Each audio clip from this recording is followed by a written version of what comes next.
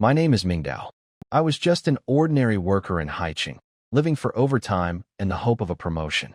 My world changed at 3 in the morning while I was on the phone with my mother. A violent tremor shook the building, the power went out, and the signal died. When I looked out the window, I didn't see the city anymore. 2 moons hung in a purple sky, overlooking a massive, ancient forest. My entire neighborhood, Blue Bay Peninsula, had been ripped from Earth and dropped into a strange new world. The next morning, 2 suns rose. I went outside and found my neighbors in a panic. People were crying about missing relatives and the lack of food and water. Our security leader, Lu Guodong, tried to keep everyone calm, but I could see the truth. We were isolated, and the rules of our old life were gone. I listened to a plumber explain that we might find water in the rooftop fire tanks, but it would need to be boiled. Instead of joining the panicked crowd, I returned to my apartment to count my supplies. I have enough food for maybe 2 weeks and a small amount of bottled water. I found a crowbar in my toolbox. It feels heavy and reliable. While I was planning my next move, a faint blue screen appeared in the air in front of me. It showed a countdown under the words, "Construction panel." I tried to touch it, but my hand passed right through. I checked the windows and listened at the door, but it seems no one else can see a screen like this. This might be my secret advantage, a special ability like the ones in the novels I used to read. I don't know what will happen when the timer hits 0, but I know I have to stay quiet and stay prepared. Survival is now the only thing that matters. The countdown on the mysterious screen was still going, but I couldn't wait 14 hours for it to finish. I knew the real danger would start in a few days when everyone ran out of food and hunger turned neighbors into enemies. To survive, I had to act fast while everyone else was still in shock. I came up with a plan to gather supplies from 2 main places, the neighborhood delivery lockers and the underground parking lot. The lockers were like mystery boxes. I didn't know what was inside, but they were easier to break into than reinforced apartment doors. I grabbed my steel crowbar and a multi-tool knife, then slipped out into the shadows. I headed for the quietest set of lockers near Building 9 to avoid being seen. Using the crowbar, I pried open the first locker and found a box of chocolates. It was a great start, high energy and a bit of comfort for these dark times. I kept going, my movements getting smoother with each one I opened. In the next locker, I hit the jackpot, a large box of military-grade compressed biscuits. These are perfect for survival because they last a long time and provide a lot of calories. I opened several more lockers, finding mostly useless things like small shoes or clothes, but I didn't get discouraged. I even found a large pack of sanitary pads. I knew these would be incredibly useful for cleaning and covering wounds if I got hurt. Suddenly, I heard voices and footsteps nearby. Someone was coming to investigate. My heart started racing, and I quickly hid in the shadows, gripping my crowbar. I had to stay quiet.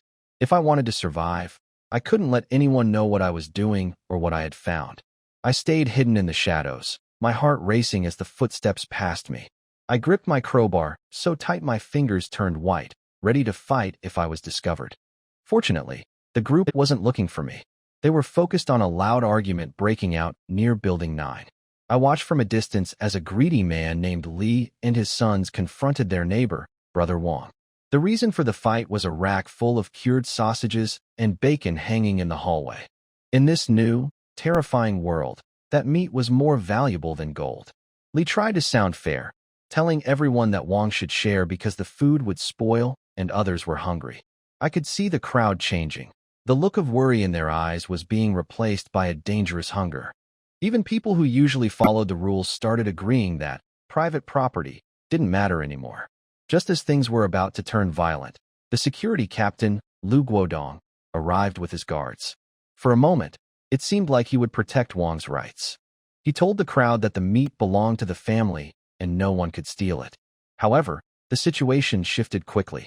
I heard the captain's own stomach growl. He and his men were just as hungry as everyone else. Lu Guodong pulled Wang aside and gave him a choice that wasn't really a choice. He warned Wang that the guards couldn't protect him forever and that it was better to give up some meat now than to lose everything to a mob later. It was a cold realization for me. The rules were now whatever the people with the most power decided they were. Poor Brother Wang looked at his terrified wife and child and realized he was helpless. He gave in and agreed to distribute his food. Seeing this happen made me certain of one thing. I must keep my own supplies hidden at all costs. In this place, having something valuable makes you a target. I watched as the negotiation over the cured meat ended with the security team taking a huge share for themselves. It was a clear lesson. In this world, power is the only rule. I waited for the crowd to be fully distracted by the drama before returning to the lockers. My crowbar worked wonders, and I hit the jackpot.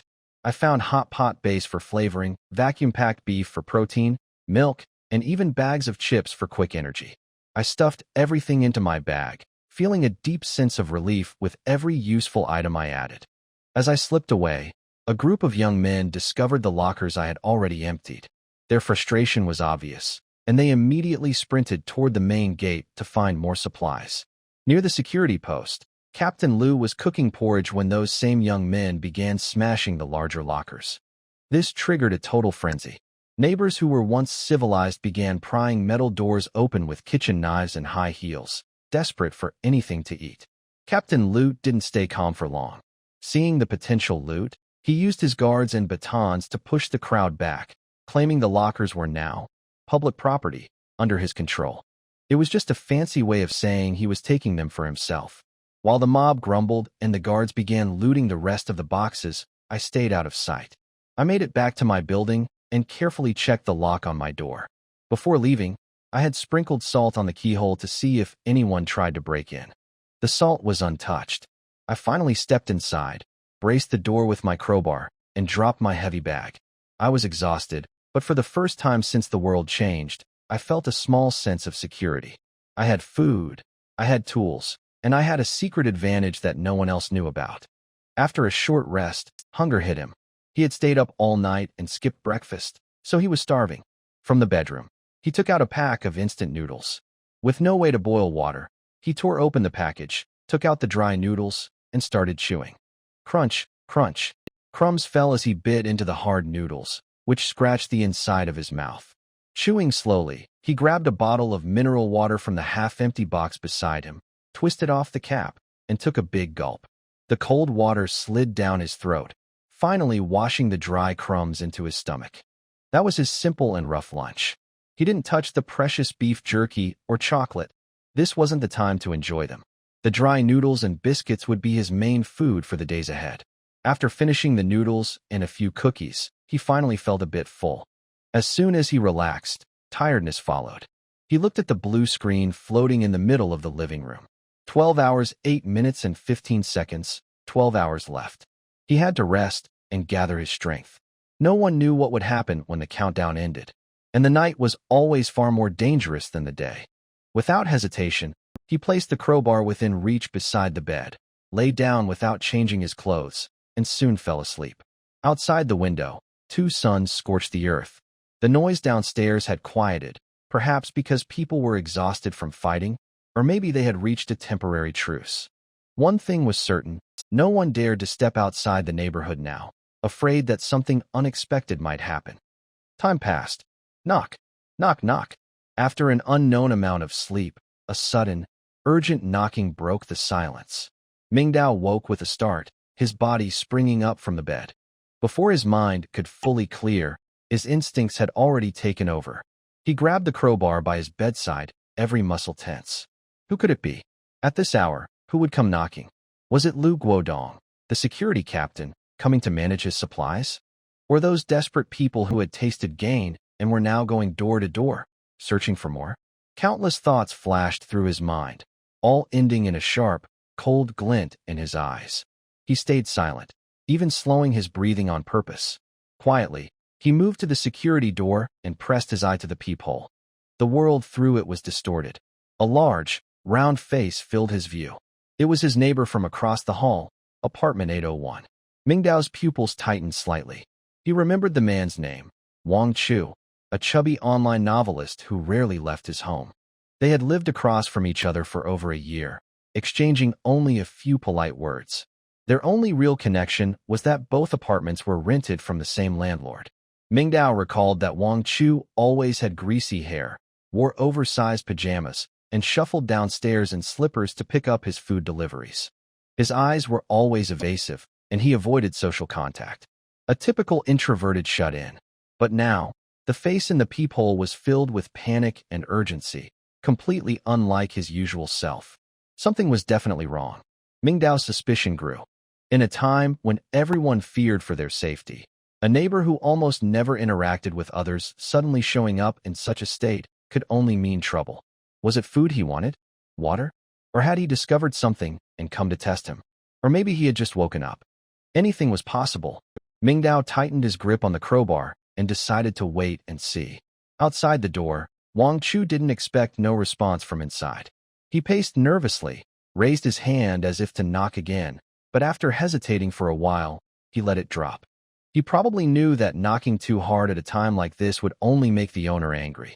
He leaned close to the door, trying to say something, but since he wasn't sure if anyone was inside, the scene looked rather awkward. Mingdao thought for a moment. Since they often saw each other, pretending not to be home wouldn't fool him for long if he really had some plan. It might be better to hear what he wanted. He lowered his voice. "What is it?" The sudden voice startled Wang Chu, who had been pressing his ear to the door like a thief. He jumped back half a meter with a yelp, almost falling to the ground. Patting his chest, he took a few deep breaths before realizing the person inside had answered. Ming, it's me, Wang Chu, your neighbor." Wang Chu quickly leaned back toward the door, speaking in a low, anxious tone. "Ming, you're home. Great. I wanted to talk to you about something. You know, I'm just a writer. I never cook, so I live on takeout." Wang Chu sounded embarrassed. "So, I don't have a single grain of rice or any vegetables at home, but I do have plenty of instant noodles and ready-to-eat food, so I won't starve." He paused, clearly uneasy. I want to trade something with you. I've got lots of drinks, cola, soda, iced tea, but not a drop of clean water left. Ming, could I maybe trade some drinks for a few bottles of mineral water? A supply exchange. Mingdao immediately understood what he meant. This was the most common and basic form of trade in the early days of the apocalypse, using what you had extra of to get what you lacked. But before that, there was something he had to take care of. His eyes swept across the living room and stopped on a faint blue light screen floating quietly in the air. That was his biggest secret, one that no one could ever discover. He didn't answer Wang Chu right away. Instead, he turned around and quietly pulled over the backpack he had dropped on the floor, along with a dusty suitcase from the corner. He stood the suitcase upright, placed the backpack on top, and cleverly positioned the setup between the door and the curtain of light. From the doorway, even if the door opened just no one could see what was happening in the middle of the living room. After finishing all this, he returned behind the door and asked in a low voice, "How do we trade?" Hearing those 3 words, Wang Chu felt as if he had heard the sweetest sound in the world. There was hope. He quickly said with excitement, 2 bottles. I'll give you 2 bottles of soda for 1 bottle of mineral water. You can choose cola, lemon lime, or orange juice. That was a fair deal in the early days of the apocalypse. Some might even say Mingdao was getting the better end of it. After all, soda was basically water with sugar, and in a way, it could count as food. But Mingdao didn't agree right away. He glanced at the half-full box of bottled water in the corner. He wasn't short on water for now. What mattered more was that this trade could help him learn more about his neighbor's personality and intentions. No one knew what the future would bring. Having one more friend meant one less possible enemy. "All right," Mingdao said simply. "Great. That's great. Ming, wait a second. I'll go get it right now." Then came the sound of slippers slapping against the floor as Wang Chu ran off.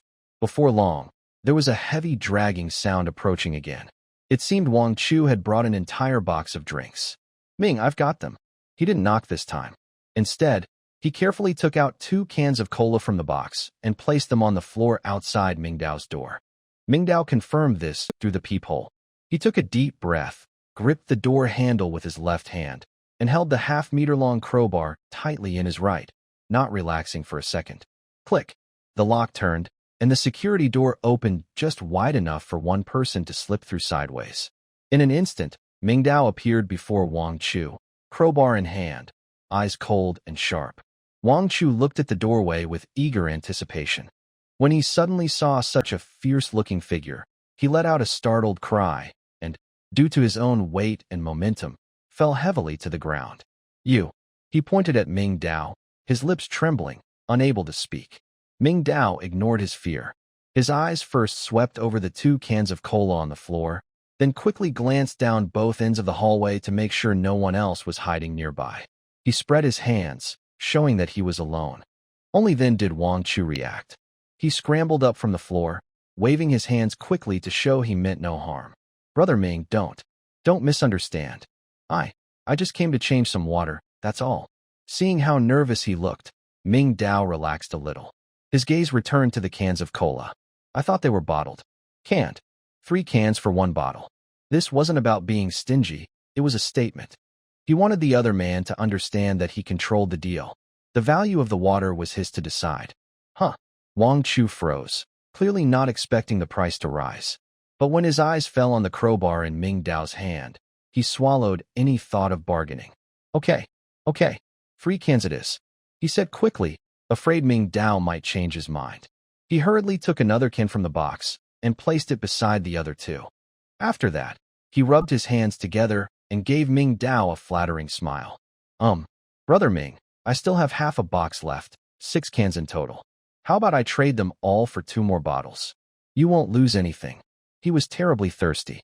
Since the water had been cut off the night before, he had been drinking nothing but sugary drinks. Now his throat felt sticky, and he dreamed of just 1 sip of cool, clean water. Mingdao nodded in agreement. He didn't close the door right away. Instead, he left it slightly open and turned toward the living room. At that moment, a glint flashed in Wang Chu's eyes. He rose slightly on his toes, craning his neck to peek through the narrow gap in the door, trying to see what was inside the room. However, as soon as he looked inside, his view was completely blocked by a huge suitcase and a pile of backpacks on top. Except for a small empty space near the entrance and a neatly placed pair of sneakers, he couldn't see anything else. The dim light inside the room made it feel even more mysterious. A trace of disappointment flashed in Wang Chu's eyes, but it was quickly replaced by the joy of getting the bottled water he wanted. Mingdao soon returned, holding 3 550 milliliters bottles of mineral water. He placed the bottles on the floor by the door and pointed at them with his crowbar. Wang Chu understood right away and quickly pushed over the remaining box of cola, 9 cans in total. Mingdao bent down, separated the 3 bottles with one hand, picked up one, and carried the box of cola inside. Throughout the process, he never let go of the crowbar in his other hand. The trade was done. He took the cola, the cold can instantly refreshing him. He didn't close the door immediately.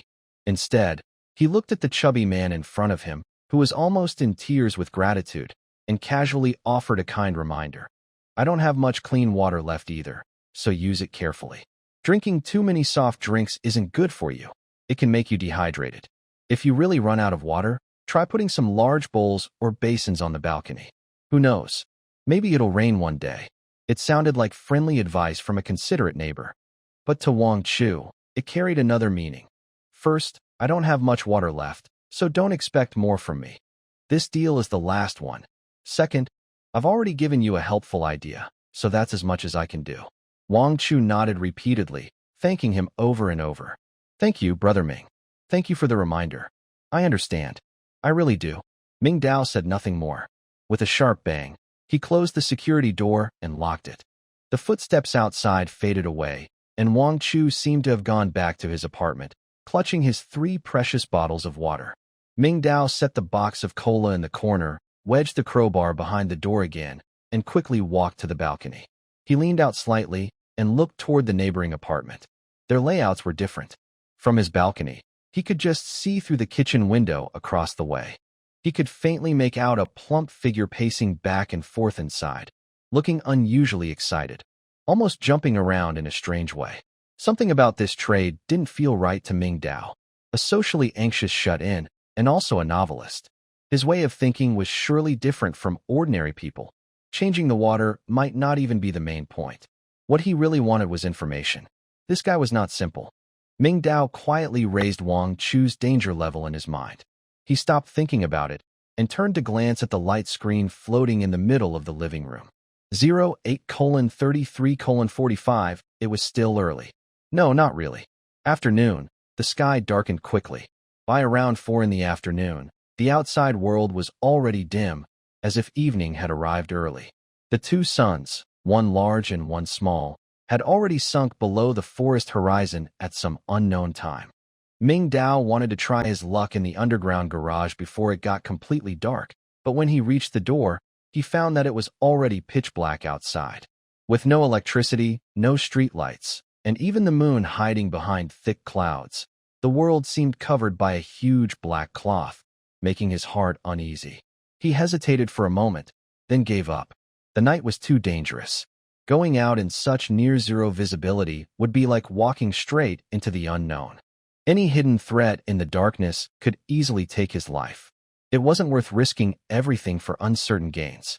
He locked the door, stayed inside, and focused on waiting for the countdown on the blue light screen. As night deepened, the neighborhood fell completely silent. Mingdao lay on his bed, unable to sleep.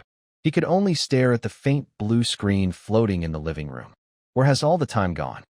00:00:03, 00:00:02, 00:00:01, 00:00:00. At the exact moment the numbers hit 0, the translucent screen trembled slightly.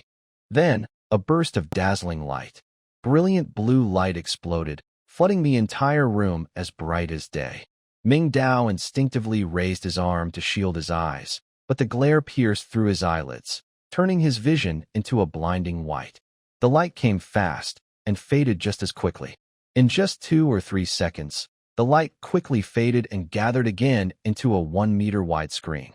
But the content on the screen had completely changed.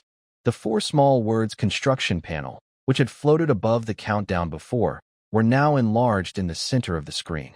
The font had become bolder, filled with a mysterious sense of technology. Below those 4 large words, a new list appeared. Survivor.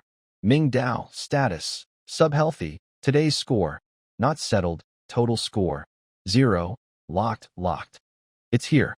Mingdao's heart pounded as he sat up in bed. Was this his special ability? A construction panel? It sounded like some kind of simulation or management game. Was he supposed to build things in this strange place?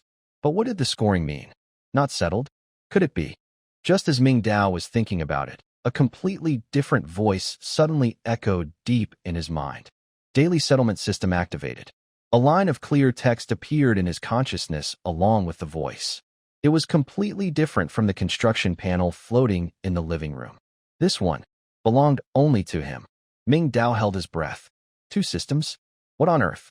Before he could recover from the shock, the flow of information in his mind refreshed again. Scoring based on today's actions. Action 1. Collected supplies. Opened 37 delivery lockers and obtained food, water, medicine, and other essentials. Evaluation. Efficient and well-timed actions gave you an early advantage in survival. Score 15. Action 2. Established initial social contact. Completed a fair trade with neighbor Wang Chu, gaining information and non-essential items. Evaluation. Careful testing and successful exchange helped you understand the basics of trading. Score 1. Action 3. Survived 1 day. Evaluation. Staying alive is the foundation of everything. Score 1. Total score, 17 points. Evaluation. For a newcomer on the first day in a new world, your performance is quite good. Keep it up and don't relax. Looking at the clearly listed items in his mind, Mingdao suddenly understood everything. So that's how it worked. Everything he had done today had been recorded by this daily settlement system and turned into visible points. Breaking open the delivery locker had earned him 15 points, a clear reward for his quick and decisive action. Even his small trade with Wang Chu, just a few cans of soda, had given him 1 point. The system had even noted the value of information and non-essential goods. Even the most basic act of staying alive had earned him 1 point. Just then, new information flowed into his mind. Score calculation complete. Reward distribution begins. Please choose one of the following 3 rewards. 1. Survival Supply Pack. Small includes 2 compressed biscuits, 1 bottle of 500 milliliters purified water, and 1 random canned food. 2. Building Blueprint. Random unlocks the right to construct 1 basic building. 3. Weapon. Random gain a random melee weapon or tool. Looking at the 3 glowing options before him, Mingdao didn't hesitate. The first option, the Survival Pack, was immediately ruled out. He had just emptied an entire delivery locker, and his backpack was full of food and water. He didn't need more supplies for now. The third option, a random weapon, wasn't very tempting either. He already had a sturdy crowbar, useful for both defense and opening things. Unless the system offered him a firearm, other weapons wouldn't be much better. That left only the second option, the building blueprint. A sharp light flashed in Mingdao's eyes. Food and water would eventually run out, and weapons could only keep him safe for a while. But buildings meant lasting benefits and long-term growth. Whether it was a shelter for protection or a workshop for producing resources, their value far exceeded temporary comfort. Besides, his system panel was called the construction panel. This blueprint had to be the reward most suited to him. I choose number 2, the building blueprint. Mingdao made his choice silently. The moment he did, the options in his mind shattered into countless points of light. Then, a scroll made of starlight slowly unfolded before him. On the scroll, a complex three-dimensional diagram was slowly rotating, with clear lines of text beside it. Blueprint acquired. Water purifier. While Mingdao was deeply focused on studying the blueprint, he had no idea that, at that very moment, the entire Blue Bay Peninsula community was in chaos. Building 9, second floor, apartment 201. Because of a batch of cured meat, Brother Wang's family had become the center of attention. They were sitting around the dining table, eating cold bread by the dim light of half a candle. He couldn't bear to eat any of the leftover cured meat that others hadn't taken. He had wrapped it carefully in several layers of plastic bags and hidden it under the bed. Suddenly, a blue light appeared in the living room. Brother Wang was startled, dropping the bread from his hand. He stared in shock at the floating screen in midair, where a line of text appeared clearly. Survivor, Wang Defa, status, subhealthy, depressed, today's score, -5, action 1, showing off possessions. Evaluation, are you afraid others won't know you have meat? When everyone is hungry, hanging cured meat in the hallway is like lighting a lamp in the dark. It only invites trouble. You're not easing tension, you're making things worse. Score, -3. Action 2, giving in under pressure. Evaluation, one moment you act tough, the next you give up completely.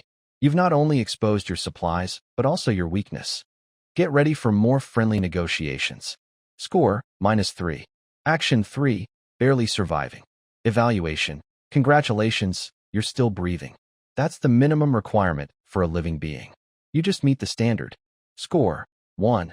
Overall evaluation, utter failure. Starting with -5 points. Don't embarrass the community. Total score, -5 this. What is this? What? -5 points? Wang Defa stared at the glaring red number, completely stunned. And that insulting evaluation, why? At the same time, in the apartment across the hall, room 202, the burly man, Li Laosan, was happily chewing on a large piece of cured meat, his mouth glistening with oil. His 2 sons were also eating greedily beside him. A blue light appeared. Li Laosan squinted to look. Survivor, Li San, status, satisfied. Today's score, 5, action 1. Opportunistic manipulation succeeded. Evaluation, you accurately sensed the greed in human nature and turned your neighbor's hunger into your weapon. A textbook example of cunning behavior. Well done. Score 2. Action 2. Gained through intimidation. Evaluation. In this new world, strength works better than reason. You and your 2 clumsy sons perfectly showed what it means to be simple, forceful, and effective. Score 2. Action 3. Survived one day. Evaluation. Staying alive is the foundation of everything. Score 1. Overall evaluation. You knew how to seize supplies from the start, a natural-born villain. Keep it up. Total score. 5. Hey, 5 points? Li Laosan grinned. Doing bad things could actually earn points. This was great. He didn't know what the score was for, but it was clearly something special. Security room. The security captain, Lu Guodong, and his 5 teammates were sitting around a big pot, drinking warm rice porridge. They had pried open the row of delivery lockers. Luckily, they found a few boxes of bread, biscuits, and bottled water, which solved their immediate problem. A blue light appeared before all 6 of them, and each man saw his own panel. Lu Guodong looked at his. Survivor, Lu Guodong, status, tired, today's score, 8, action 1, maintained basic order. Evaluation. You shouted through a loudspeaker and managed to calm a panicked crowd for a while. Don't take that uniform too seriously. It's just a piece of cloth with a bit of authority left. Score 3. Action 2. Used power for personal gain. Evaluation. Under the name of mediation, you actually took a share of the spoils, turning a neighborhood dispute into the security team's first profit. A small-scale version of a warlord in troubled times. Score 4. Action 3. Survived one day. Evaluation. Staying alive is the foundation of everything. Score 1. Overall evaluation. You're the only one who realized the importance of teamwork. Keep going and make good use of your initiative. Total score, 8 points? Not bad. He glanced at the few subordinates beside him. Their scores hovered between 3 and 5. It seemed that as a leader, his score was naturally higher. Lu Guodong understood this clearly, and it strengthened his determination to keep the security team firmly under his control. But he was also puzzled. What was the point of this score? No rewards, no hints, just a cold, meaningless number. Was this some kind of game? Across the neighborhood, in over 1,000 homes, countless blue screens lit up in the darkness at the same time. Honey, look, what is this thing? Oh no, why is my score 0? Hungry -1. Even dieting loses points? I helped my neighbor move things today, and my score is 1. Does that mean good deeds add points? What are the rules? Nonsense. I grabbed a bag of chips today, and my score is 3. So taking things must be the real way to win. What's the use of these scores anyway? The sudden appearance of the construction panel and daily score caused a huge stir in the hearts of all survivors. Day 1 after crossing over. A new rule had arrived. Room 802. Mingdao took the blueprint, and the information appeared clearly before him. Blueprint acquired. Water purifier. White. Type. Construction building. Effect. Uses multiple layers of physical filtration and adsorption to turn murky or lightly polluted surface or stored water into clean, drinkable water. Required materials. Large water container, greater than or equal to 50 L. X1. Activated carbon, greater than or equal to 2 kilograms. Quartz sand, greater than or equal to 5 kilograms. Clean cloth, greater than or equal to 2 square meters. Pipes and valves, various. Note: water is the source of life, especially when you don't know when the next rain will come. Remember, a stable water source is worth more than a mountain of gold. Remark: the blueprint is permanently owned and can be traded.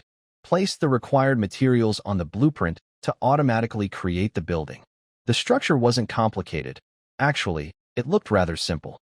But after Mingdao mentally went through the entire construction process, he instantly understood how valuable this thing was. Inestimable. In this small community where all water and electricity have stopped, the supply of drinking water is being used up visibly fast. His half-box of Nongfu spring water won't last more than 2 weeks if he conserves it. Others? Even less. When everyone faces the crisis of no water, a device that can continuously provide clean drinking water. That is not just a simple water purifier. It is power. It is leverage. High scores mean better rewards. Mingdao's eyes sparkled with a fierce light. His previous guesses and actions were proven right at this moment. The main idea of the scoring system is to encourage survivors to take action, explore, gather, and build advantages, rather than wait passively or trade small gains. Building a water purifier not only solves his own drinking water problem, but also is the best way to earn points for the next evaluation. Once he understood this, Mingdao couldn't sit still anymore. Under the faint moonlight coming through the window, he started frantically searching his small rented room. None of the materials listed in the plans were ready-made. Large water storage containers? The biggest at home was a kettle and 2 thermoses, totaling less than 5 liters. Far from enough. Clean gauze. He rushed to the bathroom and found a first aid kit from Haishi Hainao. Inside was a small roll of medical gauze, but it was tiny, barely 0.2 square meters. Not enough. Far from enough. His eyes scanned the bathroom, and suddenly, his gaze fixed on a familiar package in the corner. Sanitary pads. A flash of inspiration struck Mingdao. He remembered the 5 large packs of luxury combo packs he grabbed from the courier locker today. The core of these is non-woven fabric and super-absorbent polymer resin. The outer layer is a breathable, skin-friendly fabric similar to gauze. and it absorbs water very well. Perfect as a substitute.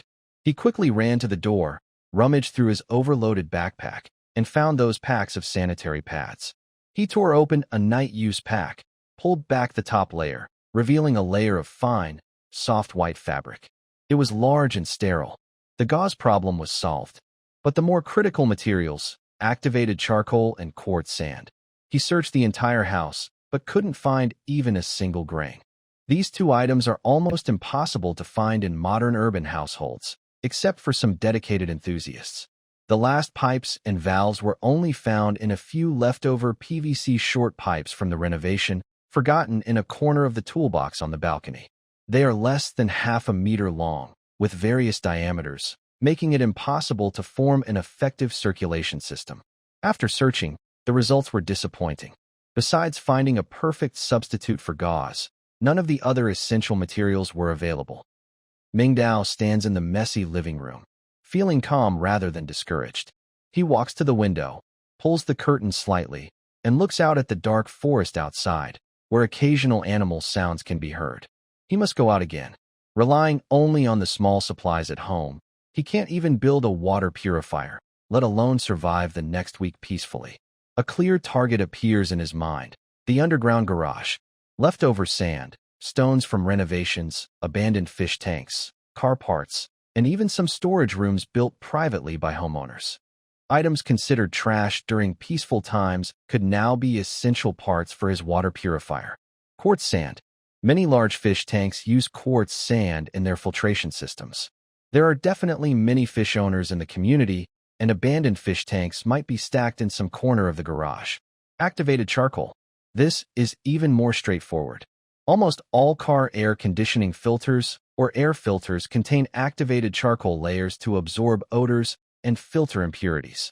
Dismantling one car would provide enough to gather 2 kilograms. Pipes and valves are even easier.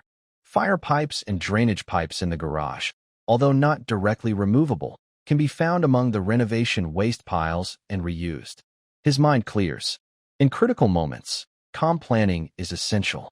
Mingdao turns back to his study, takes out a stack of A4 paper and a ballpoint pen from the drawer. Under the faint blue glow emitted by the construction panel, he leans over the desk and begins to draw carefully, based on the water purifier diagram in his mind. He draws very detailed plans, including the overall structure and the breakdown of each component. He stood beside the blueprint, using his handwriting to label each material's name, specifications, and possible substitutes. 1. Water storage container, main 50L or larger plastic bucket or water tank. Substitutes: large drinking water bottles, ceramic jars for pickles, or multiple small containers joined together. Search locations: basement storage area, hallways on each floor, rooftop terrace. 2. Filtration layer A, quartz sand, main over 5 kilograms. Substitutes: large aquarium filter sand, clean river sand for construction, needs multiple washes, broken glass, edges need smoothing, risky. Search locations: basement garage, discarded aquariums, abandoned building material piles in the community. 3. Filtration layer B, activated carbon, main over 2 kilograms. Substitutes: car air conditioning / air filters, partially burned hard charcoal, needs crushing and sifting, replacement filters for water purifiers. Search locations: basement garage, main target. 4. Filtration layer C, cloth, main over 2 square meters. Substitutes: non-woven fabric from sanitary pads or liners, already resolved, clean old cotton clothes. 5. Pipe system, main PVC / PPR pipes and matching valves, elbows. Substitutes: car windshield washer hoses, internal hoses from discarded appliances, fire hoses, needs cutting and modification. Search locations: basement garage, abandoned building material piles, fire cabinets on each floor. A detailed and meticulous action plan gradually took shape under his pen. As the saying goes, a good memory is no match for a bad pen. And this was not just a list of materials, but also a detailed action plan and risk memo. After finishing the last word, Mingdao exhaled deeply. He carefully folded the paper and tucked it into his pocket. Then he replanned his route for tomorrow. The target, the basement garage. But he couldn't go directly through the entrance of their building. The entrance to Building 5's basement garage faced the main door, with people coming and going, too conspicuous. His success today was due to exploiting information gaps and concealment. Once discovered, it would surely bring unnecessary trouble and suspicion. He focused his gaze on the map, specifically on Building 14, the farthest and most remote from Building 5. That area is near the community wall and is usually rarely visited, with very few residents. Entering the underground garage from that entrance is undoubtedly the safest choice. The plan was set for 5 a.m. tomorrow. At that time, dawn was just breaking. Most people would have gone through a day of panic and chaos, and would likely be asleep. Even if someone was awake, they would probably still be lost in confusion and fear about the future, making them less likely to act. After finishing everything, Mingdao felt a deep wave of exhaustion. He didn't try to stay awake. He placed the crowbar and military knife beside his pillow and lay down in his clothes. This time, he slept very soundly. Just as the first light appeared on the horizon, at 4:30 a.m., before the alarm rang, Mingdao opened his eyes. His biological clock was always punctual, and he could wake up before the alarm went off. Without delay, he turned over, got out of bed, put on dark clothes and pants, and slung his backpack on his shoulder. He ate a piece of chocolate to boost his energy. He moved to the door, carefully removed the crowbar that was acting as a doorstop, and unlocked the door. The corridor was silent. Only the emergency light emitted a faint green glow. He quietly descended the stairs, his footsteps so light they were almost inaudible. He didn't use the entrance of his building but followed the route planned last night, staying in the shadows of the community greenery, making a wide detour to Building 14, the most remote. Because it was so early, the light was still dim. The entrance to the underground garage was dark and cold air seeped out constantly, making it very eerie. It was much quieter and more dangerous than outside. The danger on the surface was visible and audible. People. But here, threats could hide behind any cement pillar or under any dusty car. Mingdao took a deep breath, took out his phone, and unlocked the screen.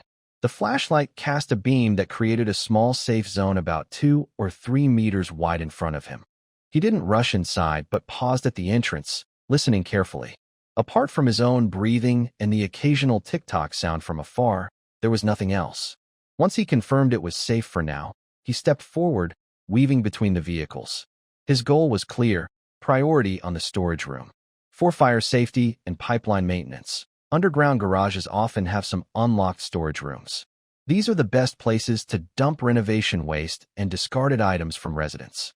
A beam of light swept across the parking spaces in the darkness until, behind a load-bearing pillar, he found an open iron door.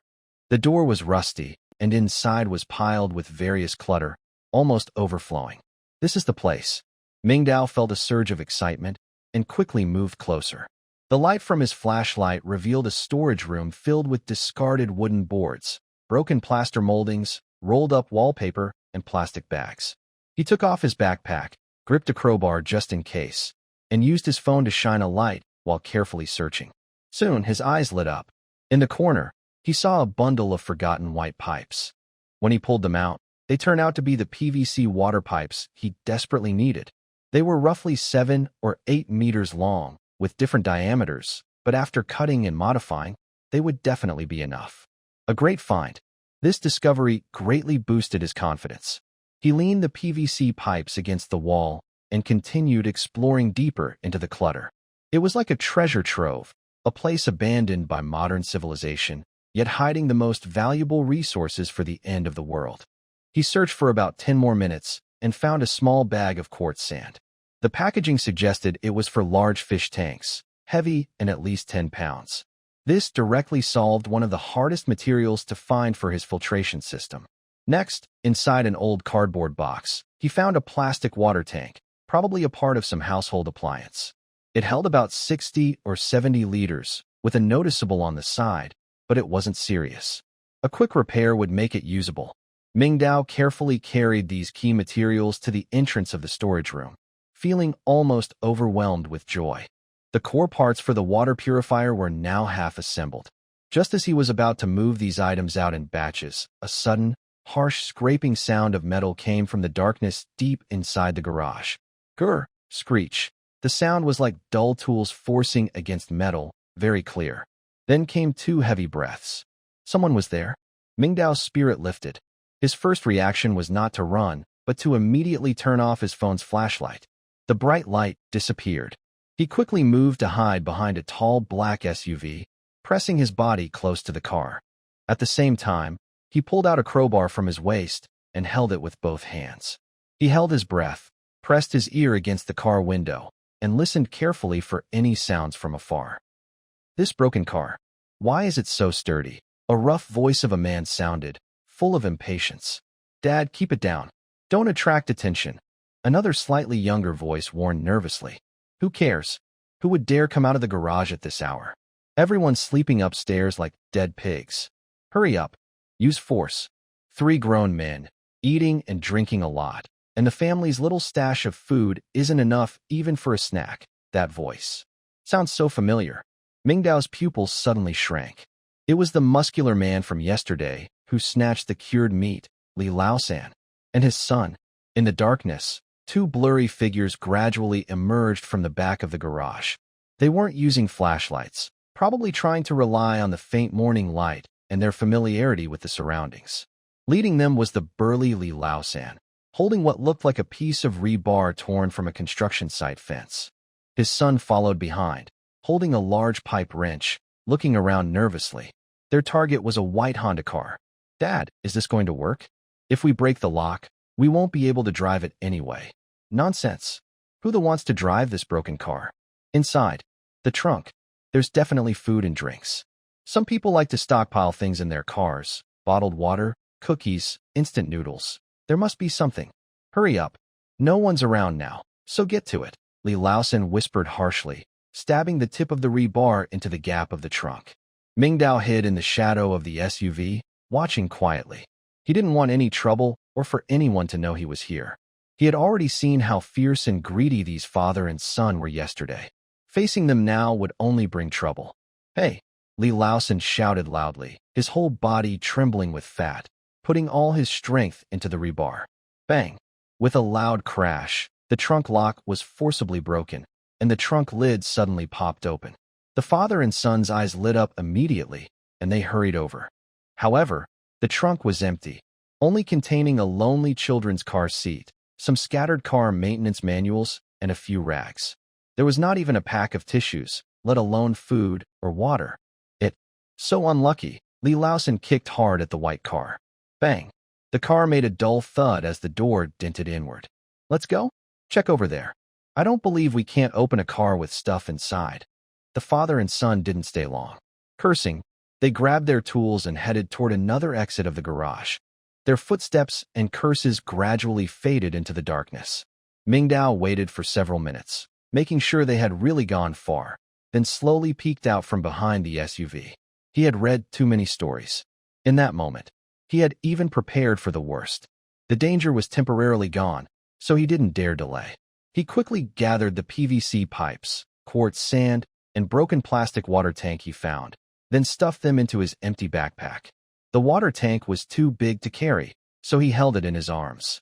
Just as he was about to leave this dangerous place, his peripheral vision caught sight of an abandoned toolbox nearby. It was a red metal box, rusty and with a broken lock, the lid slightly ajar. On impulse, he walked over and gently pried it open with the tip of his crowbar. The lid creaked open. What he saw inside made Mingdao's eyes widen instantly. A nearly new roll of silver-gray waterproof tape lay quietly at the bottom of the box. Next to it was a decent-looking pipe wrench. This was pure luck. The waterproof tape was perfect for repairing the broken water tank, and the pipe wrench was the most important tool for handling and connecting PVC pipes of different sizes. Risk and reward went hand in hand. Without hesitation, Mingdao stuffed the tape and wrench into his backpack, then picked up the water tank and quickly turned around, disappearing into the morning light at the garage entrance. Mingdao, holding the half-human-sized plastic water tank, crouched and slipped out of the entrance of the underground garage of Building 14. The core material of the water purifier is almost complete, just one last thing needed: activated carbon. He initially planned to stop here, to carry these spoils back to the safe house on the 8th floor. After all, The encounter in the underground garage just now was a warning. People like Li Lao-san, who do anything to survive, are not rare. Just as he was about to leave, walking along the shadowy base of the wall, he was inexplicably drawn to look up at the new building in front of him, Building 14. The entire building was dark, with no windows showing any light. This is on the edge of the community, with almost no residents. Most of the units are newly renovated, still airing out from the smell of fresh paint. Vacant apartments. Freshly renovated. A thought suddenly crossed Mingdao's mind. Formaldehyde. Newly renovated homes are often the most troublesome because of formaldehyde overuse. The most common ways to remove formaldehyde are ventilation, activated carbon packs, and air purifiers. Almost all modern air purifiers use activated carbon filters. Thinking of this, Mingdao's eyes lit up. He glanced at the heavy water tank in his arms, then at the sealed door of Building 14. A bold plan quickly formed in his mind. Without hesitation, he quickly hid the water tank and backpack in a nearby bush, carefully covering them with dense branches and leaves. After finishing, he dusted off his hands, pulled a half-meter-long crowbar from his waist, gripping it tightly, and headed straight for the dark, closed door of Building 14. The door was unlocked, and he pushed gently. It swung open easily. A strong smell of paint hit him, making him frown. Sure enough, it was newly renovated. The hallway was empty, with hardly any signs of life. To check if a house was occupied, it's simple. Look for footprints or shoe marks at the door, and see if there's a shoe rack or other household items nearby. Mingdao started from the first floor, walking slowly upward. The 2 units on the first floor looked brand new, with no dust at all. The same on the second floor. And the third floor was also empty and silent. Good, he was certain. Turning around, he headed back down to the second floor. Next to the staircase on the second floor, there is a small concrete platform extending outward, about 2 meters wide. It was probably used to hold an outdoor air conditioning unit. He looked at the terrain and easily climbed over it. Standing on the platform, he noticed a window on his left side facing him. It was a small kitchen window, sealed shut, with no handle, so it couldn't be opened from outside. He leaned his face close to the glass and looked inside, using the bright morning light outside. In the kitchen of room 201, there were brand new cabinets still covered with blue protective film. Through the kitchen door, he saw a brand new fabric sofa in the living room, covered with plastic to protect against dust. There were no signs of anyone living there. Mingdao no longer hesitated. He clenched his teeth and raised his crowbar. He decided not to smash the glass in the middle loudly, as it would make a big noise and cause shards to fly inside, making a mess. Instead, he aimed at the 4 corners of the window. Clang! The tip of the crowbar hit precisely at the top right corner of the glass. A sharp sound, and cracks spread out from the impact point instantly. Clang! Clang! Clang! He moved quickly, knocking at the other 3 corners one after another. After losing support from the corners, he gently pried along the cracks with the flat end of the crowbar. The entire piece of glass silently collapsed inward. Mingdao cleaned up all the remaining glass shards on the window frame, making sure he wouldn't get cut. Then, he pushed off the frame with both hands and skillfully climbed inside. His feet touched the ground, and he immediately looked around carefully. All clear. He didn't stay in the kitchen. He crossed the corridor and started searching each room one by one. Master bedroom, second bedroom, study. But he was a bit disappointed. Not only was there no air purifier, but he didn't even see a single activated charcoal bag. Maybe the owner hadn't had time to buy these things yet. Just as he was about to give up and check the last storage room, his eyes caught something hanging on the walls of each room. Air conditioners. Wait, air conditioners. Mingdao paused, and a small detail he had overlooked suddenly came to mind. Many new air conditioners now come with built-in air purification functions. Inside the filters, there is often a layer of activated carbon sponge or a separate activated carbon filter layer. Thinking of this, his hope was rekindled. He quickly walked into the master bedroom, brought in a dining chair, and stepped onto it. His crowbar was ready again. The flat, pointed end easily slipped into the clip gap of the air conditioner casing, and he gently pried. With a click, the white plastic cover popped open, revealing the layered filters inside. He reached in and removed the outer dust screen. Behind it, there was indeed another layer of black, sponge-like mesh material. This is it. The activated carbon sponge filter. A smile appeared on Mingdao's face. Without hesitation, he pulled out that black filter. He followed the same method and dismantled the air conditioner in the second bedroom, removing a similar filter. Although the two filters weren't large, they contained a good amount of activated carbon. He weighed them and felt they still fell short of the 2-kilogram requirement on the blueprint, but at least the problem of presence was solved. After gathering the filters from both bedrooms, he didn't find anything more valuable. Just as he was feeling satisfied and preparing to return the way he came, his steps suddenly froze. He stared fixedly at the center of the living room. There was also a faint blue light curtain floating, exactly the same as the one in his home. Construction panel. There's also a construction panel here. A chill ran down his spine. Could it be that every household has a standard construction panel? And what about the settlement system from last night? Does everyone have that too? If that's true, then his so-called advantage would just be a joke. No, that's not right. He immediately remembered the settlement system's evaluation of him last night and the overall score of 17 points. Unless their system is different from his. Or perhaps the construction panel and the settlement system are two separate things? Countless questions exploded in his mind. He forced down his shock and curiosity, walking closer. He reached out and tried to touch the blue light curtain. Just like the one in his home, his fingertip passed through effortlessly, as if it were a transparent projection. This time, when his palm covered the light screen, the content on the screen changed. The large characters in the center construction panel moved upward, revealing 2 new lines of information below. No owner. Can be assimilated. Mingdao's pupils shrank, and his throat moved involuntarily as he swallowed hard. What does this mean? He instinctively reached out with his index finger and gently pressed on the "can be assimilated" text glowing with a faint blue light. The moment his finger touched the words, a sudden change occurred. The construction panel that was floating in his living room suddenly appeared beside him out of nowhere. It then quickly moved toward the construction panel in room 201 ahead. The two panels began to merge, eventually combining into a brand new panel. Right in the center of the panel, a countdown suddenly appeared. 23:59:59, 23:59:58. A 24-hour countdown. Mingdao stared blankly at this surreal scene, his mind momentarily frozen. Assimilate. Does it really mean this? To turn someone else's panel into his own?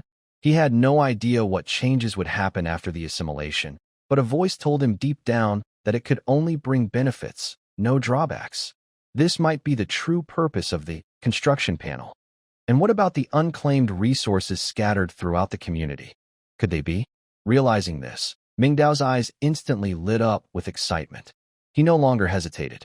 He quickly turned around, walked to the door, and opened room 201. Copying the method, he went up to the 3rd floor and forcefully broke open the window of an empty room using the same approach. Sure enough, in the living room's center, there was also a floating, no-owner construction panel. Without hesitation, he reached out his hand, ready to assimilate again. However, when his finger pointed at the "can be assimilated" text, a new prompt appeared on the panel. Assimilation cooling down, cannot execute new assimilation commands. As expected, there was a limit. Mingdao understood this clearly. Though a bit disappointed, he was not discouraged. He understands the idea that you can't chew more than you can swallow. Successfully taking over one place is already a big achievement. In the early days of crossing over, everyone was walking barefoot, relying only on information gaps to stay ahead. He didn't get discouraged. Since he couldn't take over anything for now, he decided not to waste time. He quickly searched the room, with a clear goal: air conditioner filters. Unfortunately, there was no air purifier in this room either. But he skillfully took apart 2 air conditioners in the bedrooms and removed the activated carbon sponge filters. Then he moved to the 4th and 5th floors. An hour later, Mingdao climbed out of the window on the 2nd floor. His backpack was full, packed with black activated carbon filters. Roughly estimating, the amount of activated carbon from these filters exceeded 2 kilograms. He had collected all the materials for the water purifier. More importantly, he confirmed that there were at least a dozen vacant apartments in this building. In each living room, a construction panel was quietly floating, waiting for him to take over. These were all his future assets. Mingdao hugged the water tank close, looked around cautiously to make sure no one noticed him, then lowered his body, crouched, and quickly moved along the building's shadow toward his home. It was getting late, and most residents had woken up. Click.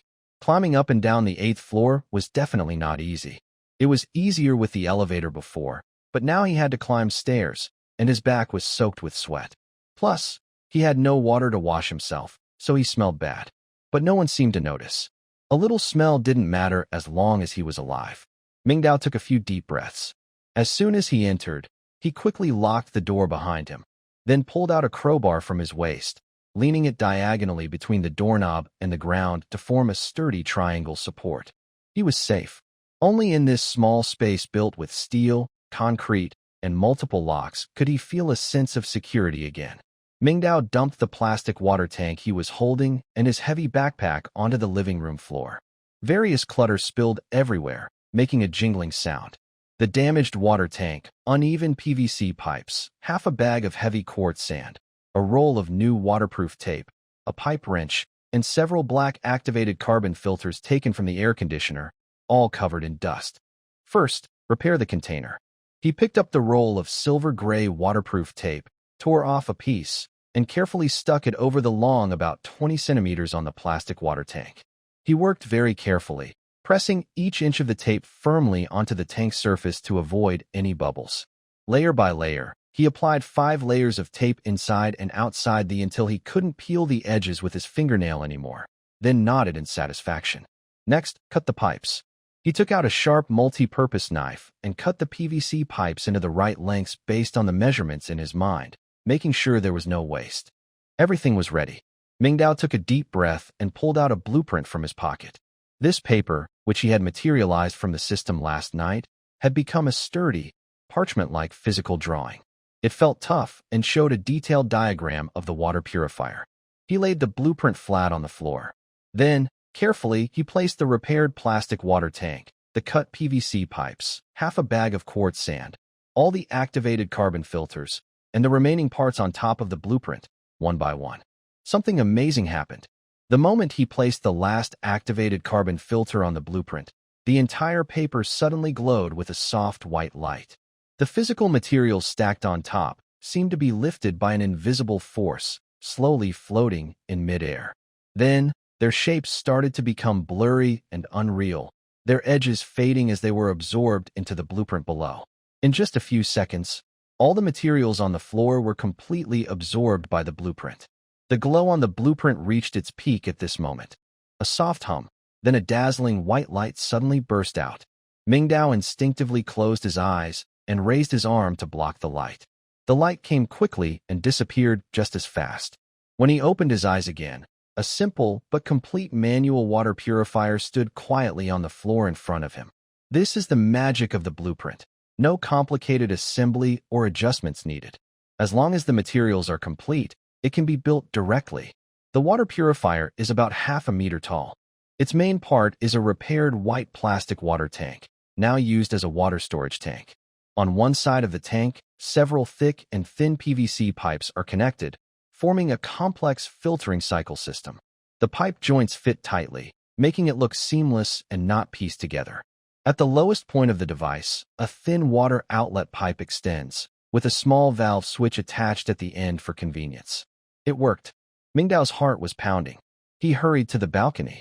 Under the clothes-drying rack, there is a long metal groove used to collect rainwater and prevent leaks. Right now, it was filled with a layer of murky yellow water, floating with dust and tiny insect carcasses. This was perfect for an experiment. He carefully removed the groove, holding a basin of faintly fishy-smelling dirty water, and returned to the living room. He placed a clean kettle under the water outlet of the purifier, took a deep breath, and poured all the murky yellow water from the basin into the water tank of the purifier. Glug, glug. The dirty water entered the tank, and the water level quickly rose. Mingdao didn't do anything else. The purifier started working automatically. He could hear a slight flow of water inside the device. The murky yellow water was into the pipes and passed through layers of filters, quartz sand, activated carbon, gauze. Drops, 2 drops. In less than half a minute, Clear water slowly flowed out of the outlet, filling the kettle below. The speed was surprisingly fast. It didn't seem like ordinary gravity-based physical filtration. It felt like an invisible force was speeding up the process. This was definitely not a product of Earth technology. The water flow grew larger, eventually forming a steady stream that poured into the kettle with a splash. In just a few minutes, the entire basin of dirty water was purified, and the kettle was filled with enough clean water to be half full. He closed the valve, picked up the kettle, and poured out half a cup. Looking carefully at the blue glow emanating from the construction panel, he saw that the water was clear and bright, with no visible impurities, just like the bottled water he had stored before. He leaned in to smell it, and the faint fishy odor had completely disappeared. He didn't drink immediately. Instead, he dipped a finger into the water, took a sip, and tasted it. There was no strange taste. He finally relaxed and took a small sip. Sweet and refreshing. A cool, soothing feeling slid down his throat into his stomach, instantly easing his body's heat. The taste of this water was even better than any bottled water he had ever drunk. He succeeded. Mingdao clenched his fist, a wave of happiness flooding his heart. He had done it. As long as he could find enough polluted water sources, he would have a steady supply of clean drinking water. He tilted his head back and drank the remaining water in his cup. At that moment, loud noises came from downstairs. It sounded like they were coming from the center of the community. Something was wrong. Mingdao's heart tightened. He didn't bother to admire his achievement. He quickly ran to the balcony. He looked toward the flower bed square in the center of the community. In just one glance, his pupils shrank suddenly. Downstairs, it was packed with people. Almost all the residents still alive in Blue Bay Peninsula had gathered there. Strangely, everyone was standing in the same startling pose, looking up, mouth open, faces full of shock, staring at the sky. Following their gaze, Mingdao slowly raised his head. Wow! Right above the central flower bed, a huge, unimaginably large pale blue light curtain was floating in the air. It was more than 100 times bigger than the construction panel in Mingdao's living room. Like a giant curtain falling from the sky, it almost covered the entire square. The edge of the light curtain looked semi-transparent, very similar to the construction panel. A father and his son. Everyone stay back. Stay calm. All of you, stay where you are, don't panic. Among the crowd, Security Captain Lu Guodong's figure was especially noticeable. He had somehow found a loudspeaker and was shouting loudly to keep order. Several security guards nearby held hands, forming a fragile human wall to barely separate the crowd at the front from the strange glowing screen below. At that moment, light and shadow moved across the giant screen. Large white words, big enough for anyone in the neighborhood to see clearly, slowly appeared. Heart of the neighborhood below these 4 words, a line of numbers started to flicker in seconds. 03:21:46, 03:21:45, 03:21:44. It's another countdown. What is that thing? Heart of the neighborhood. What does that mean? Our neighborhood's heart. Over 3 hours. What happens when the countdown ends? Will we die? This is bad. I knew it. This place isn't safe at all. We're all going to die here. A young woman, already near her limit, suddenly broke down. She crouched on the ground, crying loudly, clutching her head. She didn't want to stay here. She wanted to go back. Back to Earth. All beings show their true nature. An old man looked around confusedly, muttering in a dialect no one could understand. A young man took out his phone, which had no signal anymore, and tried to take pictures of the giant screen in vain. A few men with flickering eyes, after the initial shock, showed signs of greed and ambition. Amid this chaos, a sharp knocking on the door suddenly sounded again. Knock, knock, knock. Mingdao quickly stepped back from the balcony into the living room, frowning. He hurried to the door, grabbed a crowbar from the floor, and held it tightly. Who's there? He asked softly. Brother Ming. It's me, Wang Zhu. Something big is happening downstairs. Did you see that? The blue screen. Wang Zhu's voice came from outside, panting. This time, his tone was no longer just fear like yesterday, but also a desperate plea for protection and alliance. Mingdao didn't open the door immediately. His mind was racing. At this moment, Wang Zhu coming again was definitely not for simple reasons. Clearly, The impact of the giant screen downstairs made this socially anxious, reclusive man unable to stay calm at home anymore. He needs a companion or a big support to feel safe. Yesterday, the man holding a crowbar was clearly his first choice target. After thinking for a moment, Mingdao decided to open the door. First, he needed to learn more about the construction panel from Wang Chu. Second, he also wanted to observe the so-called heart of the community up close. Having someone nearby could provide extra protection. He unlocked the door and opened a small gap just wide enough for one person. Wang Chu saw the door open and immediately looked happy. He was about to say something, but in the next second, his gaze crossed Mingdao's shoulder and directly looked into the center of the living room. Then, he froze completely. His chubby face widened his small eyes, and his mouth formed an shape, big enough to hold an egg. He raised his trembling hand and pointed behind Mingdao, stammering in shock. You also have a system? Mingdao's mind moved, and he pretended to be surprised as he asked, are you talking about the construction panel? Yes. That's it. Wang Chu's reaction was even more excited than his. He patted his thigh and showed a complicated expression. I thought I was the chosen one, the only protagonist in this world. But I didn't expect. Everyone has one. He sighed deeply, looking defeated. Leaning against the doorframe, he said bitterly, last night I saw that thing pop up, and I was so happy I couldn't sleep all night. I even planned how to start a harem and dominate the world. But everyone has one.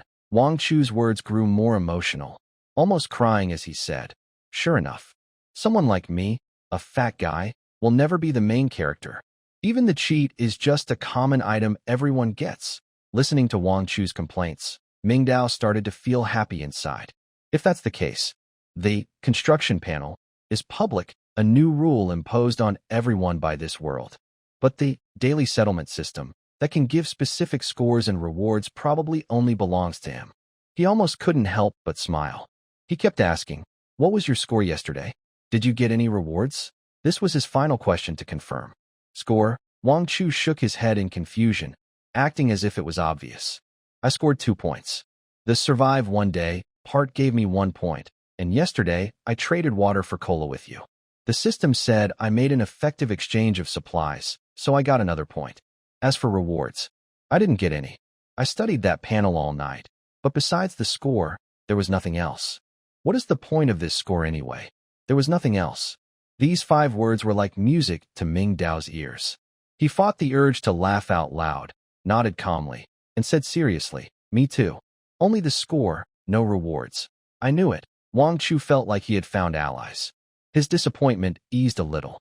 Looks like this thing is just for show, just to scare us. He pointed downstairs, a look of fear and curiosity returning to his face.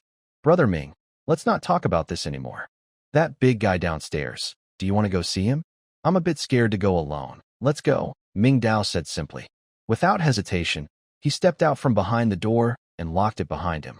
Wang Chu looked at the crowbar in Mingdao's hand, swallowed nervously, and took a small step back to keep a safe distance. The two quickly headed downstairs, one behind the other. In the dim corridor, Wang Chu followed Mingdao, watching his tall figure, feeling strangely safe. Maybe I don't need to be the main character. Being a sidekick isn't so bad. At least, sticking with this neighbor, who looks decisive and brave, might increase my chances of surviving. When they stepped outside the building, the flower bed in the center was crowded with people. Everyone was whispering and trying to find out what was going on. How many points did you get yesterday? I got 3 points. I managed to grab a box of instant noodles. Wow, that's awesome. I only got 1 point, just for surviving.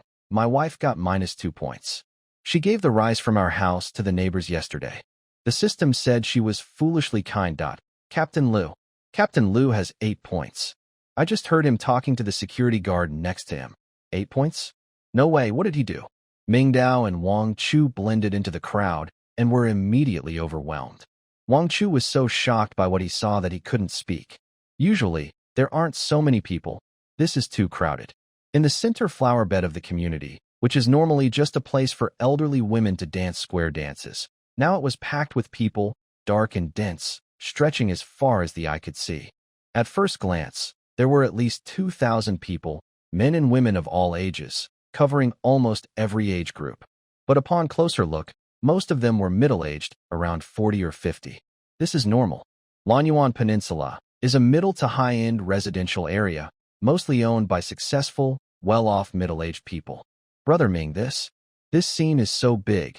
Wang Chu shrank back and instinctively moved closer to Mingdao. His bulky body looked especially crowded among the people. Mingdao ignored him and quickly scanned the scene. He saw many familiar faces. The Wang Defa family, who had a conflict yesterday over bacon, was now huddled at the edge of the crowd. The man looked upset, clearly angry. His rival, the muscular manly Lao San, was standing proudly at the front, surrounded by a few young men who looked tough. He was bragging loudly about his high score of 5 points, spitting as he spoke. Most people looked confused. Everyone was from the city, used to a routine of commuting and working. This sudden change of crossing into this new world still left many people stunned. The forest was vast and full of dangers. People could only squeeze together, desperately trying to find a false sense of safety. At that moment, a tall figure stepped onto a landscape stone beside the flower bed. It was Lu Guodong, the head of security. He held a black megaphone, which now seemed like a symbol of authority, instantly drawing everyone's attention. Cough, cough. Everyone, quiet down. Be quiet. The noisy crowd surprisingly fell silent. Everyone looked up at the man standing above. Lu Guodong was pleased with the attention. He cleared his throat and spoke seriously. Dear neighbors, friends, as you can see, this situation, he used his hand to gesture around and then pointed at the huge blue screen in the sky. We don't know why we ended up in this strange place. No one can explain it, right? The crowd below became restless, and some people agreed. Yeah, what's really going on? Can someone tell us what's happening? Lu Guodong raised his hand to quiet the crowd and continued. I've heard many ideas. Some say it's a tear in space and time, and we got caught in it. Others say it's some high-tech weapon made by foreign spies that took our entire neighborhood away. And some scholars think we might just be suffering from mass hysteria and seeing illusions. With each guess, the crowd started talking excitedly. Clearly, these wild ideas had been spreading privately for days. Brother Ming, what do you think it is? Wang Chu asked quietly, curious. Mingdao glanced at him. Does it matter? The important thing is, we can't go back. Wang Chu was stunned by his words and immediately fell silent. On the platform, Lu Guodong's voice rang out again, this time more passionate and strong. No matter what caused this, now is not the time to argue about it. I, Lu Guodong, am a retired soldier, and I am a proud party member. When he said this, some middle-aged men in the crowd looked at him with new respect and trust. In this critical moment, our party organization must step up, lead the people, and show the way.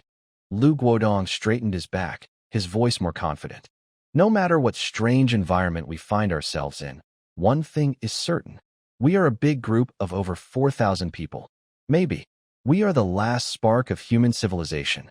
So, we must stay united and work together. His words were very inspiring and quickly stirred most of the crowd's emotions. Well said. A loud shout came from a man in a gray jacket, also around 50 years old. He stepped forward from the crowd, waving his arms excitedly. Captain Lu is right. I am also an old party member. My name is Zhang Jingguo, and I live in Building 7. I fully support Captain Lu's idea. Now is not the time to work alone. Yes, I support that too. Another middle-aged man wearing glasses, looking polite and gentle, also spoke up. Everyone should help each other. These days are different from before. Neighbors need to watch out for one another. You all saw the scoring system. Although we don't know its exact purpose yet, we can be sure that with scores, there will be rankings. With rankings, there will be rewards. Once the community heart in the sky is unlocked, it might become clear what it is. Rewards. These two words are more inspiring than any passionate slogan. Exactly. Higher scores definitely bring benefits. Then we must do our best. How can we earn points? Do good deeds? Or take things? Everyone was talking at once, discussing loudly. But this time, although everyone had their own thoughts, they kept some politeness on the surface, appearing peaceful and friendly. Mingdao watched quietly. He noticed that those who agreed loudly with Lu Guodong and called for unity were all middle-aged men. They looked at the group with natural trust in the community and organization. Meanwhile, the truly young and strong people, Those with ambition and schemes in their eyes mostly stayed silent. They just watched coldly, assessing themselves and their opponents. Their silence stood out against the lively atmosphere around them. On the stage, Lu Guodong saw all of this clearly. He knew that just shouting slogans was not enough. Real action was needed. "Everyone, be quiet," he shouted again through the loudspeaker. "I've sent people to every building, knocking on every door. Make sure all residents come here for a meeting. We need to do a full population survey right away. Find out exactly how many people we have. Men, women, elderly, children. How many doctors, engineers, and technicians. Perfect. We can also wait and see what this community heart in the sky really is." Most people agreed immediately. Lu Guodong took the opportunity to continue. "I know everyone is most worried about food and water. The supplies in each household won't last long. When we reach the point of running out of resources, we will have to go to the nearby forest to find food and water. At that time, everyone will need to share ideas and work together." As soon as he finished speaking, someone in the crowd jokingly said, "Why not just go all the way and join a communal society? Turn over all supplies, distribute based on work and needs." This playful remark, though meant as a joke, sparked a big reaction among the people. "Hey, that's a good idea." An older woman holding her grandson quickly agreed loudly. "That's how it should be. Now, if some families hide extra supplies, it's pointless. We should share everything so everyone can survive." "Yes, I agree, especially the young people. If they are strong, they should help find food outside. The older folks and women can stay home to take care of children and handle logistics. That's fair work distribution. Distributing based on needs is better. My child is still young and growing, so they should get more milk and meat." This idea touched the hearts of the most vulnerable group: middle-aged and elderly people who lack survival skills, and women and children who need protection. For them, shared distribution meant safety and security. It meant they wouldn't have to face dangers alone and could still get some supplies. Suddenly, many people agreed, and their voices almost filled the entire square. Wang Zhu was stunned. He leaned close to Mingdao and whispered nervously, "Brother Ming, is this going to be a people's commune? My soda, my instant noodles. Do I have to give them up?" His face, chubby and full of worry, showed his pain and reluctance. Mingdao was also thinking, work-based distribution? Needs-based distribution? It sounded good. But what about reality? Without strong authority to keep order, and without enough supplies for everyone, shared distribution would likely turn into a situation where a few strong people dominate and take from the weaker majority. Who decides what work is? Who decides what needs are? Isn't it really Lu Guodong, standing on the platform with a loudspeaker?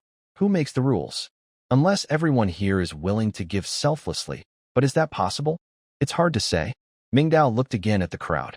He saw that behind the crowd cheering for unified distribution, there were silent young people whose eyes grew colder, and a hint of sarcasm appeared at the corner of their mouths. Even yesterday, that blonde, Brother Feng, who fought over the delivery locker, was leaning against a tree, arms crossed, sneering at the chaos in front of him. Mingdao understood clearly. The conflict had already been planted. Clashes were unavoidable, and he needed to find his place in this struggle. No, he needed to create his own position.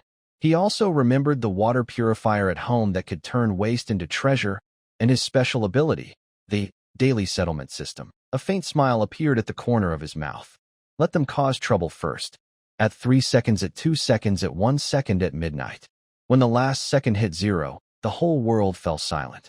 Buzz. A ripple spread out from the center of the community heart. It swept across the square and through everyone's body. Then, in front of everyone, men, women, old, young, an indigo-colored construction panel suddenly popped up. These private panels, which usually only appeared in their homes, now seemed to be summoned by an invisible force, lighting up all at once. They appeared to be connected to a strange, floating giant screen in the sky. My panel, what's happening? It just appeared on its own. Look at the sky. Amid the crowd's exclamations, the giant screen's bright light suddenly contracted. Countless tiny points of light gathered, flickering and flowing, until finally, a very familiar moving image appeared. It was a blue planet, Earth, their home. The familiar land masses and vast blue oceans made many people's eyes well up with tears. Then, an even more shocking scene unfolded. On the giant screen, the surface of the blue planet suddenly lit up with countless tiny points of light. These points were densely packed, covering every continent and even some remote islands. Next, these bright spots began to peel away. They turned into streaks of light, merging into the endless void beyond the planet. Each light spot represented a human settlement. Neighborhoods, villages, towns, dormitories, military bases, all places where humans gathered, were all packed up and thrown into an unknown dimension at this moment. A huge line of words slowly appeared in the center of the giant screen. Global Synchronized Crossing. Welcome to Phase 1 of the Eden Project, Civilization Selection. A survival competition based on neighborhoods, risking the continuation of civilizations and races, has officially begun. Global Synchronized Crossing? Someone in the crowd read these words aloud, their face turning pale. No, impossible. All the people in the world. What is this? A game of gods? Or an alien conspiracy? This isn't an accident. It's a selection targeting all humanity. They've been tricked by aliens. The Earth image on the big screen slowly disappeared, replaced by new rules appearing one after another. Rule 1. Neighborhood points. Total neighborhood points are the sum of the daily scores of all survivors within the area, with positive and negative scores both counted. The scoreboard automatically refreshes at midnight every day. Once this rule appeared, the crowd instantly exploded. What? Daily scores count towards the total? I scored -2 points yesterday. Doesn't that mean I'm holding everyone back? Those who gained points by stealing now seem to be the heroes. Old Lee, who was proud of his high score yesterday, was now laughing even more wildly. Meanwhile, those who lost points due to stupid kindness immediately became targets of blame. Everyone instinctively started to distance themselves from others nearby. Before they could think further, the second rule followed quickly. Rule 2. Matching mechanism. Every 30 days is a competition cycle. At the start of each cycle, the heart of the neighborhood will randomly match neighborhoods with similar strength, beginning a 30-day points competition.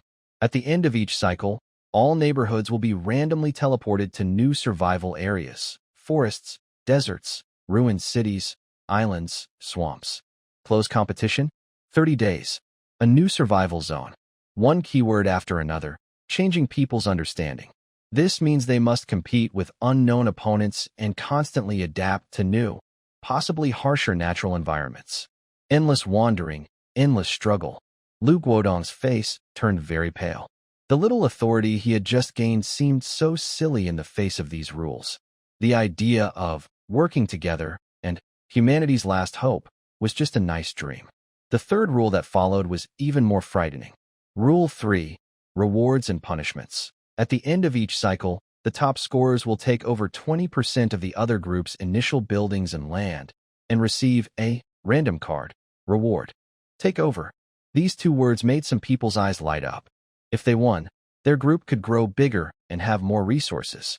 But the winner's gains come from the loser's losses. At the end of each cycle, the lower scoring groups will have 20% of their initial buildings and survivors randomly removed. If the group's land area and population are too small to remove that amount, then everyone is wiped out. Fear began to spread. In the square, over 2,000 people, silent. Randomly removing 20% of the survivors? That could mean death. A death rate of 1/5. Every 30 days, a deadly roulette wheel. No. A young mother tightly held her baby, still in swaddling clothes. She looked at her child, then fearfully at the people around her, crying uncontrollably. Among the crowd, a few young people who had been silent all along, their eyes shining with very different light. Mingdao stood among the crowd, lost in thought. Next to him, Wang Chu looked pale, muttering over and over, "It's over. It's over. 1/5. We will die? We will definitely die." In this moment of despair, the scene of the heart of the community shifted again. A bird's-eye view of a modern industrial park appeared on the big screen. Neat factories, tall chimneys, and nearby old-fashioned employee dormitories. Match successful. First cycle opponent, Jinsheng Industrial Park Subdistrict. Next, Under everyone's shocked gaze, a bright number slowly appeared below the name of the opponent's neighborhood.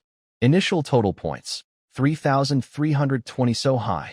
Many people instinctively looked at their construction panel to see the initial total points just calculated for their neighborhood. Lanhai Peninsula, initial total points, 3,220, starting behind by 100 points. A bad start. How can we turn this around? This isn't over yet. Buzz, another invisible ripple swept across the scene. The construction panel was summoned again. 1,000s. From the shocking -5 to the ordinary 0 or 1, and up to impressive high scores, all displayed clearly. It's A to the heart. I got 1 point. Me too, 1 point. That's okay. I ate something and took a nap yesterday. Why did I get 0 points? Look over there. That person's score is 8 points. It's Captain Liu. Amidst the crowd's commotion, everyone's eyes instinctively searched their nearby panels. This is a natural instinct, a quick way to find their own and others' positions in the group. High scores mean contribution, low or negative scores mean dragging everyone down. At that moment, a sharp, piercing female voice rang out, -5. That's -5 points. A sharp-eyed auntie, as if she had discovered a heinous criminal, suddenly pointed her finger sharply at a shivering figure at the edge of the crowd. It's you, Wang Defa. You're the reason our neighborhood lost 5 points. Everyone's gaze immediately focused on Wang Defa. He was the original owner of the batch of cured meats from yesterday. Now, on his panel, that glaring -5 looked especially shameful. Wang Defa was stunned. He instinctively took a step back, trying to hide his panel, but the screen shadowed him like a shadow and couldn't be concealed. So you're the bad luck charm. I worked hard to earn only 2 points for grabbing a pack of cookies, and you just gave us 5 points straight away. Loser. You're such a failure. You can't even watch your own stuff, and now you're dragging everyone down. The insults flooded in like a wave. Soon after, a witch hunt against all those with negative points broke out in just a few seconds.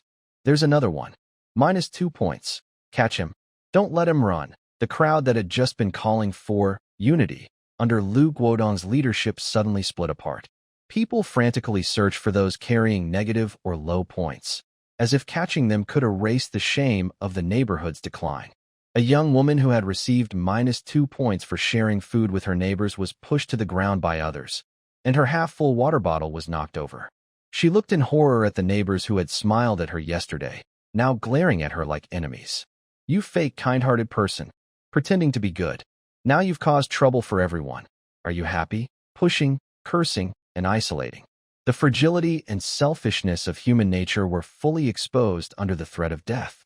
On the outskirts of this chaos, Wang Chu, who was beside Mingdao, instinctively glanced at Mingdao's panel. In the next second, his face lost all color, his chubby body trembled violently, and his small eyes widened like bells. 17 points? Mingdao frowned, quickly covering Wang Chu's mouth with his hand and whispering, "Shut up." Fortunately, the surrounding environment was too noisy, so Wang Chu's scream was cut off at the throat and didn't attract much attention. Only a few nearby people searching for negative points looked over with confusion. Mingdao immediately pulled Wang Chu back subtly, retreating behind the crowd. 17 points. Even Captain Liu, the highest scorer, only had 8. What exactly did this guy do yesterday? Just before a larger conflict could break out, all the forcibly popped up construction panels suddenly flashed brightly and disappeared automatically. The dazzling blue light screen vanished as if it had never appeared. The surrounding noise paused. Without the most direct evidence, people's aggression also diminished. But the seeds of hatred and suspicion had already been deeply planted in everyone's hearts. Those who were blamed and pushed aside, the negative scorers, silently got up from the ground, stayed away from the crowd, and their eyes were full of fear and resentment. Lu Guodong seized this fleeting opportunity. He once again stood on the tall landscape stone, turned the loudspeaker to maximum volume, and shouted with all his strength, "Everyone, stop. We can't fight among ourselves." His voice was very loud, finally drawing everyone's attention back. It's just a score of 100. We're only 100 points behind. This small difference doesn't matter. Lu Guodong's face turned red, and he spat as he spoke. What good is fighting among ourselves? Can we make up the points? No. The points we are behind must be made up from outside. He suddenly stretched out his arm, no longer pointing at anyone in the crowd, but toward the vast, endless forest in the distance. Everyone must contribute to the community. Those who hide or hold us back are our enemies. He cleverly shifted the blame, turning the internal anger outward. From now on, we can't stay here like headless flies waiting to die. We must take action. As soon as Lu Guodong finished speaking, it was as if some sense had been received. The giant screen hanging in the sky, the heart of the community, changed again. New big characters slowly appeared. Weekly mission, the call of the forest, mission requirements. At least 50% of adult residents, aged 18 to 150, in the community must enter the forest and stay safely for 1 hour. Current progress, 0%. The mission has arrived. Everyone held their breath, staring intently at the screen. Next, the terms of rewards and punishments appeared immediately. Reward, total community points 200. 200 points. Just completing this task could instantly erase the 100-point gap with opponents and even surpass by 100 points. Failure punishment. Randomly eliminate the 3 residents with the lowest scores in the community. Elimination again. Randomly removing the 3 residents with the lowest scores. Wow. Wang Defa's legs went weak. His score was -5, the lowest in the entire community. And his wife and children, who stayed at home. All 3 have a score of -5 points. If the task fails, the 3 eliminated spots. He dared not think about it anymore. If everyone refuses to go, his family of 3 will surely die. This task, Mingdao narrowed his eyes. About 50% of adult residents, based on the population structure of Blue Bay Peninsula, is roughly 1,500 people. 1,500 people enter that unknown forest and stay for 1 hour. It sounds not too hard, but the problem is, what exactly is in that forest? Since the first day of crossing over, no one dared to step outside the community. The deep growls from the forest and the faint, strange shadows at night constantly remind everyone, there is definitely not a safe place. And now, the system is forcing them to go willingly. Mingdao looked over the crowd. Sure enough, the people's reactions are the most honest. 50%, so I can go or not. Enter the forest? Are you kidding me? I won't go? No matter what, there are monsters inside. The sounds I heard last night are definitely not from normal animals. But if I don't go, I'll be eliminated. Elimination is for the 3 with the lowest points. I scored 2 points yesterday, so I should be fine, right? What are 2 points? I have -2 points. I'm the most in danger. Wang Defa has -5, and you 2 are the hidden talents. You.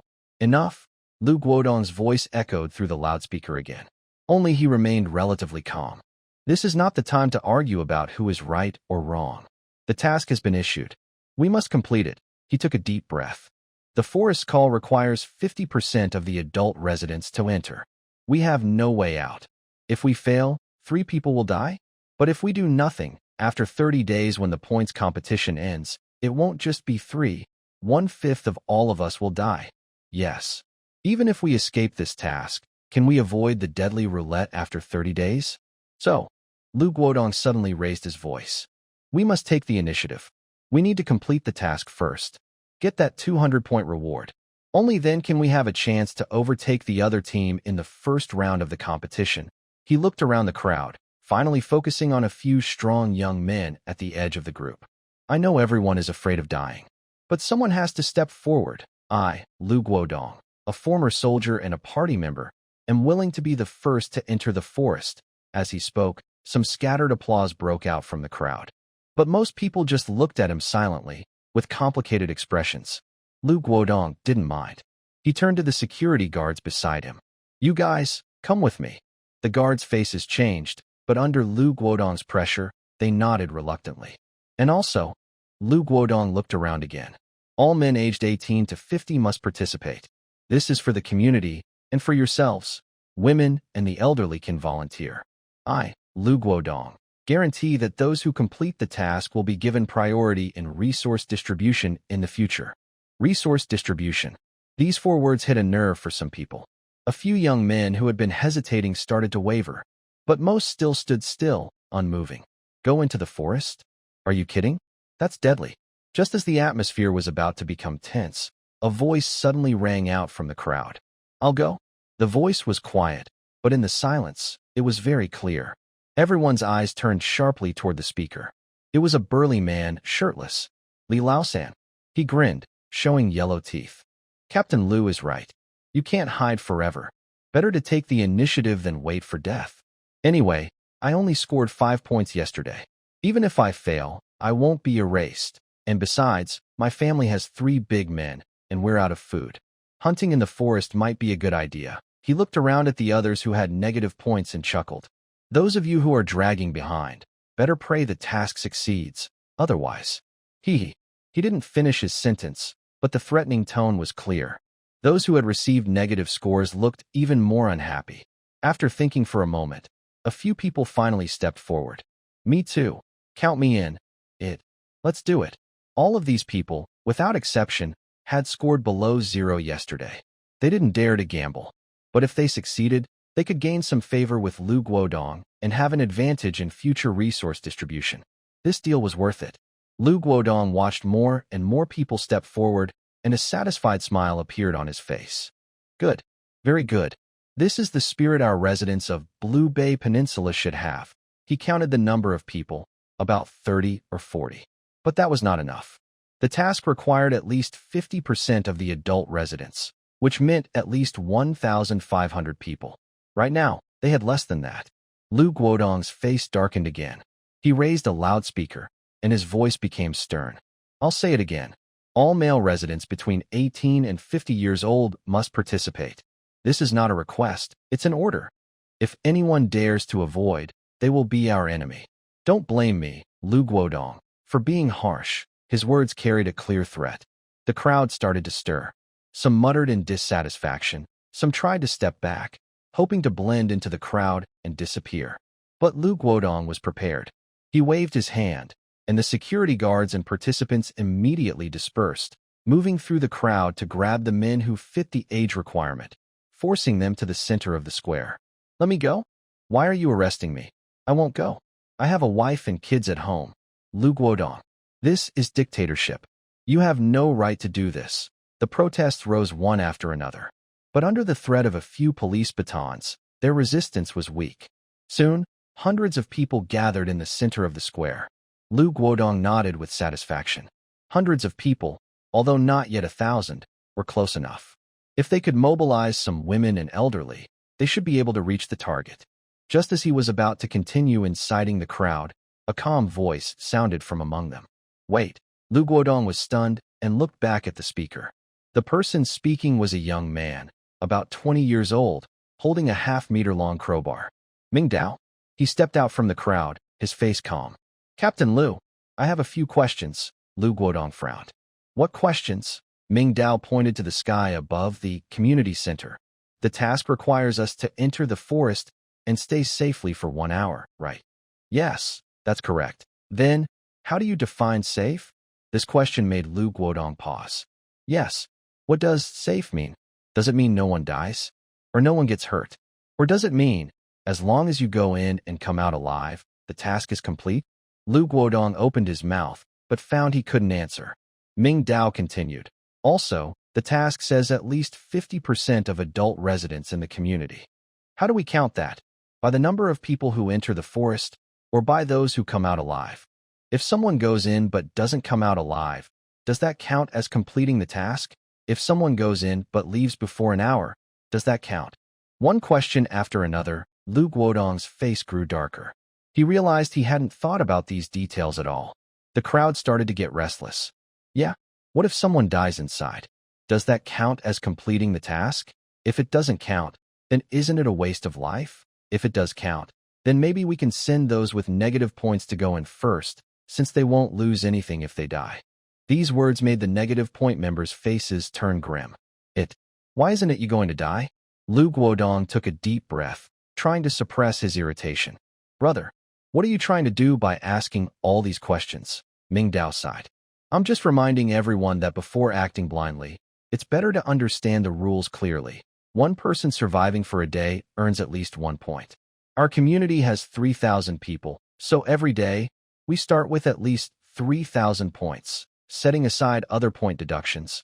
The more people there are, the more points we accumulate each day. If someone suddenly loses their life and we lose so many points, no matter how many tasks we complete or how well we do, it won't compare to the guaranteed minimum. In the end, we will definitely lose the competition. That's why human life is the most important. This statement made many people's faces change. You're right. People die, and everything is gone. No matter how high the points are, what's the use? I almost got tricked. If a lot of people die, our basic points each day will drop a lot, and that's useless. The crowd's opinion quickly shifted. Lu Guodong's mind sounded an alarm. While everyone was emotional, he remained clear-headed.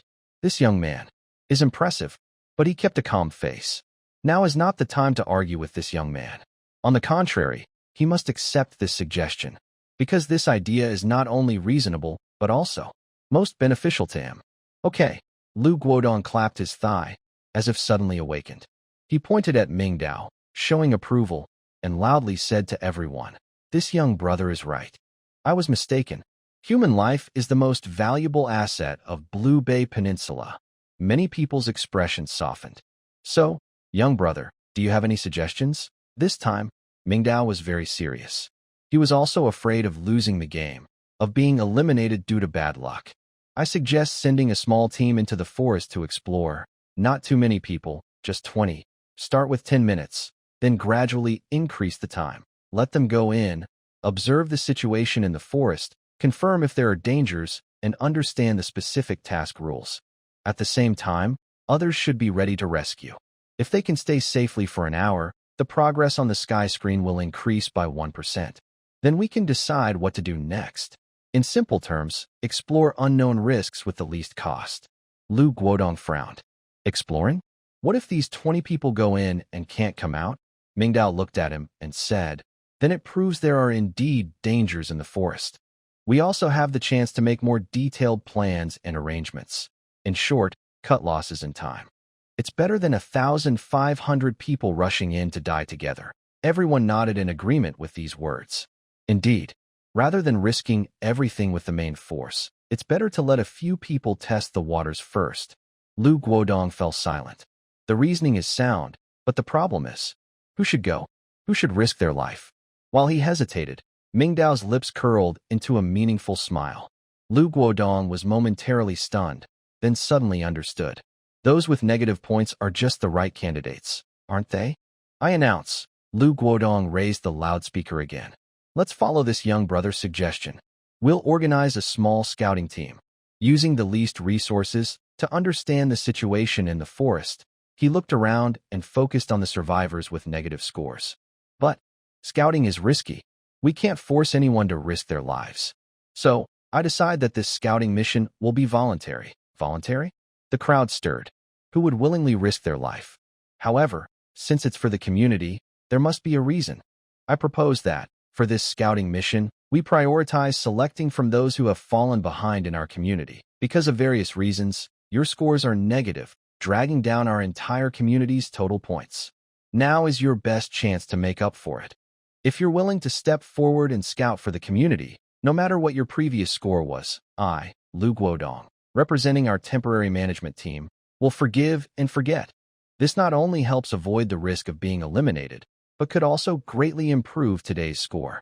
Moreover, if you return safely, you will be the heroes of the community. In future resource distribution, you will be given priority. Your families will also receive the best care. It must be said, Lu Guodong is somewhat skilled in the art of persuasion. He holds a knife to their necks, yet also coats the blade with honey. Everyone's gaze once again focused on Wang Defa and others. Wang Defa's lips trembled. He had no choice.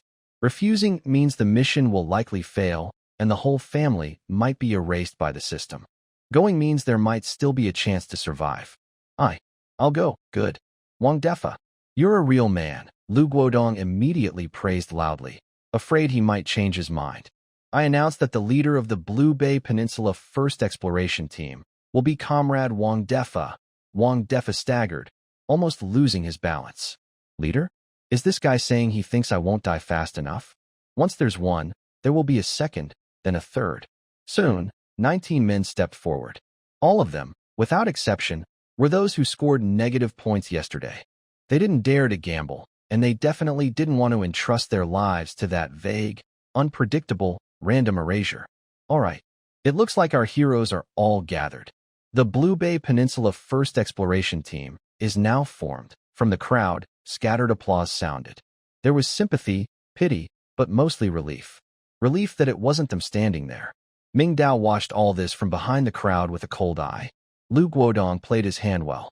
He not only naturally adopted Mingdao's suggestion, but also used this chance to turn all the negative scorers into scapegoats for proving their worth, solving the problem of choosing explorers, and further strengthening his authority and prestige. And he himself, from start to finish, remained on the moral high ground. At that moment, a few subtle glances fell on Mingdao. It was Lu Guodong and the middle-aged men who had agreed with him yesterday. Their eyes no longer just looked at him with scrutiny, but also carried a hint of trying to draw him in. Being able to think so quickly in such a short time shows this kid's mind is sharp, and he's terrifyingly calm. If such a person could be used for their own purposes. Many people started to consider Mingdao. Mingdao felt those gazes, but he simply looked away calmly, as if he hadn't noticed anything.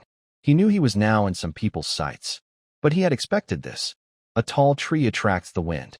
Sometimes, showing strength properly is also a way to protect oneself. It's time to change his strategy in this game. Let's go.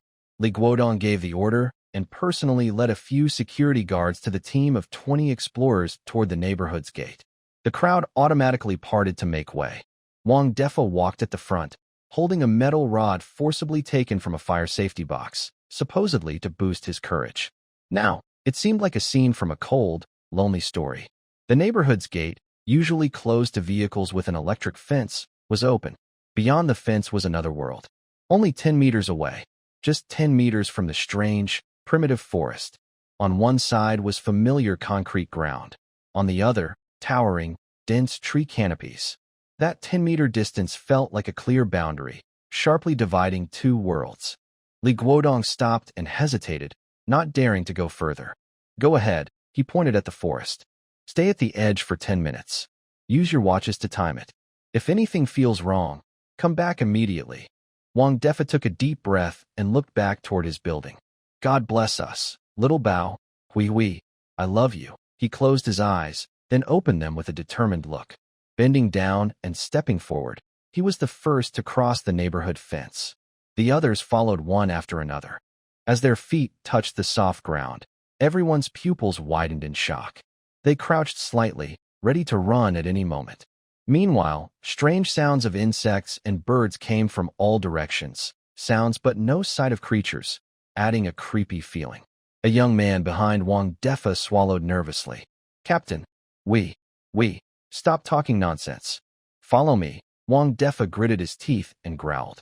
After losing control, he suddenly showed some manly confidence. No one dared to go deeper. They stayed close together, forming a defensive circle back-to-back, alertly watching their surroundings. Everyone's heart was pounding, muscles tense, ready for any threat. 1 minute. 2 minutes. Apart from the strange insect and bird sounds, there was no other noise. 5 minutes have passed. There are no fierce beasts or legendary monsters. 10 minutes. Everyone's back is soaked with cold sweat. The watch's hands finally complete the first 10 minutes. Nothing has happened. The forest seems quite safe. It's time. Someone in the team trembles as they speak. Wang Defa nods. He looks back at the entrance of the neighborhood, where the onlookers still stand with serious expressions. Should we go back? Or wait for Lu Guodong's next command? 20 minutes? 30 minutes? An hour? Instead of passively waiting, maybe we should be a little proactive. A thought flashes through his mind. He grits his teeth and turns to the team members nearby. I think there might not be much danger here. Maybe we can stay a little longer. When he suggests this, everyone is stunned. But soon, they understand Wang Defa's idea. If we're going to die anyway, better to finish the task all at once. If we can stay for a full hour, we'll be heroes. After returning, we can hold our heads high and get priority in resource distribution. Okay, I agree. Let's do it. We haven't seen any monsters anyway. Let's go for it. Fortune favors the brave, everyone agrees. Time keeps passing. 20 minutes. 30 minutes. The forest remains quiet, only shadows slowly shifting with the passing time. The team's tense nerves begin to relax. They start whispering to each other. Hey, do you think there might be something edible in this forest? Who knows? But with such lush trees, there should be fruit, right? Don't even think about it. What if it's poisonous? Just getting out alive is good enough. Just as everyone feels the task might end safely without incident, something unexpected happens. 40 minutes. Rustle, rustle, rustle. A faint noise suddenly comes from the nearby bushes. The sound is soft, like something walking over dry leaves. Who's there? Note: the explicit content has been replaced with family-friendly language, and the overall tone has been simplified for clarity. What was that sound? The team members, who had just relaxed, suddenly jumped like startled birds. They quickly raised their weapons and aimed in the direction of the sound. Everyone's heart was pounding in their chest again.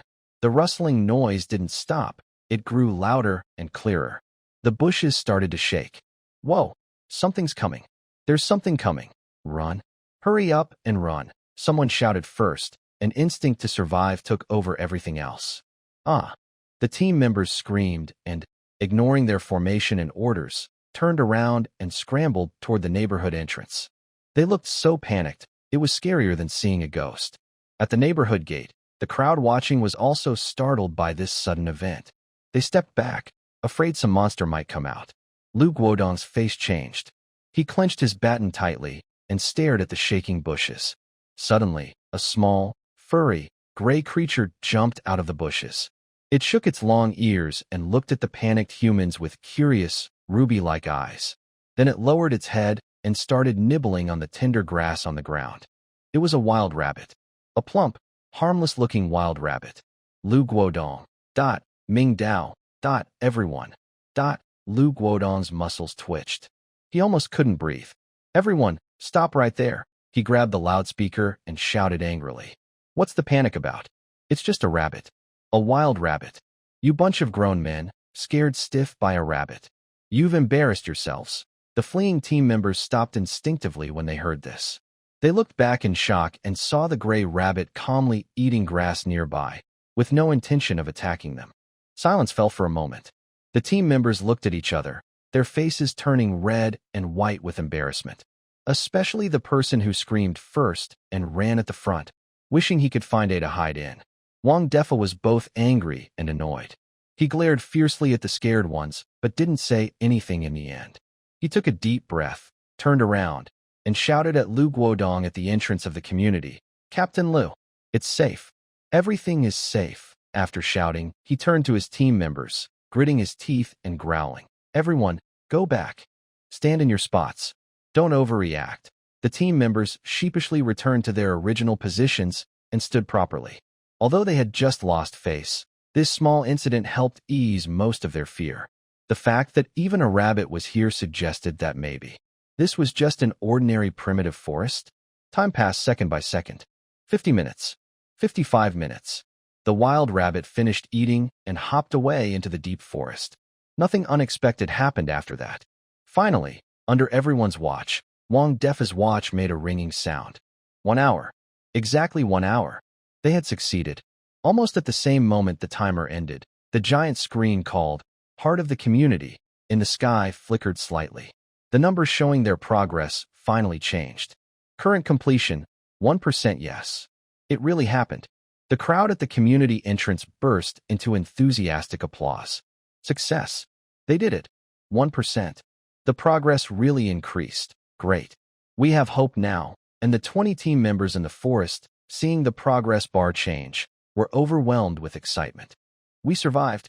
These 20 living people were like 20 reassuring pills. Their safe return proved one thing to everyone. That seemingly spooky and terrifying forest might not be so scary after all. Fear comes from the unknown. When a corner of the unknown is revealed, instead of fangs, a fat rabbit appears. People's awe of the forest quickly twists into a different, more primitive emotion, desire. Such a fat rabbit? That thing would make a great soup. Oh my, there must be more in the forest. Wild vegetables, mushrooms, wild fruits. 1 rabbit is enough to feed our family a good meal. The crowd's eyes changed. The green sea was no longer a deep abyss, but a huge treasure chest within reach.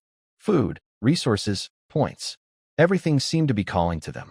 Lu Guodong stood on a high spot, taking it all in. He knew the time had come. He raised the loudspeaker again, using all his strength, and shouted loudly, "Fellow citizens, neighbors, the facts have shown that the threat level of the forest is much lower than we thought. There are dangers, but even greater opportunities. The task is right in front of us. The reward of 200 points is calling. We can't wait any longer.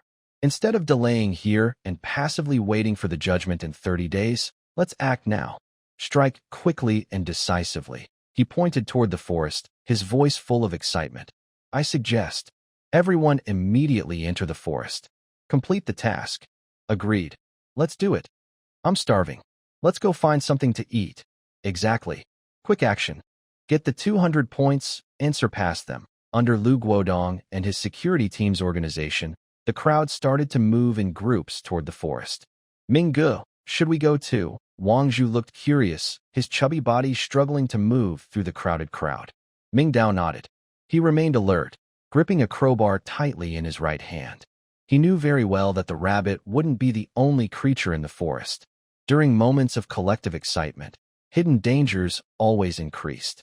The two of them joined the second group of people and stepped beyond the community boundary. The soft soil under their feet, mixed with the smell of humus and grass, instantly transported them into a new world. As soon as they entered the woods, the crowd broke apart with a loud noise. Most people dared not go deep into the forest. They stayed near the edge, searching in small groups like treasure hunters. Some tried to break dry branches from trees for firewood, while others lowered their heads, searching the grass for anything edible. "Hey, there are shepherd's purse here. This is purslane. It's edible. Blanch it briefly, and then toss it in a cold salad. It tastes really good." A few experienced older women, seemingly from nowhere, pulled out plastic bags and skillfully squatted down to start gathering wild vegetables. Their movements were smooth, and they looked very focused, as if they had traveled back to a time decades ago when supplies were scarce. The only difference was that instead of countryside fields, they were now in this strange forest. "Brother Ming, shall we go further inside?" Wang Chu clearly wasn't interested in these wild vegetables. His eyes were eagerly fixed on the deeper part of the forest. Mingdao glanced at the busy crowd around him and nodded. There were too many people here. Even if there was something good, they wouldn't get it. The two of them moved quietly, avoiding the crowd, heading deeper into the woods. The light in the forest dimmed considerably. Tall trees blocked the sky, with only patches of light shining through the gaps. The air felt wetter and a little cooler. After walking about 100 meters, Wang Chu suddenly stopped beside a shady, damp bush, his eyes shining with excitement. "Brother Ming, look quickly." Mingdao looked in the direction he pointed and also narrowed his eyes. At the roots of the bush, a colorful cluster of mushrooms was growing wildly, like a spilled paint palette. Red, yellow, orange, white, various colors and shapes, packed tightly together, standing out sharply in the dim forest. "Wow, we're rich." Wang Chu's voice trembled with excitement. He rubbed his hands and was about to reach out to pick the mushrooms.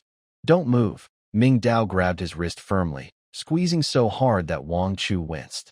"Brother Ming, what are you doing?" Wang Chu looked at him in confusion. Mingdao's face was serious as he stared at the bright, strange mushrooms and said in a low voice, "The weirder the color, the faster it kills you. You understand." He had learned this from survival shows and documentaries. It's almost instinctive knowledge. These brightly colored mushrooms clearly weren't normal. They were definitely poisonous. Wang Chu paused. Then a strange smile appeared on his face. He shook off Mingdao's hand and pointed at the most vivid mushroom, golden yellow with wavy edges, and asked, "So, tell me, is this one poisonous?" The mushroom's color was so bright it looked like it was made of pure gold. In the dim forest, it even looked a little dazzling. Without hesitation, Mingdao said firmly, "Nonsense. This color is so yellow, like it's painted with paint. It looks very toxic. Absolutely can't touch it. Eating it might send you straight to see the king of." "Ha ha ha." Wang Chu suddenly burst into loud laughter, laughing so hard that his body shook. "Brother Ming, you really are a city person?" Mingdao frowned. "What do you mean?" Wrong. Completely wrong. Wang Chu stopped smiling and looked more confident than ever. This is called chicken fat mushroom, also known as apricot mushroom. Don't be fooled by its scary look. It's one of the 4 famous wild mushrooms in the world and a top delicacy. When you smell it closely, there's a faint apricot scent. This mushroom can't be cultivated artificially, it's all wild. In our local market, a pound of dried mushrooms can sell for over 1,000 yuan. Apricot scent? Mingdao hesitated but decided to trust him and leaned in to smell. Sure enough, a faint sweet fruity aroma entered his nose. His face looked a bit stiff. Seeing this, Wang Chu felt proud. He pointed to another mushroom nearby. This one had a bright orange-red cap covered with white scales, and the stem was light yellow, looking just as bold. And what about this one? Wang Chu asked as if testing. This time, Mingdao was smarter. He didn't jump to conclusions, but hesitated. This one also looks quite dangerous. Wrong again. Wang Chu shook his finger and explained, this is called orange-capped bolete, also known as Caesar mushroom. Just the name tells you, Emperor Caesar from ancient Rome loved eating this. Like chicken fat mushroom, it's a top edible mushroom, with a crispy texture and a very fresh, delicious taste. Mingdao was speechless.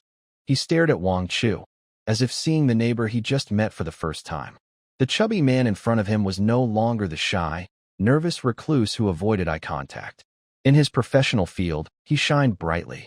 His confidence and knowledge, radiating from inside out, made Mingdao feel a bit unfamiliar. He finally realized that his seemingly useless neighbor was actually a hidden treasure in outdoor survival knowledge. So, are all these edible? Mingdao looked at the colorful mushrooms, feeling shocked about his worldview. Of course not. Wang Chu's expression became serious again. He finally pointed to a small, plain-looking white mushroom in the corner. The mushroom was not large, with a flat cap and faint blue gills. It was mixed among a bunch of brightly colored similar mushrooms, making it look unremarkable. Wang Chu's tone grew very serious. He pointed at the white mushroom and carefully warned, this one and this one are the real lying flat mushrooms. This is called the big blue-spotted mushroom. In cases of mushroom poisoning, 90% of the blame goes to it. The key is, it looks very similar to a safe, edible white mushroom. Many people pick it because they think it's safe, but then, they get sick after eating it, vomiting, diarrhea, liver and kidney failure. It's very dangerous. Wang Chu looked at Mingdao and said seriously, so, Mingge, in the wild, you must never judge whether something is safe to eat just by feeling or common sense. Sometimes, the most deadly danger is hidden behind the most ordinary appearance. Nonsense. Mingdao nodded. This chubby guy might be a burden in fights, but when it comes to knowledge and identifying resources, he has irreplaceable value. By the way, aren't you a novelist? How do you know so much? Wang Chu was caught off guard by the question, then awkwardly scratched his greasy hair and chuckled. Well, actually, I studied arts in college, focusing on geography, especially physical geography and botany. Later, I started writing novels. You know, to make the story more real, I had to learn a bit about everything: astronomy, history, culture, outdoor survival. All kinds of knowledge. These bits of trivia that seem useless to most people, I memorized a lot while researching. Who would have thought they'd come in handy today? Mingdao nodded clearly. His explanation sounded reasonable. Online novel writers are, in a way, generalists. To create exciting stories, they often research thousands of words worth of information. All right, then, today I'll rely on you. Teacher Wang, Mingdao joked. Don't. Minggu, please don't call me that. It makes me uncomfortable. Wang Chu hurriedly waved his hands, but his pride couldn't hide. Under Wang Chu's guidance, the search and collection efforts became more efficient than ever. They quickly took off their t-shirts, used vines to tie the cuffs and collar, and made 2 simple cloth bags. These, the bolete mushrooms, are edible and taste like meat. That one, the coral fungus, looks like coral and is great for making soup. And this one, the morel mushroom. Wow, this is really good stuff. Wow, I have to say this forest is amazing. There's everything here. Wang Zhu looked like a child in a candy store, eyes shining and muttering to himself. He could always find rare, edible treasures among the ordinary plants and fungi. Mingdao was responsible for keeping watch and collecting. He moved quickly, Carefully placing the mushrooms, Wang Zhu pointed out into the cloth bags. Their efficient and professional behavior soon caught the attention of some scattered people nearby. Seeing their good harvest, some others started to imitate, searching through the bushes. But most lacked the ability to identify edible items, so they picked randomly, stuffing similar-looking fungi into their bags. Their baskets became colorful and full of all kinds of things. Mingdao casually glanced back, and his eyes suddenly sharpened. Not far from them, a man in his 30s was excitedly putting a cluster of mushrooms into his basket. The mushrooms had flat caps with faint blue gills, which was the deadly green-spored parasol mushroom that Wang Zhu had just warned about. The man seemed to think he was lucky and boasted to his companion. "Look at these white mushrooms, they look great. They must be edible." Mingdao opened his mouth, but didn't say anything. He silently remembered the man's face, then turned back to continue collecting. A vague thought flashed through his mind so quickly he couldn't grasp it. "Brother Ming, over here," Wang Zhu's shout interrupted his thoughts. With his knowledge as a writer, Wang Zhu's radar range had expanded. He not only recognized mushrooms, but also found several starchy, edible tuber plants, kind of like a mix between yams and taro. They even discovered a small patch of wild blueberries in a thorny bush. The berries were small, but their sweet and sour taste was enough to soothe restless souls in the apocalypse. Their cloth bags grew heavier with each find. The joy of harvest made Wang Zhu bolder, and he even started humming an off-tune song. While the residents of the community enjoyed this brief, picnic-like gathering, a loud shout of joy suddenly erupted from deep within the forest. "I caught it! Ha ha! I caught it!" The excitement and wildness in the voice drew everyone's attention. Everyone looked toward the sound and saw a figure stumbling out of the dense woods about 100 meters away. He was wearing torn clothes, his face covered in dirt and scratches, but his expression was extremely excited. It was Wang Defa. Even more shocking was that he was tightly holding a gray, fluffy ball that was struggling wildly. It was the rabbit, the same fat rabbit that had previously scared 20 heroes into running away in fear. At this moment, the rabbit's back legs were tightly bound with a piece of vine, and its front paws flailed helplessly in the air. Its eyes, bright red like gemstones, were full of fear. Meat. In an instant, everyone's eyes were drawn to the scene. In this post-apocalyptic world where food was extremely scarce, the temptation of meat was deadly. The primal desire for fat and protein instantly ignited everyone's greed. But their reasons still held, and since Wang Defa was the one who caught the rabbit, they couldn't say much openly. However, their hot, piercing gazes felt like knives stabbing Wang Defa, making him feel uneasy. Wang Defa also sensed these looks. He held the rabbit tighter. The joy of having found it again was quickly replaced by fear. He clutched the rabbit and staggered toward the community gate, eager to get home as soon as possible. But the first person to block his way was someone he least wanted to see. "Hey, isn't that Hero Wang? Well done. You really caught it." Li Laosan, a sturdy figure like a tower, blocked his path. He was shirtless, with a face full of flesh, and his small eyes gleamed with greed. His two sons stood on either side, like gatekeepers, blocking all of Wang Defa's escape routes. Li Laosan didn't try to take the rabbit. Instead, he looked at it with a sarcastic smile and licked his lips. TSK, this rabbit is really fat. It must weigh 7 or 8 gene, right? Brother Wang, you've really made a big contribution to our community." He deliberately emphasized the words, "our community," with a heavy tone, hinting at something more.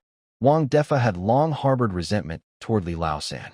The humiliation of having his cured meat stolen yesterday was still fresh in his mind. Now, seeing him come to pick a fight, all old and new grudges flooded his heart. Plus, feeling confident after catching the rabbit, he stiffened his neck and shouted angrily, "Li Laosan, what the do you want? This rabbit is mine. I caught it. Yours?" "Ha ha," Li Laosan sneered coldly, his face twitching. "Wang Defa, have you forgotten what Captain Lu said? We live in a collective society now, and all resources should be shared equally. You caught the rabbit, that's your skill, but how to divide it? That's not just your decision. Go to with your nonsense." Wang Defa trembled with anger. "I almost lost my life trying to catch this rabbit. Why should I share it with you? Because I'm bigger than you." Li Laosan finally revealed his true self. He suddenly stepped forward, his large hand reaching straight for the rabbit. Today, whether you share or not, this rabbit has to be divided. You dare.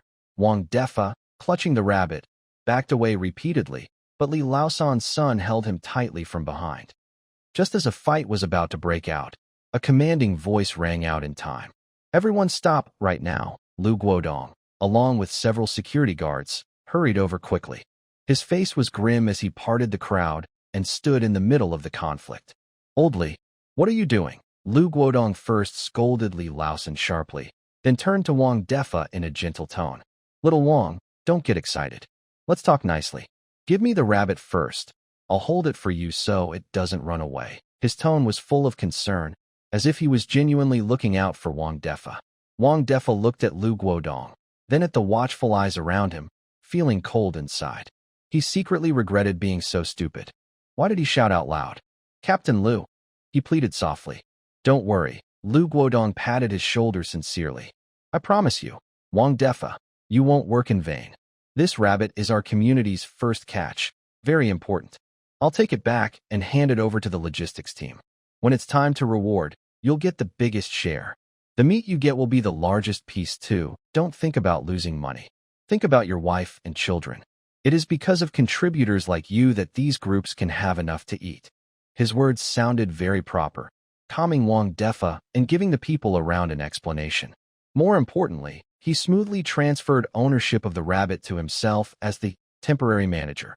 Old Li chuckled quietly nearby, knowing that once Lu Guodong made his move, this matter was settled.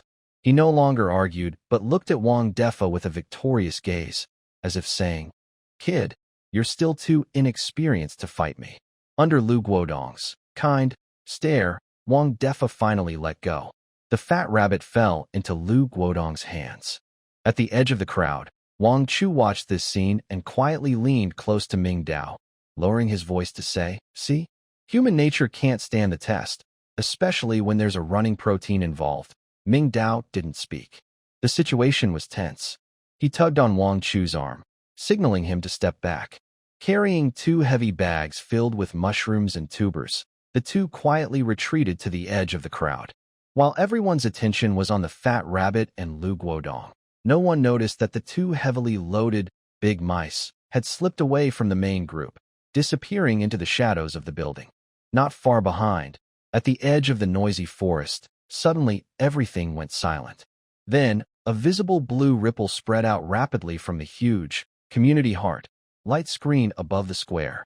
The ripple silently swept through the forest, passing every tree and every person.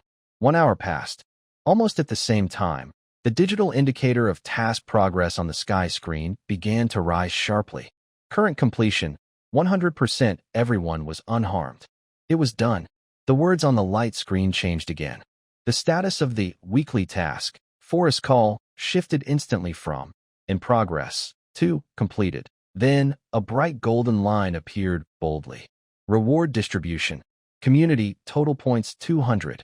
Before he finished speaking, the number on the leaderboard, representing Blue Bay Peninsula, started to jump wildly.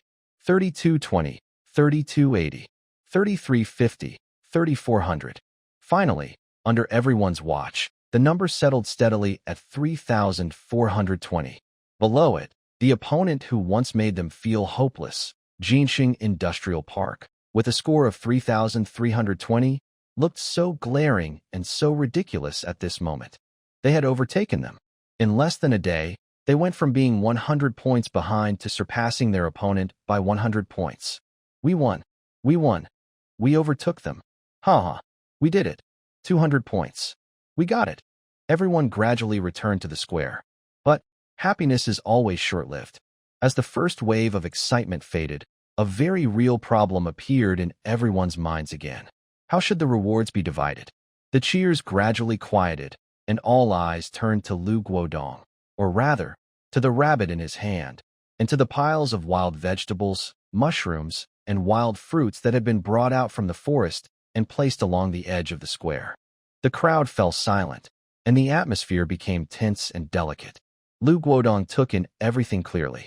He knew that the real test was just beginning. He cleared his throat, handed the rabbit to a nearby security guard, and raised a loudspeaker. Dear neighbors, please be quiet. Listen to me.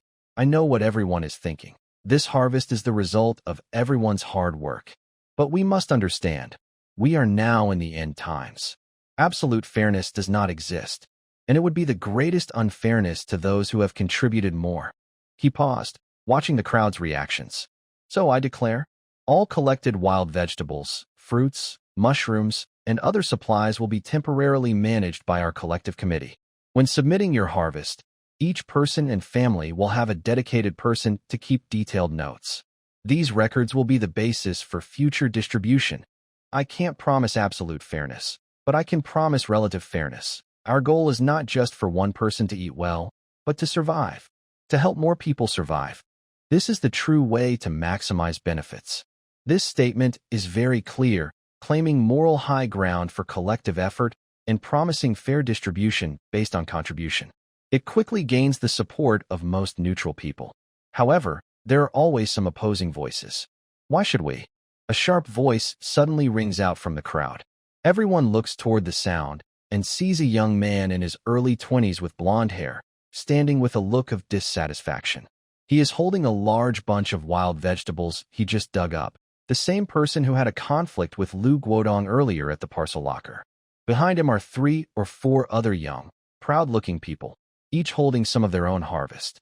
I worked hard in the forest for a long time, my hands are all cut, and I only got this much. Why should I give everything just because you say so? Peak Brother straightens his neck and looks fearlessly at Lu Guodong on the stage. Whoever digs it, it belongs to them. It's only fair. I don't want to take advantage of others, and I don't want anyone to take advantage of me. Exactly. Who knows how your so-called contribution-based distribution will end up? Maybe we'll work ourselves to death, and the share we get will be less than what your security team gets just from taking a break. One of his companions immediately echoes loudly, causing a burst of laughter. This speech directly exposes the false warmth of Lu Guodong's collective interest and puts the issue of trust on the table. How dare you? Before Lu Guodong can speak, a security guard nearby can't hold back and points at Peak Brother angrily. How can you talk to Captain Lu like that? Without Captain Lu leading everyone to complete the task, you wouldn't even dare to enter the forest. And now you have the nerve to question the distribution. Go to. Peak Brother spits on the ground and curses. Whether I go into the forest or not has nothing to do with you. I'm doing it to save my own life, not to support you useless people who only talk big. You're asking for death. The security guard becomes furious and grabs his baton, ready to attack. Stop, Lu Guodong shouts sharply, stopping his subordinate. He squints and looks coldly at Peak Brother below, his voice no longer friendly. Young man, it seems you haven't understood the current situation. I'll say it again. This is a collective order. It's not up for discussion with you. Order? Brother Feng seemed to hear a huge joke and burst into loud laughter. What are you? Do you deserve to order me? Just because you're wearing this ragged clothes? Or because of that broken megaphone in your hand? Just because of this? Before Lu Guodong could react, another rough voice suddenly rang out. A muscular man, old 3 Li, squeezed out of the crowd. He was holding a thick wooden stick, and behind him were his 2 equally fierce-looking sons, standing directly on Lu Guodong's side. Kid, don't be rude and disrespectful. Old 3 Li pointed his stick at Brother Feng, his face full of angry flesh that was trembling. Captain Lu is now the leader of our community. His words are the rules. If you don't agree, ask my stick if it's willing to listen. Brother Feng's face changed. He didn't expect that old 3 Li, who had argued with Lu Guodong yesterday, would suddenly stand up to speak for him. But he quickly understood. Old 3 Li wasn't helping Lu Guodong. He was defending the new order that was most beneficial to him. Under the rule of equal distribution, people like him, who had strength but didn't want to work hard, could get the biggest share. Suddenly, the situation on the field became more complicated. The private labor faction, led by Brother Feng, and the centralized distribution faction, represented by Lu Guodong and old 3 Li, were sharply opposed. Meanwhile, more residents in the square remained silent spectators. Some of them actually agreed with Brother Feng, but they didn't dare to speak out because they were weak. Others, especially the elderly, women, children, and those who had gained nothing in the forest, firmly stood with Lu Guodong, loudly criticizing Brother Feng's selfishness. Young man, How can you do this? We should stay united. Exactly. Captain Lu is doing this for us. Can't you understand that? Hand over the stuff. Don't ruin everyone's unity just because of you. The wave of moral pressure flooded toward Brother Feng and others. Brother Feng's face turned red with anger. Looking at the accusing faces around him, he felt sick. Fine. Fine. You all can do as you like. He gritted his teeth, looked around fiercely, and said harshly, I'm making my stand today. No one can take my things. If you have the guts, step over my dead body. After saying that, he hugged his wild vegetables and turned to leave. Stop him. Lu Guodong's eyes flashed with coldness as he ordered sharply. The 5 security guards beside him, along with old Li and his son, immediately lunged forward like wolves, quickly surrounding Brother Feng and his friends. They raised their batons and sticks, and a bloody fight seemed ready to start. Meanwhile, on the 8th floor of Building 5, far from the noisy square, in the corridor, emergency lights cast a faint green glow, stretching the shadows of 2 people very long. Clatter, Mingdao and Wang Chu untied the 2 cloth bags made from t-shirts, and 2 big piles of their loot spilled onto the floor. For a moment, the whole corridor was filled with a unique smell of earth and fungi.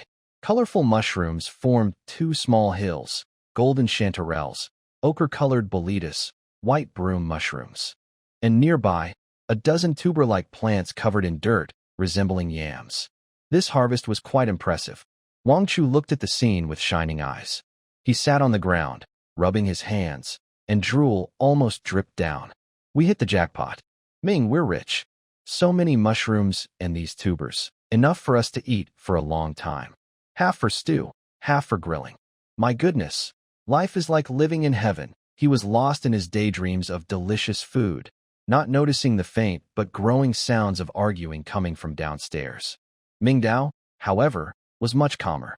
He squatted down and carefully sorted the loot, separating different types of mushrooms and tubers, moving quickly. Don't just think about eating, he said without looking up. If we don't handle these properly, they'll spoil in a couple of days. Mushrooms need to be sliced and dried or salted. These tubers should be stored in a cool, dry place. Yes, yes. Ming, you're right. Wang Chu suddenly snapped out of his dream, slapped his thigh, and said, Dry them. We must dry them. Dried mushrooms with chicken stew. Now that's delicious. The atmosphere in the square didn't seem as bright anymore. Old Li was holding a thick wooden stick high above his head. A bloody fight for survival and dignity seemed about to unfold at any moment. The crowd watching instinctively stepped back, their faces a mix of excitement and numbness. They were both afraid of getting involved and secretly hoped that this chaos might bring them some benefit. At this tense moment, a calm and strong voice suddenly spoke. Everyone, stop fighting. If we keep going, we might not be killed by the game, but we could destroy ourselves first. A figure slowly stepped out from behind the crowd. It was a middle-aged man, about 40 or 50 years old, wearing a faded old shirt and simple black-rimmed glasses. His face was ordinary, and his demeanor was plain. If he were among a crowd, no one would pay him much attention. But as he stepped forward, some people recognized him. Dr. Lin. Someone in the crowd quietly called out. Lin Yifu, the only doctor at the community clinic. In this isolated place, he was almost everyone's only source of medical help. He was kind and fair when treating patients and was well respected in the neighborhood. Lin Yifu walked steadily, ignoring the raised sticks and clubs, and headed straight to the middle of the conflict. He looked at both sides, noting the tense stance of the fighters. His eyes paused on Feng Ji's cut arm for a moment, then looked at Li Laosan. Finally, his gaze settled on Lu Guodong and Feng Ge. Captain Lu, your original intention was good, to create order and help more people survive. Lu Guodong was surprised. He didn't expect the other to praise him first. He opened his mouth, but didn't know what to say. Lin Yifu didn't wait for him to reply. He turned to Feng Ge and spoke gently. Young brother, I understand your idea. You've worked hard for your results and don't want to lose them without compensation. That's understandable. Feng Ge held his head high, and his hostility eased a little, but he was still cautious. Lin Yifu pushed up his glasses and looked around at the residents with different expressions. He sighed. If everyone has different goals and demands, there's no need to force everyone to stay together. I have a suggestion. Everyone can choose freely. Everyone listen carefully. From now on, I propose that the community be divided into two groups, collective and loners. Everyone can choose which side to join based on their own wishes. But once chosen, responsibilities and rights are clear, and everyone bears the consequences. Lin Fu raised a finger and pointed toward Lu Guodong. First, choose to join the group. You need to give some of the supplies you gather to the group committee for registration and distribution. In return, you will get protection from the group, including patrols, information sharing, and most importantly, he paused for emphasis. Free humanitarian medical help from me, Lin Fu. Whether you're injured or sick, as long as you are part of the group and I have some bandages or antibiotics, I will do my best to help. When he finished, many families holding children and helping the elderly looked at him with changed expressions. In this primitive and dangerous world, getting hurt means infection, and infection means death. Dr. Lin's promise is like a life-saving card. Then, Lin Fu pointed at Brother Feng. Second, choose to be a lone traveler. All the supplies you gather are yours alone. You don't need to give any grass or fruit to anyone. You can live exactly how you want, without anyone controlling you. Brother Feng and a few young men behind him looked hopeful. Isn't that what they wanted? But then, Lin Fu's tone suddenly changed. However, choosing to be a lone traveler also means you completely leave the group. You won't get any resources, information, or protection from the group. And most importantly, I am a doctor, but first of all, I am a person trying to survive. My medicines, my knowledge, my energy, they are limited. They are my biggest assets in this end of the world. For those who choose to stick together, help each other, and face difficulties as a team, I will treat them as friends and family, doing everything I can to help. But for those selfish lone travelers who only want to take and refuse to give, his tone grew cold.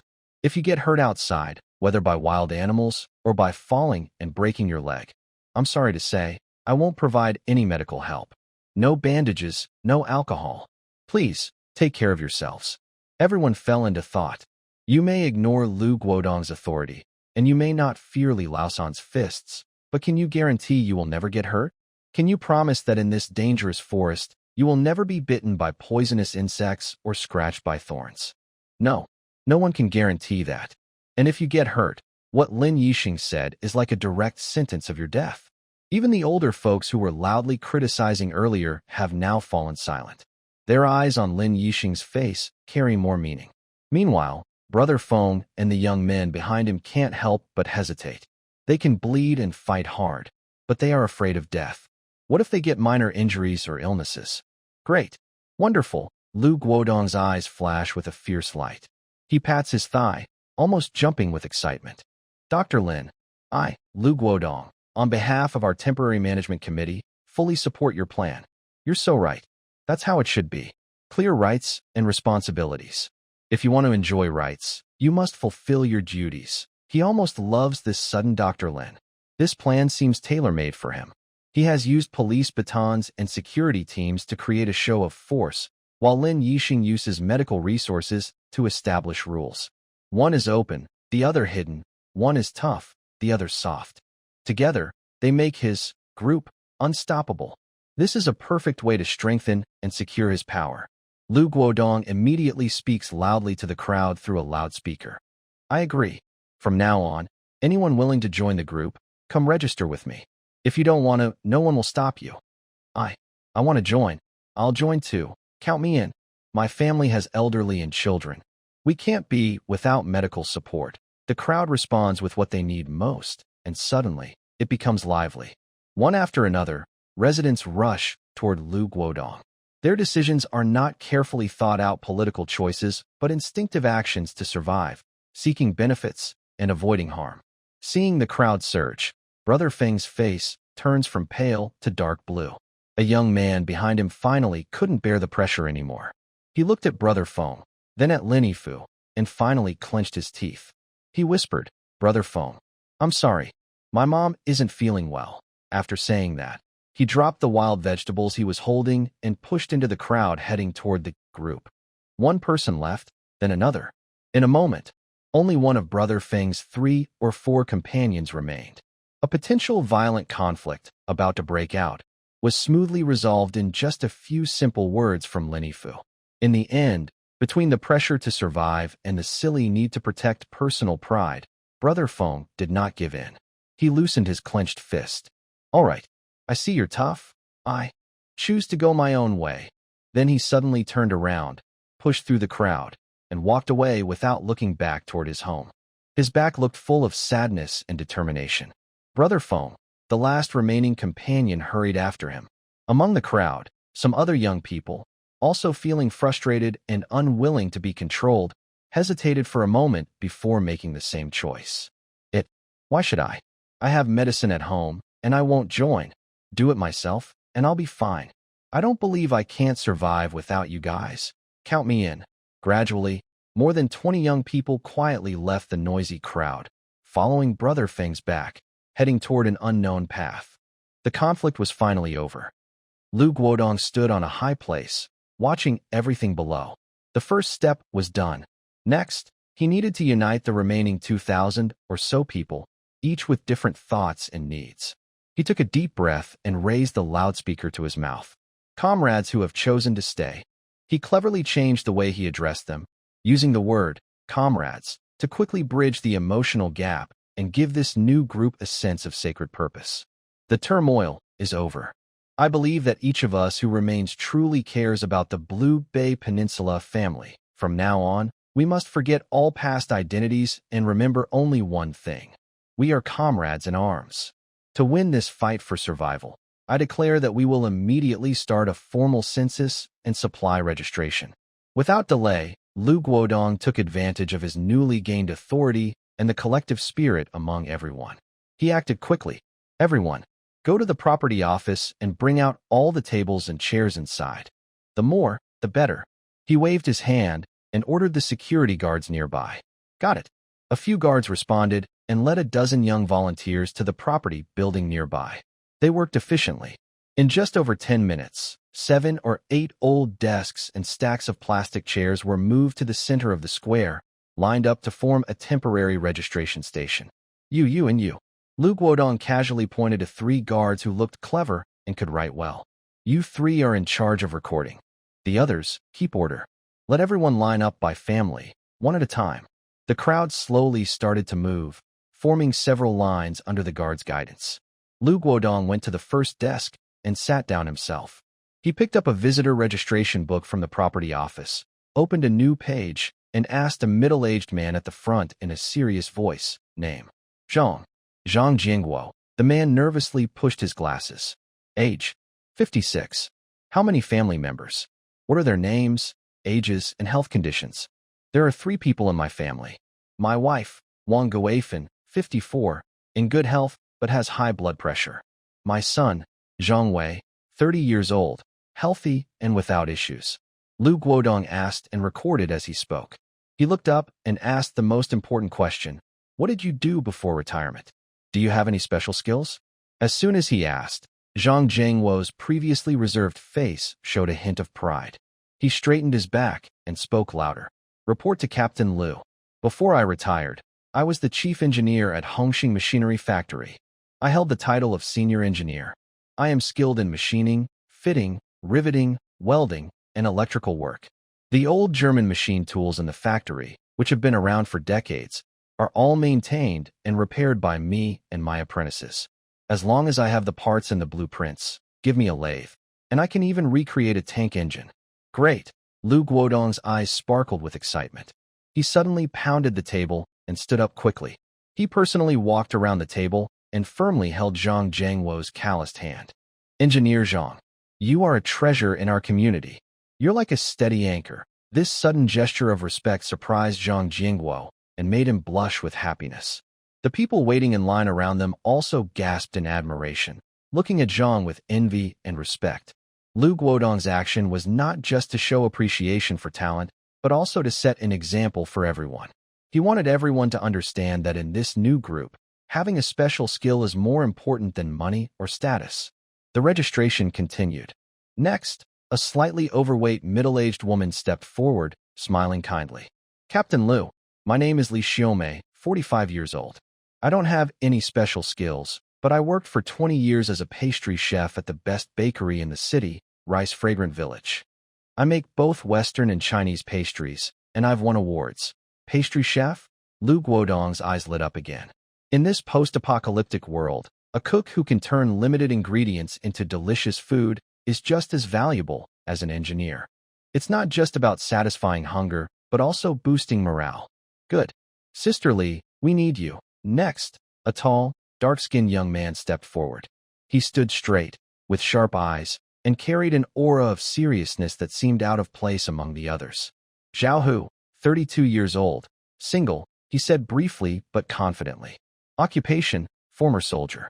Served 8 years as a reconnaissance soldier in the Snow Wolf Special Forces team.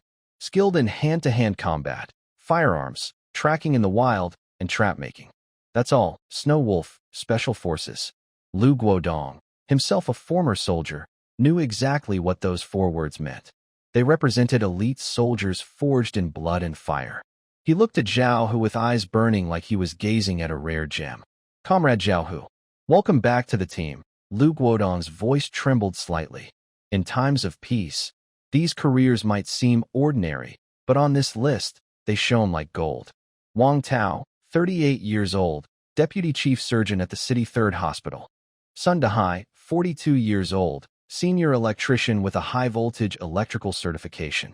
Chen Fong, 29 years old, Kindergarten teacher, good at caring for children.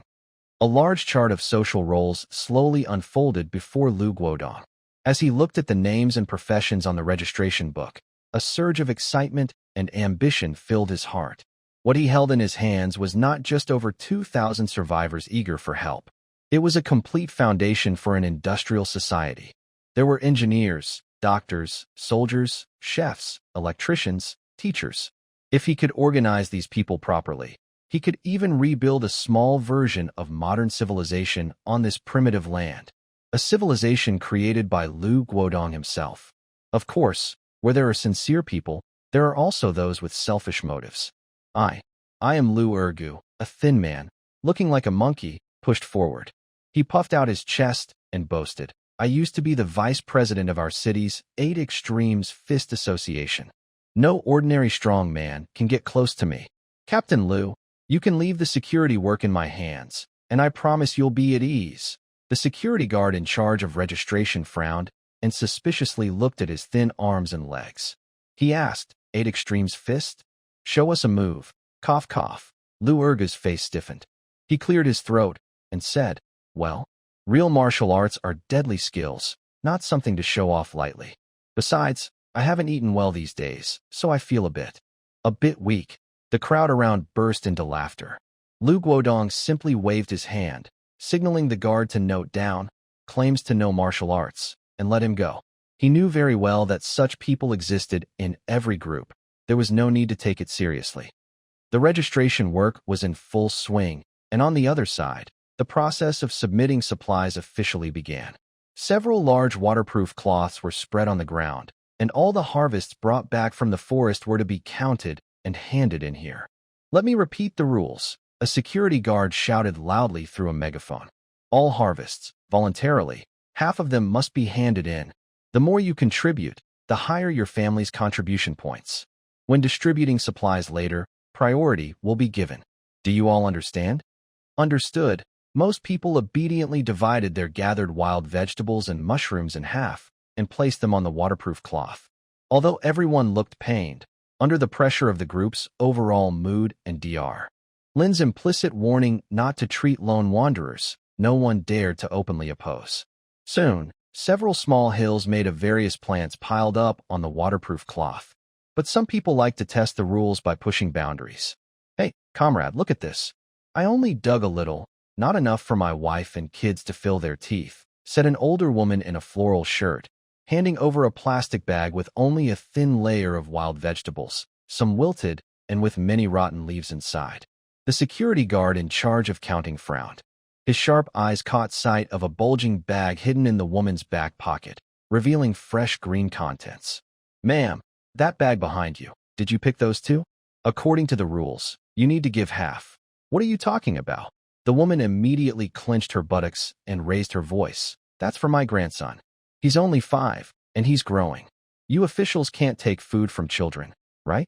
Besides, at my age, it's not easy to go into the woods. I'm almost falling apart. She spoke while patting her waist, looking very aggrieved. Of course, such tricks didn't fool the security guard. His face darkened, about to get angry, but Lu Guodong's voice came from nearby. Forget it, let her go. Elderly people and children should get a little more. The guard hesitated, feeling reluctant, but had no choice but to comply.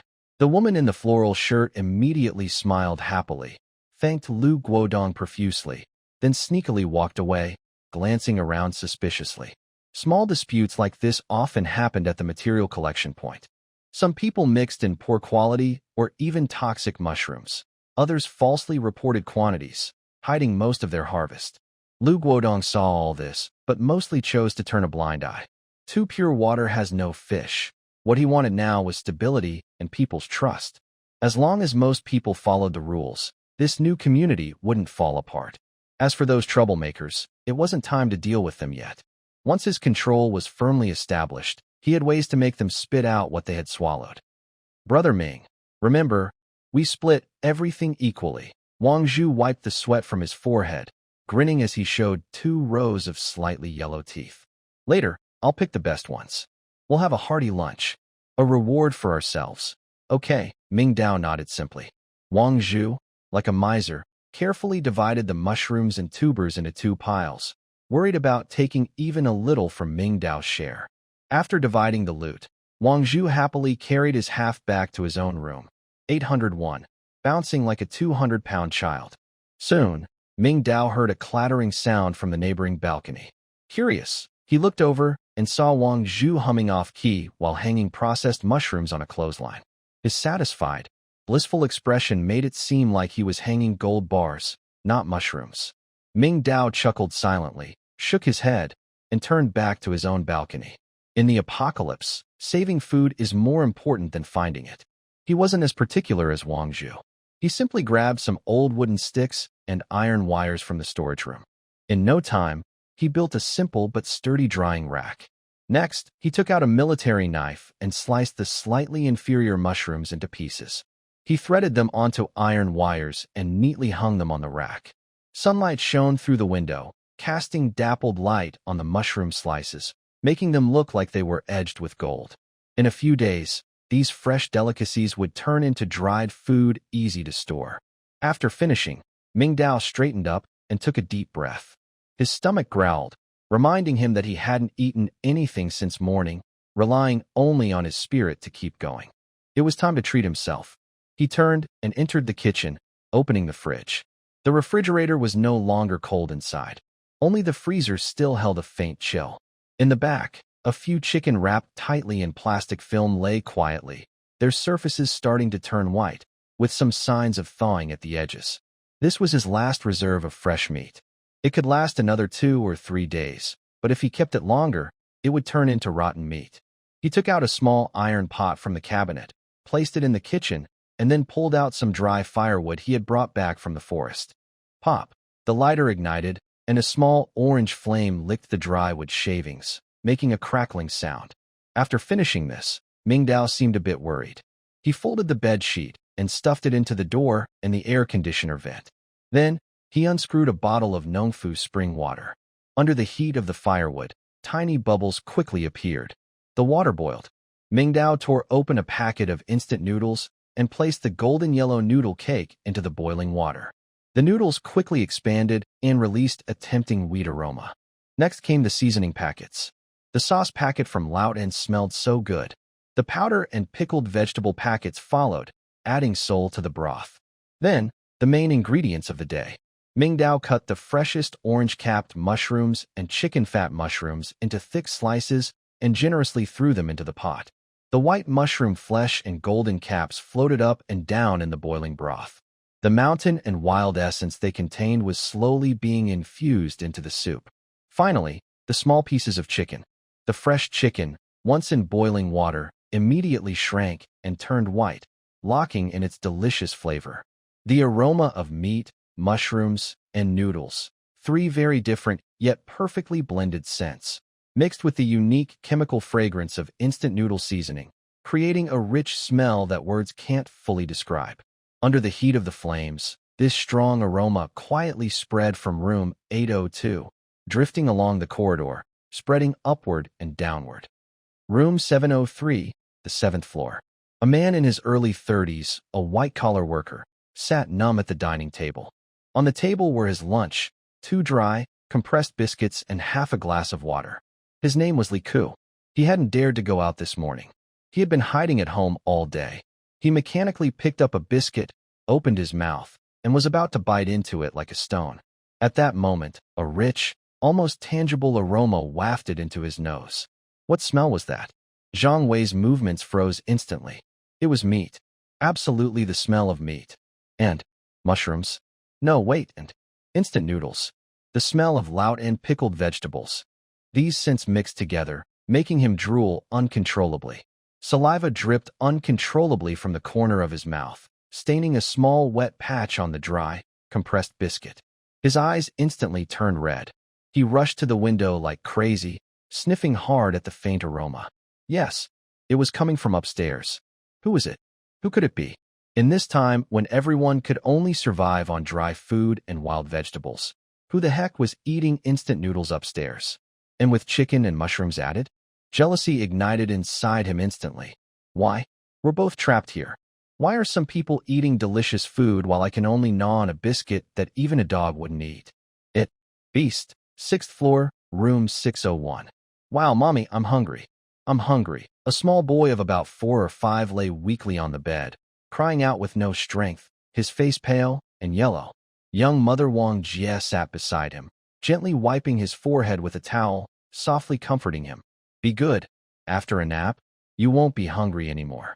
When you sleep, Mommy will make you a chicken drumstick. Before she finished speaking, the smell of meat and mushrooms drifted in. The boy's crying suddenly stopped. He sat up quickly, sniffing hard, his bright eyes suddenly shining. Mom. Mom, do you smell it? It's a chicken drumstick. I smell the chicken drumstick. Did you really make one for me? Wang Jie's face turned ghostly pale. There's no chicken drumstick, right? Would she eat a human leg? Of course, she also smelled it. That aroma, for a starving adult, was almost unbearable torture, let alone a child. No, baby, that's not. It is. It's the smell of a chicken drumstick. The boy threw off the blanket and tried to get out of bed, crying out, I want to eat a chicken drumstick. Mom, I want a chicken drumstick. Seeing his flushed face and hearing his heart-wrenching cries, Wang Jie's heart felt like it was being tightly clenched. She bit her lip hard, glaring bitterly out the window. Who was it? Who could it be? At a time like this, they were still eating meat. How dare they? 8th floor, room 802. Mingdao knew nothing about this. He was holding a big pot of steaming instant noodles, sitting on the living room floor, leaning against the sofa, already eager to eat. The golden broth had a thin layer of red oil on top. White chicken pieces and tender mushroom slices were mixed among the chewy noodles, with a few dried lettuce leaves for decoration. The dish looked perfect. He picked up a pair of chopsticks, blew on the noodles, then with a loud slurp, he the hot noodles into his mouth. The noodles soaked up the broth, had a firm texture and a rich flavor. The chicken was tender. The mushrooms offered an unexpectedly delicious taste, with a crispy yet tender texture. Every chew felt like bursting with fresh mountain water. It was so delicious. Mingdao ate quickly, devouring everything. He didn't even mind the noodles being hot. He kept eating bite after bite, unable to stop. The big pot of noodles, broth, meat, and mushrooms was gone in no time. He even drank the last drop of soup. Burp, a loud, satisfied burp came from his throat. A warm feeling rose from his stomach, easing his fatigue and coldness from the past days. The full stomach and the satisfaction from the carbs made his head feel light, like a wave washing over him. He felt sleepy. He didn't force himself to stay awake. He tidied up the dishes quickly, then went to bed, dressed comfortably. He was resting up for possible actions later in the afternoon. While he was deep in sleep, in the center square of the neighborhood, Lu Guodong's team was still busy with registration. The food piled on waterproof cloth was collected and taken back to the property office, guarded by a few security guards, who kept everyone away. Meanwhile, in another building, Brother Feng returned home alone, kicked open the door with a loud bang. It was empty inside. No water, no electricity, no rice, no noodles. Only a few wilted wild vegetables, the only harvest he had just gathered from the forest. Gurgle. His stomach made a loud protest. He listened to the noise from the busy square downstairs and smelled the faint aroma of meat in the air. His eyes grew colder and more determined. This world, after all, still relies on stealing. The afternoon sunlight has a lazy feel to it. Mingdao was woken up by the faint noise outside the window. He slowly opened his eyes, stretched lazily, and his joints made a series of crisp pops. He felt unusually refreshed. He glanced at the countdown, 14:21:56. He stood up, walked to the balcony, and looked down. Most of the people in the square had already left, leaving only Lu Guodong and a few core members he recently recruited, gathered around tables, and chairs moved out from the property office, seemingly planning something. A farce had ended, and a new order was growing quickly and roughly. Mingdao was not interested. He looked away and focused on a simple but very important device in the corner of the living room. The water purifier's water tank was empty. Next to it, the last few bottles of Nongfu spring water stood quietly. Water had become an urgent problem again. He needed to find a new water source immediately. The rooftop fire water tank was the best choice, but it was locked behind a metal door, and its structure was unknown. Acting without knowing was too risky. Mingdao's gaze pierced through the wall, looking deeper into the neighborhood. The northern area. A villa district. An idea suddenly crossed his mind. There was a large artificial mountain with a fountain. Before the power outage, that fountain was a major feature of the neighborhood, with water flowing constantly. Now, although the water and electricity had stopped, the pond had accumulated several years' worth of water, an enormous amount. That volume was probably more than all the fire water tanks on 10 or more rooftops combined. The water quality was questionable. There might be green algae, dead insects, unknown sediments, or even some careless residents who had sneaked in and urinated there. But none of that mattered to his super-purifying water device. His goal was clear. He rummaged through the storage room and found 2 new red water buckets, still fresh and smelling of factory plastic.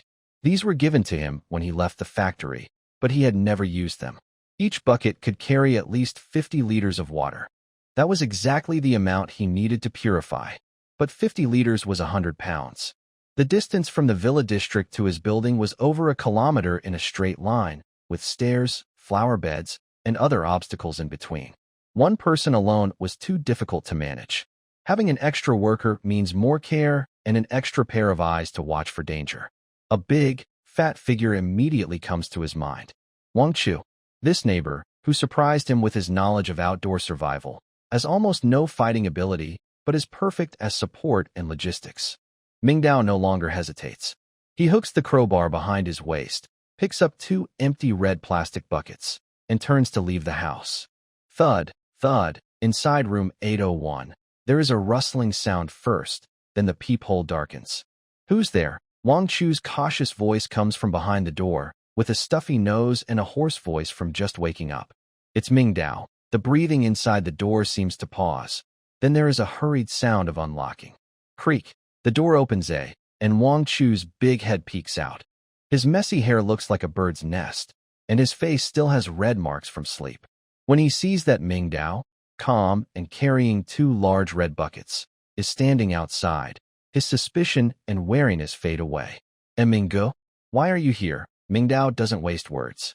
He looks past Wang Chu's shoulder, glances at the living room filled with supplies, and asks directly, how much water do you have left? Water? Wang Chu is surprised for a moment, then blushes and scratches his head awkwardly. Still a bottle and a half, the one I traded with you last time. What's wrong, Minggu? Are you running out of water? He seems worried Mingdao might think he's stingy, so he quickly turns aside, fully opening the door, and points to a mountain of boxes of drinks in the corner of the room. He boldly says, if you're thirsty, I still have 2 boxes of drinks. Iced tea, green tea, cola, Sprite. Anything you want. As he speaks, he turns and carefully takes out a full liter bottle from an open box of Kong Shifu iced tea, then without hesitation, stuffs it into Mingdao's arms. Here, Minggu, this will quench your thirst. His action is quite generous. Mingdao's eyes flash with a sharp light, but he doesn't refuse. He casually takes the bottle. He's thirsty. He unscrews the cap and tilts his head back, gulping down several large sips. A cool, sweet liquid slid down the throat into the stomach, taking away some of the afternoon heat. Not bad, buddy, Mingdao said, putting down his bottle and wiping his mouth. He looked at Wang Chu's living room, which was almost like a small supermarket, and joked, I suspect that in this whole neighborhood, you're the one with the most supplies. Wang Chu was surprised by the teasing nickname, buddy, and then felt a strange excitement inside. He chuckled and waved his hands, saying, oh, it's just some junk food, not enough for a proper meal. Compared to you, Mingdao, this is just small stuff. He knew that changing how he called Mingdao meant their relationship was moving in a new direction. Mingdao stopped beating around the bush. Since the other person had shown a willingness to join by actions, there was no need to hide anymore. Showing some strength properly could help him keep this useful neighbor close. He looked at Wang Chu and said, drinking soda as water isn't a good long-term plan. I plan to fix the drinking water problem. Fix? Wang Chu was caught off guard. How? Didn't those people downstairs register and hand over all the wild vegetables and mushrooms? Are you planning to trade too? Trade? Mingdao sneered and shook his head. I never rely on others. He paused and looked directly into Wang Chu's curious little eyes. I made a water purifier myself. What? Wang Chu's smile froze on his face. A simple manual water purifier, Mingdao explained. It can filter out most impurities, bacteria, and heavy metals from the water. As long as there's raw water, the filtered water is more than enough for drinking. So, as long as we find a steady water source, we won't have to worry about drinking water. Wang Chu's mouth slowly opened wide. A water purifier? That's awesome. Made one himself? His neighbor is a genius? This tough, tech-savvy trait completely blew Wang Chu's mind. Right now, water sources are a problem, Mingdao said, ignoring Wang Chu's shocked expression. Our neighborhood has only two main water sources. First, the firefighting water tank on the roof. But how to open it and get the water down is another issue. Second, his gaze turned toward the villa area, and a slight smile appeared on his face. That's outside the northern villa district, the big fake mountain with the fountain.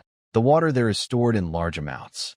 The water quality is probably poor, but it's no problem for my water purifier. He shook the two red plastic buckets in his hand. Do you have plastic buckets there? If yes, come with me to fetch water. Wang Zhu suddenly shivered. Yes, I definitely have some. He turned and rushed into his cluttered storage room, and immediately, loud noises of rummaging and knocking came from inside. Clang, clatter. I found them. In just over 10 seconds, Wang Zhu ran out of the storage room, carrying two new small red buckets. Let's go?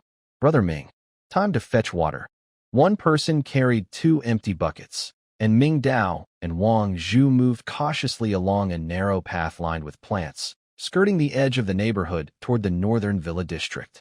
As they walked, Wang Zhu lowered his voice and said, Brother Ming, this place is way too quiet, don't you think? Mingdao didn't turn around, just nodded slightly. He also sensed it. The closer they got to the villa area, the more terrifying the silence became. Earlier, near the forest edge, even from hundreds of meters away, they could hear various unknown insects and bird calls, full of lively nature. But here, all those sounds had disappeared. Even the rustling of leaves in the wind was gone. It was a strange, unsettling silence. The sun was shining brightly, the temperature was comfortable, and it should have been a peaceful afternoon, but it made them feel uneasy deep inside. Finally, an elegant European-style wrought iron fence appeared ahead. They had reached the villa area. The ornate, flower-carved electric gate, wide enough for two cars to pass side by side, was tightly shut, as if refusing entry. Next to the gate, a small iron door for pedestrians was slightly ajar, revealing a narrow gap just big enough for one person to pass through. Stay here and watch out for anything behind you. Mingdao gently placed the two empty buckets on the ground and made a warning gesture to Wang Zhu. Uh-oh. Okay. Wang Chu nervously swallowed, put down his bucket, and imitated Mingdao by pressing his back tightly against the fence, his small eyes alertly watching the way ahead. Mingdao took a deep breath, pulled out a half-meter-long crowbar from behind his waist, and held it tightly in his right hand. He turned slightly, carefully approached the slightly open small door, and gently pushed it open with the tip of the crowbar. Creak, the door opened. The scene behind the door made Mingdao's pupils slightly shrink. He didn't go in immediately but first poked his head inside, quickly scanning around. After confirming there was no immediate danger, he swiftly slipped inside, crouched down, and hid behind a bush of holly that was about waist-high. Wang Chu waited outside anxiously. Seeing Mingdao stay inside without moving for a long time, he couldn't help but whisper, "Brother Ming? How is it inside? Safe? Come in." Receiving the affirmative, Wang Chu used his hands and feet to stuff the empty buckets through the door, then sidestepped and squeezed in with effort. As soon as he entered, he was stunned by what he saw. Not far behind the door, a black Mercedes S-Class was at a strange angle, crashed into the edge of a flower bed. The front of the car was badly deformed, the hood was raised high, and the driver and passenger doors were wide open, as if something had gone wrong. The driver's seat was empty, and the passenger side glove box looked like it had been violently pried open with a sharp tool. Papers, CDs, tissues were scattered everywhere, and a few hundred-yuan bills lay lonely on the dusty floor mats, ignored.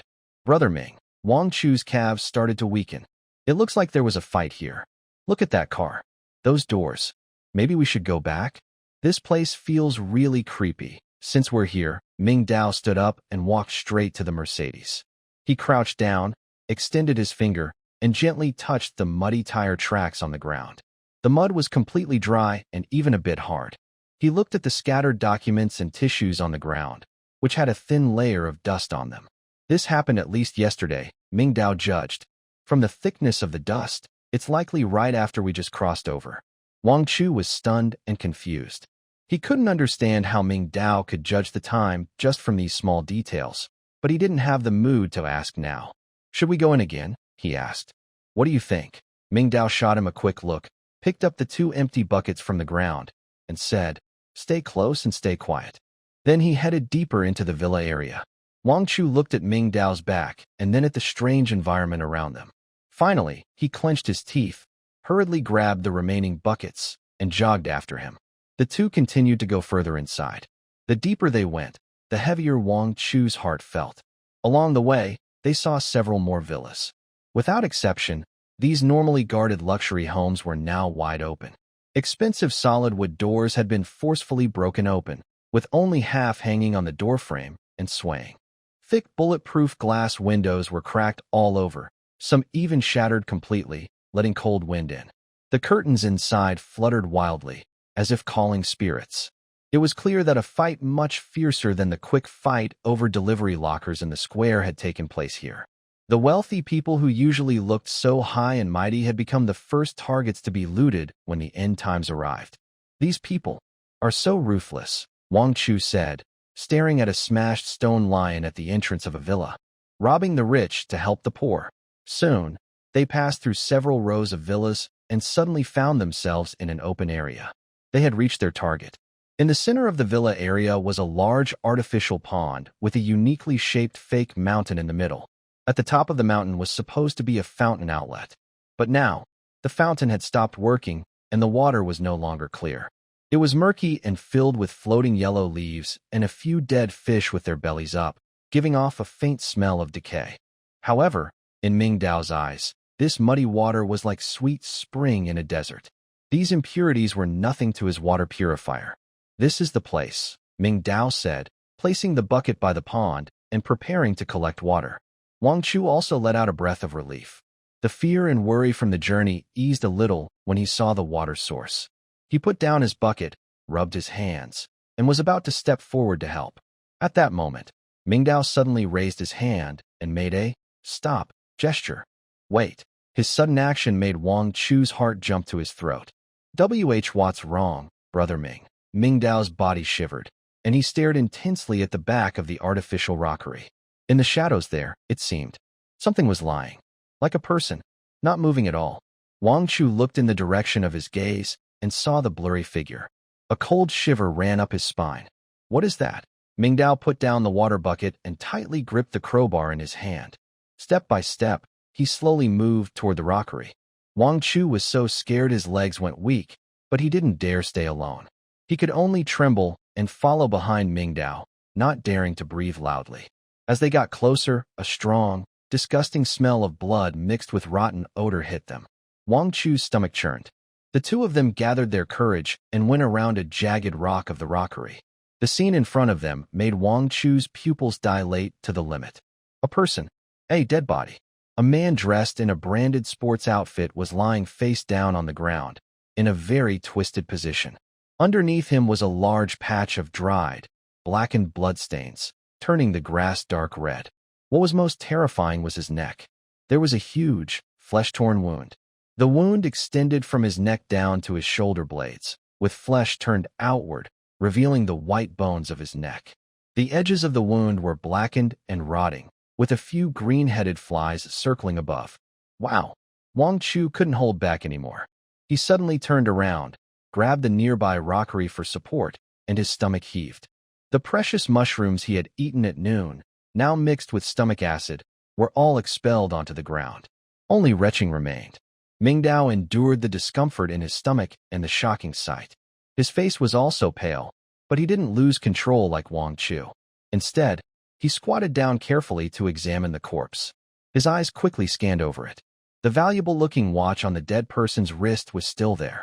The iPhone screen was broken, but it was still plugged in. In the back pocket of the pants, a bulging wallet was intact. This was not a robbery. Mingdao's gaze finally focused on the deadly wound. He looked more carefully. The edges of the wound were not smooth cuts caused by a sharp tool. Instead, it was a very irregular tearing wound. It looked as if something with huge biting power had torn a large piece of flesh from his neck. This was definitely not something a human could cause. It looked more like the work of a big predator, like a tiger or lion. Wang Chu vomited until he was dizzy. After he couldn't anything else, he stood up straight, leaning on the fake mountain. Wow. He's dead, Minggu. What kind of thing did this? We should leave quickly. Run. There's a monster here. Suddenly, Mingdao remembered the roar from deep in the forest at the start of his journey. At first, he thought it was just a threat. Now he realized that the threat was much more specific and deadly than he had imagined. Mingdao stood up, looked at the murky water pool, then at the body on the ground. His expression became very serious. Danger was very close. But because of that, he had to go to the water source. No one knew when that unknown beast might appear again or if it would enter the neighborhood. If a conflict broke out or they got trapped inside, this nearby water source might be lost forever. They had to gather as many supplies as possible before the danger fully erupted. First, get water. He paused, then cast a faint glance at the body. Of course, you can choose to run back alone now, but I can't guarantee you won't encounter other things on the way. Wang Chu's face instantly turned pale. I'll get water. I'll go with you. The two no longer hesitated. They endured the disgusting smell, grabbed their buckets, and rushed to the downwind side of the water pool. They quickly lowered 4 red plastic buckets into the water one after another, then pulled them up forcefully. The murky pond water gushed loudly into the buckets, splashing everywhere and startling a few green-headed flies circling over the corpse, buzzing loudly and making the scene even more disgusting. Wang Chu was as nervous as a quail. Every time the wind blew through the treetops, he shivered all over.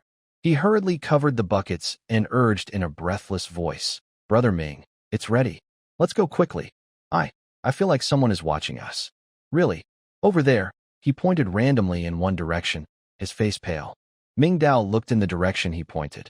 There was only a bush swaying in the wind. "This guy is really timid.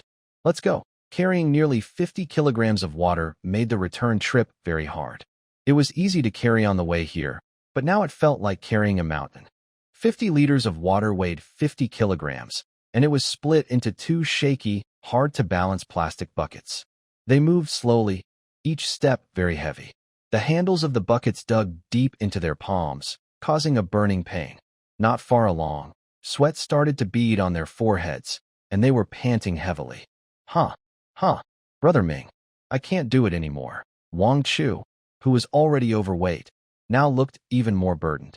Sweat soaked through his t-shirt, sticking tightly to his back. Feeling wet is tempting. Mingdao wasn't much better. His arm muscles had already started to ache, but he clenched his teeth and kept walking silently. Finally, just when Wang Chu felt numbness coming on, The familiar five-story building appeared in sight. Back downstairs, Wang Chu couldn't hold on anymore. He suddenly dropped the 2 buckets heavily on the ground, splashing murky pond water everywhere. His chest heaved violently as he opened his mouth wide to breathe. Mingdao also took deep breaths to recover, his palms red and swollen from the plastic handles, painful with every slight movement. Lifting 100 kilograms of water was really more than he could handle. At that moment, an older woman, about 50, carrying a vegetable basket, came out of the corridor. She wore a floral dress and had trendy curled hair. She was about to go back into the forest to try her luck again, hoping to find some wild vegetables to improve their meals. As she stepped out of the building, she just happened to see Wang Chu lying on the ground, Mingdao leaning against the wall catching his breath, and the 4 bright red buckets. "Hey there, young guys, what happened? You've worked hard. You've worked hard." The auntie cheerfully approached, smiling warmly. But her sharp eyes kept flicking over the 4 buckets of water. "Is this water?" She seemed to discover something new, her tone full of surprise and hidden joy. "Oh my goodness. Where did you get so much water?" Mingdao lifted his eyelids and glanced at her. He was so tired he didn't want to say much, just wanted to get the water upstairs and rest. Facing this typical neighbor who liked to take small advantages, he chose the most direct way. "I warn you, this water can't be drunk. It's very dirty." Hearing this, the auntie's smile didn't fade. Instead, it grew brighter, even showing a hint of understanding. She pouted and moved closer, lowering her voice as if sharing a secret. "Oh, young man, that's not very interesting. Why hide it? Aren't you worried everyone will rush to get it?" She thought she understood Mingdao's thoughts, patting her chest confidently. "Don't worry, I'm not the kind to gossip. Just tell me secretly. I promise I won't tell anyone. My husband isn't feeling well and needs clean water. Be kind and tell Andy, and I'll remember your kindness." Mingdao frowned, feeling more impatient. He really didn't want to argue with this person. He raised his voice to make her understand how serious the situation was. "I'll say it again. This water was taken from the stagnant pond in the villa area. The water hasn't been changed in years, and it's full of green algae, dead fish, and even human bodies. Drinking it could kill you." He deliberately emphasized the words bodies and kill, hoping to scare her away. But he clearly underestimated the imagination and stubbornness of a middle-aged woman. The old lady's voice suddenly rose by an octave, sharp and loud like an alarm, immediately attracting nearby neighbors who had come out to get some air because of the heat inside. Her face quickly darkened, and she crossed her hands on her hips, ready to argue, pointing at Mingdao and starting a moral judgment. "It's just a bucket of water. And a corpse? Who are you trying to scare? I think you're just selfish. You don't want to share. Everyone come see. Young people these days are so mean." He gets water and makes up stories to trick us old folks, saying there's a dead body in the water. He's just afraid we'll take a little bit of his water. Her voice was full of anger and sadness, as if she had been terribly wronged. A few neighbors, hearing this, gathered around out of curiosity. "What's going on, Aunt Zhang? Why are you arguing?" asked an older man. The woman called Aunt Zhang immediately found allies, pointing at the 4 buckets of water on the ground and exaggerating. "Oldly, come look. This young man somehow brought back 4 big buckets of water. I just asked politely, and he started cursing, saying there's a dead person in the water and that drinking it could kill you. Can you believe that? He just doesn't want to tell us where the water comes from. Is it really so bad?" "Oh," the man called Oldly pushed up his glasses, looking back and forth between Mingdao and the buckets of water, his eyes full of doubt. "Young man, the water does smell a bit fishy, but given the situation, having water is good enough. If you really knew where it came from, you should share with everyone. Hiding it isn't right," added an older woman holding her grandson. Seeing this, Wang Zhu, who was lying on the ground, struggled to get up and explain, but Mingdao gave him a look to stop him. Mingdao looked coldly at Aunt Zhang, who was shouting and gesturing wildly, and at the surrounding faces echoing her words. Inside, he felt a wave of absurdity. He was trying to help them, but they saw him as a selfish villain. "I've said all I need to," Mingdao said coldly, like ice. "Believe it or not, it's up to you. Whoever wants to drink this water can, but if anything happens, don't come to me." After saying that, he ignored the crowd, bent down, and with his hands reddened from the struggle, he struggled to lift the 2 buckets of water and turned to go upstairs. Hey, don't go. Let's talk clearly. Aunt Zhang saw that he wasn't responding and was about to leave. She immediately stepped forward and reached out to pull him. How can you be so rude, kid? We're elders talking to you. What kind of attitude is that? Get lost. Mingdao sidestepped to avoid her hand and only said 2 words. His cold gaze made Aunt Zhang freeze instantly. She felt a shock in her heart from that look and instinctively took a half step back. But then, she felt even more angry and embarrassed. You still dare to curse. She trembled with anger, pointing at Mingdao's back and crying out to the neighbors around her. Look at this. Look at this. This is what college students are like now. Selfish and disrespectful. We kindly talk to him, and he still curses us. Is there no justice anymore? The crowd's gossip grew louder. This young man is a bit too much. Aunt Zhang is an elder, after all. Exactly. Even if you don't want to speak, you shouldn't curse. I think the water is a bit muddy, but not enough to be deadly. Probably just him making things up, most likely. Young people these days, their hearts are wild. Amidst the whispers and accusations, Mingdao's figure disappeared into the darkness of the corridor. Wang Zhu looked at this absurd scene, feeling both angry and anxious. He jumped up from the ground, pointed at the crowd, and shouted, You are unbelievable. My brother Ming is telling the truth. We saw it with our own eyes. There really was. What's there? Are there dead people? Aunt Zhang immediately turned her suspicion on him, crossing her arms and looking at him with a mocking expression. Little fatty, are you in cahoots with him? I think you two are working together to trick us. What? You want to keep that water and sell it to us at a high price later? I tell you, no way. You. Wang Zhu looked at their twisted, self-righteous faces, his face turning a liverish color from anger. You're so annoying. Wang Zhu struggled to get up from the ground, trying to reason with the fools, but it was just a waste of breath. He no longer spoke, bent down with difficulty, and with his red hands, grabbed 2 more buckets of water. He rolled his eyes at Aunt Zhang in a dramatic way, gasped for breath, and then plunged into the darkness of the corridor, following Mingdao's footsteps. Is it just 2 buckets of dirty water? Why are you so proud? Aunt Zhang looked at their departing figures and spat disdainfully on the ground. However, when she turned around, her eyes fixed tightly on the small puddle of water splashed from the bucket when they rested. The water fountain. Aunt Zhang's mind raced quickly. She immediately thought of the only place in the community that fit the description. The water there should be drinkable, right? Boiled. It's the same. A reckless idea began to grow wildly in her mind. 8th floor. Climb. Rest. Climb. Rest. 8 floors. The 2 of them climbed for nearly half an hour. Clang. They opened the door, and Mingdao let out a sigh of relief. This round completely drained him. Wang Chu threw the 2 buckets of water on the ground and gasped as he complained, Brother Ming. Phew. Those people. They are just a bunch of brainless fools. We kindly warn them, and they still treat us like fools. Mingdao chuckled a little. Let them suffer the consequences. He walked to the center of the living room, took one of the buckets of water he brought, and went to the water purifier.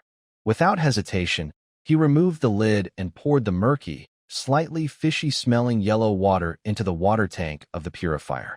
A miraculous scene happened again. The simple device made of a plastic water tank and PVC pipes emitted a faint, buzzing sound. The foul-smelling, visibly suspended, dirty water slowly flowed into the device. Then, from the outlet on the other side, a stream of clear, bright water flowed out smoothly. Wow! Wang Chu instinctively rubbed his eyes, thinking he was hallucinating from carrying water. Wow! He rushed to the water purifier, excited and speechless. Brother Ming, what kind of high-tech is this? Wastewater turning into holy spring water? It's really possible. Otherwise, activated carbon filtration, it won't make you sick, don't worry. Mingdao casually lied, took a clean large water bottle from the kitchen and handed it to him. Fill it up, take it home. Drink sparingly. This is the reward for Wang Chu's efforts today, and also a silent way to gain favor. Wang Chu eagerly reached out and took the empty bottle. He carefully aimed the opening at the water outlet and watched as the pure, sweet water filled the bottle with a gurgling sound. When the last drop was in, he tightened the cap and hugged the bottle tightly. His hard work had turned into a life-saving resource at Mingdao's place. This direct exchange from effort to reward made him feel even more respectful and trusting of Mingdao, raising his admiration to a new level. Brother Ming.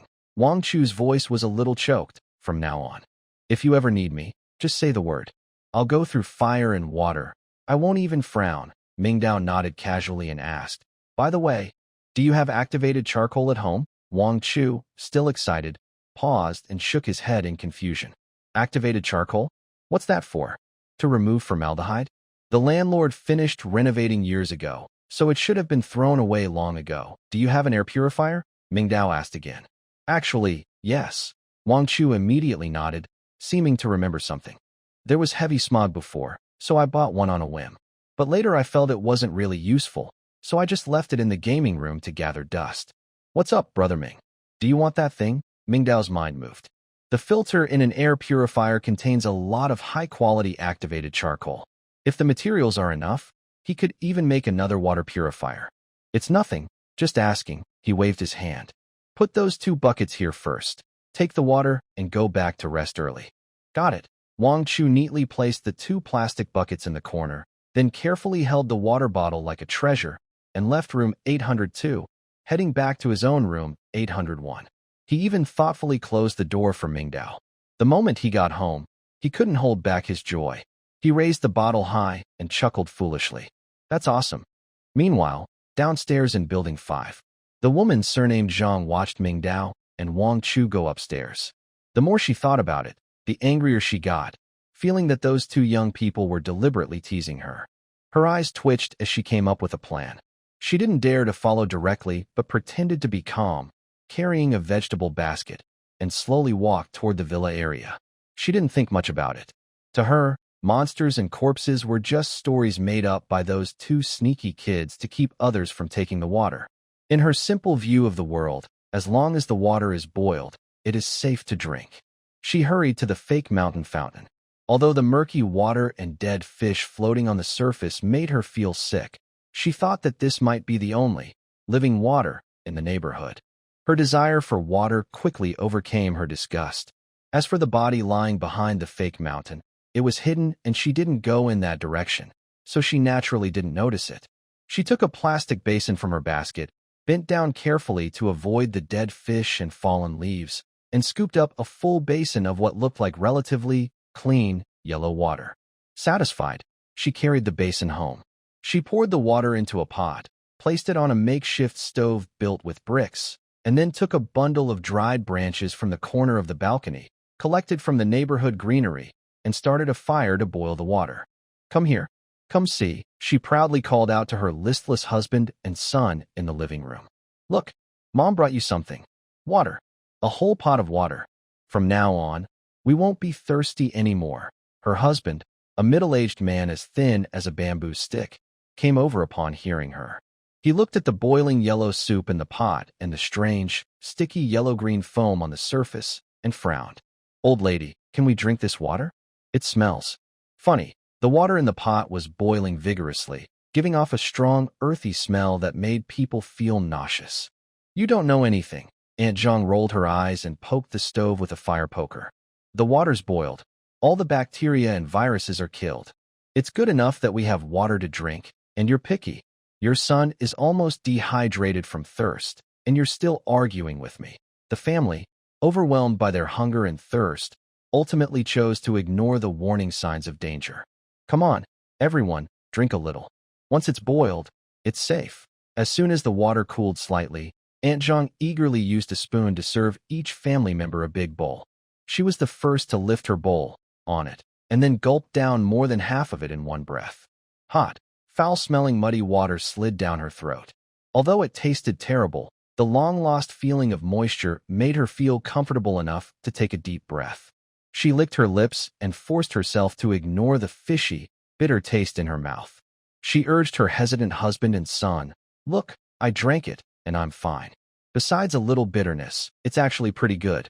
Come on, drink. Finish yours, then I'll make another pot. Her husband and son looked at each other. Seeing her brave attitude, they finally relaxed. They picked up their bowls and hesitated before drinking the yellow, unappealing-looking soup. The family temporarily quenched their thirst, showing satisfied expressions. They didn't realize that the deadly bacteria and viruses, which even high heat couldn't fully kill, had already begun to multiply wildly in their stomachs. From now on, they couldn't trust anything anymore. Night slowly fell. The daytime noise faded away as the two strange dark red moons rose high in the sky, becoming silent. The survivors curled up in their homes, licking their tiredness from the day, and kept their doors and windows tightly shut to fight the coldness brought by this strange world. 5 buildings were just as eerily quiet, and at this moment of complete silence, a sharp, terrifying scream suddenly echoed from a room on the 3rd floor without warning. The entire building was instantly awakened. What's going on? Is there an earthquake? Did the monster come in? Many doors were opened slightly at the same time, and frightened heads peeked out, nervously looking around. But the expected monster didn't appear, and the scream suddenly stopped. Then, from the direction of the scream, a different, even more chilling sound began to emerge. Ugh, wah. It was a violent retching sound, as if someone was about to their internal organs. The noise was so loud that, even through thick walls and floors, it was still clearly heard. Before everyone could react to this disgusting sound, another even harder to describe noise followed closely behind. Pop, splat. It was a strange sound, a mix of liquid spraying and solid waste being expelled, with a strange echo that was very piercing. The storm of diarrhea had truly begun. My stomach. My stomach is going to explode. Water. Give me water. Ugh, I can't take it anymore. Pop. Crazy vomiting, painful groans, and endless sounds of waste being expelled made everyone feel sick. Mrs. Zhang's family in room 301 had turned their place into a complete mess. It's room 301. Mrs. Zhang's house. Oh my goodness. What's happening there? Did they eat something bad? The noise. It's so frightening. Like a pig being slaughtered. In the hallway, neighbors who had just peeked out looked pale. They stared in horror but didn't dare to step closer. The sounds coming from the door were beyond their understanding of sickness. What kind of terrible trouble was this? Among the crowd, old Li, who had argued with Mrs. Zhang yesterday afternoon, looked scared with his cloudy eyes. He suddenly remembered something and shivered uncontrollably. Water, he muttered. It's those buckets of water. His unintentional whisper made everyone's eyes turn sharply toward him. Old Li, what are you talking about? What water? A neighbor asked urgently. Yesterday afternoon. It was yesterday. Old Li pointed upstairs and downstairs. Didn't you forget? That young man upstairs and that little chubby boy brought back 4 big buckets of water. At that time, Mrs. Zhang argued with them, right? Yes. I remember now. Another woman slapped her thigh. That young man warned Mrs. Zhang that the water was from the dead water pool in the villa area, and there were dead people inside. Drinking it could be deadly. Oh my God. Is that true? Back then, I thought that young man was just being selfish, making up stories to scare people. So, Mrs. Zhang really went and drank that water. A series of gasps and shivers echoed through the hallway. That young man. That seemingly cold and distant young man. His words turned out to be true and came true, but none of them believed him. They even mocked him behind his back. TSK. Luckily, I still have a few bottles of pure water at home. What did you say? I said, it's a pity, I don't have much water left. Yeah, luckily, we didn't join in with Aunt Zhang's fuss back then. Otherwise, it might have been our house lying there now. Everyone, go back, someone said. Yes, go back quickly and lock the door. The crowd dispersed like birds and beasts. However, the continuous sound of vomiting still echoed loudly, piercing through walls and floors, invading their ears and tormenting their fragile nerves. The entire 5 buildings tonight. No one will be able to sleep. 8th floor, room 802. The screams outside and the commotion downstairs naturally reached Mingdao's ears without missing a word. He was not sleeping. Serves them right. They brought this on themselves. All of this was within his expectations. He felt no pity for Aunt Zhang's family. Their stupidity and greed made their survival difficult. And he had already given a warning, doing his best. He slowly stood up and went to the living room. Next to the water purifier, for large buckets of dirty water had all been purified. He didn't know how long this purifier could last. There was no indicator of wear and tear, so he didn't care. How long it lasted was up to fate. He picked up a cup and filled it completely. So sweet. Midnight, exactly at 12 o'clock. Mingdao sat cross-legged on the living room floor, breathing steadily, eyes closed. In front of him, a light blue construction panel floated in midair, emitting a faint blue glow, the only light in this darkness. Time, second by second, was precise. Just as the virtual clock hand crossed 12, daily settlement system activated. Starting to settle your actions today? It's happening. Based on your actions today, your score is as follows. Behavior 1. Building a water purifier. You used limited resources and tools to successfully create basic survival equipment that surpasses current civilization standards, solving the drinking water problem and laying a solid foundation for future development. Evaluation. Excellent creativity and execution. Score 20. Behavior 2. Collaborating with Wang Chu to gather edible fungi and tubers. You demonstrated good teamwork and risk assessment skills, successfully collecting enough food to last several days. Evaluation. Efficient resource gathering. Score 5. Behavior 3. Having a hearty meal. In the apocalypse, maintaining good physical health and a positive attitude is very important. A hot meal rich in protein and carbohydrates is the best choice. Evaluation. Wise self-care. Score 1. Behavior 4. Acquiring 50 liters of water. You bravely took action and successfully gathered enough initial water supply for the purifier. Evaluation. Preparedness and decisive action. Score 2. Behavior 5. Discovering signs of unknown creature attacks. You found a carcass in the villa area that had been eaten by a large predator, gaining key information about external dangers. Evaluation. Sharp insight. Score 1. Behavior 6. Surviving one day.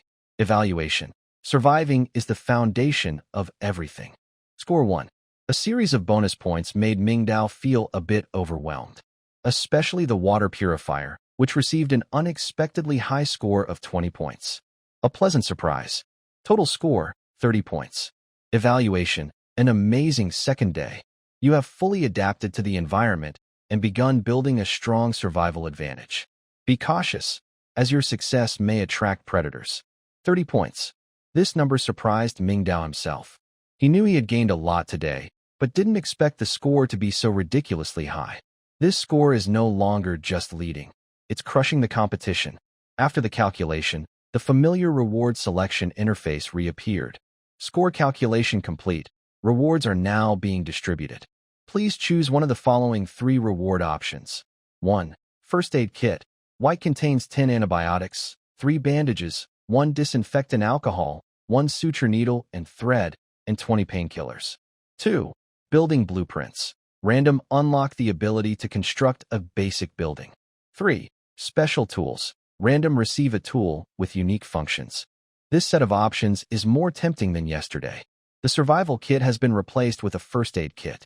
The antibiotics and sewing needles inside the first aid kit are like a second life in the apocalypse. Their value is obvious. But Mingdao only glanced at it and reluctantly gave it up. Medicines, no matter how good, are consumables. They run out after use. Tools, no matter how powerful, are just tools and don't provide ongoing benefits. Only blueprints represent a future of sustainable development. Plus, buildings constructed from blueprints can earn extra points. It's like a score-boosting bug. I choose option 2, building blueprints. He silently thought. Confirmation received, rewards being distributed. As soon as he finished speaking, the light screen in front of him flashed brightly. A parchment scroll with a faint golden glow around its edges appeared out of nowhere and slowly floated into his open hand. It felt smooth and warm, an exquisite rare item. Blueprint, simple animal trap. White. Description. A basic trap triggered by mechanical structures, used to catch small to medium animals, such as rabbits, wild chickens, foxes, etc. It can also cause some delay and injury to larger creatures. Materials needed. Scrap steel X5, springs X2, iron wire X1. A trap. Mingdao's mind instantly recalled the mutilated corpse in the villa area and the huge wound torn from its neck. This device can not only provide a steady source of protein, but also serve as a crucial defensive structure. Meanwhile, inside the Blue Bay Peninsula community, all survivors, construction panels suddenly popped up forcibly. A bluish glow lit up in countless dark rooms, illuminating faces with different expressions. New class conflicts are brewing. Property office building. This place has been transformed by Lu Guodong into the temporary command center of the Blue Bay Peninsula Collective Committee. Several desks scavenged from various places are pushed together, with a large community map spread out on top. Lu Guodong, Lin Yifu, veteran Zhao Hu, and several core security team members were sitting together, discussing future plans. Whoosh! A construction panel lit up in front of everyone. Lu Guodong glanced at his score, raising an eyebrow slightly. Survivor, Lu Guodong, status, healthy, excited, today's score, 12, action 1, establish initial order. Evaluation, you used a baton, your identity, and good speaking skills to briefly unite over 2,000 unorganized people. Although this unity is fragile, it's a start. Score 5, action 2, organize and complete the weekly task. Evaluation, excellent leadership. You turned a potential chaos into an opportunity to boost morale and earn points. Score 3. Action 3. Set up a distribution system. Evaluation, whether fair or not, creating rules is progress. You laid the foundation of authority for this new group. Score 3. Action 4. Survive for one day. Evaluation, staying alive is the most basic requirement. Score 1. Overall evaluation, a great organizer. You successfully brought together a disorganized group and established initial order. But remember, power needs a more solid foundation. Cumulative score, 20, 12 points higher than yesterday. He had unified the survivors and completed the forest exploration task. This score was well-deserved. He nodded with satisfaction and looked around at the others. Lin Yifu, responsible for medical care, had proposed a camp division plan which stabilized people's minds and earned him 5 points. Veteran Zhao Hu, for taking on patrol and guard duties, earned 4 points. The other security members scored between 3 and 5 points. The entire command center was filled with a positive and confident atmosphere. Looks like the system also approves of our collective approach, one security guard said with a smile. Captain Lu, see? Our scores are higher than yesterday. Exactly, another security guard agreed. Those fools who chose to go solo are probably still munching on dry rations. Their scores won't be much higher. Just as he finished speaking, the guard seemed to notice something and opened the new community contribution leaderboard. In the next second, his smile froze on his face. Lee, team leader Lu. Look at this quickly. Everyone looked up at the announcement board. There, a bright, anonymous ID stood proudly at the top, dominating the list. Behind it, a string of numbers made everyone's breath catch. Total score, 47. 47? Did I see that right? How is that possible? All of us combined are not as high as him alone. The command center instantly erupted in chaos. Lu Guodong stared intensely at the number, his eyes dark and cold. His own score of 20 seemed like a joke compared to that terrifying 47. Check. He suddenly slammed the table and growled. Bring me everyone's registration forms from today? Check them one by one. I want to see who's been hiding something right under our noses. Meanwhile, Brother Feng and his last remaining follower were curled up in a dark, damp room, sharing a bag of chips. Brother Feng, what do we do tomorrow? The follower asked weakly, chewing the chips carefully. What can we do? Keep searching the woods for food, Brother Feng said fiercely. I don't believe that without those useless people, we can't survive. Just then, the construction panel popped up with a whoosh. Brother Feng glanced at his score. Survivor, Li Yifeng, status, sub-healthy, hungry, angry. Today's score, 2. Action 1. Persisting alone. Evaluation, brave but extremely foolish. You chose the hardest path, but lacked the ability to handle it. Score 2. Action 2. Wandering aimlessly. Evaluation, like a headless fly, you wandered the forest for hours, gaining nothing but some unwanted wild vegetables. Score -1. Action 3. Clinging to life. Evaluation, congratulations, you survived another day. Well done. Score 1. Overall, the price of freedom is hunger, but at least you still have chips to eat. Total score, 5. He was so angry that he kicked over the broken chair beside him. Only 2 points? I spent the whole afternoon in the woods, and I get deducted points. His little brother was even worse, with only a single point as a base score, rated as a decent follower. Unwillingly, they opened the score contribution list. When they saw the top score of 47 points, they were completely stunned. 47? The little brother's eyes nearly popped out. Brother Feng, is this even possible for a person to get? Brother Feng stared hard at that number, his jealousy almost bursting from his eyes. He couldn't understand it. Why? Why can some people be on top, while he can only struggle like a dog for a pitiful 2 points? He gritted his teeth and squeezed out a few words from between his teeth. There must be food. This person must have hidden a lot of food. Let's go steal from him. Some are happy, some are sad. Room 801. Wang Chu looked at his panel showing overall score, 8 points, and he was so excited he almost jumped out of bed. 8 points. He actually scored 8. That's amazing. Comment. Congratulations, you've latched onto a big advantage. Your main value is your professional knowledge. Keep it up. Hee hee. Wang Chu hugged his pillow, rolling around on the bed. He clicked on the score list. When he saw the familiar yet strange, anonymous, at the top and the exaggerated number behind it, he was first stunned, then showed a "I knew it" expression. Besides Brother Ming, who else could it be? He's practically a godlike man. The best decision he ever made in his life was swapping those bottles of water with Brother Ming. The first light of dawn fell. Mingdao almost opened his eyes the moment the light appeared. He stretched lazily, turned his head, and looked toward the living room. There, the construction panel floated in midair, still glowing after a whole night. The countdown was 0. The assimilation was complete. Mingdao's heart moved. He slowly sat up from the bed and walked over to the panel. He reached out his hand and touched it. Buzz! The panel seemed to sense his intention. Its light flickered slightly, and new information flowed across the screen like ripples on water. Householder, Mingdao, Residence, Blue Bay Peninsula, Building 5, Room 802, Status, Vacant, Features, Personal Status, Building List, Space Expansion. All the original functions were available, and at the bottom of the options, a brand new choice appeared clearly.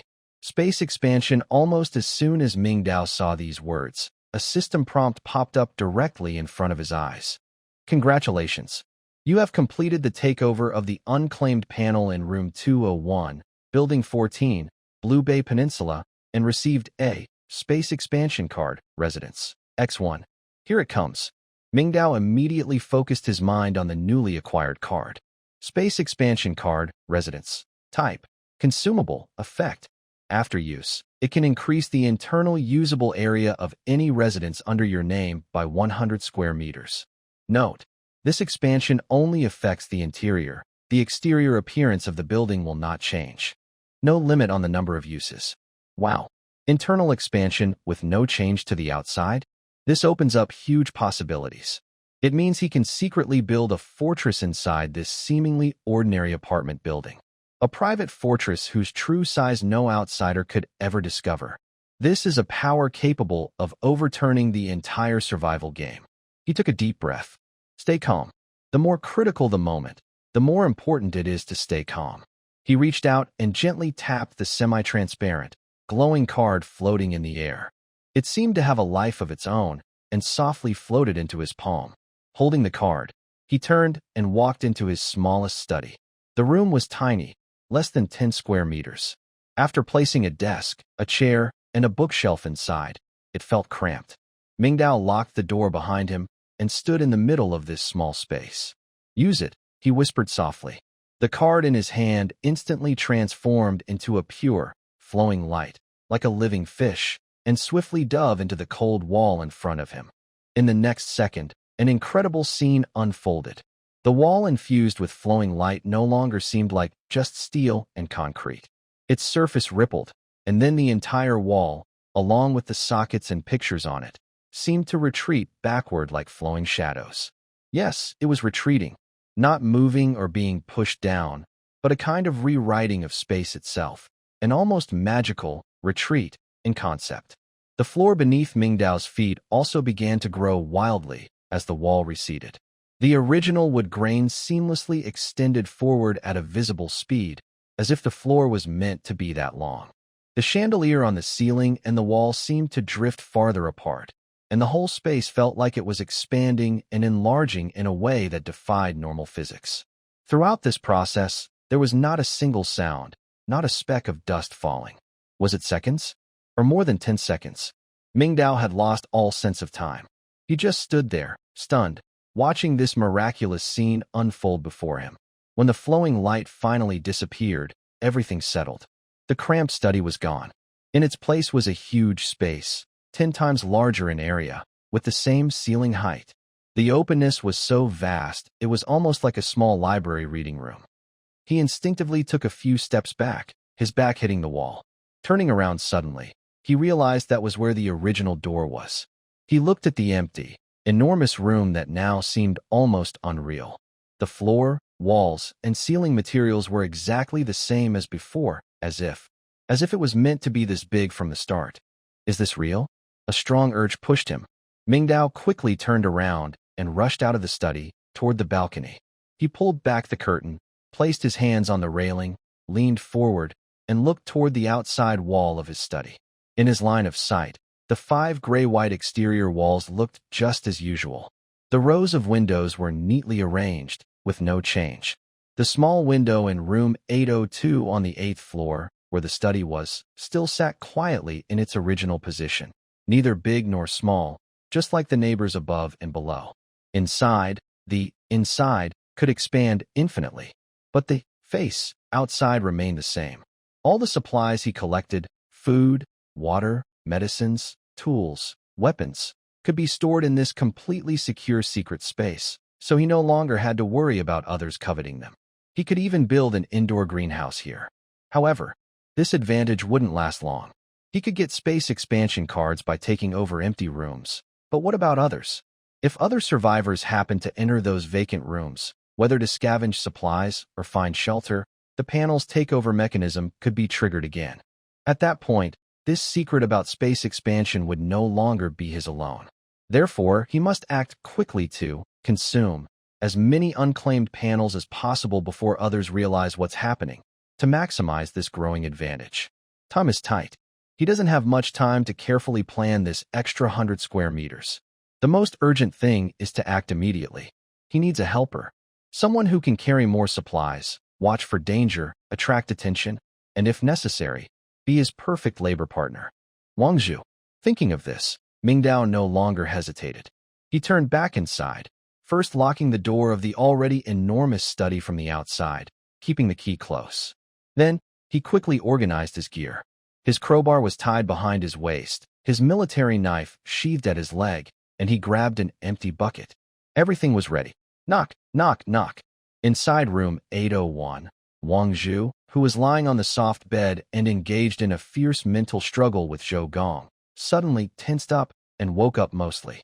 He tiptoed off the bed, ignoring his slippers, and quietly looked outside through the peephole. Standing outside was Mingdao. He was holding an empty red plastic bucket in one hand, the other arm hanging naturally, with a slightly excited expression. Wang Zhu hurriedly unlocked the 3-door locks and opened the door.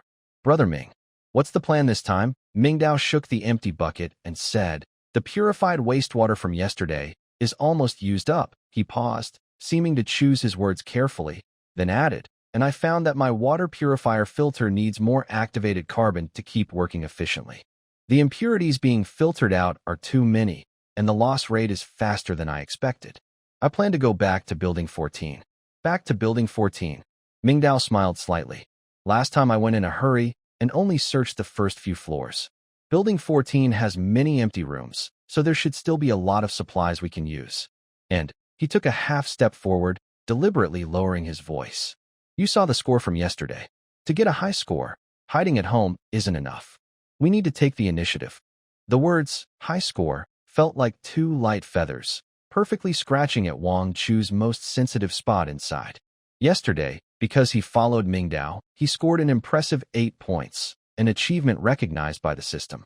That huge sense of satisfaction had already made him eager for more. Go loot supplies, follow the boss, and earn points. Is there anything better in the world than this? Wang Chu's chubby face trembled slightly. Without hesitation, almost eager, he pounded his chest, and loudly agreed. All right, Brother Ming, I'm coming with you. Wait for me 3 minutes. I'll be ready. He then slammed the door shut with a loud bang, and the room immediately echoed with the sound of rummaging through boxes. Mingdao leaned against the wall, patiently waiting. Soon after, the door to room 801 opened again. Wang Chu had changed into a durable sports outfit, wearing a pair of thick-soled hiking shoes, and carried a bulky backpack, looking ready for an adventure.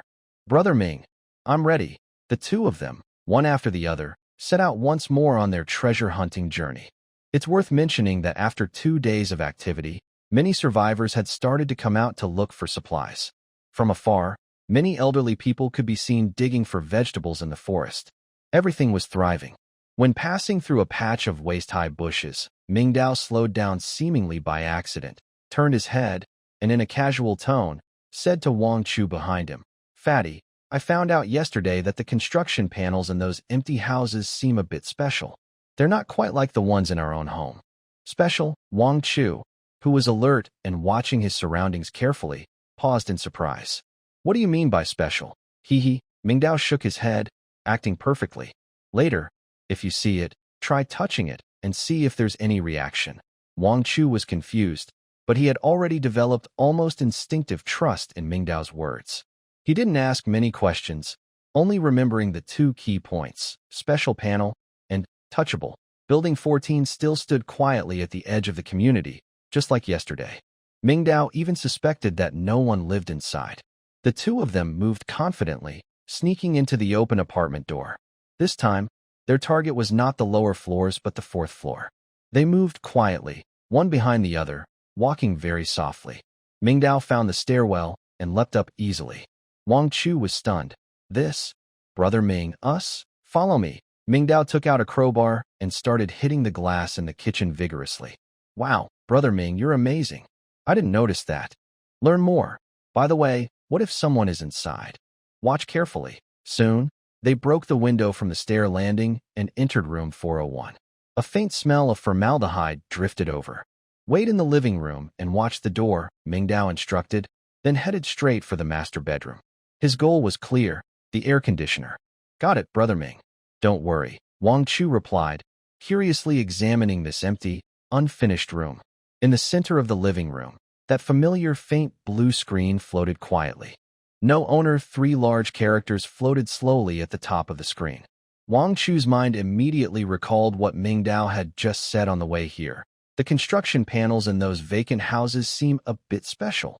What's so special about them? Driven by strong curiosity, he slowly approached the screen. He mimicked Mingdao's description from yesterday, reaching out with his chubby right hand, feeling a little nervous, and gently pressing on the line of words, "Can assimilate" below the screen. Buzz. At the moment his finger touched the screen, a sudden change occurred.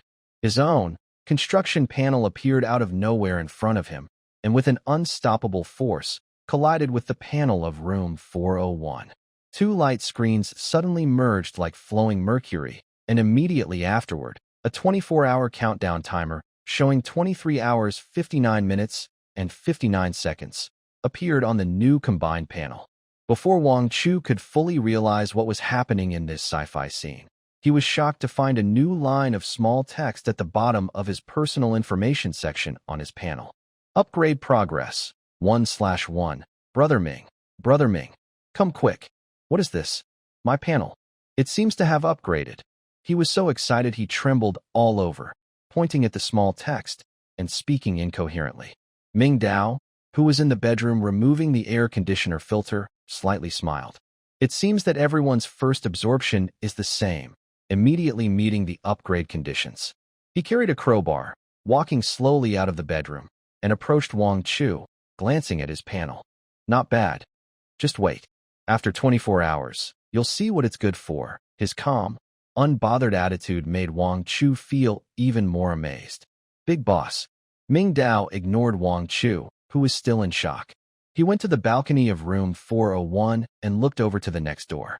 The balcony window of room 402 was wide open, clearly an empty, unoccupied house.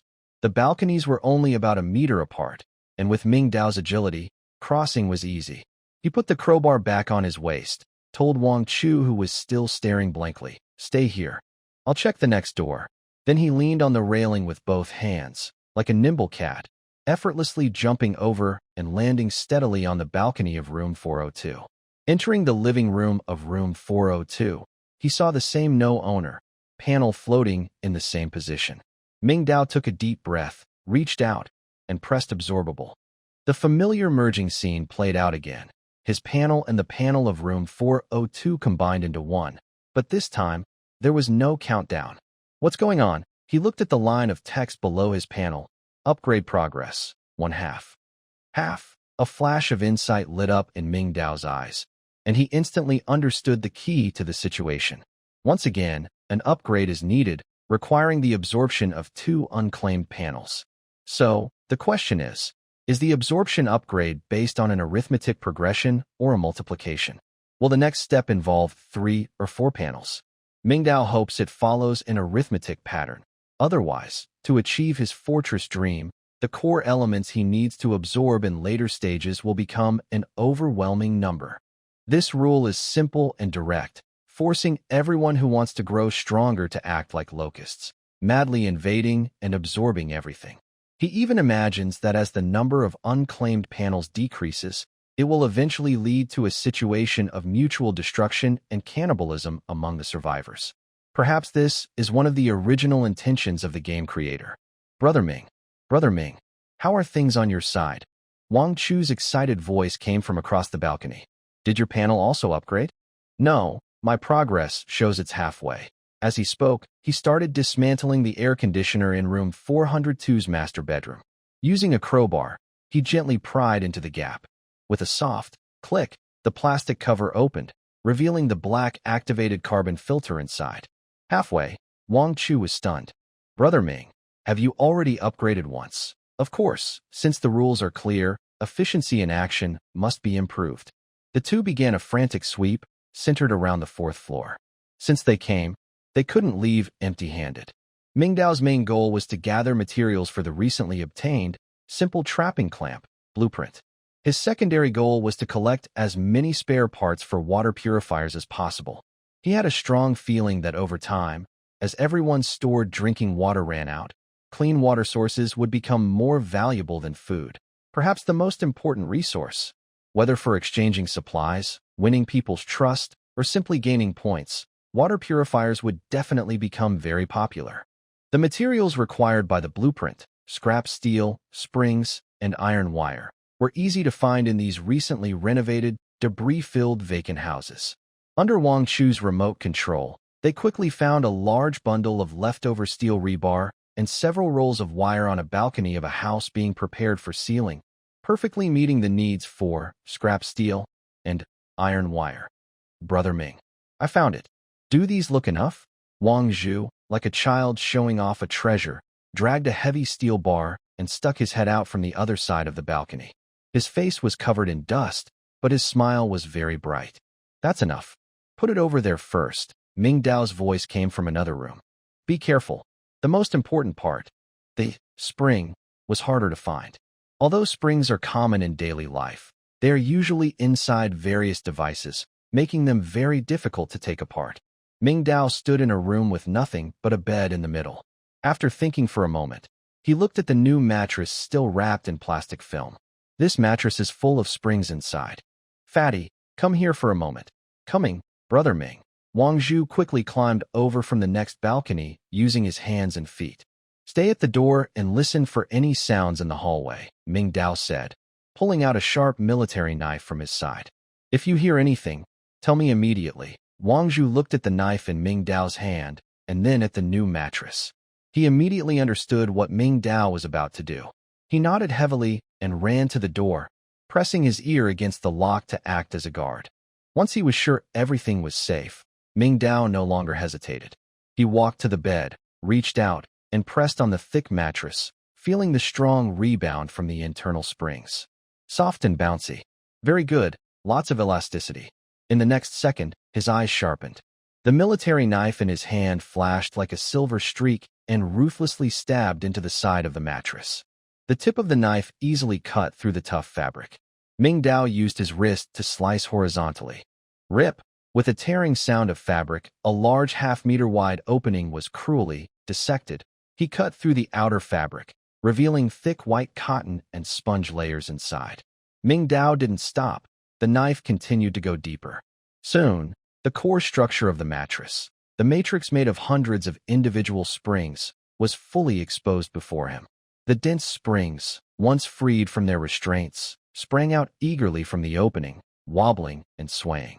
Mingdao did not use brute force. Instead, he gently used the tip of his knife to pry open the metal clips holding the springs.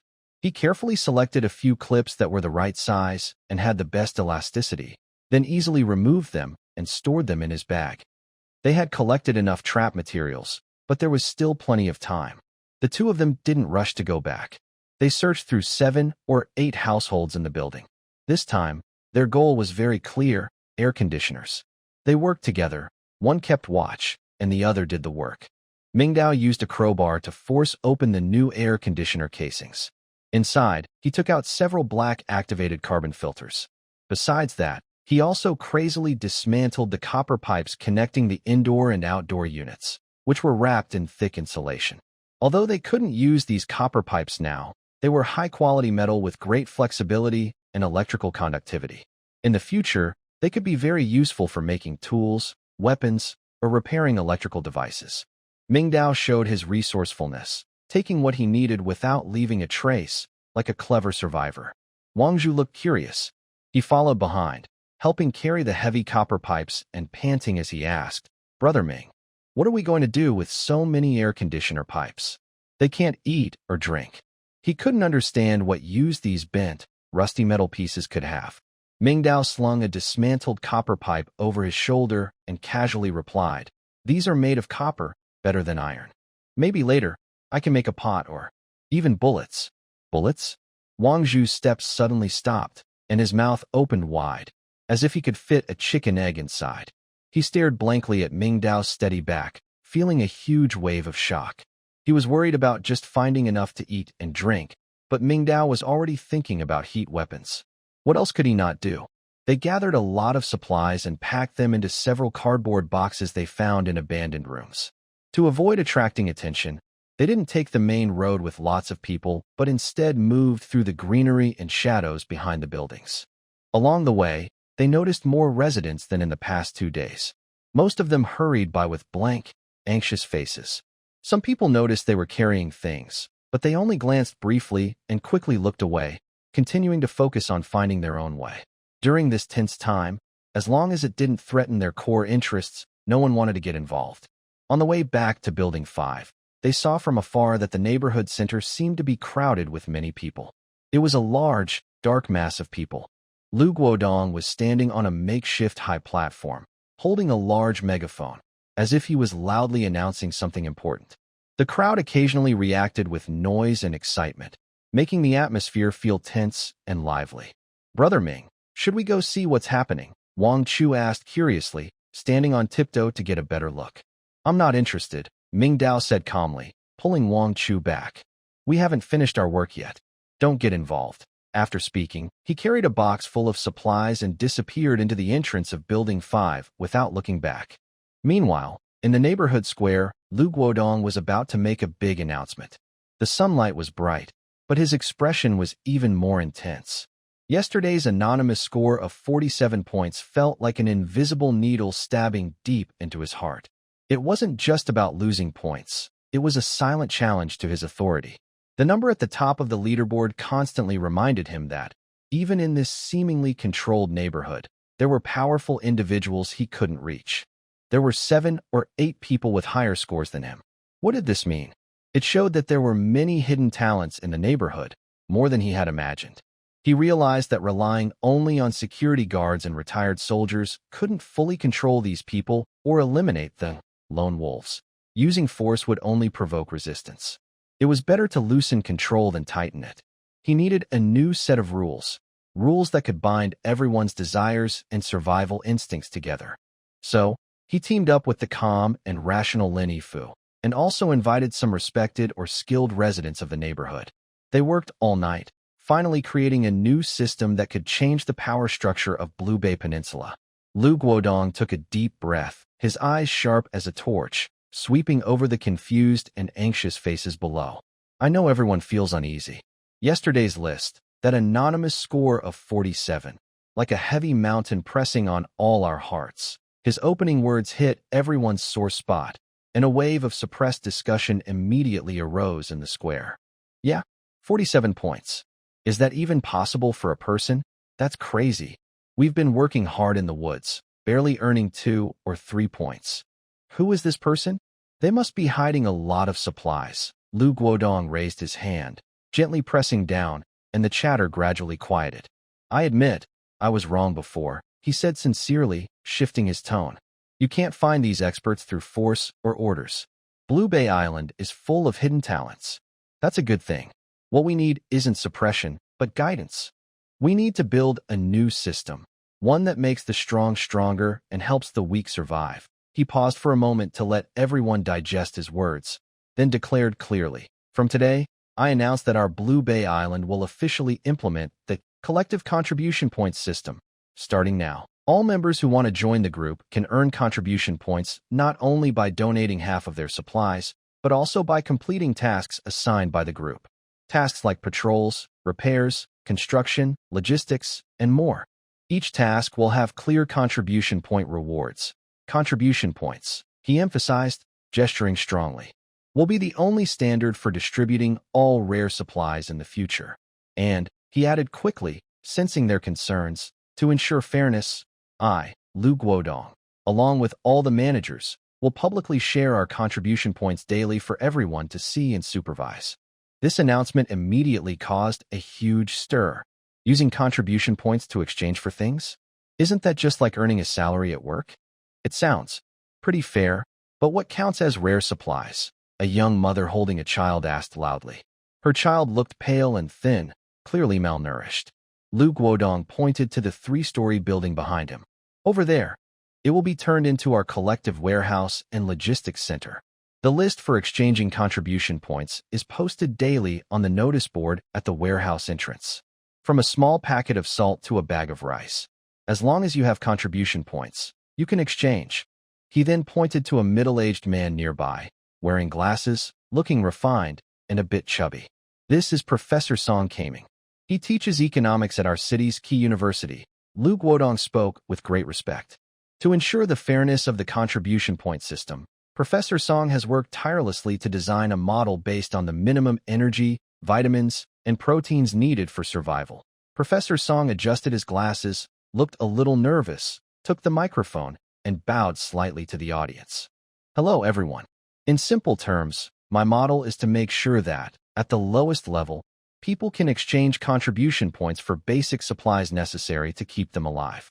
The prices will change based on how rare and important the supplies are, aiming for maximum fairness. Some educated people in the crowd nodded repeatedly. Although most didn't understand what the value model was, the words university professor already conveyed authority and trust. However, the real highlight that raised the atmosphere was Lin Yifu. He had been standing quietly behind Lu Guodong.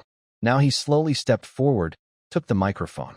My medicines will also be included in the contribution point exchange system. I want to emphasize again, basic wound care, cleaning, and bandaging are still free. That's my humanitarian bottom line as a doctor.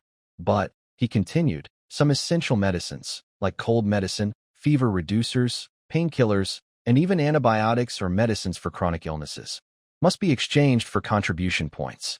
My resources are limited, and I can't supply unlimited amounts. Contribution points are the only way to ensure that these life-saving resources go to those who need them most and have contributed the most to the group. As long as you have enough contribution points, you can exchange them for a chance to survive. This news sparked lively discussion once again. Food distribution may still cause disagreements. Strong people can go to the forest to find food themselves, and those with supplies can endure temporarily. But what about medicine?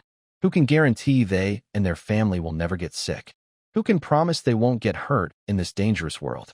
A small pill like amoxicillin might seem unimportant normally, but in this world, a tiny wound infection could be deadly. The contribution point system is no longer just a cold rule. It now directly controls everyone's lives. A simple currency system is now in place. Oh my. Even medicine has to be exchanged with contribution points. The young housewife holding her child first showed a look of despair, but then was replaced by strong hope. She can go to work, complete tasks, and as long as she earns contribution points, her child's chance to survive increases. This means I have to join now. A young man who wanted to be a lone wolf before touched the cut on his arm, made by a branch, and his face looked very grim. He can tolerate hunger, but he doesn't dare risk infection. An elderly man, weak and sick, was supported by his family. His cloudy eyes also showed a glimmer of hope. He might not be able to fight, but he can do some logistics work within his ability. As long as he can exchange for some food, that's enough. Lu Guodong looked at the hesitant faces below. A faint smile appeared at the corner of his mouth. It's almost certain now. Lu Guodong took the megaphone from the doctor. I know what everyone is thinking. Rules alone are not enough. We also need goals. We need everyone to earn their dignity to survive with their own hands. He suddenly waved his hand, pointing to another whiteboard prepared behind him. On it, thick black marker lines listed various tasks. From now on, the collective committee will announce the first batch of public tasks. Task 1. Find a new water source. We need more water for emergencies. For each valid water source found, reward 10 contribution points. For exploring and successfully bringing back a water sample, each person gets 5 contribution points. Task 2. Clean up the community trash. Rotten garbage is a breeding ground for disease. All the hallways and public areas' trash should be collected and taken to designated spots for disposal. Based on the size of the area and the amount of trash, workers will earn between 1 to 3 contribution points. Task 3. Reinforce the community fence. We don't know what's in the forest, but a strong barrier can help us sleep better at night. Everyone who helps with the reinforcement will earn 3 contribution points per day. Task 4. Form an official patrol team, led by Comrade Zhao Hu, with 24-hour shifts for security. Members should be strong and quick to respond. Each official team member will get a daily bonus of 5 contribution points. Task 5. Collect firewood. We need fuel to boil water and cook. Every 10 kilograms of dry wood you turn in will earn you 1 contribution point. A series of tasks was announced, mostly basic and physically demanding work. The rewards and contribution points are not very generous. Actually, they are quite stingy.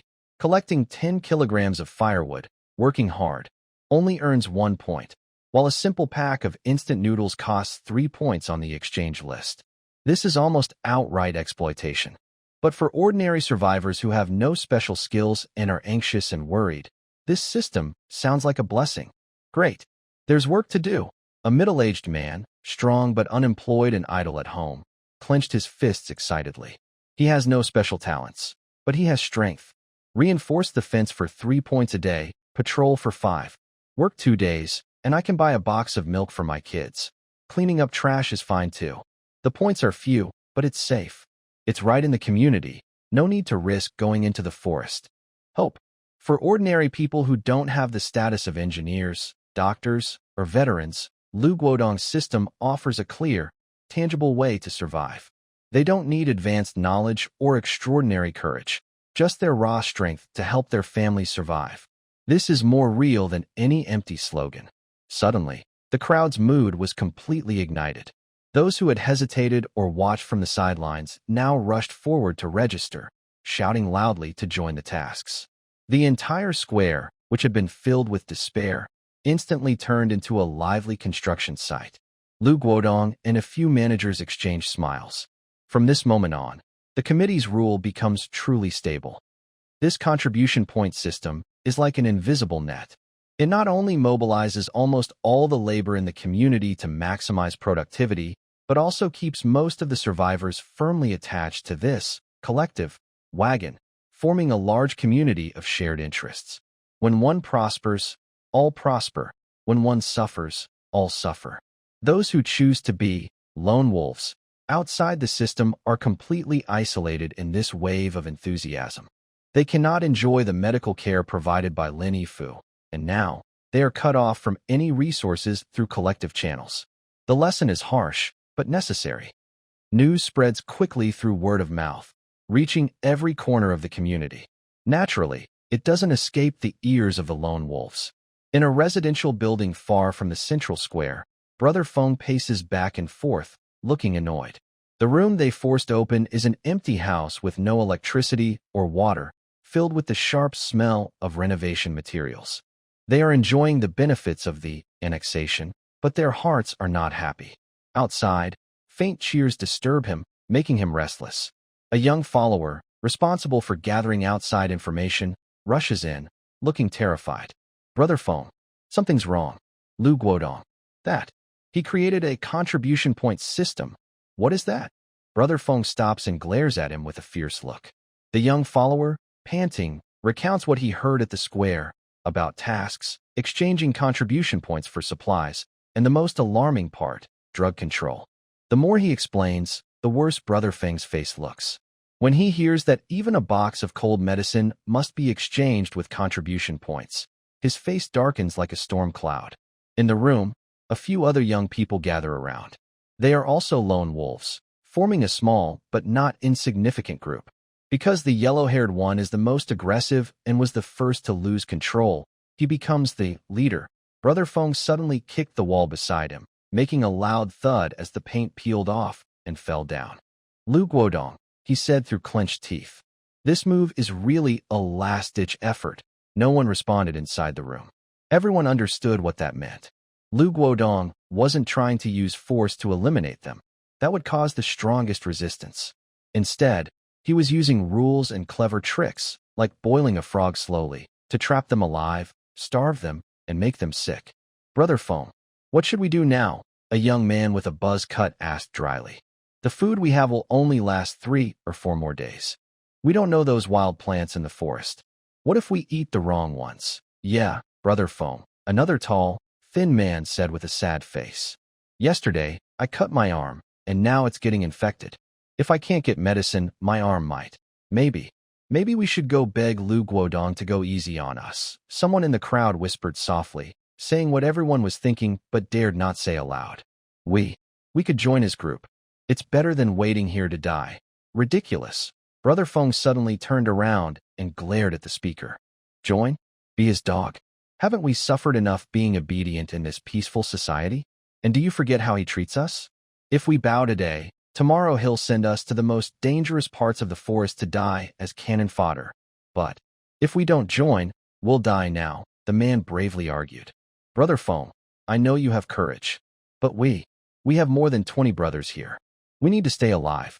Our girlfriends and parents are waiting for us to bring food home. These words immediately struck a chord. Yes, Brother Feng, we trust you, so we came out to work with you. But now, we see no way out. Lu Guodong isn't a good person, but at least he gives us work and food. Brother Feng, please think of a way. Otherwise, we really can't hold on anymore. The pleas and complaints hit Brother Feng like heavy hammers, weighing down his heart. He looked at his brothers in front of him, all looking discouraged, their eyes full of doubt and hesitation. He knew the morale was falling apart. If things continue like this, there's no need for Lu Guodong to take action. Their so-called lone wolf alliance will fall apart on its own. Then, I, Li Yifeng, will become a lonely figure, a complete joke. No, absolutely not. I must find a way to break the deadlock. Annoyed, he waved his hand to quiet everyone, then walked to the window, staring at the lively scene outside, his mind racing. Confronting head-on definitely won't work. Lu Guodong has security teams, retired soldiers, and now over 2,000 survivors. Our group of 20-something people rushing in is like eggs hitting a rock, futile. The only way is to find a breakthrough, something that can turn the situation around instantly. Resources. Yes, resources. If we can get a lot of food and medicine, we can regain people's trust and even attract more who don't want to be exploited by Lu Guodong. But where are these resources? Brother Feng instinctively opened his construction panel, his eyes habitually scanning the eye-catching community contribution leaderboard. His gaze fixed once again on the top ID, high above. Anonymous. Total score, 47. 47 points. What the heck does that mean? It's twice Lu Guodong's score. Several times more than all of us combined. With such an incredible score, this person must have access to huge resources. He started guessing. Who is this person? He didn't know. But with such a high score, It couldn't be an ordinary person living in a pigeonhole apartment.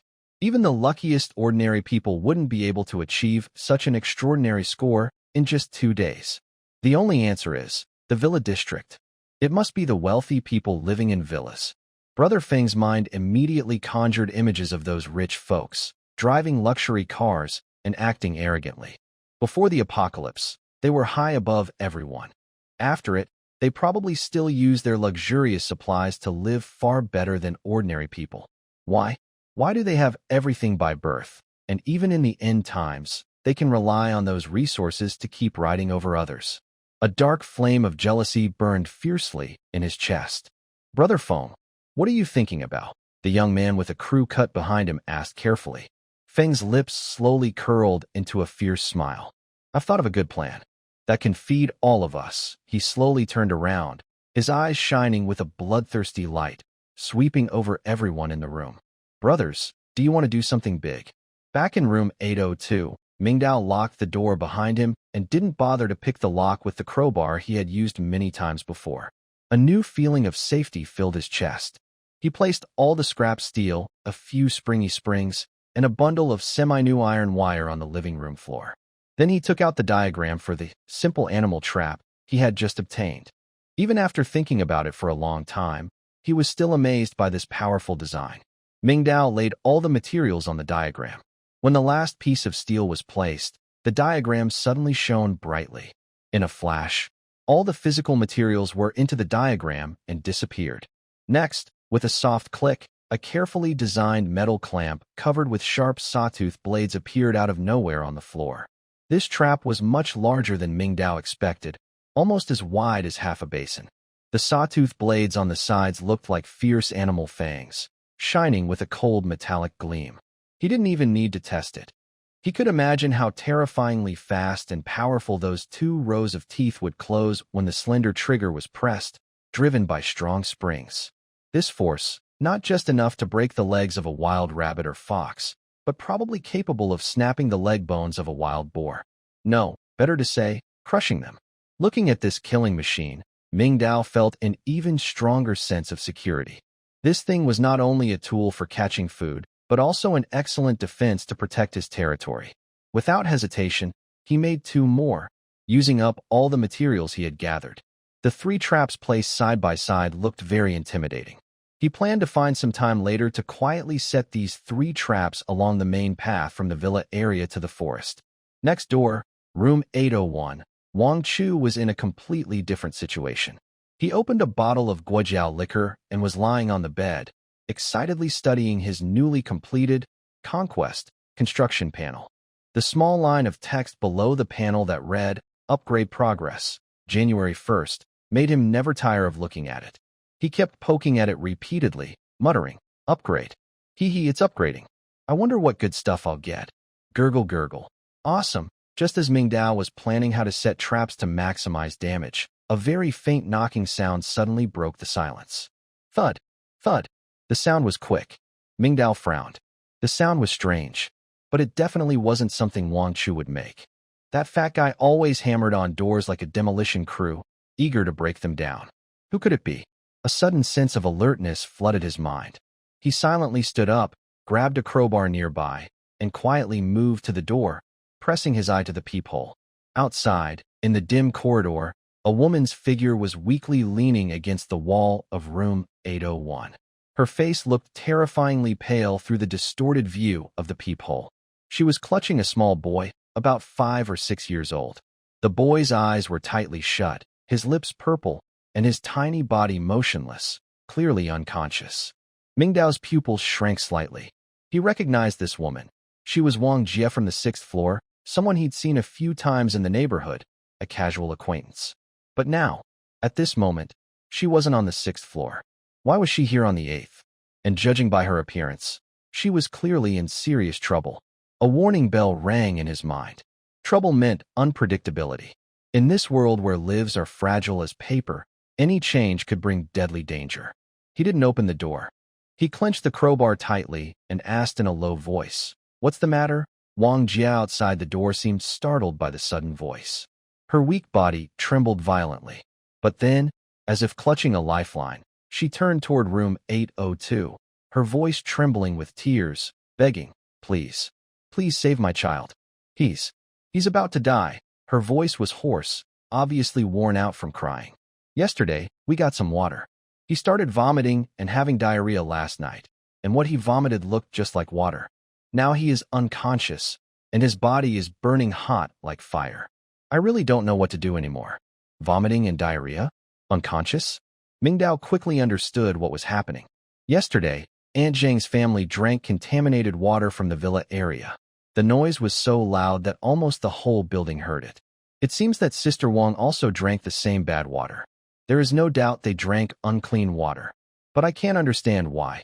If the child is so sick, they didn't go to CDR. Lin at the committee. Dr. Lin is the only professional doctor in the neighborhood and has all the medical resources. He should be the first person to help. She went far away to ask a neighbor she doesn't even know for help. Why? Before he could ask, Sister Wang seemed to see through his thoughts. She started crying and explained with a sad voice, "I went to see Dr. Lin this morning. I took the child to him right away. But he refused to help," he said. "He said the child might have acute gastroenteritis or cholera and needs antibiotics. He has medicine. He has norfloxacin. But he said his medicine is running out and is reserved for the community." Sister Wang looked pitiful and said with a sad face, "His medicine is only for those who contribute to the community.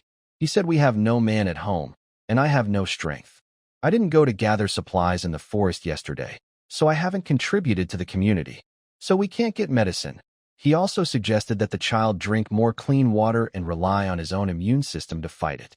But we don't have a single drop of clean water left. We only drink freshly boiled water, and in the past 2 days, we've finished it all. At this point, Sister Wang couldn't hold back anymore. She hugged her unconscious son and cried loudly, "Please help us. I know you have a way. Yesterday, I saw you carry 2 big buckets of water from outside. You must have clean water, right? Please, just a little, just a tiny bit. Save my child. He's so small. He can't just die like this. If you help him, I will kneel and thank you. I am willing to work tirelessly for you." After saying this, she actually wanted to hold the child and kneel in front of the tightly closed iron door. Sister Wang's begging sounded very sad. Inside the door, Mingdao was caught in a dilemma. Should he save or not? This thought flashed through his mind quickly, but was soon replaced by a deeper plan. Saving meant his secret about the water source might be exposed too soon. In this chaotic and unpredictable world, trouble would come one after another, endlessly. But not saving. He glanced at the 4 large barrels next to the water purifier, full to the brim. Too much. Resources are useless if they can't be turned into benefits or advantages in time. Their value becomes almost zero. These 4 barrels of water, besides quenching thirst, are no different from 4 stones. In the end of the world, any extra supplies should be used to help him climb higher, not to give him peace of mind to stay still and wait for death. While he was weighing his options, outside the door, the small boy in Sister Wang's arms suddenly let out a faint cry. Ugh! Then, that tiny body started to twitch slightly out of control. That cry and twitch confirmed his final decision. He has his own principles. In the end of the world, the kind-hearted are the first to die. Saving people is possible, but there must be a price. Equal exchange is the only truth worth believing in this broken world. He slowly stepped back, creating some distance from the door, making sure his voice wouldn't sound gentle because he was too close. "I can give you water." The woman outside the door was stunned, as if she couldn't believe her ears. Her great joy made her forget her words for a moment. "But there's no such thing as a free lunch. What can you offer in return?" Return? What does she still have to exchange for her child's life? She was sweating nervously, her mind blank. She could only rely on instinct and say the little she had. I have some rice and noodles at home. Not much, but I can give you everything. As long as you save my child. Please, I don't need food." Mingdao thought for a moment. "What I want is information." Information? Sister Wang was completely confused. She couldn't understand what value this word had right now. Can information be eaten? Can it be drunk? Before she could think further, Mingdao's voice sounded again. "How long have you lived in this building?" "Over 5 years," Sister Wang answered instinctively, her voice tense. "Good," Mingdao said with a hint of satisfaction. "Listen carefully. I have two conditions. First, from now on, you must watch the people downstairs, Lu Guodong and his group. Tell me what they say, if they have new plans, or if any leaders are involved. Any suspicious signs, you must report to me immediately. Your eyes and ears are now mine, Sister Wang gasped. A monitoring committee? This. Second, I want you to tell me everything you know about the residents in this building. This was easier. Who has elderly people needing care? Who has strong men who can work? Who might be hoarding supplies? Who has couples that don't get along and could be easily turned? And who might sell out neighbors for a small favor? These details might seem useless normally, but now they are more valuable than gold. I want you to draw a clear map of all this and give it to me. Sister Wang was deeply shocked. She never thought that these trivial family secrets could become bargaining chips. This young man, how deep are his plans? But at this moment, she had no choice. Her son's faint breathing in her arms left her no room for hesitation. Not even if Mingdao asked her to kill Lu Guodong, she might do it without hesitation. Okay, I'll tell you everything. I've lived here for 5 years. I know almost everything about everyone in this building. As long as you save my son, I'll do whatever you ask. Inside the door, there was a brief silence. Wait. Then, she heard faint footsteps moving toward the balcony. Mingdao didn't rush to open the door, but turned quickly and headed toward the balcony. He pushed open the window and softly called across to the balcony of room 801 opposite. Fatty. After a moment, Wang Chu's plump figure appeared on the balcony. He had clearly noticed what was happening at the door. Brother Ming? What's wrong? Mingdao didn't waste words. He picked up an empty Nongfu spring bottle that he had finished earlier, unscrewed the cap, and quickly filled it at the water purifier. He weighed it in his hand, his arm muscles slightly bulging. He calculated the throw's arc and threw it forcefully. The bottle traced a perfect curve in the air and landed steadily on Wang Chu's balcony with a snap. Later, someone knocking on the door would receive this bottle of water. Mingdao simply ordered, "When someone knocks, give this bottle to her." Although Wang Chu didn't understand why, he instinctively nodded. Oh, okay. After doing all this, Mingdao turned back toward the door and told Wang Jie through it. Knock on the door across. Wang Jie was surprised but immediately obeyed. She held her child and staggered to room 801, mustering all her strength to knock loudly on the door. The door to 801 creaked open slightly, revealing Wang Chu's wary, chubby face behind it. He saw the disheveled Wang Jie and her unconscious child, a flicker of pity in his eyes. Still, he followed Mingdao's instructions and pushed the freshly received pure water through the door. Just as Wang Jie trembled to reach for the bottle, a cold voice came again from inside room 802 behind her. Remember our deal. Wang Jie's body stiffened. I have the water, but your mouth and your eyes, from now on, belong to me. If you forget, or try anything funny, Mingdao paused. The life of your child. I've saved him once, but I can make sure he never wakes up again. I understand. I understand. She turned around, nodding repeatedly at the door of room 802. Thank you. Thank you. Thank you. She held her child, incoherent with gratitude, and dared not stay any longer. Staggering, she hurried toward the stairs, disappearing into the darkness. The door to room 801 slammed shut with a loud bang. Mingdao stood behind the door, quietly listening to the sounds outside. He only relaxed when Sister Wang's footsteps disappeared completely. He slowly loosened his grip on the crowbar. An informant, a network covering the entire building. All for the cost of a bottle of water. This deal was worth it. Breakfast was quick, just a few pieces of chicken with plain water. The feeling of fullness chased away the tiredness. Mingdao dragged out 3 heavy animal traps. Wang Chu found a large hiking bag and carefully packed the traps inside. Luckily, it was big enough. Let's go, time to work, Mingdao said, patting his backpack.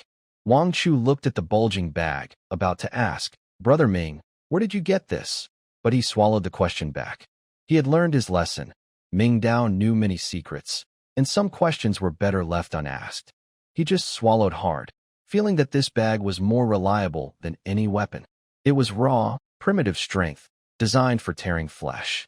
They went downstairs, one after the other, heading toward the forest. To their surprise, the once quiet and strange edge of the forest had turned into a lively temporary market. Sunlight filtered through the sparse canopy, casting dappled shadows on the ground. Survivors gathered in small groups, starting their first large-scale activities in this new world. Some women carried baskets, skillfully foraging for wild vegetables like shepherd's purse and purslane. Some young people used small shovels from home to dig up unknown tubers under damp tree roots. A few children, climbing trees carefully under their parents' watch, picked wild berries from bushes. People talked and laughed, joking and playing. For a moment, Mingdao even wondered if he hadn't traveled through time. But the dark circles under their eyes and cracked lips told a different story. Fear still lingered, but they found ways to cope. Among this somewhat chaotic group of producers, one team stood out, remarkably eye-catching. There was a team of 7 or 8 strong men. Unlike others who searched the ground for wild vegetables, they each carried a tool: firefighter axes, machetes, or even a 2-meter-long steel pipe with a very sharp tip. They stood straight and looked alertly into the deep forest. An invisible wall seemed to separate them from the other survivors, clear and distinct. This was clearly a well-organized and purposeful hunting team. The leader of the team was a man in his 40s. People respectfully called him Brother Shui. He was tall and strong, at least 6 feet 3 inches tall. He wore professional outdoor camouflage clothes, military-style boots, and had a weathered, experienced face. But the most impressive thing was the complex, professional compound bow on his back. The bow was all black, with shiny, precise pulleys and shock absorbers. In his quiver, there were rows of bright carbon fiber arrows with colorful fletching. This gear, before or after the apocalypse, would excite any man. As expected, Brother Shui and his bow quickly became the center of attention. Many looked at him with envy, jealousy, or admiration. Brother Shui, your bow is really a treasure. It looks terrifying. Yeah, Brother Shui, that thing must be expensive, right? Much better than those broken knives or axes. With Brother Shui here, we'll definitely have meat today. It's all up to you for our meals. Feeling a bit proud from everyone's praise, Brother Shui showed a modest smile. He cleared his throat, took the bow off his back, and skillfully held it in his hands, demonstrating to everyone. "Haha, this is nothing," he said casually, but his pride was hard to hide. "I've been playing outdoors for over 10 years. I'm a seasoned hunter. This bow is made by Matthews from America. The bare bow alone costs nearly 20,000. As long as I spot a wild boar or a deer in the forest, within 100 meters, one shot, one kill. No misses," he boasted loudly, splattering saliva as he described himself as an all-powerful jungle hunter. He claimed he would lead everyone to hunt for game, improve their food, and saw himself as the savior of this forest. The surrounding survivors nodded repeatedly, their eyes full of admiration and hope, as if following this great marksman would guarantee daily food and help them escape hunger. Mingdao and Wang Chu stood at the back of the crowd, watching everything unfold. Wang Chu looked at the man called Water Brother, who was surrounded by people and almost seemed to be soaring, and quietly whispered to Mingdao, "Brother Ming, is this guy reliable? He seems to talk big, even has a cloud-crossing arrow. Does he think he's in a movie?" Mingdao chuckled and looked at the fine composite bow for a moment, then said, "The bow is good. Its range and power are much better than what we have." He paused and then added, "But people, that's hard to say. Still, it doesn't matter. If he wants to be a hero, let him. He's doing good, and we benefit too, right?" Wang Chu nodded, seeming to understand but not fully. Suddenly, an unexpected change occurred. Rustle. Huff. Huff. What's that? Everyone look. Something is coming.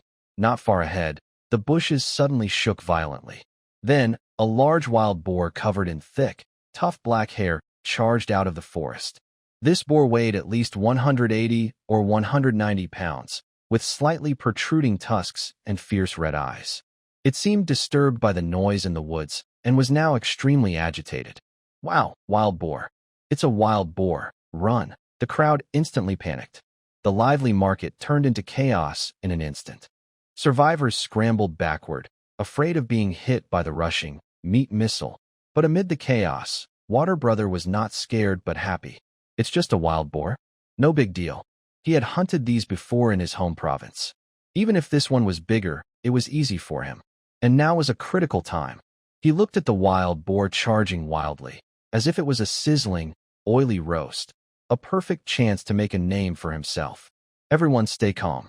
Get out of the way, Water Brother shouted loudly, actually calming some of the panicked people. The teammates around him immediately understood and protected him, clearing a wide shooting area for him. Go, Water Brother. Kill it. Water Brother is awesome. Amid cheers of survival and encouragement, Water Brother took a deep breath, showing a determined smile. He moved smoothly, drew a three-pronged hunting arrow from his quiver, knocked it on the bow, and slowly pulled back the string with his muscular arm. The powerful compound bow was stretched into a perfect full moon shape. He aimed the crosshair of the scope steadily at the head of the rushing wild boar. Die, beast. Water Brother let out a low roar and released the trigger. Whoosh! The arrow shot out like a black lightning bolt, tearing through the air with a sharp whistling sound. Everyone held their breath, eyes wide, expecting the wild boar to fall immediately and blood to splash everywhere. But reality was harsh and disappointing. At the moment the arrow left the bow, the wild boar seemed to trip over something under its feet and staggered to one side. This sudden, deadly wobble caused the arrow, which was aimed at its head, to miss by a tiny margin. Thud! The arrow didn't hit the vital spot, but instead deeply pierced into its thick, fleshy rear. Yow! A piercing scream echoed through the forest. The intense pain didn't make the boar fall, but instead ignited its fierce nature. Its huge body suddenly halted, and its small, blood-red eyes locked onto the human who had just heard it, not far away. Furious, it was about to go berserk. The wild boar turned around, digging its hooves into the ground like a runaway vehicle, charging straight toward Water Brother. The foul, stinky wind it carried could be smelled from dozens of meters away. Water Brother's smile froze instantly. I can't believe this. He never expected that his confident shot would end like this. He wanted to shoot a second arrow, but the boar was too fast, leaving him no time to draw his bow again. Seeing the two sharp, glowing fangs getting closer, this once proud, great marksman only had one thought: run. He shouted loudly, threw his composite bow onto his back, and used his hands and feet to move quickly. Despite his strong build, he was surprisingly agile. He rolled and crawled toward a large tree nearby, grabbed the trunk, and started climbing up awkwardly. Suddenly, a wild boar charged into the spot where Water Brother had just been standing, carving a shallow groove in the ground. The boar lifted its head and roared at the trembling human in the tree, wildly smashing its tusks against the trunk. The much-anticipated hunting show ended with the boar, carrying a single arrow, limping away into the forest. Meanwhile, the great marksman, Water Brother, hung on the tree looking disheveled and afraid to come down for a long time. The survivors around him were silent at first, then started whispering and quietly laughing. The hero who had seemed so powerful just moments ago had now become a joke. Behind the crowd, Mingdao shook his head and sighed. He said to Wang Chu beside him, "Did you see that? Even the best equipment depends on who's using it. More importantly, did you notice? When the wild boar charged and he climbed the tree, did any of his 7 or 8 so-called teammates, or the hundreds of survivors around, go to help him?" Wang Chu was stunned, thought carefully, and then shivered in shock. No one did. Not a single one. His teammates ran faster than anyone else. A small group, useless. A big group, a bunch of scattered individuals, Mingdao concluded coldly, with a hint of disdain. These rabble can't accomplish anything. Let's go and do our real work. He had already seen through the fragile nature of these survivors and didn't want to waste more time here. After speaking, he turned around with Wang Chu and headed deeper into the forest. Only in places far from people and rarely visited could there be real prey. And only there was the best place to set up the 3 deadly traps he had prepared. They had just gone about 500 meters deeper when, suddenly, a piercing, tragic scream that didn't sound human echoed through the forest again. Chirp. Yeah. The buzzing of insects, which had been humming just moments before, suddenly stopped. Above the treetops, startled birds like fireworks bursting in the sky, scattered in all directions, flapping their wings in panic. Then, everything fell into complete silence. Brother Ming. Wang Zhu instinctively took a step back, his back pressing against Mingdao's chest. The source of the scream was from the direction where the injured wild boar had just fled. At the edge of the forest, the lively makeshift, market had fallen into an eerie silence. Everyone stopped what they were doing. Whether it was the ant digging wild vegetables or the children climbing trees, they all froze in place. They looked up and all turned their heads toward the dark, deep forest. The unknown is the most frightening. The water bird hanging on the tree was even more terrified, trembling with fear. He knew very well how big and fierce that wild boar was, yet that 200-pound meat tank had let out a desperate, loud cry as it ran into the forest. What does this mean? It means there is something in the woods that is even more terrifying than that wild boar. His hands clenched tightly onto the rough bark, his nails splitting and bleeding, but he didn't notice. He was afraid that some unknown creature might come out from under the tree. "Don't move," a calm voice sounded beside Wang Zhu. Mingdao quickly pulled Wang Zhu behind him.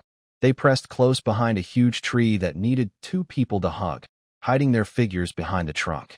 "Control your breathing. Something is coming." Mingdao's face was unusually serious.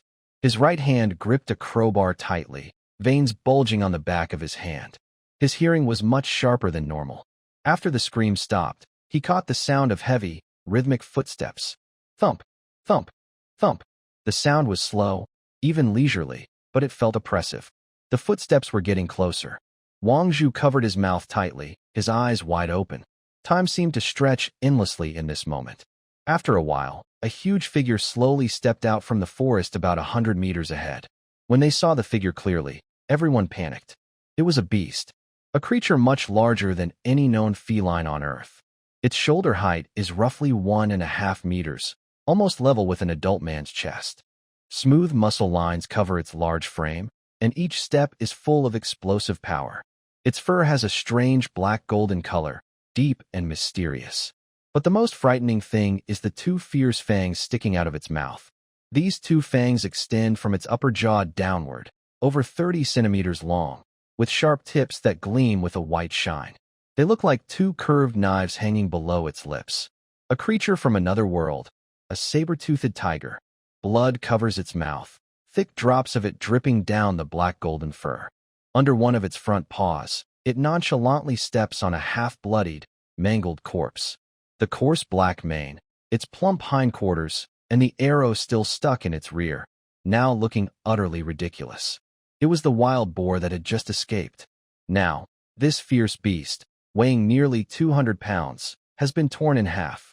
The saber-toothed tiger lowers its head, using its 2 curved, dagger-like fangs to elegantly tear off a large piece of bloody muscle from the boar's hind leg, chewing slowly and carefully. It doesn't eat quickly, as if savoring a fine meal. After finishing, it extends its spiny, crimson tongue, carefully licking the blood remaining on its fangs. Then it slowly lifts its head. A pair of cold, golden vertical pupils scan the surroundings indifferently. This is the gaze of a top predator looking down on all living things, full of absolute confidence and disdain. In its eyes, all creatures in this forest are perhaps only 2 kinds: food or not food. Wang Zhu and Mingdao desperately wish they could melt into the tree trunks. Encountering a ghost when opening the door. Mingdao's heart races faster than ever before. He begins analyzing the situation in front of him. Size, strength, speed. All are overwhelming. Conventional weapons, whether the crowbar in his hand or Water Ge's compound bow, are useless against such a monster. They're like burning sticks. The only hope is to run. But the key is, they must not be the first targets. The saber-toothed tiger seems to have had its fill. It lost interest in the remaining half of the wild boar carcass under its claws and casually kicked it aside. It stretched lazily, showing off its powerful, large body, with every muscle clearly visible. Then, it started to walk around. Its direction was clearly toward the edge of the forest where the survivors had gathered. Everyone's hearts sank at that moment. It's coming. Run. Run fast. Someone among the crowd spoke first.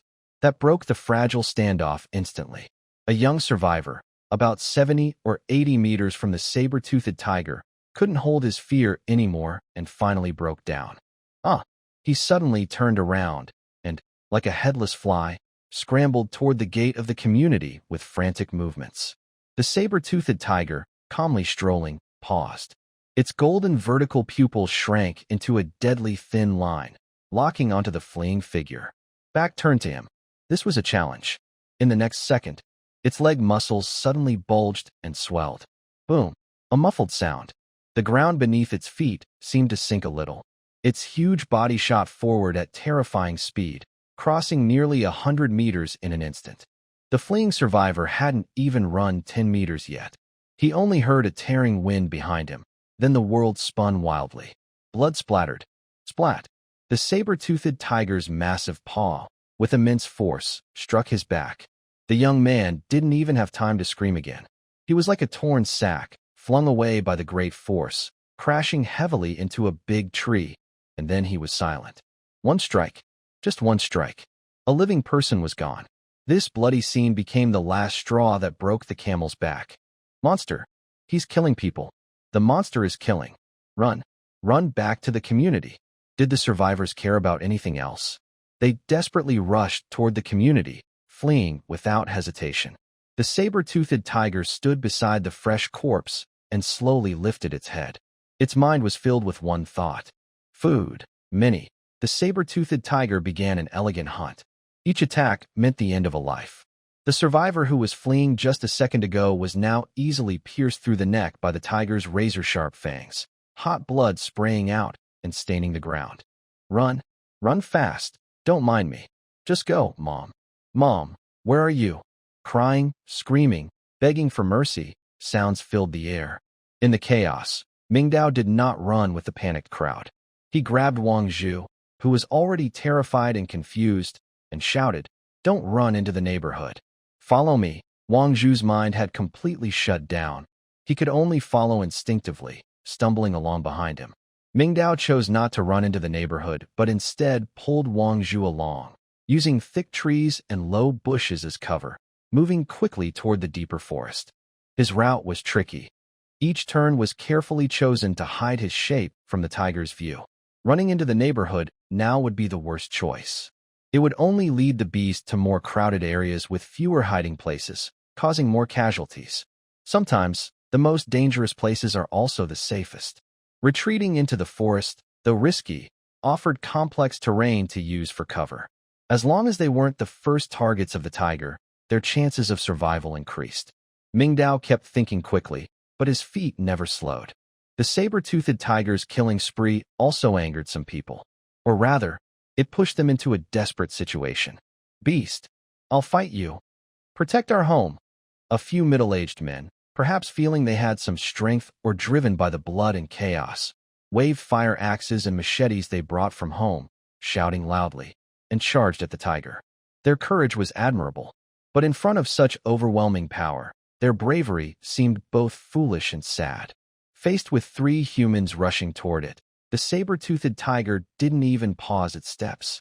It simply swung one of its front paws casually. Bang! A dull sound. The burly man at the front, holding a powerful-looking fire axe, along with his thick arm, was knocked flying by a great force. The axe spun in the air, embedding itself deep into the trunk of a nearby big tree. The burly man's chest caved in completely. He flew straight up, hanging in the air, blood mixed with internal tissue splattering from his mouth. When he hit the ground, he was silent. The other 2 men didn't even have time to react before the saber-toothed tiger's huge body passed through them. Splat! Splat! 2 big heads flew into the air. The decapitated bodies stood stiffly for a moment, blood spraying over 3 feet high from their necks, then collapsed with a loud crash. Its fangs could not only pierce, but also cut. Instant kill. Another instant kill. Who could possibly fight that? It's over. We're doomed. We can't win. We really can't win. Retired soldier Zhao Hu, who witnessed everything, looked more serious than ever. He was standing far away, not rushing forward like those reckless men, nor risking his life. He knew very well that for such a large beast, unless equipped with heavy firepower, humans were no different from lambs waiting to be slaughtered. But he also knew he couldn't keep fighting like this. Running around separately would only cause unnecessary deaths. Everyone, don't run around, Zhao Hu shouted loudly. Some people instinctively stopped. Don't turn your back to it when you run. That's asking for death. Everyone fall back. Keep your eyes on it. Fall back. Find cover. Big trees. It can only attack one target at a time. As long as you see it, it won't easily ambush you. Spread out. Everyone spread out. Don't stay together. Instead of being caught and killed one by one, better hide so it can't find you. Zhao Hu was quite capable. Some people who were still relatively clear-headed began to imitate him. Instead of desperately running away, they leaned against sturdy trees, kept a close watch on the saber-toothed tiger, and carefully moved backward. Zhao Hu himself took out a security team-issued anti-explosion spear. Although this tool wasn't very deadly, it was long enough to help keep the fierce beast at bay. He held the spear with both hands, adopting a standard defensive stance, and kept his eyes fixed on the saber-toothed tiger. Step by step, he slowly retreated. His actions set a good example for those around him. Zhao Hu's calmness and professionalism helped stabilize the situation a bit. The chaotic scene seemed to be beginning to settle. Just then, Water Brother, who had already run over 100 meters and climbed up a large tree, almost out of the danger zone, seemed to have lost his mind. Maybe he was inspired by Zhao Hu's bravery, or perhaps he felt ashamed of fleeing and wanted to regain some face. Most likely, he thought he was safe enough in the tree to try a daring move without risk. He stopped climbing and trembled as he took out a compound bow from his back. He took a deep breath, trying to calm his racing heart, and shakily drew an arrow from his quiver, knocking it on the bowstring. Shoot it. Kill it. As long as I hit, I'll be a hero. I'm still the sharpshooter Water Brother. A crazy idea kept echoing in his mind. He pulled back the bowstring. The crosshair in the scope wobbled because of his trembling arm, moving over the large body of the saber-toothed tiger. In the end, he gave up aiming at the head or heart, which are harder targets, and focused on the side of the tiger's belly. Die, he released his finger. Whoosh, an arrow shot out. The shot was quite accurate, hitting the target squarely thanks to the large target area. Thud, the alloy arrowhead precisely struck the side of the saber-toothed tiger. However, the expected splash of blood and gore did not appear. The arrow strong enough to pierce a wild boar's skull only went in a few centimeters before being stuck by the tiger's tough muscles. The damage caused was very small, but this tiny pain completely enraged the giant beast. Roar, a fierce tiger roar echoed through the forest. The saber-toothed tiger, which had been confronting Zhao Hu and others, suddenly abandoned its small prey. It quickly turned its head. Its golden vertical pupils instantly locked onto a distant tree, the tiny figure daring to provoke it. Water Brother. Wow, it. Water Brother panicked again. This doesn't seem real. He was so scared he felt like his soul was leaving his body. He had just tried to act brave, but now he was just a moving target attracting all the attention. I can't believe this. He opened his mouth but could only watch helplessly as the furious beast's hind legs suddenly powered up, like a streak of black gold lightning, rushing toward him. Boom, boom, boom. The ground trembled. In the distance, Mingdao, who had retreated to a safe spot, watched everything unfold. He shook his head slightly, as if looking at a dead person. Next to him, Wang Chu stared in shock at this sudden turn of events, finally managing to say, Is he crazy or what? Yes. Mingdao looked away. He's an idiot. A foolish idiot who thinks he's clever. At this point, why did you go and provoke it? Now everyone's going to suffer because of you. In Mingdao's mind, Water Brother was already sentenced to death. Just as the saber-toothed tiger was about to pounce on the tree and end Water Brother's life. Deeper in the forest, a more commanding tiger roar sounded from afar. Roar, the furious saber-toothed tiger suddenly stopped its attack on the tree. Its massive body froze mid-air as if under a spell, then fell heavily to the ground. A flicker of fear and struggle crossed its golden pupils. Then, it let out two deep growls into the forest, as if responding or warning. But in that voice, there was no longer the previous arrogance. Instead, it carried a sense of bravado hiding fear. In the end, it gave up. It turned around, glaring fiercely at the almost stunned prey in the tree, making a threatening snoring sound from its throat. Its gaze seemed to say, "You're lucky this time." Then, it turned its huge body and, with a bit of panic, rushed into the dense forest. After a few leaps, it disappeared completely, as if it had never been there. What just happened? Everyone was still stunned and hadn't reacted yet. Only after confirming that the terrifying beast had truly left did the survivors' tense nerves relax. The survivors, who had escaped death, were all weak and collapsed on the ground, gasping for air. Some couldn't help but emptying their stomachs of what little they had left. Stress-induced spasms. They couldn't believe they had actually survived under the monster's sharp teeth. And the hero, on the tree, Water Brother, who had just narrowly escaped being eaten, was in an even worse state. In that life-and-death moment, he felt a sudden warmth below his waist, and a foul-smelling liquid trickled down the rough tree trunk, causing him to soil himself in fear. Zhao Hu endured the nausea rising in his stomach, holding the anti-explosion spear, and quickly walked to the tree. He didn't bother to persuade or help. He simply and roughly pointed the spear at Water Brother's backside and commanded, "Come down." Water Brother, lost and dazed like a puppet on strings, was pushed by the spear. His body went limp, and he fell from the over 3-meter-high branch with a loud thud. His legs were weak, and he had no strength to stand. He just stared blankly at the sky, muttering unconsciously, "Monster! Monster!" No one laughed at him, even though he looked extremely miserable now, and the smell of was making everyone grimace. Because everyone was the same, terrified. The horror of facing death directly, the helplessness of being at the mercy of the situation, had shattered the last bit of dignity in their hearts. When humans relinquish their dominance, they are just clever primates. Zhao Hu's gaze swept over the messy forest area, and he began giving orders. Those who can still move, go check the injured around you. Count the number of survivors. The survivors moved numbly. Soon, a rough estimate of the battle damage was clear to everyone. 7 dead, more than 10 injured. 7 bodies, badly damaged and almost unrecognizable as human, lay scattered in pools of blood. Some had their chests crushed by claws. Others had their throats pierced by fangs. Terrible, shocking scenes. There were also over 10 survivors who, although lucky to be alive, had just escaped in chaos and were now lying on the ground, injured, some with head wounds, others with twisted ankles, groaning in pain. The cruelty of the forest was beyond everyone's imagination. Meanwhile, a few hundred meters away, deep in the forest, Mingdao immediately stopped walking. He heard the roar of a tiger coming from deeper in the woods.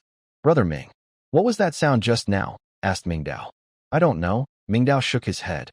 But it was definitely a big creature, something even more formidable than that saber-toothed tiger. He took a deep breath. Danger also meant opportunity. The retreat of the saber-toothed tiger and the tiger's roar had a warning effect, making this area temporarily the safest place. No careless wild animals dared to come near the territory of this mountain king. He looked around at the terrain. The trees here were dense, the light dim, and the ground covered with thick fallen leaves and branches. Several faint animal trails crossed here, created by wild beasts. Few humans come here, but many animal tracks. This was an excellent spot to set traps. "Give me your backpack," Mingdao said to Wang Zhu. Wang Zhu instinctively handed over the heavy hiking bag. Mingdao unzipped it and took out 3 animal traps. "Wow, Brother Ming, are you going to set these traps here?" Wang Zhu exclaimed. "What else should I do?" Mingdao didn't explain much. He picked up one trap, pressed one side with his foot, and used both hands to force it open. With a click, the jagged jaws snapped into place. He pointed to the thin trigger in the middle of the trap and warned Wang Zhu seriously. "See this thing? This is a trigger that can be set off with just a tiny amount of force, like a hair's weight. Later, when setting the traps, absolutely do not touch it, or your foot will be lost. Do you understand?" Wang Chu looked at the dangerous-looking metal, feeling a shiver down his spine. He nodded quickly, like a chick pecking at grains. I understand. Let's split up," Mingdao said, handing 2 more animal traps to Wang Chu. "Along this animal trail, every 100 meters, find a hidden spot and bury the traps under dry leaves. Remember, disguise them well so that neither people nor animals can see them at a glance." "Okay, got it." The 2 immediately started working. Mingdao chose a bush at a corner of the animal trail. He used a military knife to dig a shallow hole and carefully placed the open trap inside. Then, he used a thin branch to gently lift the surrounding dry leaves and loose soil, covering everything carefully, leaving only the deadly trigger hidden under an unnoticeable leaf. From the outside, it looked just like the ground around it. But any larger animal passing over that leaf would trigger the trap and be met with sharp, tearing steel teeth. Although Wang Chu was clumsy, he learned quickly from Mingdao's demonstration and carefully set up the other 2 traps. After finishing, they didn't go back the same way but chose a different route, quietly sneaking toward the neighborhood. Along the way, they met several survivors fleeing from the deep forest. Seeing Mingdao and Wang Chu emerge safely from the danger zone, with calm expressions that didn't look like they had just escaped a life-and-death situation, the survivors looked at them with surprise and a hint of awe. When Lu Guodong and the security team arrived late, his face turned dark with anger. What is going on? Lu's voice was tense with frustration. He rushed in front of Zhao Hu and shouted softly, "I told you to stay on the edge. Why are so many people dead?" Zhao Hu showed no expression. He simply stabbed the anti-explosion fork into the ground and briefly recounted everything that had just happened. From Water Brother bravely shooting the wild boar, to angering the boar, then attracting an even more terrifying saber-toothed tiger, and finally Water Brother's unnecessary and nearly disastrous, deadly arrow that almost caused the team to be wiped out. He did not exaggerate, only stated the facts. After hearing this, Lu Guodong's face was so dark it could not be described as gloomy. His fists clenched with a cracking sound, and his chest rose and fell violently, clearly very angry. His gaze crossed the crowd and focused on the distraught Water Brother. Good for nothing, more trouble than help. If looks could kill, Water Brother would have been executed 100 times over. But now is not the time to blame. We can't stay here. Lu Guodong quickly made a decision. He ordered the security guards and Zhao Hu. The smell of blood will attract more creatures. Immediately. Right now? Deal with these 7 bodies on the spot. Deal with them? A young security guard hesitated and asked instinctively, "Captain Lu, how? How do we deal with them?" "Bury them," Lu Guodong shouted. "Are you going to find a good place for a tombstone and carve words?" "No. Dig a hole. Bury them. Hurry." Once the order was given, the security guards and some able-bodied survivors immediately started working. Without professional tools, they used fire axes to smash, machetes to cut, and hands to dig. On this land that had just witnessed a bloody massacre, they held the first simple funeral after the apocalypse for their comrades. There was no music or mourning, only suppressed crying. A young woman knelt beside her husband's body, crying heartbreakingly, "Old Wang. Wake up, Old Wang. Look at me. Look at our child. How could you leave us like this?" Her husband was the brave man who was the first to shout, "I'll fight the beast," and rush forward. His courage did not bring glory, only left a broken family. "Stop crying." Dr. Lin Yifu came over. He squatted down, gently patted the woman's shoulder, and comforted her. "Let him go with dignity." "Dignity? What is dignity?" The woman suddenly raised her head, glaring fiercely at Lin Yifu, Lu Guodong, and everyone present.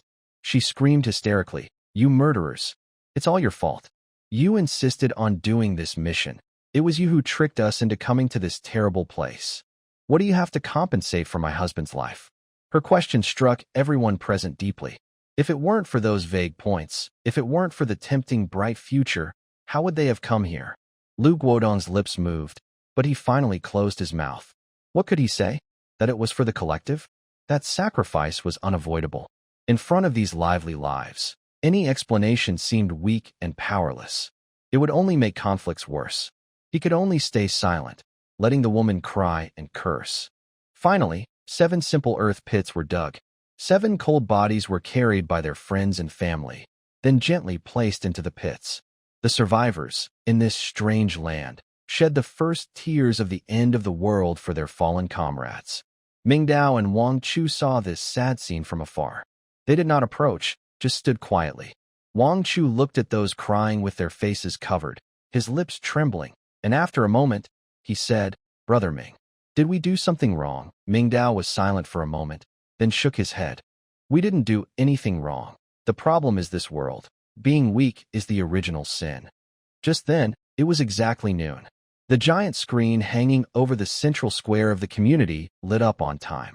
A bluish light like flowing mercury spilled down, and all the survivors, whether mourning the dead or numb spectators, were forced to see that familiar construction panel appear before them. On the panel, a line of numbers was clearly updated. Blue Bay Peninsula, today's points. 3680. Jinxing Industrial Park. Today's points. 3479. The point gap widened to 201 points. At the same time, the total points below also changed. Blue Bay Peninsula, cumulative 7100. Jinxing Industrial Park, cumulative 6799. We won. We're ahead again. Over 300 points. Haha. We've widened the gap. A cheer erupted from the crowd.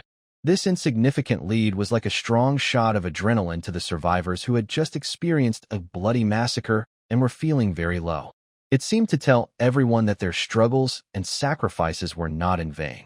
Even Lu Guodong's usually stern face softened a little at this moment. But the big problem was still coming. System announcement. It has been detected that some survivors have discovered the takeover function of unclaimed panels. The related rules are now being made public. Rule 1. Any uninhabited house's construction panel is in an unclaimed state. Rule 2. Survivors can directly contact and take over unclaimed panels. Rule 3. Taking over unclaimed panels can be used to upgrade personal construction panels, unlock new features, and earn rewards. The more panels taken over, the higher the level and the more powerful the functions. The announcement was simple and straightforward, even rough. But the information it contained was not simple at all. Takeover, upgrade, unlock new features, earn rewards. These words instantly ignited everyone's deepest desires. If the previous leaderboard only made people aware of competition, this announcement presented a shortcut to excellence right in front of everyone. The so-called survival game finally showed its true charm. Everyone's once dull eyes now sparkled with fierce light. People's breathing grew heavier.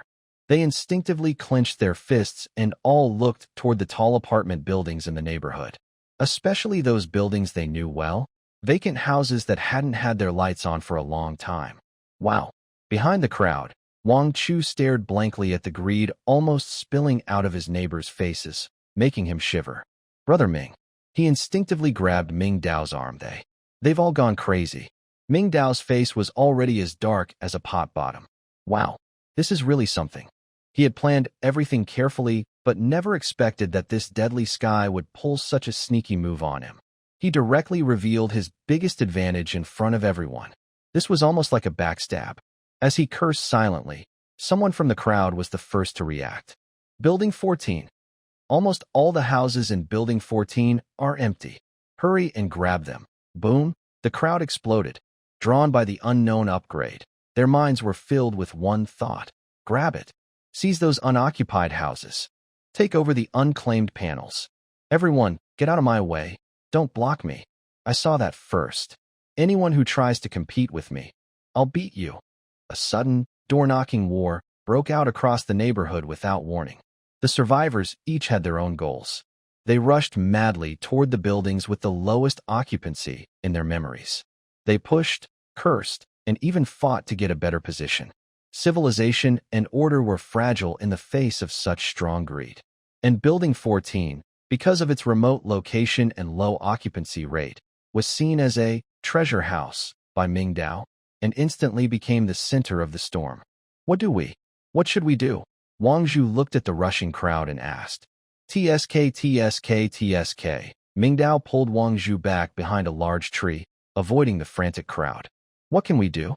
Our advantage period is over. From now on, it's a competition for everyone. Wang Zhu lowered his voice, full of gratitude toward Mingdao. Luckily, Brother Ming upgraded me early. Otherwise, I'd probably be just like them, squeezed in the crowd, bleeding and bruised. His admiration for Mingdao reached its peak at this moment. He had a premonition. This was almost like a divine prediction. Ah, what a pity. Wang Zhu suddenly pounded his chest and said painfully, if only this announcement had come a couple of days later. No, even one day later would have been perfect. We could have taken over all of Building 14. How many levels would that have gained us? Stop dreaming. Mingdao shot him a glance and interrupted his fantasy. Let's go. Let's head back, huh? Back to where? Wang Zhu was momentarily stunned. Aren't we going to steal it? Mingdao sneered. Steal chicken feathers? Are you counting down again? I almost forgot when I got nervous. The two quickly left the square without hesitation, walking briskly toward Building 5. As soon as they entered the unit door of Building 5, A loud noise and chaos hit them. Bang, bang, bang. Open the door. Is anyone inside? If you don't open, I'll kick it down. Floor 7. Apartment 702 is empty. I remember that family moved out long ago. Hurry up. I found 702 first. Get lost. Shouts, threats, and frantic door banging echoed nonstop. The false mask of neighborly civility was torn apart at this moment. This was the real jungle law. Mingdao and Wang Zhu exchanged a serious look, both seeing the weight in each other's eyes. They didn't stop. They rushed straight to the 8th floor. As soon as they reached the corridor, they saw a tall, thin man swinging a baseball bat, smashing loudly at the door of apartment 801. Open up. I know no one's inside. I know that family. They're shut-ins, probably starving to death. Open the door. Wang Zhu's face suddenly turned pale. Shut-ins? Starving? You're the one starving. Your whole family is starving. Anger surged through him. Without thinking, he took 3 quick steps forward, shouting across 10 meters, "Someone!" The man smashing the door froze suddenly. He turned around and saw Mingdao holding a crowbar with a stern face, and Wang Zhu, face red with anger. A flicker of awkwardness and frustration crossed his face, but he refused to admit defeat. He muttered, "If there's someone, you should have said so. You've been knocking forever and no one's answering." After saying that, he didn't dare meet Mingdao's cold gaze. He nervously grabbed his bat and ran downstairs, clearly looking for his next target. Wang Zhu looked at the battered, uneven door, feeling heartbroken. But since the other had a weapon, he didn't dare to make a move. He could only take out his keys, curse as he opened the door, and said to Mingdao, "Brother Ming, why don't you come in and sit for a while? It's too chaotic outside." Mingdao shook his head and pointed to apartment 802 across the hall. "No, I need to go back and prepare some things. By the way, the upgrade reward is a space expansion card. You can plan during this time and clear out some unused items to make room for expansion later." Bang, bang, clang. A strong man was frantically chopping at a dark red security door with an axe he had pried from a fire safety box. The door had dents from the repeated strikes, but since it was made of galvanized steel with soundproofing material inside, it only produced dull thuds and remained firmly shut. "Why is this door so tough?" The man, exhausted and panting, spat on the ground and struck the lock area again. With a snap, the axe blade broke. Meanwhile, 2 young men were working together, hitting another door with a large wooden beam, trying to break through with primitive battering tactics. 1, 2, hit, boom. The loud noise echoed in the narrow corridor, making ears hurt. But that door, aside from a twisting metal sound near the lock, was still tightly locked in the frame. The door-breaking war quickly hit a dead end. These modern security doors, designed to prevent theft, had become the biggest obstacle for survivors to gather resources in the apocalypse. Without professional tools and skills, ordinary people trying to force open a good security door was like a foolish dream. Most high-rise apartments, except for some layouts, didn't have accessible balconies, so breaking windows wasn't an option, unless you wanted to perform a free fall from dozens of meters high. Suddenly, the entire neighborhood was filled with the sound of banging and angry curses. This loud noise soon attracted Lu Guodong, who had just retreated from the forest. "Everyone, shut up!" A furious shout, amplified through a loudspeaker, began to loop repeatedly. Lu Guodong, accompanied by Zhao Hu and several security guards armed with batons, stormed into Building 14, the most chaotic area, like a pack of fierce tigers coming down from the mountains. "Whoever dares to smash something again, try it," Lu Guodong said angrily, holding a loudspeaker close to a man who was trying to pry open a lock with a wrench. The man was so scared he shivered and dropped the wrench with a clatter. Zhao Hu and his team moved even faster. They quickly spread out, using batons in their bodies to separate groups of people fighting. They drove all those trying to break in violently down to the street. Faced with the well-equipped security team waiting calmly, the survivors, who had just been fighting fiercely over a vague idea of upgrading, suddenly calmed down. "Captain Liu," someone argued reluctantly, "the system announced that these empty houses can be upgraded, and The system announced that, but does that mean they belong to you?" Lu Guodong sneered, glancing at the greedy faces around him. "Let me tell you, from now on, All unclaimed houses in the community will be managed collectively. No one is allowed to damage or occupy them without permission. Anyone caught doing so will lose all contribution points and be expelled from the group.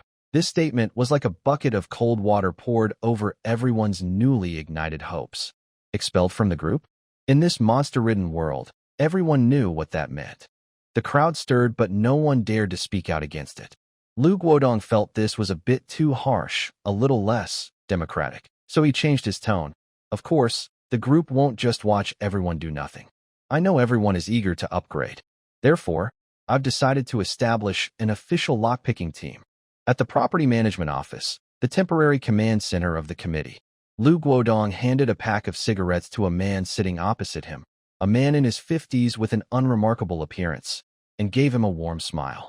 Master Qin, you are truly a treasure of our community. The man was named Qin Dahai, owner of an appliance repair shop outside the community. Usually, he fixed TVs and unclogged drains, and no one paid much attention to him. But few knew that in his youth, Qin Master had traveled all over the south and north, learning a special skill in lockpicking. At this moment, this usually unnoticed repairman was nervously sitting in front of Lu Guodong, holding a cup of hot tea that Lu had brewed with his own supplies. Captain Lu, you're too kind, Master Qin said, surprised and flustered, waving his hands. I just have some small skills, not worth calling a treasure. That's not true at all. Lu Guodong personally picked up a hot kettle brewed over firewood and refilled Master Qin's cup. He lowered his posture and spoke with great respect, showing humility. Master Qin, what time is it now? It's the end of the world. In chaotic times, a skill is worth more than a fortune. Your lock-picking skills, to be honest, are like the master key for all of Blue Bay Peninsula. Master Qin was flattered by this praise and felt a bit proud, straightening his back unconsciously. A proud blush appeared on his face. He cleared his throat and asked cautiously, So, Captain Lu, what do you mean? My meaning is simple. Lu Guodong's smile remained warm. On behalf of the Blue Bay Peninsula Collective Committee, I officially invite you, Master Qin, to join us as the sole technical advisor for our official lock-picking team. He paused and laid out his terms. As long as you agree, from today on, you and your family will receive the highest quality supplies every day. I will give you 100 contribution points to start. For each door you open in the future, I'll add 10 more points. How does that sound? Master Qin's eyes immediately lit up. The best supplies every day? And contribution points too? This treatment was so good that it made him feel like he was on top of the world. He picked up his teacup, pretended to be modest, took a slow sip, and said casually, Captain Lu's offer is very sincere. But I have a little habit. When I work, I can't have anyone pointing fingers or giving orders nearby. Also, my tools for eating are quite precious, and I need some special consumables for maintenance. He was showing off, trying to get more benefits. Lu Guodong's smile remained unchanged, but he picked up his teacup, gently blew away the foam, and said calmly, Master Qin, your skills are a valuable asset to our community, and so are your tools. We will do our best to meet your needs. He set down the cup, and it made a soft sound as it touched the table. But Lu Guodong's tone shifted, and his commanding, military-like presence was fully revealed. That you should understand that these are difficult times. Some things are for the collective and must serve the group. Your skills are no longer just yours. They are the hope for over 2,000 survivors to live on. I hope you understand this. We protect your safety and give you the best treatment because you are useful. If Lu Guodong didn't finish his sentence, but everyone understood the implied threat. Master Qin's proud expression quickly froze, and he hurried to straighten his posture. He finally realized that he was not dealing with a polite boss, but a powerful leader who controls the lives of thousands in this post-apocalyptic world. I understand. I understand. Captain Lu, don't worry. From today on, I, Qin Dahai, am part of the group. You want me to go east, I won't go west. You tell me to open any lock, I will open it. That's right. Lu Guodong's fierce aura instantly disappeared, and he returned to his gentle smile. He kindly patted Qin's shoulder. We are all working for the group, so everyone can survive. Master Qin, from now on, we are family. Master Qin forced a stiff smile and nodded repeatedly, but inside he was cursing. This Lu Guodong talks one way but acts another. He is very cunning. Getting involved with this guy, he wasn't sure if it was good or bad. That afternoon, Lu Guodong called all the survivors together again. He stood proudly and announced the official launch of the official lock opening service. All survivors can submit an application to the management committee, and our Master Chin will provide professional lock opening services for everyone. A small cheer arose among the crowd. But Lu Guodong raised his hand to quiet the crowd and announced the real rules. Every time you request a lock opening service, you must pay 50 contribution points. This is the technical service fee and toolware cost for Master Chin. 50 points. The crowd instantly exploded with anger. An ordinary person working hard all day might earn only 3 or 5 contribution points, just enough to buy some food. 50 points is an enormous price. But the worst was still to come. Not only that, all unclaimed houses opened through official channels, along with any supplies inside, food, medicine, tools, even your most concerned building panel, must be handed over half to the collective as public reserves, a blatant tax. And a hefty 50% cut. Why should we? We've already paid contribution points. Why do we have to give half to you? Isn't this just theft? Someone in the crowd finally couldn't hold back and protested. Lu Guodong looked coldly in that direction. Without even speaking, Zhao Hu and several security guards standing beside him had already fixed their icy gazes on the speaker. You can choose not to accept. Lu Guodong's voice boomed through the loudspeaker across the square. You can also choose to break open that security door yourself.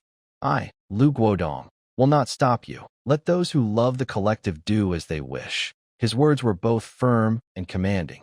One sentence silenced everyone. What if they refused? They couldn't get in on their own, couldn't even touch the building panel, and might even get beaten. Accepting Lu Guodong's harsh terms might cost them a layer of skin, but at least they'd keep the other half. That was already a good outcome. The survivors fell silent. Humanity has always been a passive group. As long as most people don't resist, even the harshest conditions are accepted. The word summed up cowardice. Lu Guodong enjoyed this feeling. He wanted this absolute control. He wanted everyone to understand that in this community, his rules were law. Contribution points were the only hard currency. The power show had begun. Lu Guodong didn't give everyone much time to digest or complain. He immediately announced, the official unlocking team will start work now. The first stop was chosen at Building 14, which had just experienced the worst chaos. A strange team, under everyone's watch, marched confidently into Building 14. Leading the group was Lu Guodong himself. He had his hands behind his back, not holding any official position, but his presence was commanding. Right behind him was Master Chin, carrying a black toolbox. He held his head slightly high, enjoying the jealous or admiring looks from the survivors around him, as if he was the real leader of the team. Following them were several fully armed security guards, led by Zhao Hu. They were responsible for clearing the area and keeping watch, stopping all survivors who had heard the news from approaching the building or the hallways. At the end of the team were a few young people with paper, pens, and folders. They were temporary clerks, in charge of recording and counting supplies. The whole process was orderly, with a sense of legality and authority. They arrived at a door on the ground floor. "This is the one, 101, a survivor shouted outside the security line. "I know this house. The people went on vacation, so it should be empty." Lu Guodong nodded and made a, "Please," gesture to Master Chin. Master Chin cleared his throat and stepped forward under everyone's watch. He took out a set of lock-picking tools from his toolbox, squatted down, and placed a device similar to a stethoscope on the lock. With his other hand, he gently inserted a thin hook into the keyhole. Only the clicking sound of him manipulating the lock could be heard in the hallway. In less than a minute, click, a crisp unlocking sound rang out. The security door, which had stumped many, swung open easily. "Great! Master Chin is amazing!" Outside the security line, there was a burst of admiration and cheers. Master Chin stood up, modestly smiled, and stepped back. Lu Guodong waved his hand. "Go in. Count the supplies." Two clerks rushed inside, and after a moment, they came out holding a registration sheet. "Report to Team Leader Lu. Found a bottle of mineral water, half a box of instant noodles, about 3 kilograms of rice, and the panel, Lu Guodong was most concerned about this. It's an unclaimed panel. It can be absorbed. Very good. Lu Guodong nodded with satisfaction. He spoke to the person next to him responsible for recording contribution points. Give half of the supplies to the kid who discovered this house. 3 bottles of water. We'll take 3 and record 3 points for him. 12 bowls of instant noodles. We'll take 6 and record 6 points. Rice, split in half. As for the panel, Lu Guodong paused and coldly announced, the panel is a strategic resource, all belonging to the collective. However, the discoverer can be rewarded with 10 contribution points.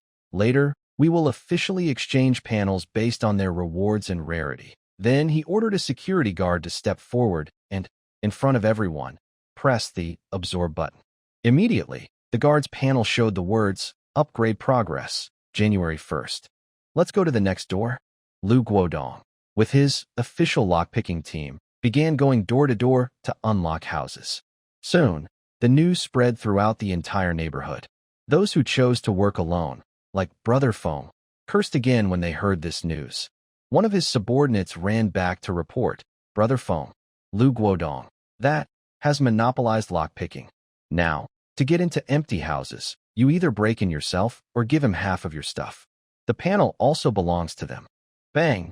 Brother Feng kicked over a nearby chair. Really shameless. Does he think this neighborhood is his home? Let's go. Keep looking. Building 5, room 802. Mingdao listened to Sister Wang's report and nodded. That's how it is, Sister Wang said with a hint of fear in her voice. Lu Guodong is now with Master Qin, acting like they're raiding a house. Many people curse him, but they can't do anything about it.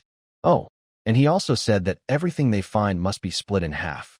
Got it, Mingdao nodded, took a bottle of mineral water filled with clear water from behind him, and handed it to her. This is your reward for today. Good job. Thank you. Thank you, Mr. Ming. Sister Wang eagerly accepted the water, thanked him repeatedly, then hurriedly left. Mingdao closed the door, walked to the window, and looked at the 14 buildings in the distance, a cold smile curling on his lips. What a clever strategy. He monopolized the core technology, then used it to set the charging standards and tax system, taking all the scattered resources and productivity for himself. Not only did he make a lot of money and increase the collective supplies, but he also pushed the power of the virtual currency, contribution points, to an unprecedented level. Brilliant. Truly brilliant. Lu Guodong indeed has a bit of a heroic aura. But everyone with good judgment can see that this almost robbery-like tough approach, while quickly strengthening his control, will also cause deeper conflicts.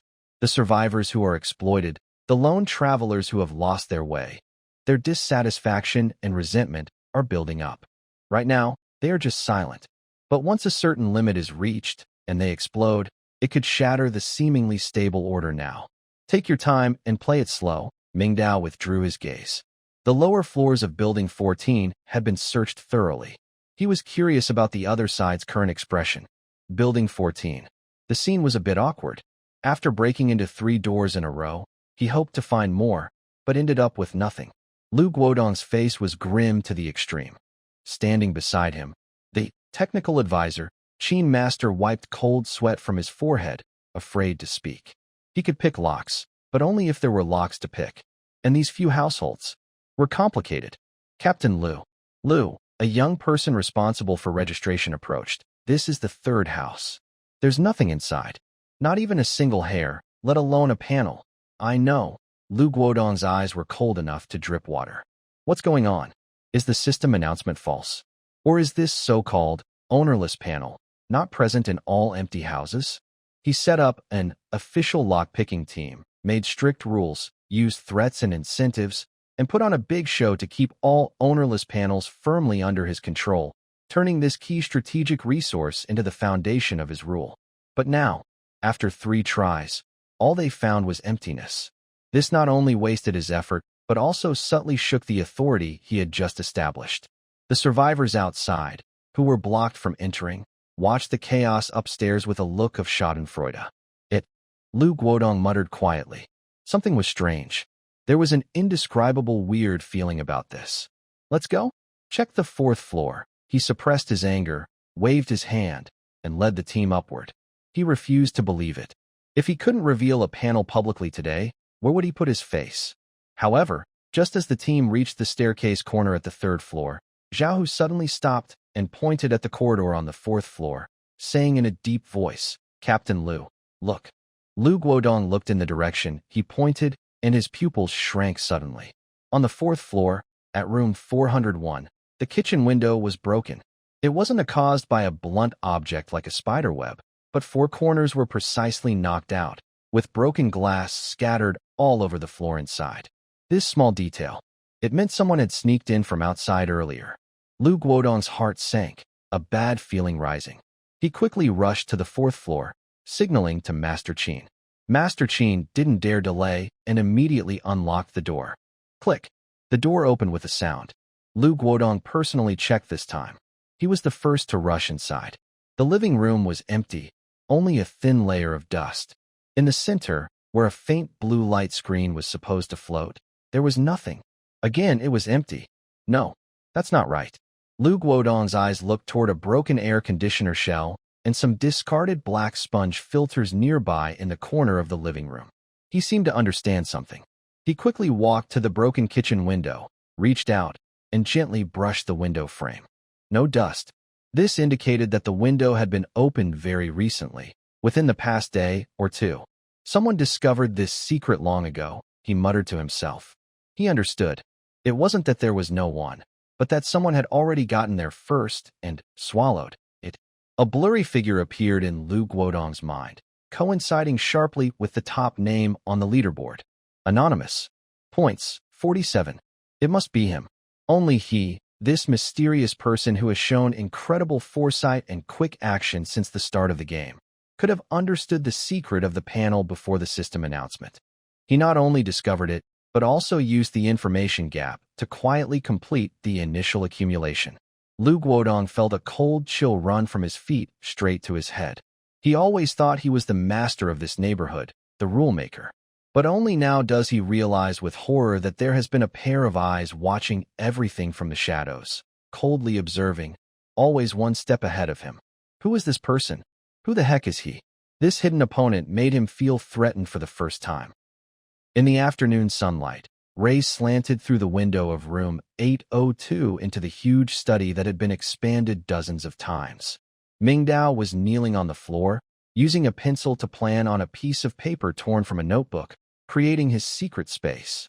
On the left side, near the wall, he drew several boxes labeled material storage, tool processing area, and trap making station. In the middle, he wrote physical training area. In the apocalypse, a strong body is the foundation of everything.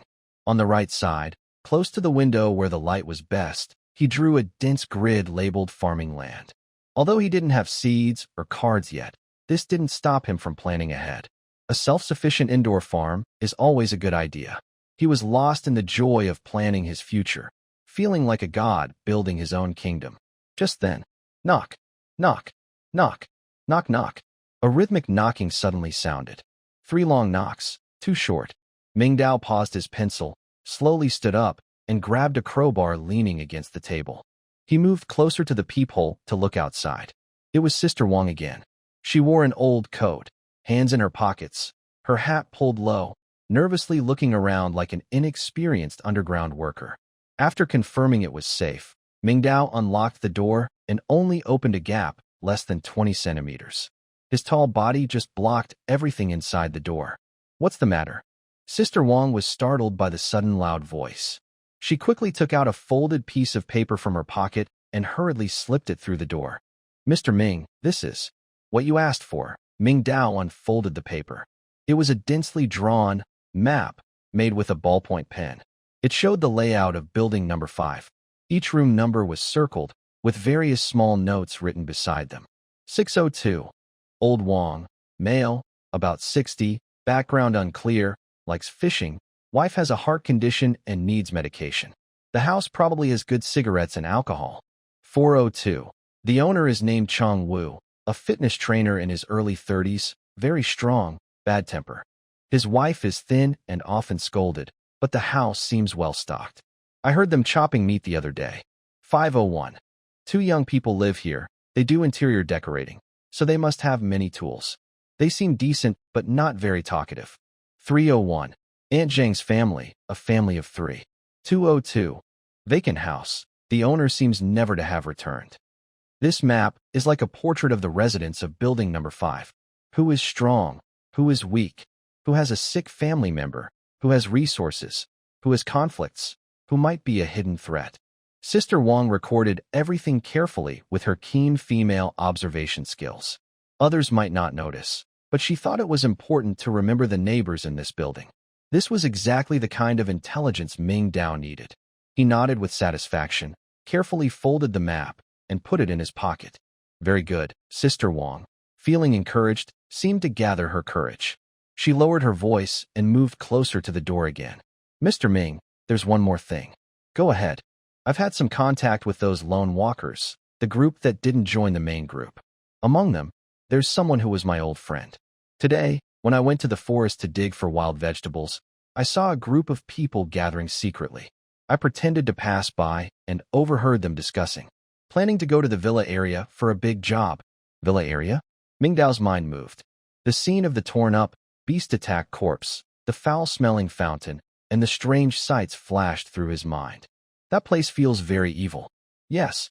Sister Wang nodded hard, a hint of pride in her eyes. They seem to be targeting a wealthy person's villa, saying that the family probably has lots of food stored inside. And a generator. She added, they said that last night, when they passed by, they heard a doo-doo sound coming from that villa. A generator. Those 3 words are very important. Mingdao became interested. In this world where power and internet are cut off, what does a stable generator mean? It means light. It means being able to run various electrical appliances. It means a fridge to store food, electric tools for detailed work, and maybe it even means restarting a part of modern civilization. Its value is priceless. Mingdao kept his face calm, but his heart was pounding faster. He knew how important a generator was, and Lu Guodong would understand too. Now, even those reckless bandits are after it. This small generator has become the center of the storm. He took out a bottle of purified water from behind the door and handed it through the extra reward. By the way, I need the empty bottles. Sister Wang quickly took the bottle and hugged it tightly. Thank you, Mr. Ming. Thank you. Keep watching.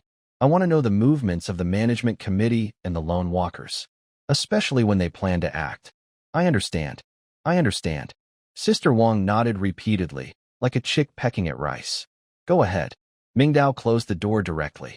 The lock clicked shut, followed by the sound of a crowbar pressing against the door. Double security, sealing off 2 worlds. Sister Wang quickly stuffed the life-saving water bottle into her loose clothes and hurried downstairs, afraid of being seen. The sun set quickly. 2 dark red moons hung in the sky, casting strange light and giving the abandoned land a sinister blood-red glow. In the silence, a dozen shadowy figures moved like ghosts through the overgrown garden and slipped into the villa area. Leading them was a young man with blonde hair, Brother Feng. He and his dozen companions each carried a piece of rebar or steel pipe they had found among construction debris. They moved stealthily. The group stopped deep inside the villa area, all eyes fixed on a particularly grand single-family house ahead. The house's exterior was covered in expensive marble, and even in the dim light, its former luxury was clear. Unlike other looted villas, its door was tightly shut. Behind the wrought iron gate, reinforced from the inside with thick wooden boards, and all the windows were covered with heavy curtains, blocking out any light. Brother Feng, this is the place. A small, thin young man called Monkey whispered. I heard it clearly that day. The generator's brrr sound was coming from here. Brother Feng looked up, squinting at the fortress-like building. He glanced at the nailed-shut iron door and then at the tightly closed windows. He grinned, his smile looking especially eerie under the moonlight. The tighter they lock it, the more good stuff must be inside. If there's a generator, there's definitely power. With power, the fridge works. If the fridge works, there's probably good meat inside. Got it. Got it. Let's do it. Brother Feng whispered sharply, but he didn't give the order to break down the door. That reinforced iron door was too loud and might attract nearby stray dogs.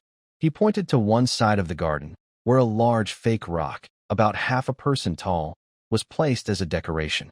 Don't go through the front. Too loud. Brother Feng directed. Go move that rock over here. We'll enter through the window. Immediately, 4 or 5 strong young men rushed over, working together to lift the heavy fake rock. They staggered to the side of the villa and, under Brother Feng's command, aimed at a relatively weak-looking large floor-to-ceiling window on the first floor. Although that window was also fitted with a security grill, it was clearly a better point to break through than the door. Everyone, give it your all, Brother Feng whispered urgently. 1, 2, 3, charge, bang. The heavy crashing sounds echoed far into the night. The sharp corner of the fake rock and the security grill collided forcefully, causing the grill to cave inward significantly. Useful. Keep going. Brother Feng's eyes shone with excitement. Bang, bang, again and again. Each impact made any potential survivors inside the villa tremble with fear. On the third hit, a faint light that had been visible through the curtain gaps inside the villa suddenly went out. Immediately after, the intermittent beep-beep sounds also stopped abruptly. Hey, they've been discovered, Brother Feng said with a mischievous smile, like a cat catching a mouse. The people inside are pretty clever. They turned off the lights and the generator. But it's too late now. The reaction inside confirmed the intelligence from the monkey and fueled Brother Feng and his men's greed even more. They had been hungry all day. Everyone wanted to feast. Quick, don't let them escape, or they might hide the stuff. Brother Feng shouted sternly, and his men moved even more vigorously. They pulled the fake rock further back, creating more space, then used all their strength to launch the final charge. Boom! Crash! A loud explosion. This time, the deformed security grill could no longer hold, as the screws at the joint were torn out of the wall by the immense force. The entire grill, along with the double-layer glass behind it, was smashed open, creating a huge gap. It was a success. Go! Brother Feng's eyes flashed with cruelty. He threw the steel pipe to the ground and led the charge, scrambling through the broken opening. The others followed closely behind, rushing into the dark villa one after another. Sure enough, a strong smell of meat immediately filled their noses. This smell, for their hungry stomachs, is the most tempting thing in the world. It smells so good. One of the subordinates couldn't help but swallow. Come out. Brother Feng took out a prepared flashlight and turned it on with a click. He arrogantly shined the flashlight around the luxurious living room, revealing leather sofas, a flat-screen TV, and marble floors. Hand over all the food and drinks. His voice echoed in the empty room. I'm in a good mood today, so I might spare your lives. But if you hide anything, he suddenly shined the light toward the staircase on the second floor, his tone fierce. Don't blame me for being ruthless. However, Brother Feng and his gang, who were caught up in the thrill of looting, didn't know that not far behind them, in the dense bushes of the villa garden, 2 other eyes were watching everything. In the shadows of the bushes, Mingdao stayed still. Next to him, Wang Chu looked much more nervous. Late at night, Mingdao dragged him out of bed and brought him to this strange place. He was still confused. When he saw Brother Feng's group smashing windows violently and heard the frightening crashes, his heart was in his throat. Now, he crouched in the bushes, not daring to breathe loudly, afraid of being discovered. Seeing Brother Feng's group rush into the villa, he gently nudged Mingdao with his elbow and whispered close to his ear, Brother Ming. Should we go now? Mingdao slowly turned his head. In the dim light, Wang Chu couldn't see his expression clearly, only his bright, startling eyes. He shook his head and then raised a finger to his lips, signaling silence. Wang Chu immediately closed his mouth, but his eyes showed more confusion and anxiety. Can we fight them? Wang Chu froze. Can we fight them? There are over 10 of them, each armed with steel pipes or rebar, clearly reckless criminals. And what about us? Only 2 people, with crowbars and some fat. Charging into fight would be like sending ourselves to death. Wang Chu chuckled quietly and said nothing more. No rush. Let the dog bite for a while. Wang Chu widened his eyes, momentarily stunned. Who is the real villain? Li Guodong and the others should be here soon. Let's just watch as spectators. Mingdao patted Wang Chu's shoulder, signaling him to stay calm and watch the show. Then he looked back at the villa, a slight smile appearing at the corner of his mouth. It's a game of cat and mouse, with the predator and prey shifting roles. But who is the predator? Who is the prey? And who is the sneaky bird with a slingshot? No one can tell until the very end. Rich people really know how to enjoy themselves. One of the henchmen pressed his muddy shoe onto a luxurious Persian carpet, then let out a satisfied low laugh. This feels so good, laughter erupted around him. Just then, Brother Feng suddenly raised his arm, holding a flashlight, and the beam fixed on the staircase on the second floor. There were 3 people standing there. An elderly man in dark blue silk pajamas, with white hair combed neatly. Behind him, a well-dressed middle-aged woman tightly held a young girl around 20 years old. The girl's face was streaked with tears, trembling with fear. The old man stood at the front, shielding his wife and daughter with his body. Though scared, he tried to maintain his dignity and calmness. The flashlight beam shone directly on his face, unashamed and full of challenge. After a long moment, the old man spoke first. "Young man, let's talk nicely," he spoke in a deep voice. "This is a special time. Everyone is having a hard time. If you want food, I can give you some. We mean no harm. There's no need to go to extremes." He tried to solve the problem with reason, a rule he had relied on for decades, a way of communication from the civilized world he knew. But what he faced was a beast that had long abandoned civility. "Huh?" Brother Feng sneered contemptuously. He waved the steel pipe in his hand, showing off his strength. "Old man, you're not in a position to negotiate with me now. I give you 2 choices. Either hand over everything in this house that can be eaten, drunk, or used, and then your family of 3 gets out immediately." He paused, his smile turning more sinister, and his tone suddenly became cold. "Either I kill all 3 of you, and the things will still be ours." As soon as the threat was made, it broke the young girl's last bit of mental resistance. She couldn't help but scream. Her mother behind her reacted quickly, almost immediately covering her daughter's mouth with her hand. The middle-aged woman was trembling, tears falling like beads that had broken loose. But she knew that any action that might provoke the attacker could be deadly. Mr. Chin's face looked grim.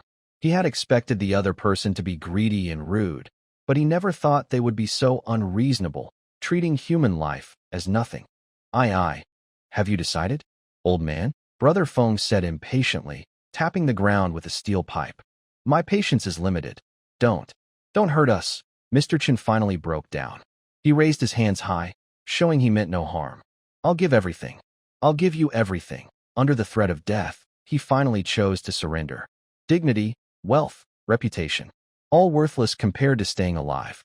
He tremblingly pointed toward one side of the living room, behind a large oil painting. "The basement. The generator and supplies are in the basement." Brother Feng looked in the direction he pointed, the flashlight beam shining on the painting. It was a portrait of a glamorous woman, the young version of Mrs. Chun upstairs. "Monkey, Ali," Brother Feng ordered without turning around. "Go check it out." 2 subordinates immediately responded, excitedly rushing over. They roughly tore the painting off the wall and threw it on the ground, revealing a cleverly disguised secret door behind it. No key was needed, nor was one available. One of the strong men, Ali, stepped back 2 steps, then suddenly kicked with all his strength at the lock. Bang! A loud crash. Wood chips flew everywhere, and the door shook violently, but the lock stubbornly held its position. Ali cursed softly and rubbed his numb ankle. "Move aside. I'll do it." Another young man, called Monkey, pushed forward. He was holding a crowbar, the same one used earlier to pry open the security bars. He forcefully wedged the flat end of the crowbar into the door and pressed down with his whole body weight. The door creaked and groaned as it was forced open. Monkey's muscles bulged, veins stood out, and his face turned red from effort. "Open up for me." With a loud bang, the entire lock and a large part of the door were forcibly pried open and slammed against the wall. "This is leverage." Hee. A strong smell of diesel filled the air instantly. Brother Feng's eyes lit up. He pushed aside his 2 assistants blocking his way and was the first to shine his flashlight inside. Below, there was indeed a secret space. It was a staircase leading downward, and at the bottom was a much larger underground space than he had expected. Brother Feng was the first to go down. The others followed closely behind, leaving 2 people behind, pointing steel pipes at Mr. Chun and his family upstairs to prevent them from escaping or causing trouble. When Brother Feng's flashlight illuminated the entire basement, even he couldn't help but gasp in surprise. This wasn't just a basement. It looked like a small doomsday shelter, a well-equipped storage room. The basement covered over 100 square meters, well-ventilated, dry, and tidy. Along the wall, rows of tall metal shelves were stacked with supplies. On the far left shelf, there were boxes of bottled water and various canned drinks, cola, juice, energy drinks, neatly arranged. The middle shelves were filled with food. One layer had compressed biscuits and instant meals. Another was piled high with canned goods, luncheon meat, fermented fish, fruit cans, everything you could imagine. The top layer held dozens of large vacuum-sealed bags containing whole pieces of cured meat, ham, and dried sausages. The rightmost shelf was the heaviest. Bags of rice weighing 50 pounds each formed small mounds, next to large barrels of cooking oil, boxes of instant noodles, and various seasonings, salt, sugar, soy sauce, vinegar. Even several large cans of milk powder and condensed milk. These supplies, enough to drive anyone crazy in the end-of-the-world scenario, are now displayed openly before their eyes. The visual impact is overwhelming and destructive. Deep inside the basement, in a corner, stands a small diesel generator, about half a person tall. It looks brand new and is quietly standing in place. Its body still emits a faint warmth, and nearby are neatly stacked several iron barrels filled with diesel fuel. Next to the generator, there is even a large freezer. Inside, everything is frozen meat of the highest quality. Wow, X10, we're rich now. Monkey looks at the room full of supplies, stunned. Boss, we've hit the jackpot. Wow, wow. How much food do you think there is? Generator. And another generator. Plus the freezer. The freezer is full. Is this what foresight looks like for the wealthy? A shelter for the end times? Haha, we're rich. I won't go hungry anymore. What's that saying? Neighbors store grain, I store guns. Neighbors are my granary. Everyone cheers greedily, rushing toward the shelves like crazy. Some even open a bottle of soda and gulp it down loudly. So refreshing. Brother Feng also smiles proudly. This is what survival in the end times is all about. He signals everyone not to touch the supplies yet, and they start counting everything. Then he turns around slowly, walking up the stairs back to the living room. He approaches Mr. Chun and raises his hand. Clap, clap, clap. Wouldn't it have been better if you had done this earlier? Brother Feng says with a grin. Instead of refusing a toast, you get the punishment. Mr. Chun dares not speak out. Bind all three of them for me. Silence their mouths too. Crying and whining is so annoying. Mr. Chun feels a panic rising. They clearly have no intention of letting his family go. No please. Mrs. Chun clings tightly to her daughter, trying to resist the two menacing subordinates approaching with a cruel smile. But all efforts are in vain. One subordinate impatiently pushes her aside, while the other roughly grabs the girl's arm. Wow, so white. Hee. Let go of my daughter. You monsters. Leave her alone. Mr. Chen's eyes nearly burst with anger as he charged recklessly at the two henchmen. But his old body was no match for the young, strong troublemakers. One of the young men didn't even use a weapon. He simply lifted his foot and kicked hard into Mr. Chen's stomach. Bang! Mr. Chun grunted and collapsed to the ground, unable to get up for a long time. Dad! The girl cried out in a heartbreaking scream. But soon, a torn piece of cloth was forcefully stuffed into her mouth, silencing all her screams. Stop crying. Dad will make you call even happier later. Near the town square, a patrol team of 8 people was walking slowly. They were chosen by Lu Guodong from the willing young men, led by veteran Zhao Hu. At this moment, after a long day of tension, the team members relaxed a little and started chatting. Naturally, the topic turned to the recent panel upgrade incident that swept through the neighborhood this afternoon. I didn't expect the panels could be upgraded. Do you think the upgrade makes us stronger? Maybe we can become much stronger. A young man named Li Wei waved a steel pipe, his face full of hope. I think it's more than that, another team member replied, lowering his voice and speaking mysteriously. I heard from people in Building 14 that Lu's security guard who first upgraded later tested it himself. He can punch through walls now. Like a superhero from the movies. No way. Is that true? Of course. Several people saw it. If I also upgrade, then I won't be afraid of those saber-toothed tigers in the forest anymore. One punch, one kill. Awesome, brother. Their fantasies, brewing in the quiet night, turned into a primal desire for power. on this strange land. Anything that could improve survival was enough to make ordinary people eager to get it. They talked excitedly about saving enough contribution points soon to upgrade themselves, to become the top of the food chain. Then they could eat meat every day and go outside without fear. At that moment, a clever-looking team member approached Zhao Hu with a flattering smile, offering a cigarette. "Brother Hu, here, have one. I heard that Captain Lu upgraded your panel first. Tell us, what's different after the upgrade? Let us see too." Everyone immediately quieted down, their eyes filled with envy as they looked at Zhao Hu. Zhao Hu enjoyed this feeling of being the center of attention. He didn't take the cigarette, but reached into his pocket, pulled out a pack of soft cigarettes, and took one to put in his mouth. Li Wei nearby quickly lit it for him. Whoosh! Zhao Hu took a deep drag, exhaling a thick smoke ring that blurred his proud expression.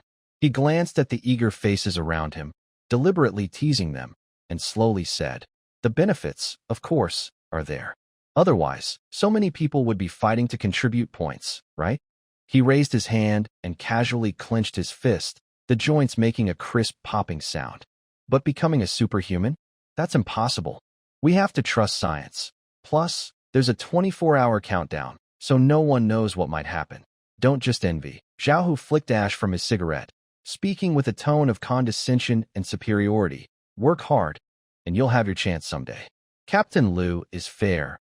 He rewards and punishes clearly, and he doesn't forget his own people." This speech, seemingly encouraging, subtly revealed the internal class privileges and resource advantages within Lu Guodong's camp. The so-called own people clearly had priority rights that ordinary survivors couldn't reach. Zhao Hu felt very pleased with this sense of privilege. He believed he deserved it. As one of the first professional military personnel to join Lu Guodong, he was responsible for training security teams, maintaining order, and even facing saber-toothed tigers in the forest. He had paid blood and sweat, and he thought he should get the best rewards. "Brother Hu, how many contribution points does it take to upgrade once?" someone asked cautiously. Zhao Hu sneered and waved dismissively. "Contribution points? That's for outsiders. Besides me, Dr. Lin, Master Qin, and other technical talents have already upgraded first. As for contribution points, it's just a matter of Captain Lu's word." This statement caused a ripple among the team members. Their faces quickly changed from envy to awe, and then to jealousy. It turned out that the few contribution points they earned after a long day of patrols were worthless in the eyes of the true core group. Lu Guodong's authority was so great that he could freely distribute resources capable of changing lives. Their eyes on Zhao Hu grew even more eager, as if they were looking at a living example of the future. Just as everyone's thoughts diverged and the conversation became a bit tense, a dull crashing sound came from the direction of the northern villa area. The noise was not loud, but very clear and sharp, especially in the quiet night. Most people were still thinking about Zhao Hu's words and didn't notice the faint noise. But one alert team member suddenly looked up, listened carefully, and his face became serious. "Brother Hu, listen," he said nervously, tapping Zhao Hu's arm. "What is that sound?" Everyone quieted down and listened closely. Clang, clang. The dull banging sound came again, rhythmically, one after another. "Maybe it's someone smashing a wall," Li Wei said uncertainly. "Who stays up late to smash a wall?" Another team member retorted. "It sounds more like someone is knocking on a door." Zhao Hu's brow furrowed. He threw the half-smoked cigarette onto the ground and stomped it out with his toe.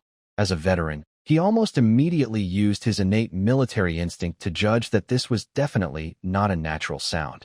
It was man-made damage, and the sound was coming from the villa area, the place everyone thought of as a wealthy, resource-rich, yet mysterious and dangerous area. "Everyone move out. Grab your gear. Let's go see what's happening." He quickly pulled out a black police baton from his waist and flicked it open with a snap. "Stay alert. Keep quiet, cover each other, and move forward." The patrol team's mood shifted instantly from casual chatting to readiness for battle. The members who had been dreaming about the future turned pale, clutching their steel pipes and wooden sticks, their hearts pounding uncontrollably. They followed behind Zhao Hu, walking quietly and carefully toward the sound. At the same time, outside the attacked villa, two figures hid in a thick bush. When they saw Zhao Hu leading a patrol team approaching, Mingdao, hiding in the shadows, was not nervous. Instead, A hint of excitement and hope appeared in his eyes. They had arrived. The fish he had been waiting for was finally caught, one after another. Next to him, Wang Chu was in much worse shape. He was always afraid of being discovered and then beaten up. Brother Ming, it's Lu Guodong's people. They're here too. What should we do? Should we retreat first? If they find us, we're finished. On one side were the criminals, on the other, the aggressive security guards.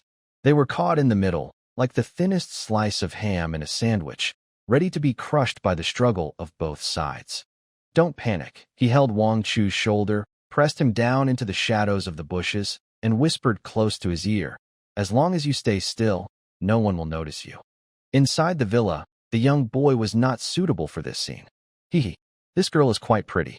Her skin is as smooth as tofu. A man with a face full of flesh grinned wickedly, slowly approaching the girl tied to the sofa. He unzipped his pants as he moved, his eyes gleaming with evil intent. The girl's mouth was tightly sealed with a rag, only able to whimper in despair. Her body struggled violently, tears soaking her cheeks, and fear nearly made her faint. "Let go of my daughter. You animals. I will fight you." Nearby, Mr. Chun, pressed to the ground, was furious. He roared with all his strength, trying to break free from the foot on his back, but it was useless. He could only watch helplessly as the beast got closer to his daughter. His wife had already fainted from crying, collapsing on the ground, unconscious. "Shut up, old man," responsible for guarding Mr. Chin's other assistant. He impatiently kicked him in the lower back. "Later, let your daughter serve us properly, and we will spare your old life. You should thank us." Laughter filled the air, crude and mocking. The man who had unfastened his belt had already walked to the sofa.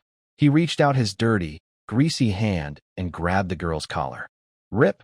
The sound of fabric tearing was sharp and unpleasant. The girl's fair shoulders were exposed to the cold air.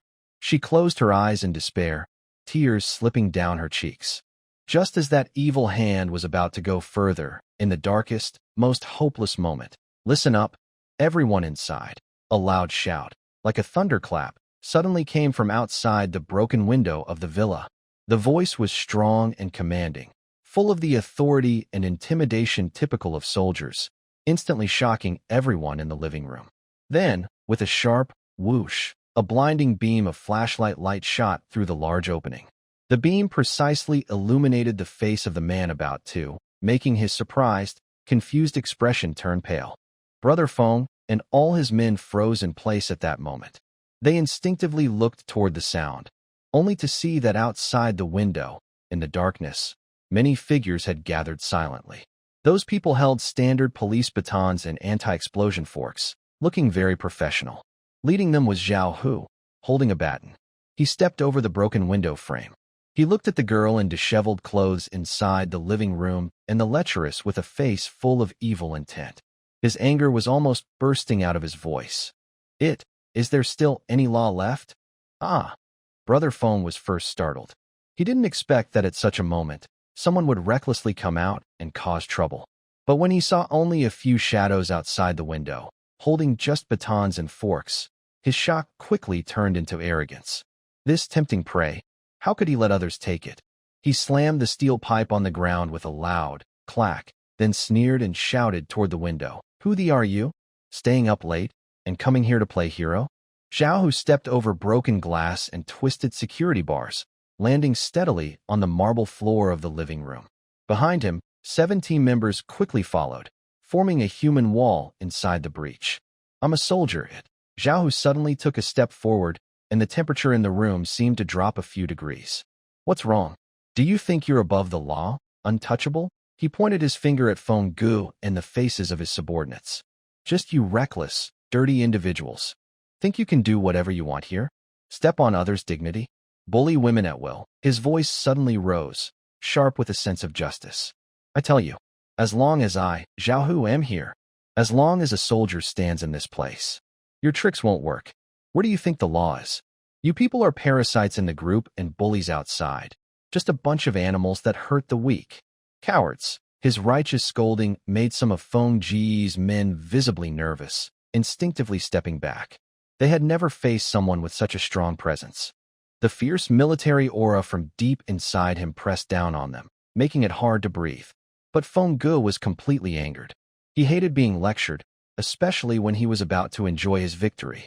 Fing cowards, afraid of a little thing. Feng Ge shouted at his men, trying to cover his own nervousness with volume. There are only a few of them. No guns. Our dozen brothers can drown them in spit. Let's beat them. He waved a steel pipe, pointing at Zhao Hu, his face tense. Being a soldier is impressive? This is the end of the world. I do whatever I want now. Who cares? The supplies in the villa area are ours. Anyone who blocks our way will die. He underestimated their fighting strength. To him, this was just a street fight with a few people against 8, with the advantage on his side. But Zhao Hu was no longer interested in talking. For these who had lost all humanity, words were useless. Only steel and blood could make them learn respect again. Zhao Hu didn't even give a verbal command. Instead, he suddenly raised his left hand and made a simple but strong tactical gesture, bringing his index and middle fingers together and sharply pointing forward. Attack! The team members behind him immediately understood. Swish, swish, swish. Almost at the same moment the gesture was made, 7 team members quickly formed 3 groups, each with 2 people. One person held a large protective shield to cover the upper body, while the other carried a black baton behind, ready to strike. Their formation was not perfect, but fierce and determined. The remaining one moved around the side to support. This formation was something Zhao Hu had just taught them a few days ago. It looked professional. Although their movements were a bit uncoordinated because they had not trained long enough, their teamwork was clear. They looked very different from the chaotic, individualistic crowd under Brother Feng, who often fought alone and was disorganized. Beat them up! A with a mohawk hairstyle, under Brother Feng's gang, was frightened by Zhao Hu's team's professional attitude. He shouted loudly and swung a thick steel bar, rushing toward the front shield holder. He wanted to boost his courage and motivate his friends. But he faced a professional explosive shield. The shield bearer didn't dodge or retreat. He bent his knees slightly, lowered his body, and pressed the shield's weight down to keep it steady. Just as the steel bar was about to hit the shield, he didn't step back. Instead, he charged forward and took a big step ahead. Bam! A dull thud. When the shield and steel bar collided, the shield bearer shook his wrist, using a standard blocking technique to absorb the impact. At the same time, his forward movement transferred all his strength into the shield. He felt an overwhelming force from the steel bar, making his hand go numb and his whole arm lose feeling. The impact of the shield also stopped his charge abruptly, knocking him off balance and leaving his guard wide open. Opportunity. In that moment of instability, another team member behind the shield holder was already ready with his baton. Without hesitation, he swung his baton down. Smack! The first strike precisely hit the wrist holding the steel bar. A faint sound of a bone breaking. Ah! He let out a sharp, painful scream as the steel bar in his hand dropped to the ground. But it wasn't over yet. Smack! The second strike followed quickly, hitting the outside of his right knee, which was supporting his body. Another dull thud sounded. The scream continued as his legs suddenly lost strength. His body softened, and he knelt uncontrollably on the ground, losing all fighting spirit. He could only hold his deformed wrist and knee, rolling on the ground in pain and crying out. From the moment he charged forward to when he fell, the whole process took less than 3 seconds. Quick and clean. Nice job. Zhao Hu's voice rang out, filled with praise. Just like that. Follow the formation I taught you this afternoon. Don't be afraid. Keep your shields in front. Use the shields to counterattack. Bump with the shields. Think of it as practice. His words boosted the team members' confidence. For Brother Feng's side, however, these words were a clear insult. The fight was already one-sided from the start. After the first successful move, Zhao Hu's team members fully relaxed and fought more freely. They remembered Zhao Hu's instructions from the afternoon, working in pairs, combining shields and sticks, moving steadily forward.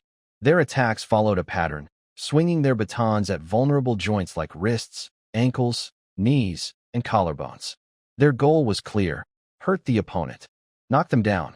This was standard emergency baton technique. Compared to them, Brother Feng's lone walkers were completely thrown off. Although they looked strong and carried steel pipes or clubs, their fighting style was chaotic and unorganized. Most of their attacks were wild swings, big and open, full of flaws. While such attacks might intimidate ordinary people, they looked ridiculous in front of a reinforced shield. Clang, bang, thud. One of the lone walkers tried to smash the shield holder's head with his pipe, but was easily blocked by the shield. Another teammate on the side struck him in the waist, causing him to bend over suddenly, like a shrimp. Another lone fighter tried to sneak around from behind, but was kicked in the calf by a teammate moving to the side, causing him to fall face-first into the mud. Immediately, a police baton struck the back of his neck, making him black out and lose consciousness. The team members all laughed. They had never realized that fighting could be so intense. No wonder it's called military combat skills. Really impressive. As for Xiaohu himself, he grabbed a stun baton and charged like a fierce tiger straight at the helpless Brother Feng. Seeing his men panicking and losing their way, Brother Feng was pushed into a corner. His instinctive rage was fully triggered. He clenched a steel pipe with both hands, using all his strength to smash it down toward Xiaohu's head. This strike was powerful and loud, whipping up a strong wind. But Xiaohu showed no fear. Perfect timing. Just as the steel pipe was about to fall, he twisted his wrist, and the stun baton in his hand moved from below to above, meeting the pipe precisely. Clang! A harsh clash of metal sounded. Brother Feng's full-force attack was caught by the unique crescent-shaped blade of the stun baton, which held it tightly. The steel pipe was embedded in the blade, as if welded shut. No matter how hard Brother Feng tried, he couldn't move it at all. His pupils shrank suddenly, his face full of disbelief. Before he could react, Xiaohu let out a low shout, twisted his wrist, and pushed forward with force. An irresistible power surged through the steel pipe. Brother Feng felt a sharp pain in his wrist, and his thumb was instantly shattered, losing his grip on the weapon. Clang! The steel pipe flew out of his hand and rolled far away on the ground. Disarmed. While Brother Feng was stunned by losing his weapon, Xiaohu's attack continued. He delivered a lightning-fast whip kick to Brother Feng's stomach. Bang! Brother Feng felt his internal organs shift painfully. A sharp pain shot through his abdomen, and he was like a kite with a broken string, flying backward and crashing heavily to the ground. He curled up into a ball, unable to even scream. Xiaohu stepped forward slowly, placing his toe on Brother Feng's chest, looking down at him with disdain and contempt. I thought you were pretty tough? Yellow-haired person will always be just yellow-haired. They won't make a big impact. If I hadn't just finished my service, dressed in this uniform, I would have told you to follow the rules. I could have knocked you down with just one hand. Brother Feng was coughing violently. With each cough, blood-tinged saliva spilled from his mouth. He looked up, glaring at Xiaohu with a hateful look. His shame of failure made him lose his mind. Suddenly, he gathered the blood in his mouth and spat it forcefully at Xiaohu's pants. Spit! You traitor, what are you so proud of for working for Lu Guodong? You! Before he could finish, a loud slap cracked across his face. Slap! This slap was sharp and loud, full of insult. Brother Feng's face swelled visibly, and his ears buzzed as he was knocked senseless. Xiaohu slowly withdrew his hand, looking at him with cold eyes, speaking slowly. You good for nothing. If you can't speak properly, then don't talk. I am not anyone's dog. I am here to maintain order. And you are who destroys the group. After saying this, he ignored the completely helpless man and turned to the family tied to the sofa. He quickly cut the ropes binding the girl and her mother with his pocket knife, then untied the rags stuffed in their mouths. It's over now. His voice slowed down naturally, sounding much calmer than before. The girl was still trembling. She looked up with tear-streaked face at this man who seemed like a divine savior. She cried again. Thank you. Thank you. Mr. Chun, who had been freed, scrambled over and hugged his wife and daughter tightly, crying loudly. After crying for a while, he immediately turned to Xiaohu and tried to kneel. Good Samaritan. Thank you for saving us. Xiaohu quickly helped him up. No need for that. Thank you. Thank you so much, Mr. Chen stammered, clutching Xiaohu's arm as if holding on to his last hope. I am willing. I will give all our supplies to the group. All of it. Just please protect our family's safety. Seeing the leader, Brother Feng, being defeated with one move, the remaining lone fighters who could still move no longer dared to resist. They looked at each other in fear, scrambled to their feet, ignoring their injuries and their fallen comrades. grabbed some cookies and canned food just brought up from the basement, and frantically ran toward the broken window to escape. Brother Hu. They're trying to run. A security guard immediately stepped forward to chase them. Stop chasing. Zhao Hu raised his hand to stop him. Don't pursue them. Let them go, he said coldly, watching the fleeing figures. I will report this to Captain Liu. In the distance, among the bushes in the villa garden, Mingdao watched the entire fight from start to finish. Next to him, Wang Chu was already stunned by the quick and brutal scene, his mouth wide open, unable to close it for a long time. He was just a novelist, never seen such realistic and efficient violence before. Wow. Wow. Wang Chu stammered those words, looking at Zhao Hu with admiration. This is too amazing. Is this even real? Are they filming a movie? Mingdao didn't speak. His gaze lingered a little longer on Zhao Hu. He saw more than Wang Chu did. He saw discipline, tactics, and a soldier who, even in the end-of-world chaos, still upheld certain bottom lines and principles. Zhao Hu's violence was purposeful, aimed at maintaining order. Feng's violence, on the other hand, was for satisfying personal greed and plunder. That's the fundamental difference.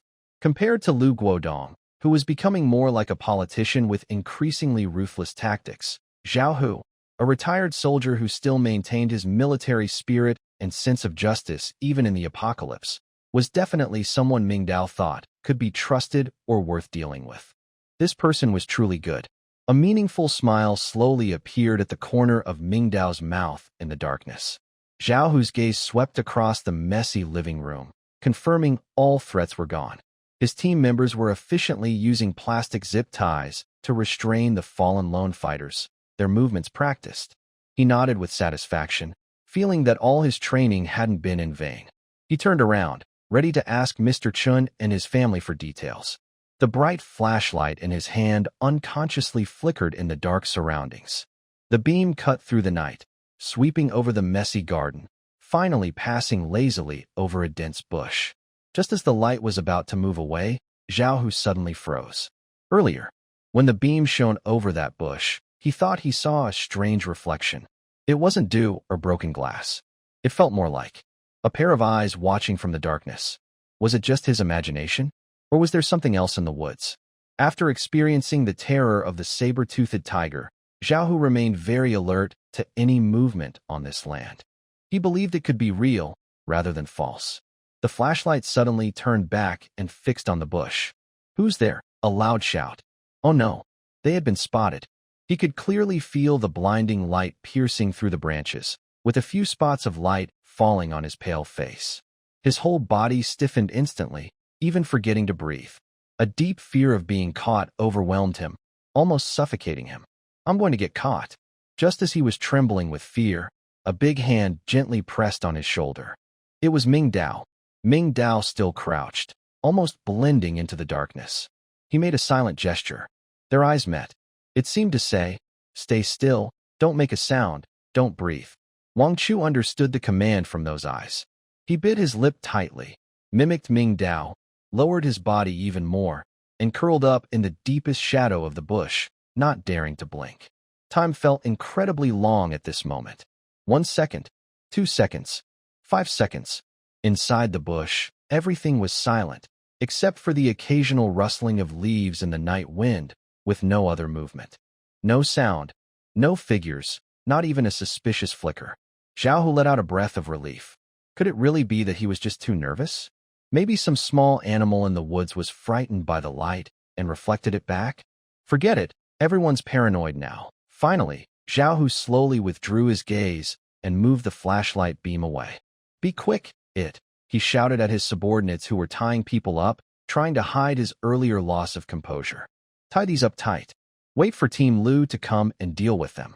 In the bushes, after the deadly beam of light moved away, Wang Chu finally dared to breathe out heavily. That was so intense.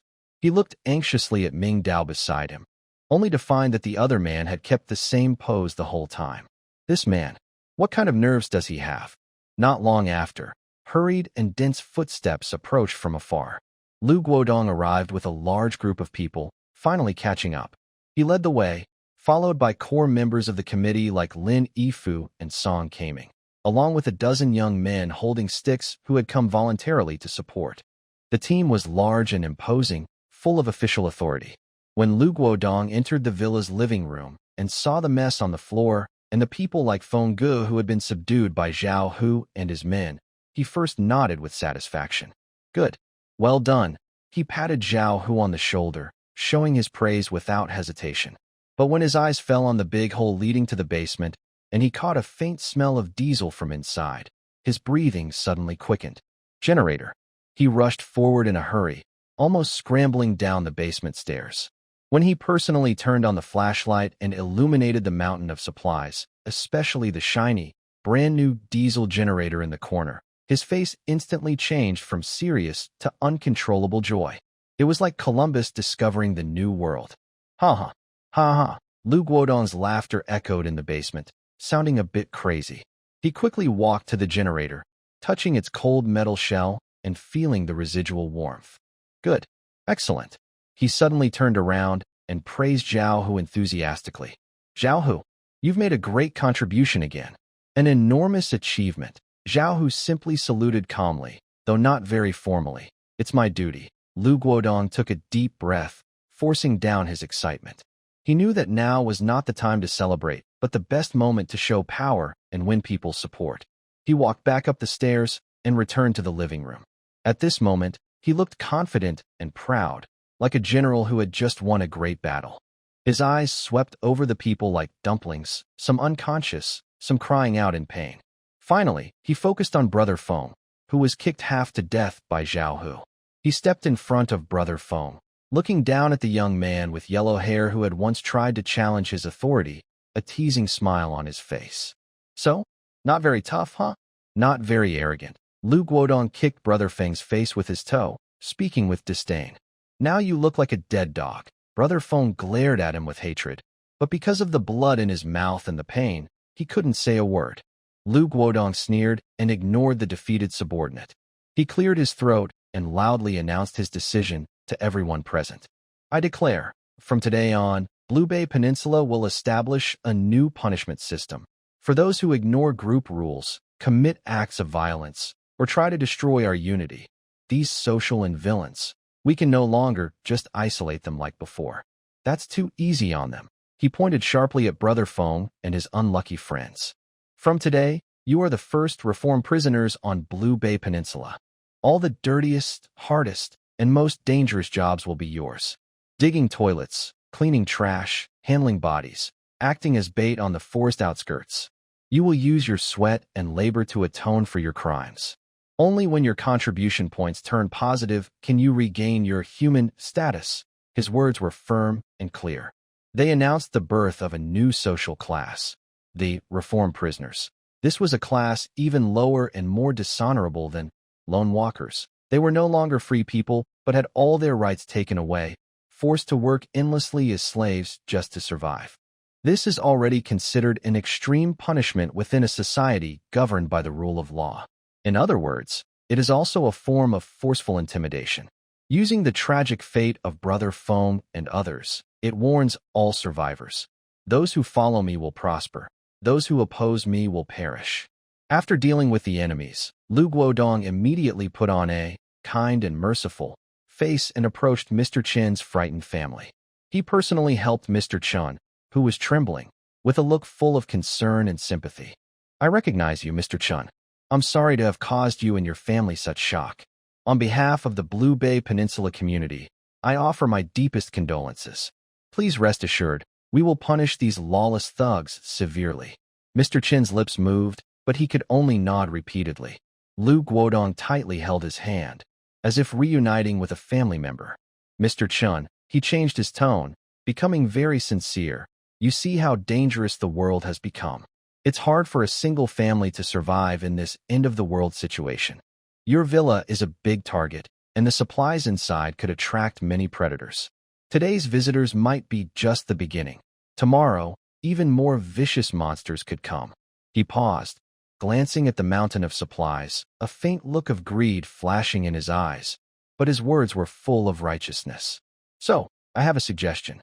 For your safety and the future of our entire group, I hope you will hand over this villa and all the supplies in the basement for collective management and distribution. Of course, we will not forget your great contributions to the group.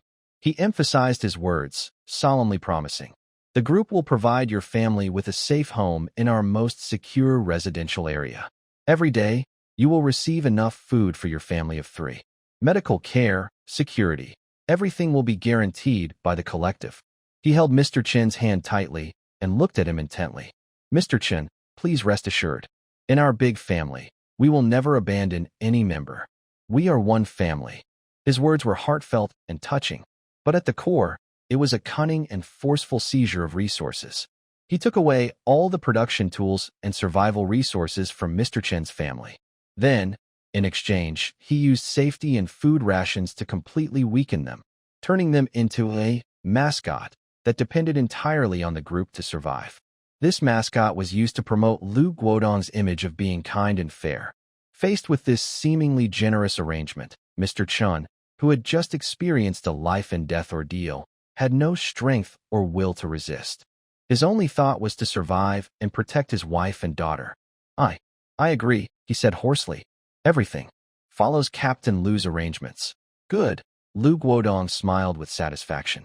He used strict measures to punish enemies and kindness to win over friends. Hard and soft tactics, pulling and striking. That night was destined to be a sleepless one. The diesel generator, considered a treasure, was carefully transported back to the temporary command center in the property office building by a dozen young men. Master Qin immediately checked and connected the wiring. At exactly 9 p.m., Lu Guodong personally turned off the power switch. A faint buzzing of electricity sounded, and suddenly, a bright white light lit up a window on the 3rd floor of the command building. Light, the first artificial electric light to brighten this world since the disaster. This light, shining in the dark neighborhood under 2 blood moons, was so striking and incredible. Inside the command center, cheers erupted. Lu Guodong, Zhao Hu, Lin Yifu, and others stood in the light, smiling with a sense of victory. This light was more than just illumination. It symbolized hope, showing everyone that the fire of human civilization had not gone out. But at the same time, it also represented power and social hierarchy. It was no longer a common resource for everyone, but a privilege for the few who had won. Everyone saw this light, but only those inside the command center could truly enjoy it. The light clearly divided the world of survivors into 2 groups: the ruling class and the common people. The survivors who saw this light reacted very differently. In a dark room, a young mother was holding her hungry, crying child. She saw a distant light outside the window, and her eyes suddenly filled with hope. She pointed at the light and softly said to her child, "Look, sweetheart, there's light. Everything will get better." Meanwhile, in another building, a man who had no contribution points was eating hard, dry compressed biscuits. He looked at the light with resentment and muttered, Why? Why do they get all the benefits? Lu Guodong. He forcefully swallowed the biscuit in his hand, and jealousy burned fiercely in his heart. Many others just numbly looked out the window. The light was bright and beautiful, like a distant dream.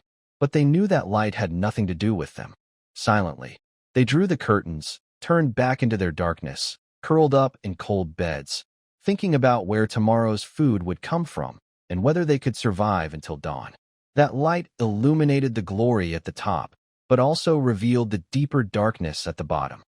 Mingdao and Wang Zhu, after confirming Lu Guodong's main forces had left with their spoils and prisoners, quietly withdrew from the bushes and returned to Building 5. On the way back, Wang Zhu was still shaken, lost in the memory of what had just happened, unable to calm down for a long time. That was so intense, he said as he walked, full of emotion. Brother Ming, I've really seen a lot today. Zhao Hu's team is too fierce, fighting like chopping vegetables. And Lu Guodong, he's really a remarkable person. He stopped and looked back at the brightly lit command building in the distance, his expression complicated. Brother Ming, Lu Guodong is now firmly in control. He has guns, Zhao Hu, resources, supplies, and now even electricity. This power cycle is complete. What do we do now? Wang Zhu's worries reflected the feelings of most survivors who stayed outside the main group. Faced with a strong, absolute ruling authority, individual strength seemed so small and powerless. Hearing Wang Zhu's question, Mingdao finally stopped, turned around, looked at him, and a faint smile appeared on his face. "You're saying that, making us sound like villains." Wang Zhu was momentarily stunned and scratched his head. I didn't mean that. Let him do as he pleases." Mingdao looked away and continued walking forward. Today is only the second day. Right now, every household still has some supplies, and resources aren't truly tight yet. So he can rely on small favors and threats of force to keep everyone under control.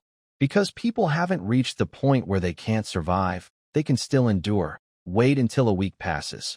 Wait until everyone's supplies run out.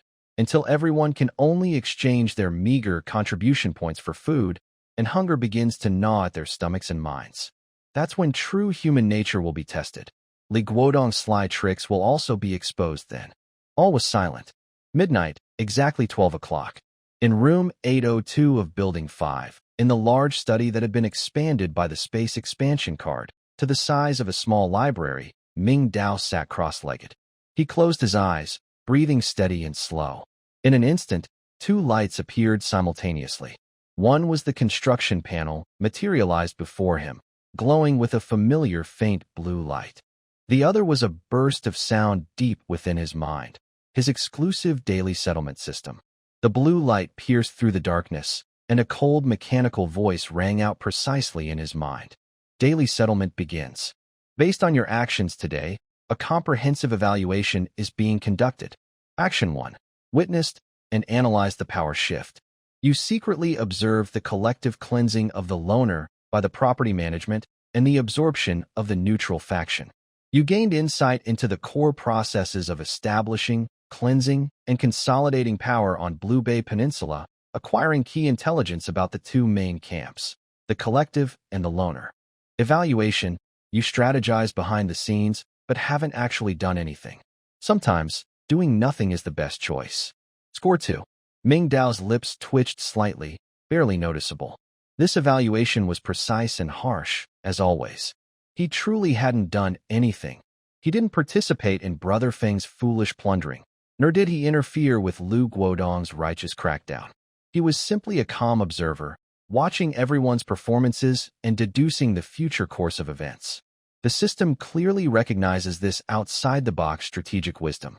Action 2. Recruiting a key informant. You used your information and resource advantage, spending only a bottle of purified water, to successfully recruit the key informant, Sister Wang, and gained access to a resident information network covering the entire 5th building. Evaluation. Information is power. In the end times, people's trust is more valuable and cheaper than fists. Score 2. One bottle of water bought him a pair of eyes that could monitor the building's movements and a detailed, almost overwhelming, map of social relationships. This deal was very profitable. Mingdao was very satisfied. Sister Wang completed his understanding of the lower-level information. Action 3. Creating and deploying traps.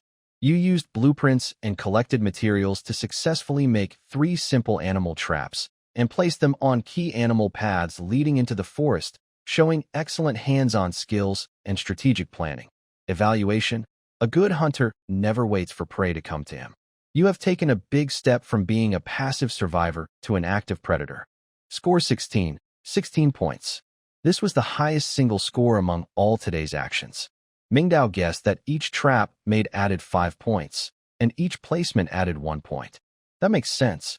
It seems the system gives the highest weight to proactive actions like creating resources and long-term strategies, compared to hiding and observing, which are worth less. This confirms his judgment. To gain more, you must take bigger risks and do more. Action 4. Surviving the attack of a saber-toothed tiger and successfully hiding himself and his companions. Evaluation. When facing an unbeatable enemy, surviving is victory. But remember, running and hiding won't earn respect or points. Score 2. Action 5. Surviving 1 day. Evaluation. Congratulations on surviving another day. Keep it up. Score 1. A series of results flashed by, and finally, the panel froze. Results complete. Overall score, 23 points. Cumulative score, 70 points. Evaluation. Listen for thunder in silence. Build great achievements in invisibility. Keep going, and don't let those standing in the light see your shadow. A total score of 70. This number surprised Mingdao himself. He felt like a player who had already found the strategy guide in a game. Every step he took was on the right track, clearly ahead of other survivors who were still figuring out the rules. After the score was calculated, the familiar reward screen appeared again. But this time, the options had changed completely.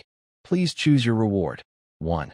Special ammo box. White contains 3 sets of Molotov cocktail kits, 5 smoke grenades, and 5 flashbangs. 2. Building blueprints. Random receive a random building blueprint of white quality. 3. Card. Random receive a card with special rules of white quality. A card? Mingdao's eyes immediately fixated on the third option. Ammo boxes are definitely good. Molotovs and smoke grenades can be very useful in future conflicts. But they are consumables. Each one used up is gone. Building blueprints are his most familiar score-boosting tools, the foundation for sustainable growth. Whether it's a water purifier or a trap for animals, blueprints have proven their great value. If it had been yesterday, he would have chosen it without hesitation. But today, the word card, a completely new term filled with an air of mystery, reminded him of the space expansion card that completely changed his survival situation. That card didn't grant an ability, but a miracle. It defied physical laws, creating a 100 square meter safe space out of thin air. This power was fundamentally different from blueprints, which required gathering materials and following steps to craft. Mingdao almost didn't hesitate. His curiosity about the unknown and his desire for greater power instantly overwhelmed his pursuit of stable gains. He wanted to find out what secrets this new branch of the system truly concealed. I choose option 3. Card. Mingdao silently thought. As soon as he finished speaking, the reward display flickered violently. The first 2 options quickly dimmed and disappeared, leaving only the third option shining brighter and brighter. The light gathered, and finally, a physical card slowly floated down from the display, hovering in front of him. It was a card with dark gold flames burning along its edges, feeling slightly heavy and cool to the touch, with a metallic texture. On the back, there was a fierce beast head engraving, with hollow eyes and sharp fangs, giving a wild and primitive sense of power. Mingdao reached out and gently touched the front of the card. Card, simple beast cage, white, type, item card, effect. When used, it can instantly generate a sturdy, simple beast cage, size 3 meters x 3 meters x 3 meters, in front of you. The cage is made of unknown metal, unbreakable, and can be used to hold or transport small to medium creatures. Special effect. It has a slow, taming, and healing effect on creatures inside the cage. Taming. Healing. Mingdao's heart suddenly jumped. He immediately understood the fundamental difference between a card and a blueprint. A blueprint is like teaching a man to fish. It gives you knowledge and methods, allowing you to use the world's resources for sustainable production. But it takes time, materials, and effort. A card, on the other hand, is like giving a man a fish. It directly provides results, creating miracles out of thin air, ignoring rules. Just like this beast cage, it doesn't need steel bars or welding skills. With just a thought, it can instantly generate an unbreakable cage. It's a one-time use, a consumable, but it brings immediate, rule-level power. If blueprints are industry, then cards are magic. Mingdao clenched the card tightly. A bold plan was already forming in his mind. This beast cage was practically tailor-made as a follow-up tool for his 3 trap sets. Meanwhile, at the center square of Blue Bay Peninsula, the huge, community heart canopy lit up again at midnight. Everything else remained mostly the same, but the personal leaderboard had changed. First place, Anonymous, total score, 70. Second place, Anonymous, total score, 4970 points. The strong stay strong, the weak remain weak. This number was like a ruthless slap, sharply hitting every survivor's face, especially those members of the collective council who had just experienced a great victory and were basking in joy and power. The property command center, in the room lit by a diesel generator, the only bright spot in the entire community, was filled with a very lively atmosphere. Lu Guodong held a cup of hot tea, his face glowing with pride and energy. Zhao Hu, you did a great job today. You showed our team strength. You showed the courage of soldiers. He patted Zhao Hu's shoulder heavily, praising him generously. Mr. Chun and his family, I've arranged for someone to settle them. The supplies they voluntarily handed over have been logged by Professor Song's team. Tomorrow, based on contribution points, we'll give out some rewards to everyone who participated and contributed today, especially you, Zhao Hu. I'm giving you a special credit. Your contribution points will be increased by 300. Thank you, Team Leader Lu. Zhao Hu straightened his back, a proud smile on his face. And Dr. Lin, Master Qin, Professor Song. Lu Guodong looked around, his gaze sweeping over each key member. Today, we not only dealt with those social, but more importantly, we got the generator. We got electricity. This is the first step for Lanwan Peninsula to move into a new era. It's the foundation for rebuilding civilization. Come on. I propose a toast to celebrate our victory today. Cheers. For the team. Everyone in the room raised their cups, their faces full of hope for the future. They seemed to see a strong, orderly community rising around them, with them at the center. At the height of this lively moment, a bystander suddenly let out a surprised shout. Team Lu, look, the ranking list. Everyone froze in place. Lu Guodong's smile also froze for a moment. He frowned and pulled up his panel. On the screen, the leaderboard for Community Heart was displayed. Then, he saw the number. 70. That glaring, lofty number, as if mocking all his efforts. The previously lively atmosphere in the room instantly turned cold. Everyone's smiles froze on their faces, replaced by shock, confusion, and disbelief. Is this really true? 70. 70 points. Lin Yifu adjusted his glasses. Usually calm, he couldn't stay composed this time. Did he? Score 23 points again today? 23 points. Today, Lu Guodong led everyone to settle internal chaos, seize generators, establish a punishment system. So many huge achievements. Yet, his personal score only added up to 18 points. That's already a high level most people can't reach. But that, anonymous, that shadowy troublemaker, what exactly did he do? Why does he get a higher score than me? A feeling of humiliation, crushed by relentless pressure, suddenly overwhelmed Lu Guodong's mind. He felt like a clown performing on stage, while the anonymous sat in the front row, watching him with a cold, mocking look. No, this can't be. Lu Guodong's breathing grew heavy. He stared fixedly at that name. Today, we captured people, seized generators, and built new rules. Everything big in the neighborhood was done by us. Why does he get a higher score than all of us? No one could answer him. Zhao Hu's face also turned very serious. He remembered the evening in the villa garden, when he saw a strange flash of light flicker through the bushes. Could it be? Investigate. A deep, suppressed roar burst from Lu Guodong's throat. He suddenly slammed his fist on the table with a dull thud. Find out everything about the residents. Check their scores house by house, especially those living alone, rarely going out, and with high scores. Don't miss anyone. I don't care who he is or what methods he used. Even if it means turning the entire neighborhood upside down, I want that anonymous top scorer caught. He would never allow any uncontrollable individual, even stronger than himself, to operate outside his control. That, anonymous, must be eliminated. The first light of dawn shone through the curtains, casting a golden beam across the large study. Dust floated in the light, shining like sparkling stars. Mingdao slowly opened his eyes. He thought silently, and his construction panel appeared without sound. Panel upgrade countdown. Midnight, it's over. Almost at the moment he realized this, two very different streams of information, like two rivers meeting, suddenly flooded into his mind.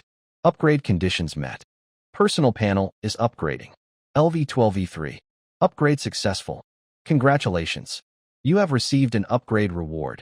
Space expansion card, Residence, X1. Congratulations. You have unlocked a new feature, Decomposition and Synthesis Station. Here it comes. Mingdao clenched his fists tightly, suppressing his inner excitement. As he expected, the panel's upgrade brought a big change. A space expansion card. Another one. This means he can once again add 100 square meters of usable space to his apartment out of thin air. A normal 3-bedroom, 2-living-room apartment, after 2 expansions, will have an internal area of over 300 square meters. Without hesitation, He took out the glowing card. No second thoughts. He stood in the already enlarged study room and silently said, "Use." Mingdao once again witnessed a miracle that defied all known physics. The bookshelf in front of him, along with the wall behind it, seemed to turn into virtual images from a digital world. An invisible hand stretched it backward. The wooden floor beneath his feet and the ceiling above grew rapidly toward the distance. The space, which was already like a small library, was stretched and expanded once more. 100 square meters. Another brand new 100 square meters seamlessly merged into this space. The entire study room's area jumped from 120 to 220 square meters. A large underground base, big enough to hold a small factory, was already taking shape. Mingdao quickly walked to the end of the study, touching the cold, new wall.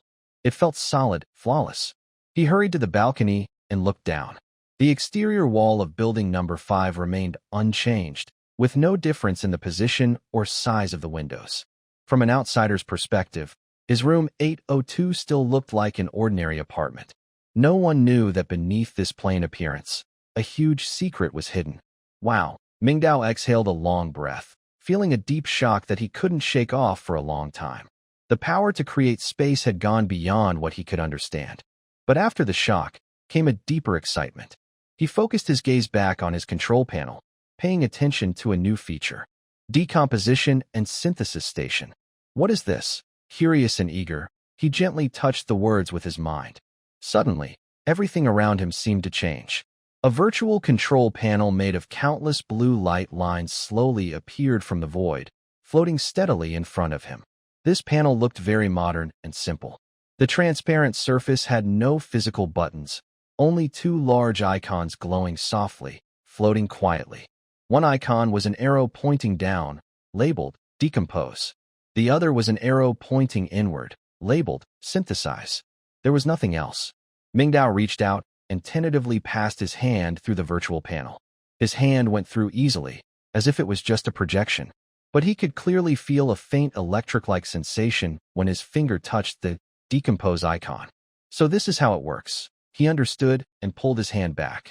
Thinking for a moment, he turned and walked to the corner. There, he had piled up various junk he collected yesterday.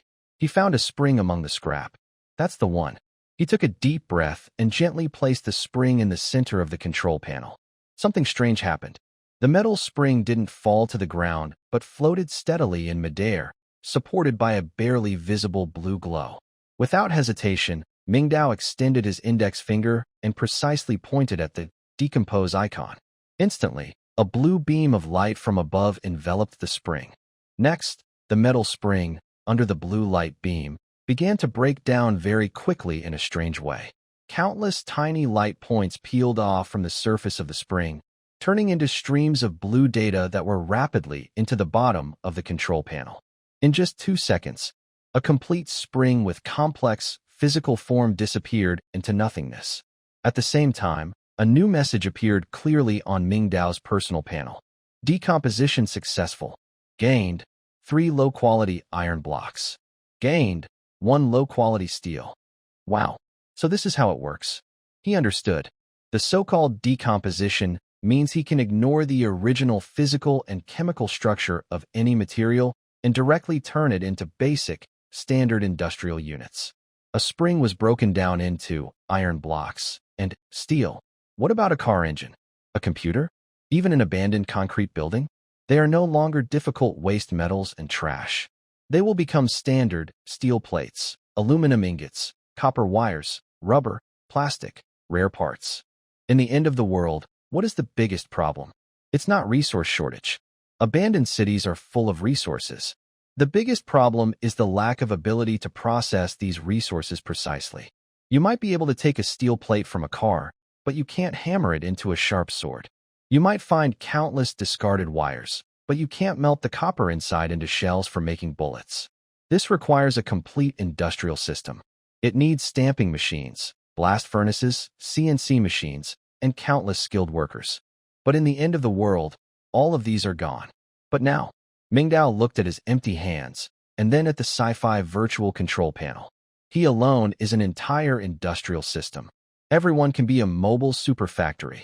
He can break down anything he finds into basic building blocks, and then use the synthesis function to perfectly assemble these blocks into anything he wants, following a blueprint. Awesome. Mingdao opened his mouth, wanting to laugh out loud, but he held back. He is invincible now. With this decomposition and synthesis station, he essentially has unlimited creative possibilities. As long as he has enough raw materials and strong blueprints, he could even build a tank or a giant robot by himself. Stay calm. Stay calm. Mingdao pinched his thigh. Now is not the time to be excited. Although this function is incredible, it still needs raw materials. And raw materials won't come to him on their own. He needs more trash. Just then, thud, thud, thud, thud, thud, thud. A rapid, while knocking on the door interrupted Mingdao's thoughts. Brother Ming, open the door. Great news. Great news. It's Wang Chu's voice. Just hearing his excited, high-pitched tone, you can tell he also received a reward for upgrading his panel. Mingdao put away the virtual control station, took a deep breath, and restored his calm, indifferent expression. He walked to the door and opened it. Outside, Wang Chu's chubby face was full of excitement and admiration. Brother Ming, you're like a god. Wang Chu hurriedly pulled out a card from his pocket and held it high in front of Mingdao. Space expansion card. Brother Ming, my panel has also been upgraded. The system rewarded me with a space expansion card just like yours. It can add 100 square meters. 100 square meters. This is almost like magic, he stammered, his face flushed with excitement. All right, stop making a fuss. Check the system announcements more often and look for patterns. Patterns? Wang Chu looked confused, his face blank. Every announcement from the system isn't random. For example, the previous leaderboard was to encourage competition among survivors. Later, the announcement about the unclaimed panel being able to absorb others was to guide us to explore and expand. Mingdao's voice was calm and steady, convincing in its confidence. I just connected these pieces of information and made some reasonable guesses. Since the system encourages us to merge panels for upgrades, then this upgrade will surely bring huge benefits that can change our way of life. And for us survivors stuck in small apartments, what could be more tempting than expanding our living space? Wang Chu listened, feeling a bit confused. Something seemed off, but he couldn't find a reason to argue. In the end, he could only sincerely nod in agreement. Wow, Brother Ming, you're amazing. Seeing Wang Chu's full admiration, Mingdao secretly smiled inside, but kept a calm face.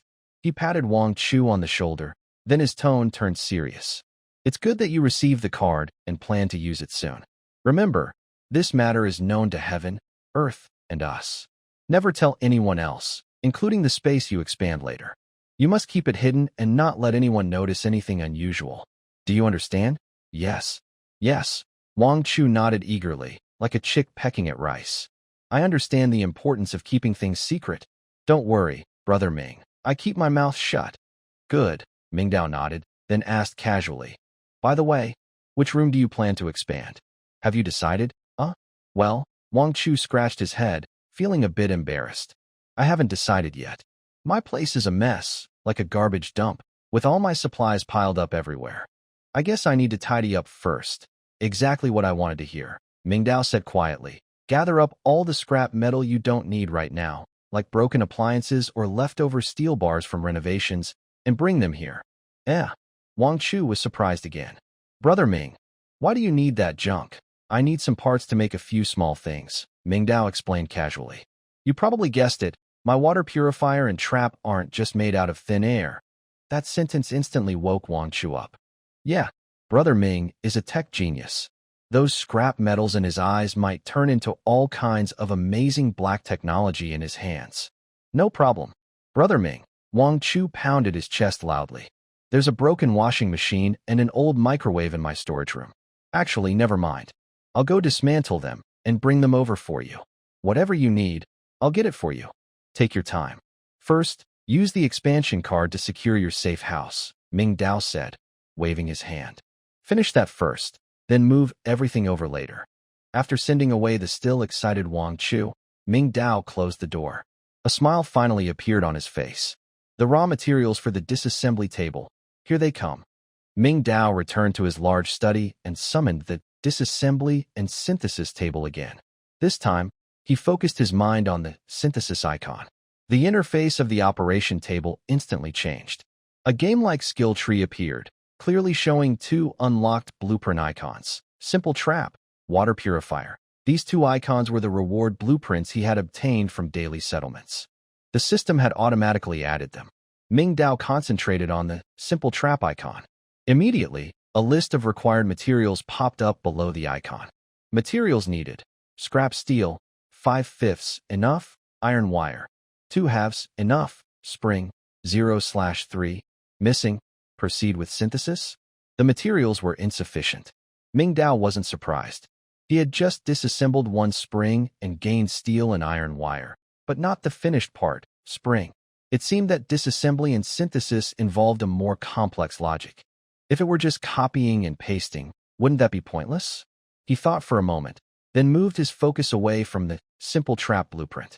He used his mind to throw the scrap steel and iron wire he had scavenged into the synthesis table.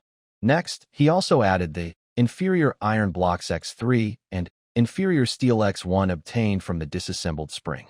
He wanted to see if he could directly synthesize blueprints using these basic industrial units. After all, the raw materials were the same. When all the materials floated on the synthesis platform, he focused his mind again on the blueprint for the Simple Trap clamp. This time, the list of materials had changed. Required materials: iron, 15/25 sufficient, steel, 15/25 sufficient, proceed with synthesis, 666. It was successful. Mingdao felt a happy surprise. So that's how it works. The synthesis function has two modes. One is part assembly, which requires collecting specific finished parts from the blueprint, like springs, screws, and gears. The other is a more basic, raw material synthesis. As long as enough basic industrial units are invested, the system can skip the part-making step and directly produce the final product in one go.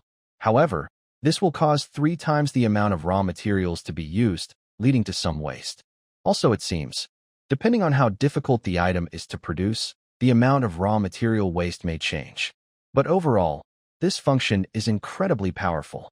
He hesitated for a moment and silently thought. Synthesis. Buzz, all the materials on the platform, whether scrap steel, wire, or invisible iron and steel elements, immediately turned into a dazzling, shining light cluster.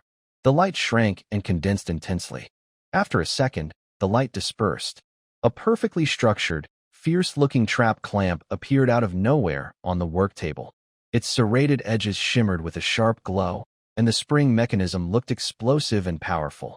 Every joint was seamless, clearly a high-level product. Notably, this one was slightly more refined than the one he had manually assembled earlier using blueprints and real materials. This must be the result of the wasteful consumption. Next to the trap clamp, a semi-transparent 10-slot temporary backpack appeared. Tip: the synthesized item will be temporarily stored in the backpack, 10 slots. Once taken out, it cannot be put back in. Mingdao reached out and took the brand-new trap clamp. He nodded with satisfaction. Feeling excited, he suddenly remembered the 3 trap clamps he set up in the forest yesterday. Almost a day had passed. He wondered if he had gained anything. He walked to the balcony to check the weather outside and decide when to go out. Just then, he saw below that Lu Guodong's reform team was cleaning up at the community's trash collection point. Leading the group was the young man with a bruised face and nose, Brother Feng. He and a few other unlucky lone wolves were being watched by security guards, angrily throwing piles of smelly household and construction trash into a community garbage truck. "I can't take this anymore." Brother Feng struggled to lift an old rusty metal cabinet and spat on the ground. "Making me do this kind of work, Lu Guodong. You'll get your just punishment." Another inmate also complained. "Brother Feng, stop talking and get it done. If we don't finish today, we won't get any food. Didn't we already have no food? Do you really think they'll give you food? Ugh. Brother Feng, I can't take it anymore." They threw a broken microwave, a few bent clotheslines, and an old fan into the trash truck with loud crashes. To them, these were worthless trash, a humiliating burden.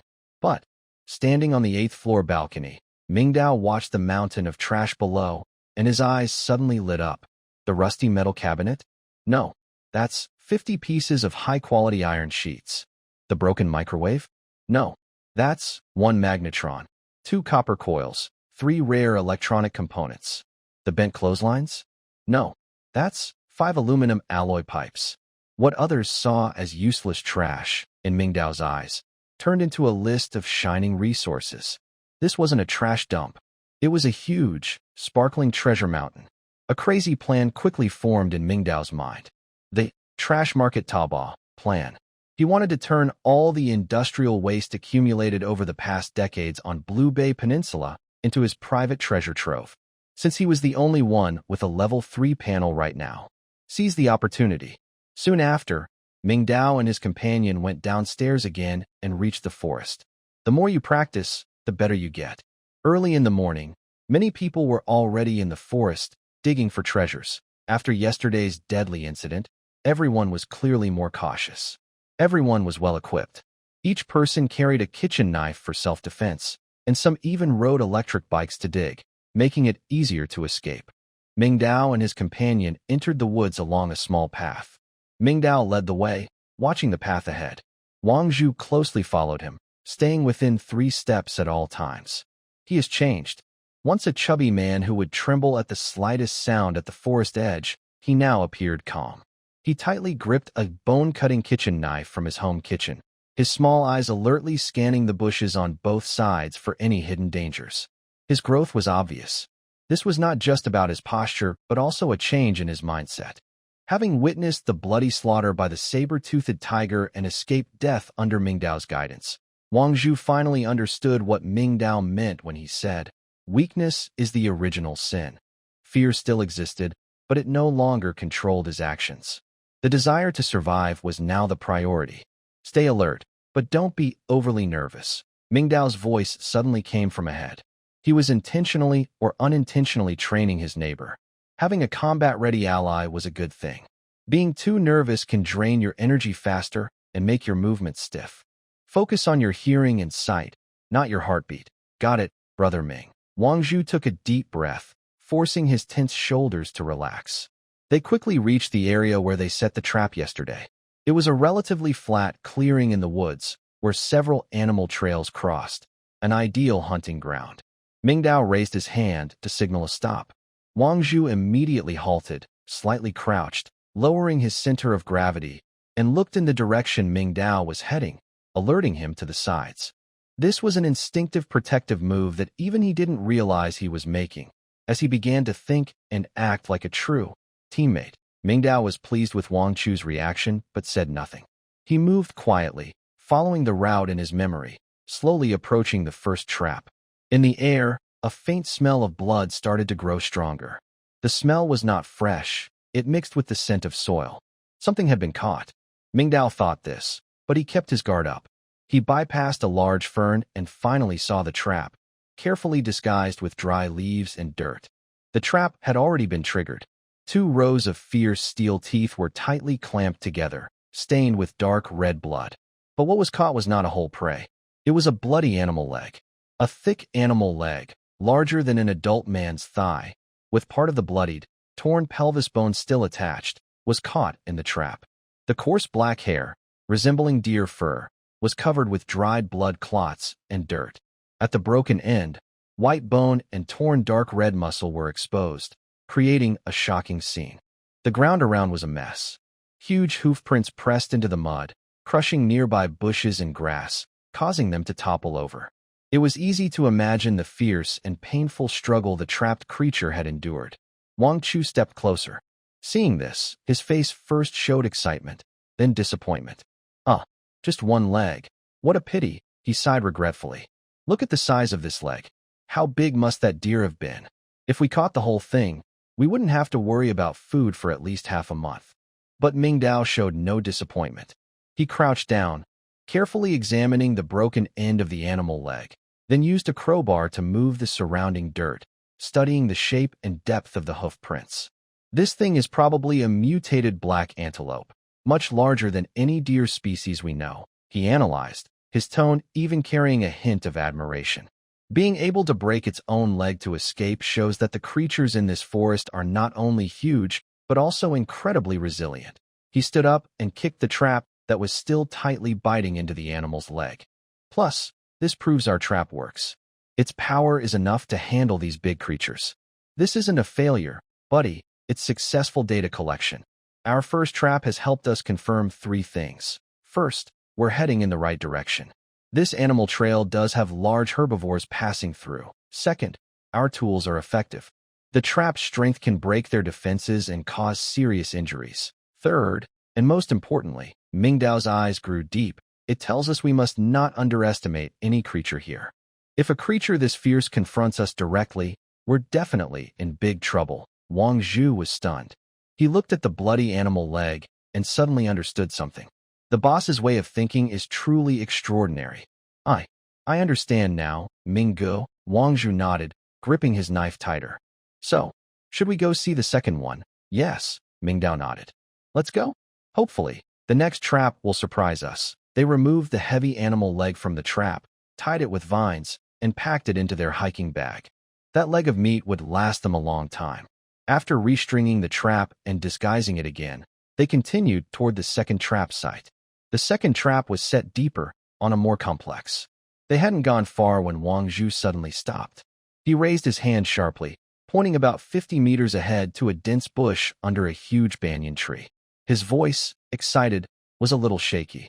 Mingdao, look, over there. Mingdao looked in the direction he pointed. In the thick bushes, a large, dark shape was lying on the ground, completely still. Behind it, the second trap's steel structure reflected a faint glimmer of light under the moon. They had hit something, and judging by its size, it was definitely a big creature. They exchanged a quick look, both seeing the uncontrollable excitement in each other's eyes. They immediately slowed their steps, moving quietly to the left and right, sneaking toward that direction. As they got closer, the full view of the prey finally became clear. It was a giant mutant porcupine, larger than anyone could imagine. Its body was as big as a small electric scooter. It was lying there, with shoulders over half a meter high. Its entire body was covered in shiny black quills, and beneath the quills, sharp bone spikes of various lengths, like short spears, stood upright along its back and sides, gleaming with a cold white light. One of its thick hind legs was tightly caught in a second trap. The steel teeth of the trap had deeply embedded into its flesh, and the ground around it was messy, with several large holes from its struggling. Many bushes, about the width of a bowl, had been broken or crushed, showing how much power it had when trapped. But clearly, it was exhausted now. Its huge head hung weakly on the ground, with small eyes half open and half closed. Every breath made its large body slightly rise and fall.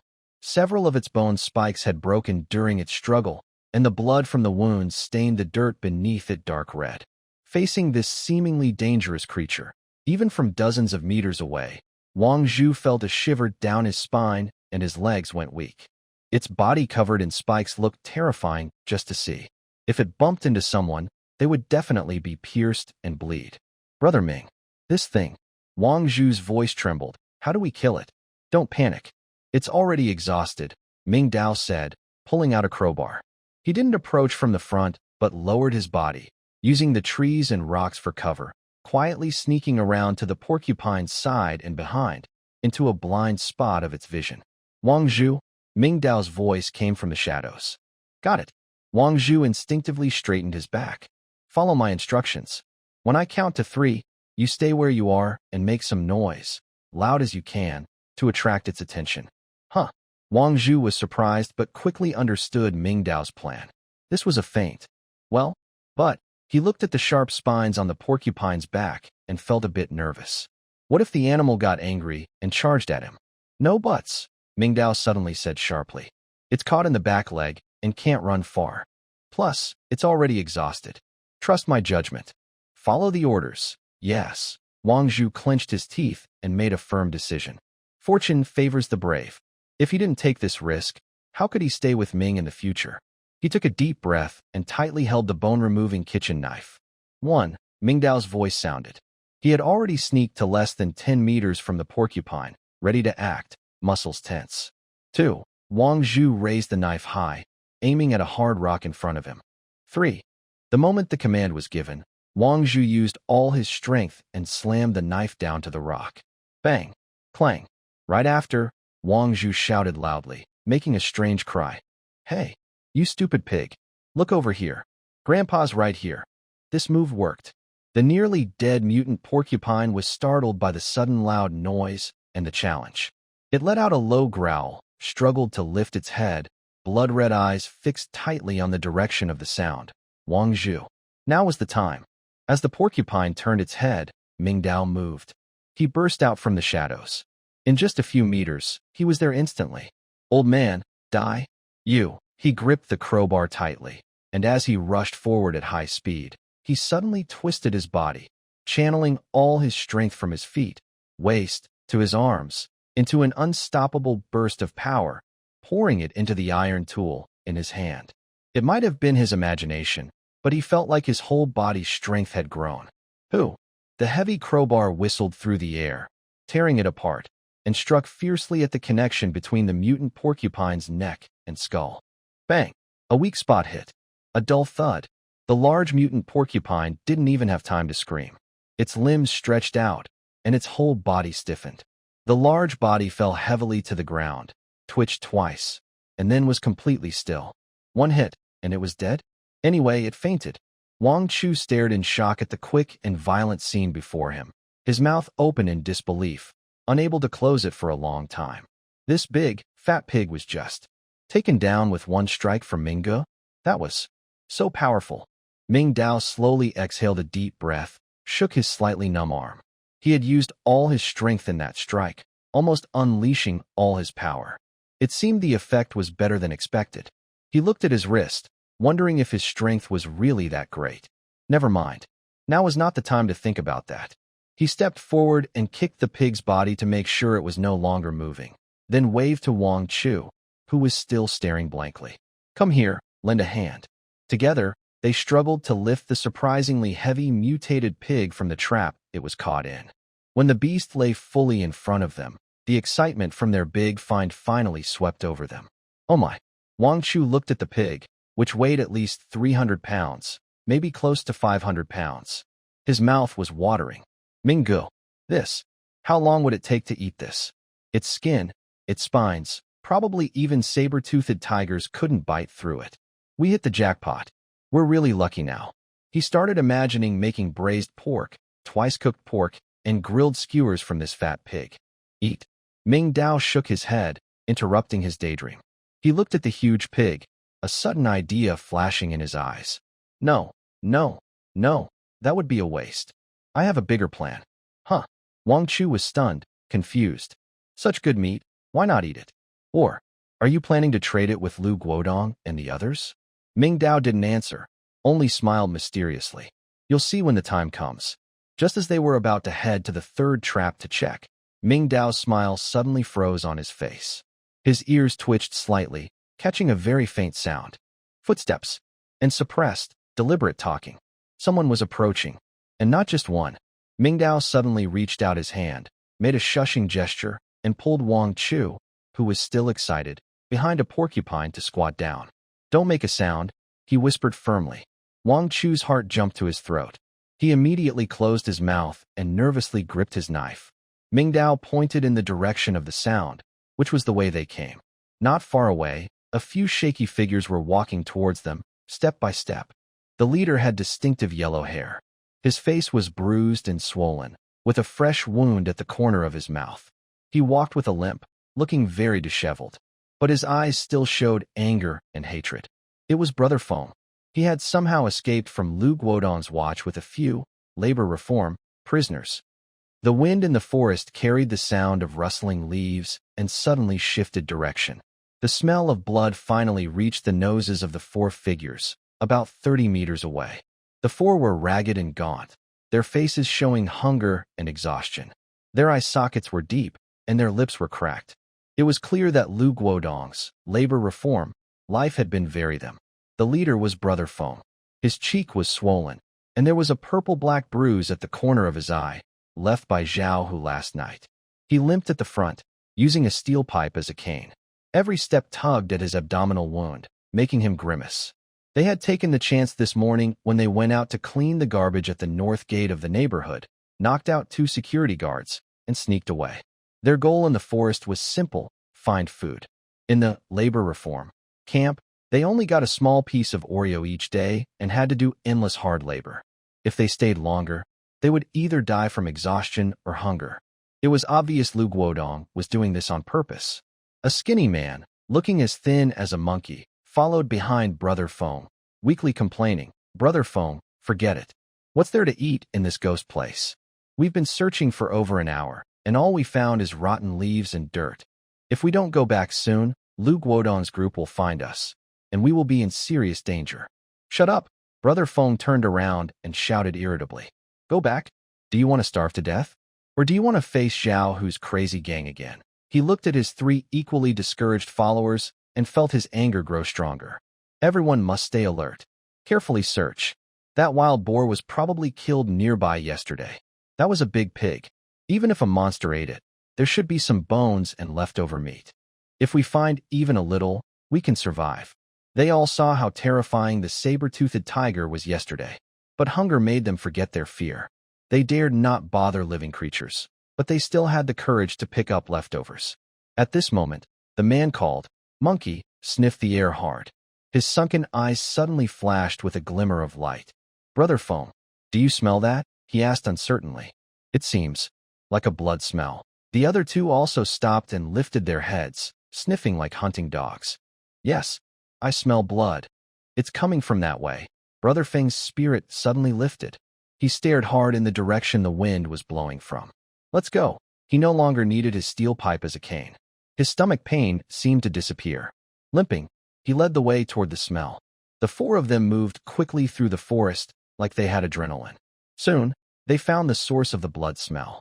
When Brother Feng pushed aside the last fern, his pupils shrank suddenly, and then he was filled with wild joy. It was the first animal trap, and a piece of leftover meat caught inside. "Wow!" Brother Feng couldn't hold back his shout of surprise and rushed forward. His 3 followers also hurried over. The 4 of them gathered around the piece of meat, their eyes shining with green light. Their throats moved uncontrollably as they swallowed saliva. "Meat! It's meat!" Monkey trembled with excitement and reached out to touch it. Brother Feng grabbed the piece of meat, ignoring the dirt and dried blood on it, and tried to put it in his mouth. But reason ultimately defeated impulse. He knew that this thing had to be cooked before eating. His eyes fell on the triggered trap and the messy struggle marks on the ground nearby. His eyes suddenly lit up with excitement. "Trap! There's a trap here. Someone set a trap here. Do you understand what that means?" The 3 men looked at each other, confused. Brother Feng looked at their foolish expressions and sneered coldly, but he was in a good mood and didn't bother to argue with them. He stuck out his tongue, licked his dry lips, and explained, "That means there are probably more traps nearby. If there's a trap, there's definitely prey. That's our real goal today. 1 piece of meat isn't enough for 4 of us. But if we find a whole animal..." That thought instantly ignited the hunger in the 4 starving men. "Let's go. Follow this path. Search carefully. There must be more." Brother Feng led the way, following the animal trail deeper into the forest. This time, they weren't aimless. They kept their eyes wide open, carefully checking every suspicious spot on the ground for camouflage. Soon, they found signs of a second trap and the larger damage marks left by the struggling, mutated porcupine. The smell of blood in the air grew stronger. When they circled around the huge banyan tree, they finally saw the massive porcupine lying on the ground like a small hill, completely visible in front of them. Silence for a moment. Brother Feng, Monkey, and the other 2 men stared with wide eyes at the huge prey, their minds blank. What did they see? A giant beast covered in bone spikes, its fierce appearance enough to scare any normal person to death. But they weren't normal. They were 4 starving madmen. In their eyes, it wasn't a monster. It was a walking meat mountain. Oily pork belly, sizzling skewers, hope that could keep them alive. I can't believe it." Monkey was the first to react and ran straight toward it. In the next second, "Meat. Wow, what a big pig. We've made a fortune. We've made a fortune." The 4 of them were instantly overwhelmed by the sudden joy that seemed to come from nowhere. All their caution, reason, and fear were thrown aside in that moment. They cheered loudly and rushed madly toward the huge pig. They didn't check their surroundings at all. They didn't even think about why this beast was lying so quietly here. In the face of extreme hunger, their minds had lost the ability to think clearly. Brother Feng was the first to reach the pig. He reached out and stroked its shiny black mane, feeling the warm touch, and tears of excitement filled his eyes. It's real. It's real. Not a dream. The other 3 followers gathered around him, touching and patting the pig, dancing around its body with joy. Brother Feng, now we don't have to go back. With this pig, we can be kings of the forest. Lu Guodong, that, still wants to starve us. Let him eat dirt. Look at this pig's leg. Its back leg is thicker than a water bucket. The meat must be delicious. After a brief celebration, the most practical problem appeared: how to divide it. Brother Feng, this pig is too big. We can't carry it all at once. Monkey wiped the corner of his mouth, his eyes shining with cleverness. Maybe we should cut off the 2 back legs and take them? Those are the best parts. Another short man immediately argued. Why only take the back legs?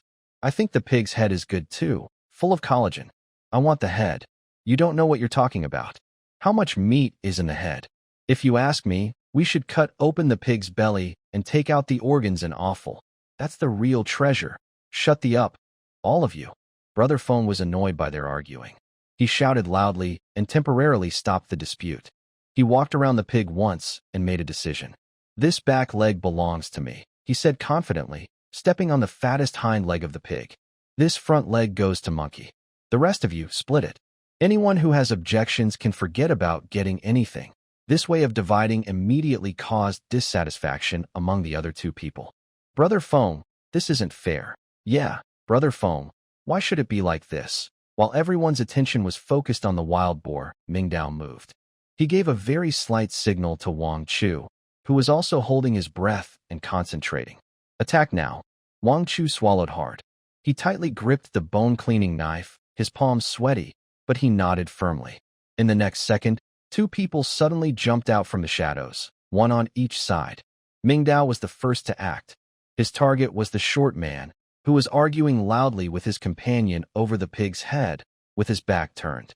Silent and quick, he moved close behind the other person in an instant. The crowbar in his hand was already raised high. Without hesitation, he struck hard at the unprotected back of the man's neck. Bang! A dull sound. The short man stiffened, didn't even grunt, and his eyes quickly lost their shine. He collapsed forward like a bag of bones, soft and limp. A quick kill.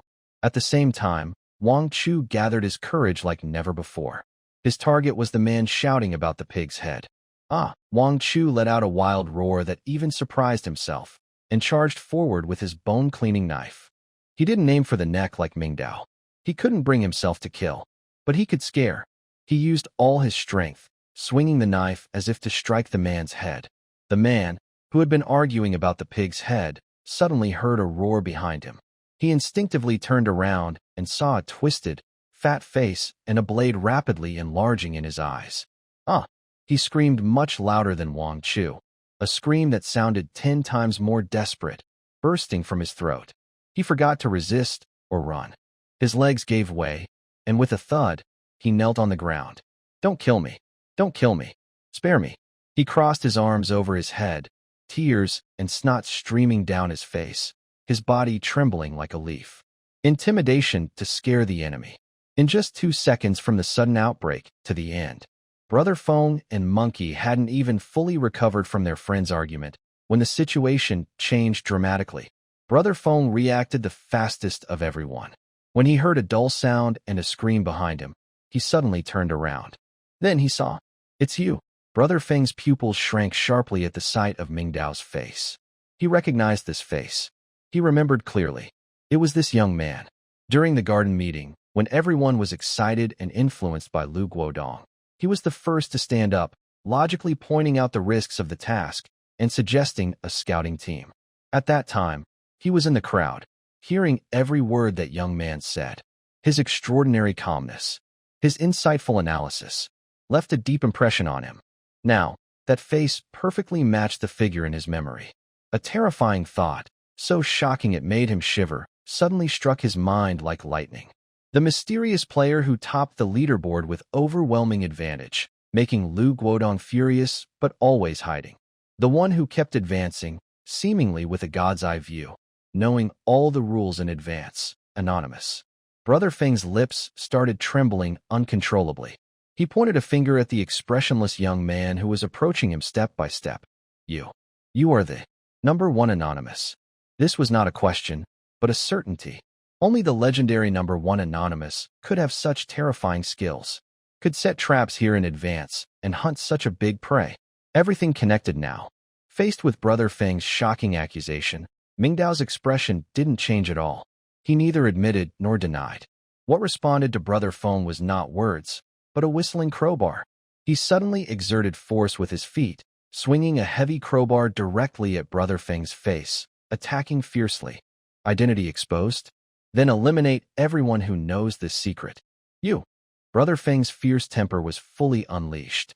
He didn't expect the other person to attack without warning. He shouted loudly, gripping the steel pipe that was used as a cane, and swung it fiercely to meet Mingdao's attack. Although he was injured in the fight last night, he was still the leader of the Lone Wanderer, a position earned through toughness and strength. His fighting experience far surpassed that of his useless subordinates. Clang! The crowbar and steel pipe collided forcefully in midair, sparking bright flashes. A strong rebound force made both their arms go numb. Brother Feng was startled. He didn't expect that this seemingly not very strong young man had such great strength. But he had no time to be surprised. Mingdao's attack left him no chance to breathe. After blocking one strike, Mingdao quickly turned his wrist, and the other end of the crowbar, with a gust of wind, shot like lightning toward Brother Feng's chest. Brother Feng's face changed dramatically. He hurriedly stepped back and blocked downward with the steel pipe. Clang! Another sharp sound. Mingdao didn't know much about stick fighting. He only aimed directly at vital points, with tricky angles. In contrast, Brother Feng, though fierce, had gone several days without eating and was injured. His stamina was already severely drained. His attacks were wild and sweeping, looking powerful but full of flaws. Each swing was wasting his already limited energy. Without a doubt, he was retreating step by step, breathing becoming heavier, movement slower. He was about to lose. Clang! Clang! Clang! Repeated blocks made Brother Feng's palms numb and his arms weak, almost unable to hold the steel pipe. He saw an opening and tried to retreat to create some distance and regroup. But Mingdao wouldn't give him that chance. Just as Brother Feng stepped back, Mingdao suddenly took a step forward, delivering a clean, sharp side kick that slammed into Brother Feng's chest. Bang! A dull thud. Brother Feng felt as if his chest was about to open from the kick. An overwhelming force hit him, and he spat out a mouthful of blood, then was thrown backward. He fell hard to the ground, struggling to get up, but the sharp pain in his chest drained his strength. He could only twitch helplessly. Mingdao slowly stepped forward, raising a crowbar in his hand, aiming at Brother Feng's head. But just as he was about to strike, he paused. He turned around, pressing the tip of the crowbar against Brother Feng's throat. The cold sensation made Brother Feng shiver. He could feel that if the other person applied a little more force, the crowbar could easily pierce his throat. He was finished. Brother Feng gasped heavily, not wanting to die. He really didn't want to die. Driven by a strong will to survive, his chaotic mind started working faster than ever before. He knew begging wouldn't help. This young man was tough and decisive. He needed to give him a reason not to kill him. A reason that mattered. Suddenly, a flash of understanding appeared in his eyes. He thought of something. He found the only way out. Brother Feng lifted his head, forcing himself to speak despite his fear, saying something that even surprised Mingdao. Don't kill me. We are the same kind of people. You don't want your hard-earned resources to be taken away by Lu Guodong and his group in the name of collective? I don't want that either. I don't want it. We are on the same side. Brothers. He looked into Mingdao's eyes and, with a sincere tone, hurriedly said, Brother, listen to me. You and I are truly smart people. We see through this world. Relying on ourselves is the way to go. Lu Guodong's so-called collective system is just theft. Today he can take everyone's supplies. Tomorrow he'll use collective interests to take away the wild boar you hunted so hard for. You think he doesn't know how strong you are? He knows better than anyone. That's why he's trying to set up some stupid contribution point system. To trap us with rules, to starve us to death, to turn us into slaves working for him. We can't let him succeed. Brother Feng struggled, trying to sit up a little to make himself seem less weak. Let us go? We're working together. You have skills and brains. I have brothers and courage. If we team up, this whole Blue Bay Peninsula will be ours someday. When that happens, you can be the boss. I'll be your deputy. No, I'll be your dog. Working like a horse or an ox is better than being played to death by that hypocrite Lu Guodong. He kept talking, using all his words to paint a grand picture and try to bring Mingdao into his side. But Mingdao just listened quietly. The crowbar pressed against his throat didn't move at all, until Brother Feng, running out of oxygen and strength, started to speak more softly. Mingdao slowly said a few words. Are you done talking? Brother Feng froze, nodding instinctively.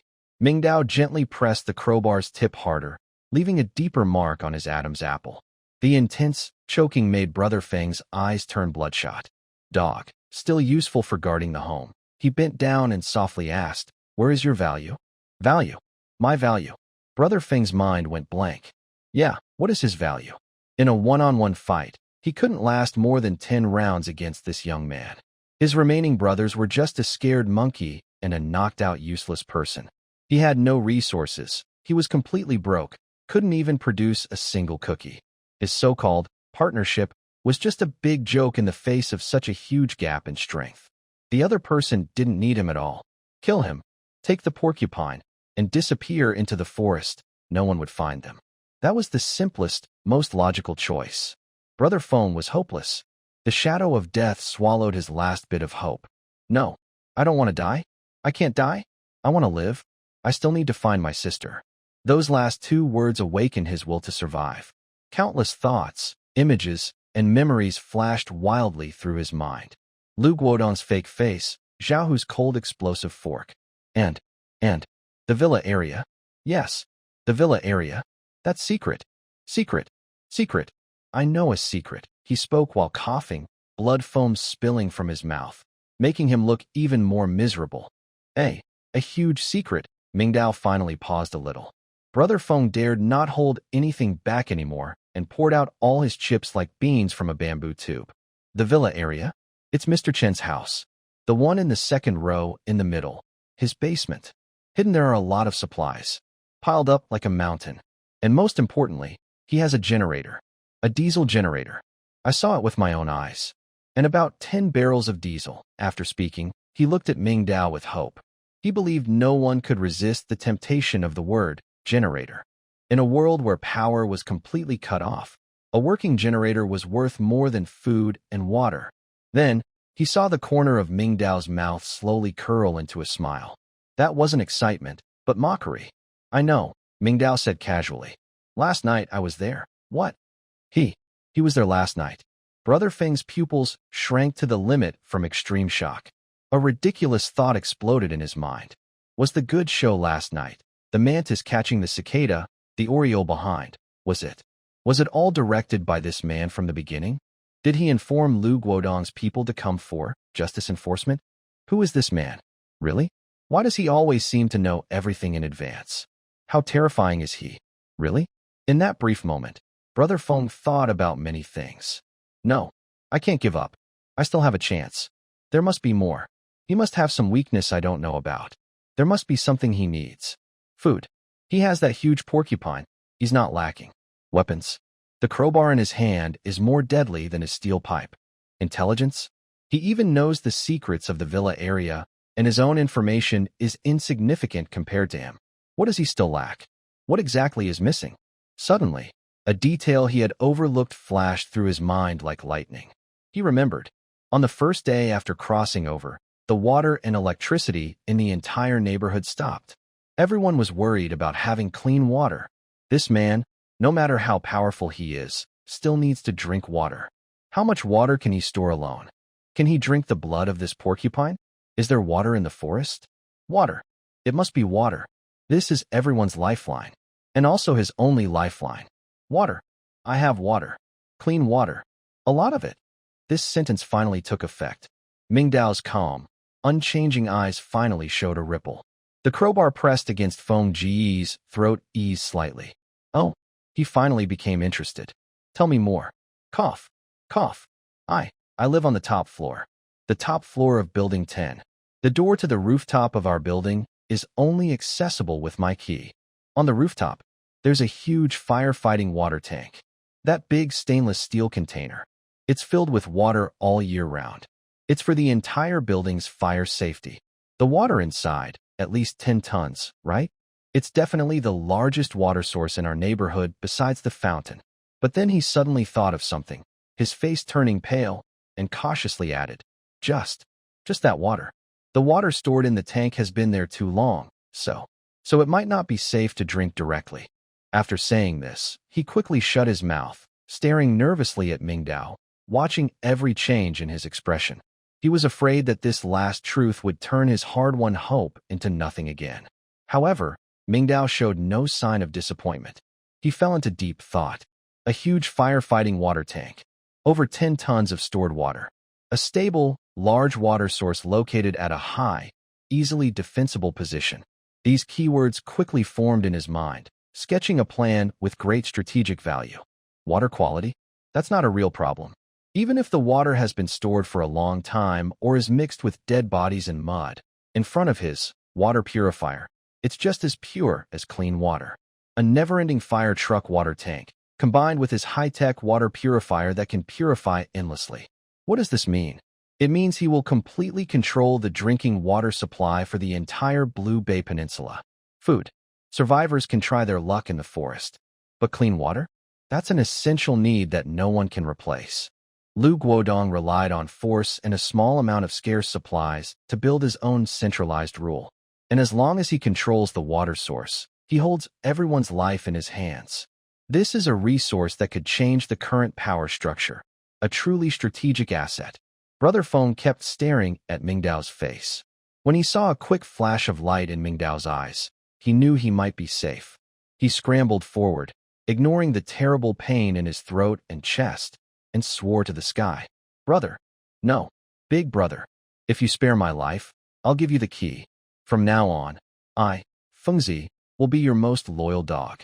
If you tell me to go east, I won't go west. If you tell me to bite someone, I'll bite whoever. He cried and sobbed, accusing Lu Guodong of cruelty. That Lu Guodong isn't human. He keeps us locked in a labor camp, gives us only a small piece of biscuit each day, and makes us do the heaviest, hardest work. He just wants to torture us to death.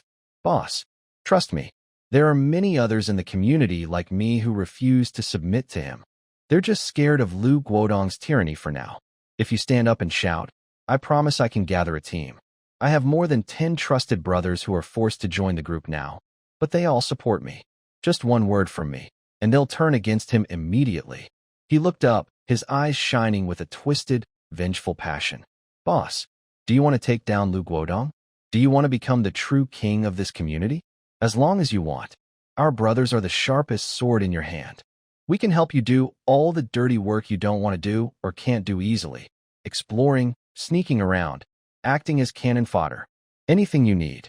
He lay on the ground, looking up at the young man, lowering himself as much as possible, clearly showing his submission and value. He no longer talked about working together or brothers. He knew his place now, just a dog. A useful, crazy dog. Mingdao watched him quietly, observing this young man with blonde hair, who used to be a gang leader among survivors, now humbly kneeling before him. He knew that what Brother Feng said was partly true and partly false. The so-called Brother 13 was probably exaggerating. The idea of calling out loudly was just a dream. But one thing was true. He and his friends were indeed reckless outlaws. They didn't care about anything, were ruthless, and would do anything to survive. People like them are born to be cannon fodder, the best kind of black hands. Using them against Lu Guodong's growing, regular army might have surprising effects.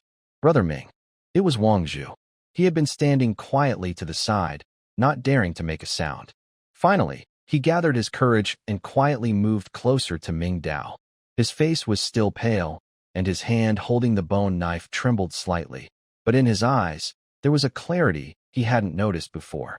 Brother Ming, Wang Zhu's voice was very low, almost only audible to the two of them. He seems to have a point. Mingdao didn't turn around. Seeing this, Wang Zhu dared to continue. Lu Guodong. Lu Guodong has too much power now. He has supplies, generators, doctors, and he's tying everyone up with contribution points. We can't keep fighting alone forever. Gathering some people would be better than fighting alone. His voice was urgent, not just pleading for Brother Feng, but also worried about his own and Mingdao's future. And I heard that Lu Guodong's census team will soon start door-to-door checks. They'll record everyone's information and supplies. When that happens, our 5 buildings probably won't escape either. Mingda, your secret, and our supplies will definitely face the risk of being exposed. Wang Chu's breathing became a little hurried. He poured out all his worries from the past few days in one go. We need a force that can attract attention openly and confuse the enemy. Brother Feng and his group, although they are scoundrels, are willing to risk everything and do anything. Let them cause trouble outside and stir up chaos. Lu Guodong's attention will be drawn to them, and then we will have time to develop safely. This speech was like a match lighting up a dark corner in Mingdao's mind instantly. Wang Chu's analysis hit exactly on the point he had been feeling uneasy about all along. He had always believed in hiding, developing, and saving strength. But this strategy had a fatal weakness. It required a relatively stable external environment. Lu Guodong's control was becoming more strict and aggressive. The big net centered on contribution points was tightening inch by inch, squeezing the survival space of all lone wolves. Census and material registration. These were threats that would eventually fall on him. He couldn't hide forever in room 802. To develop and grow safely under this closing iron curtain, he had to tear a hole in it before it closed completely, using a sharp knife from outside. A hole that let light in. Brother Feng and his group. These criminals that Lu Guodong regarded as trash and pests, are they not the perfect tools for this? They are natural disruptors under Lu Guodong's regime, using virus to fight virus, chaos to cover development. Perhaps this is the only way to break the deadlock now. Thinking of this, Mingdao's murderous intent slowly faded. He finally lowered the crowbar pressed against Brother Feng's throat. Fresh air flooded into his lungs, and Brother Feng took deep breaths. The immense joy of surviving made his whole body tremble uncontrollably. Mingdao looked down at him and said, I might not kill you. Even, I can give you food. Food. These 2 words instantly woke up the 4 people. They stopped pretending to be dizzy and stopped crying from pain. They suddenly looked up, their eyes filled with disbelief, surprise, and longing. They hadn't eaten a full meal for a very long time. Big brother. Brother Feng struggled, trying to get up to show his loyalty. But Mingdao just raised his hand to stop him. He turned around and took something out of a large hiking bag. Then he casually threw it in front of the 4 hungry people. Bang! A dull sound. It was a leg. A bloody, thick black beast leg, thicker than an adult's waist. So big, so thick. Gulp. For clear sounds of swallowing filled the forest at the same time. Their eyes turned red the moment they saw the beast leg. Do you want to eat? The 4 people shivered suddenly, waking up from their primal hunger. They realized that this young man in front of them was the only one who could decide whether they could eat this meat. Yes, big brother. We want it. Brother Feng reacted fastest, crawling on his hands and knees to Mingdao's feet, very humble. Good, Mingdao nodded with satisfaction. Only the deepest hunger can create the most complete loyalty. He gave his first order. Isn't Lu Guodong supposed to clean up the trash? Brother Feng and the others hesitated, confused about why this was suddenly mentioned. Keep collecting. All the metal trash he considers useless. Remember, all of it. Whether it's rusty iron cabinets, broken washing machines, twisted rebar, or broken aluminum doors and windows. As long as it's metal and they threw it away, secretly bring it to the underground garage of Building 5. Hide it inside the fire pump room at the very back. Can you do that? Collecting trash? Or secretly transporting it? Brother Feng and the others looked at each other, their minds struggling to understand the purpose of this order. This mysterious and powerful man asked them to steal worthless scrap metal. What does he really want? But they dared not ask. They only nodded instinctively and eagerly. Yes, we can do it. Big brother. We promised to complete the task. For them, it was not a problem to steal trash, and even if Mingdao told them to eat dirt now, they would do it without hesitation. As long as they could survive and have enough to eat. Mingdao was pleased with their attitude. He stretched out his foot and gently kicked the large black antelope beast leg in front of him. It weighed at least 70 or 80 pounds, enough for them to eat for a long time. He pointed at the beast leg and said coldly, "Food is not lacking for me. As long as you do well, you can have meat every meal. It's not hard." But then, Mingdao's tone changed, and a cold, killing aura appeared. "If I find out that you try to cheat or reveal today's matter even a little, I guarantee your end will be 100 times worse than being in a forced labor camp." At this moment, Brother Feng and the others seemed to return to the moment when a crowbar was pressed against their throats. They had no doubt that this man could do what he said. On one side was a paradise of daily meat. On the other side was 100 times worse than a forced labor camp. They didn't need to think about this choice. "Big brother, don't worry. Even if we die, we will never betray you." Brother Feng was the first to react. He suddenly knelt heavily on the ground with a loud thud. Whether it was acting or from the heart, their submission was real. The three people behind him also seemed to wake up from a dream, following suit and kneeling down, swearing loyalty, and even wishing they could take out their hearts to show their sincerity. "We swear to the heavens. From now on, our lives belong to Big Brother. Whatever you ask us to do, we will do it. If anyone dares to have second thoughts, let him be torn apart by the saber-toothed tiger outside and die without a complete body." Brother Feng even bowed his head heavily to the ground with a muffled thud. "Big brother, rest assured, I will handle this matter properly. Not only will I do it myself, but I will also immediately contact other brothers oppressed by Lu Guodong, those who, like us, suffer in the labor camp, and those who dare not join the group, struggling outside on the verge of starvation. I will pass on your reconciliation order. Tell them that following you means having food. These people have long hated Lu Guodong deeply. As soon as they see a little hope, they will immediately join you. To expand your influence, Brother Feng is very clever. He knows that his only value now is to gather these trash people that Lu Guodong looks down on. He wants to make the most of this value to improve his position in the new group. Mingdao doesn't care about loyalty from a disorganized crowd. He needs a team of trash collectors he can use. He doesn't say much more. Using the tip of a crowbar, he gently lifts the huge black antelope leg and places it in front of Brother Feng. "This is yours. Take it back. Eat well so you have the strength to work." The heavy beast leg landed in Brother Feng's arms. Its real weight and the strong smell of flesh made him freeze. He stared blankly at the leg, wider than his body, tears suddenly streaming down his face. The three followers behind him also cried with excitement. They helped each other up from the ground, bowed, and saluted Mingdao, overwhelmed with gratitude. "Thank you, Big Brother. Thank you, Big Brother. Big Brother's great kindness. We will never forget." Seeing these four grateful, new subordinates, Mingdao felt an inexplicable sense of satisfaction. It was a feeling of power, controlling others' lives and speaking with authority. This feeling was strange but addictive. Wang Chu, standing nearby, watched this scene without knowing what he was thinking. But he was sure that choosing to stand with Mingdao was probably the best decision he had ever made in his life. The deal was done. The four of Brother Feng carried the heavy beast leg, thanking him profusely, ready to leave. The weight of the leg was so great that they barely managed to lift it with all their strength, making their already weak, hungry legs stumble even more. "Big brother, rest assured," Brother Feng walked at the front, his chest pounding loudly. "Tonight's job is on us. Don't say it's just metal trash.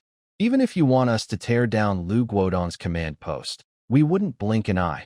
The monkey and the other two behind him also nodded in agreement, swearing loyalty with looks that seemed as if they considered Brother Feng their long-lost father.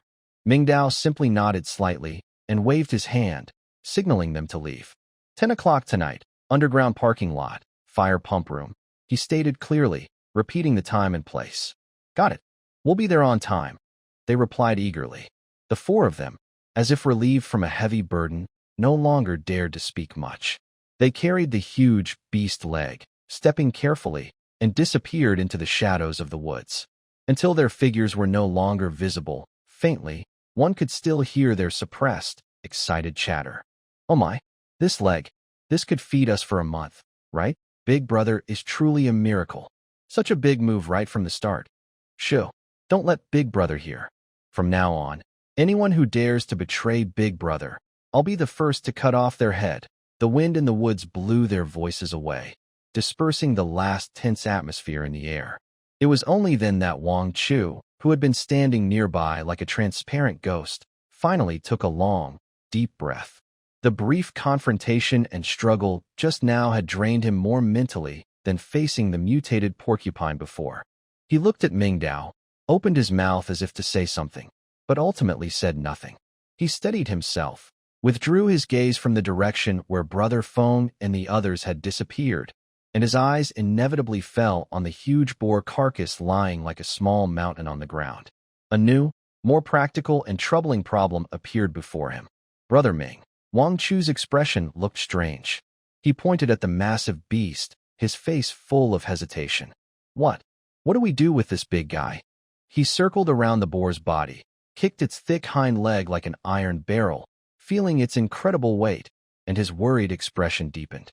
This thing, I estimate it weighs at least 400 or 500 pounds. I weigh twice as much as I did when I was at my heaviest. With just the two of us, we can't carry it back. Wang Zhu started to think hard for a solution. His imagination as a web novelist was fully engaged at this moment. Maybe we should cut it apart first, slice the meat into pieces, and carry them back in batches. But that would take too much time. By the time we finish cutting, it will be dark, and the forest will be even more dangerous. Plus, with so much meat, the blood smell will surely attract other monsters. Then, not only would carrying the meat be impossible, but we might also become their dinner. The more he thought, the more complicated it seemed. He nervously scratched his greasy hair. Or we could just light a fire here, cook the meat, and then take it back? Cooked meat is lighter than raw and easier to store. But no, the smoke from the fire would be too obvious, and we'd become easy targets. Maybe we should only take the best parts, like the 2 hind legs and the tenderloin? But that would be such a waste. Look at the skin, the spines, the bones. Those are all valuable. Leaving them here makes me feel bad. Wang Zhu was getting more and more anxious. Sometimes he thought this plan was okay, then he would change his mind. He was stuck in a difficult choice. This huge treasure in front of him now felt more like a hot potato, a sweet burden. Finally, after listing all the unrealistic ideas he could think of, he sighed and said sadly, "It's over, Brother Ming. It seems. We can't take this pig with us." Mingdao finally smiled strangely. "Who said we have to carry it back?" "Huh, not carrying it back. Then what should we do? Leave it here?" That's impossible. Brother Ming would never waste like that. But if we don't carry it back, can we really just let this 500-pound pig run away on its own?" While Wang Zhu was full of confusion and couldn't understand, Mingdao moved. He took a step forward and slowly approached the huge boar's body. Wang Zhu held his breath, staring intently at Mingdao's every move. He had a strong feeling that he might soon witness a mysterious miracle he couldn't understand. Mingdao stopped in front of the boar's head. He reached out his right hand and gently pressed it on the porcupine's forehead, which was covered with coarse, stiff quills. In the next moment, Mingdao slowly closed his eyes. He thought to himself, and the virtual interface of the decomposition and synthesis console, which looked very sci-fi, instantly appeared. His mind precisely targeted the downward decomposition icon. Decompose. Buzz. A bright blue light screen, visible only to Mingdao himself, suddenly burst out from his palm. The light screen spread rapidly along the outline of the porcupine's body in a way that defied all physics. In less than half a second, it completely wrapped the huge creature, as tall as a small mountain. Then, in Wang Zhu's eyes, which widened in shock, a miracle happened. No, that was not a miracle. It was a divine act. It was so powerful that it could completely crush the worldview built by a materialist for over 20 years. What did he see? The giant mutated porcupine, starting from the head touched by Mingdao's hand, began to disintegrate in a way that words cannot describe. The moment the blue light touched it, Everything seemed to turn into sand art washed by waves on a beach, losing all physical form instantly. Countless tiny blue light spots crazily peeled away from the porcupine's surface. The whole process was so fast it was breathless. Starting from the head, the blue wave of decomposition swept toward the tail at a visible speed. Neck, front limbs, hard quills, large torso, plump hind legs. All of it silently vanished within that blue glow. 1 second, 2 seconds, 3 seconds. When the blue decomposition light finally reached the last quill on the tail and turned it into a shower of light spots, it stopped abruptly. All the blue light spots turned into a brilliant blue galaxy, swirling back and finally merging into Mingdao's still-placed palm, disappearing completely. The wind still blew. The sunlight still shone dappled. But the huge creature before him had completely vanished. Not a single hair or drop of blood remained. Only a patch of grassland, crushed by immense weight, remained, along with a dark red bloodstain that had already begun to seep out before decomposition started. At the same time, a flood of information flooded Mingdao's retina, rushing past like a wild waterfall. Decomposition successful. Gained, mutant beast meat X 350. Gained, tough beast hide X 15. Gained, porcupine hard quills X 88. Gained, beast bones X 45. Gained, special beast tendons X 12. Gained, mutant beast blood X 30. Gained, low-level beast core X 1. In an instant, the vast amount of resources poured wildly into the temporary backpack attached to the decomposition and synthesis table. The entire 10-slot temporary backpack was almost completely filled. Pig. Where's the pig? Wang Zhu's legs went weak, clearly frightened. With a thud, he sat down heavily on the ground. He extended his trembling finger, like someone with Parkinson's, pointing at the empty grassland and said, the pig, is gone. So big. Such a big pig. Just disappeared like that. Not far away, the 4 new subordinates who had just stepped out a little while ago had already been attracted by the commotion here and stopped in their tracks. They happened to witness this miraculous scene in full detail. Their reactions were no better than Wang Zhu's. When the huge porcupine vanished into nothingness under the blue light, they didn't even notice their own black antelope leg falling to the ground. Thud, thud, thud, thud, for synchronized muffled sounds. Led by Fenggu, the 4 of them suddenly kneeled heavily toward Mingdao's direction, their knees buckling. God, deity, the deity has shown its power, big brother. No, supreme immortal, please spare us. They mumbled incoherently, unable to find any words in their understanding to describe what had just happened. Moving mountains, filling seas, turning stones into gold. Words that only exist in myths and legends. All seemed pale in comparison to the scene of matter vanishing into nothingness just now. This was beyond human capability. It can only be called legendary magic. They had previously even dared to challenge such beings? This thought made Brother Feng feel a wave of fear. Luckily, he saw clearly and understood everything. Mingdao slowly withdrew his right hand, looked at the distant forest, and said meaningfully, now, you should understand how important it is to listen. Mingdao called out to Wang Chu. Let's go. We have one last trap to check. After speaking, he turned around, crossed his arms, and walked calmly toward the deeper part of the forest. His silhouette, under the dappled sunlight, was stretched very long. At this moment, his style was completely impressive. Wang Chu stared blankly at the fading figure, his mind still in chaos. Until Mingdao's figure almost disappeared into the woods, he suddenly shivered and scrambled to his feet. Ming, brother Ming, wait for me, wait for me. On the quiet forest path, only the sound of 2 sets of footsteps remained. Mingdao walked ahead steadily, while Wang Chu followed closely behind, step by step. His steps felt faint, his eyes unfocused, and he seemed to be in a dazed, almost out-of-body state. He looked at Mingdao's back. The ordinary black jacket he wore now seemed to turn into a robe embroidered with the sun, moon, and stars. The crowbar Mingdao casually carried looked like a legendary weapon capable of stirring up storms. He didn't even dare to look directly at Mingdao's back of the head, afraid of seeing some secret he shouldn't. They walked for a long time. so long that Wang Chu finally regained a bit of his own reason from the shock. He had to find a reasonable explanation for everything that just happened. An explanation he could accept himself. Otherwise, he would go crazy. He thought about his recently upgraded panel and the extra, miraculous space expansion card. Yes, the panel. It must be the panel.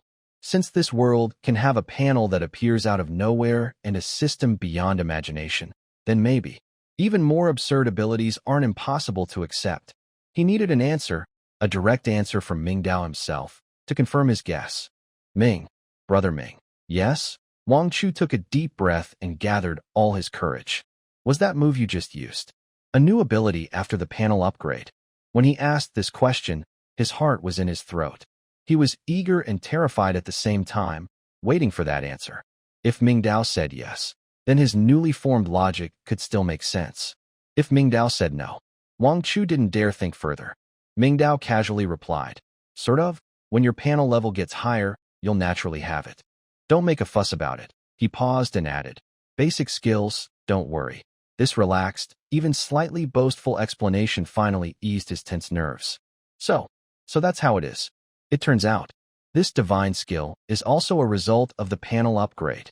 It turns out, once your level is high enough, maybe one day, I can do it too.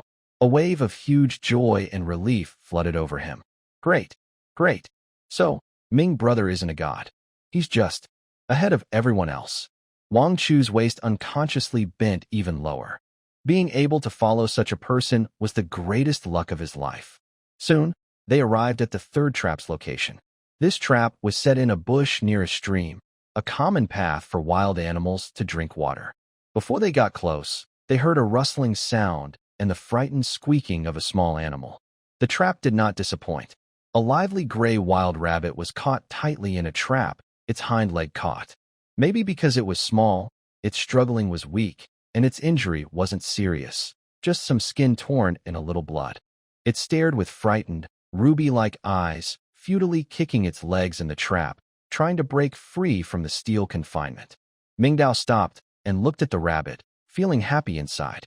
He didn't do it himself, but turned to Wang Chu behind him and gave an order. "Go and get it out. Don't kill it. I have a use for it." "Yes." Brother Ming. At this moment, Wang Chu would not question any of Mingdao's commands. He quickly nodded and bowed, carefully avoiding the trap, and approached the wild rabbit. He first softly shushed it to calm it down, then used a very professional and skilled method. One foot pressed on the trap's spring arm, and with both hands, he slowly pried open the sharp, jagged teeth. Throughout the process, he deliberately avoided the rabbit's wounds and moved gently.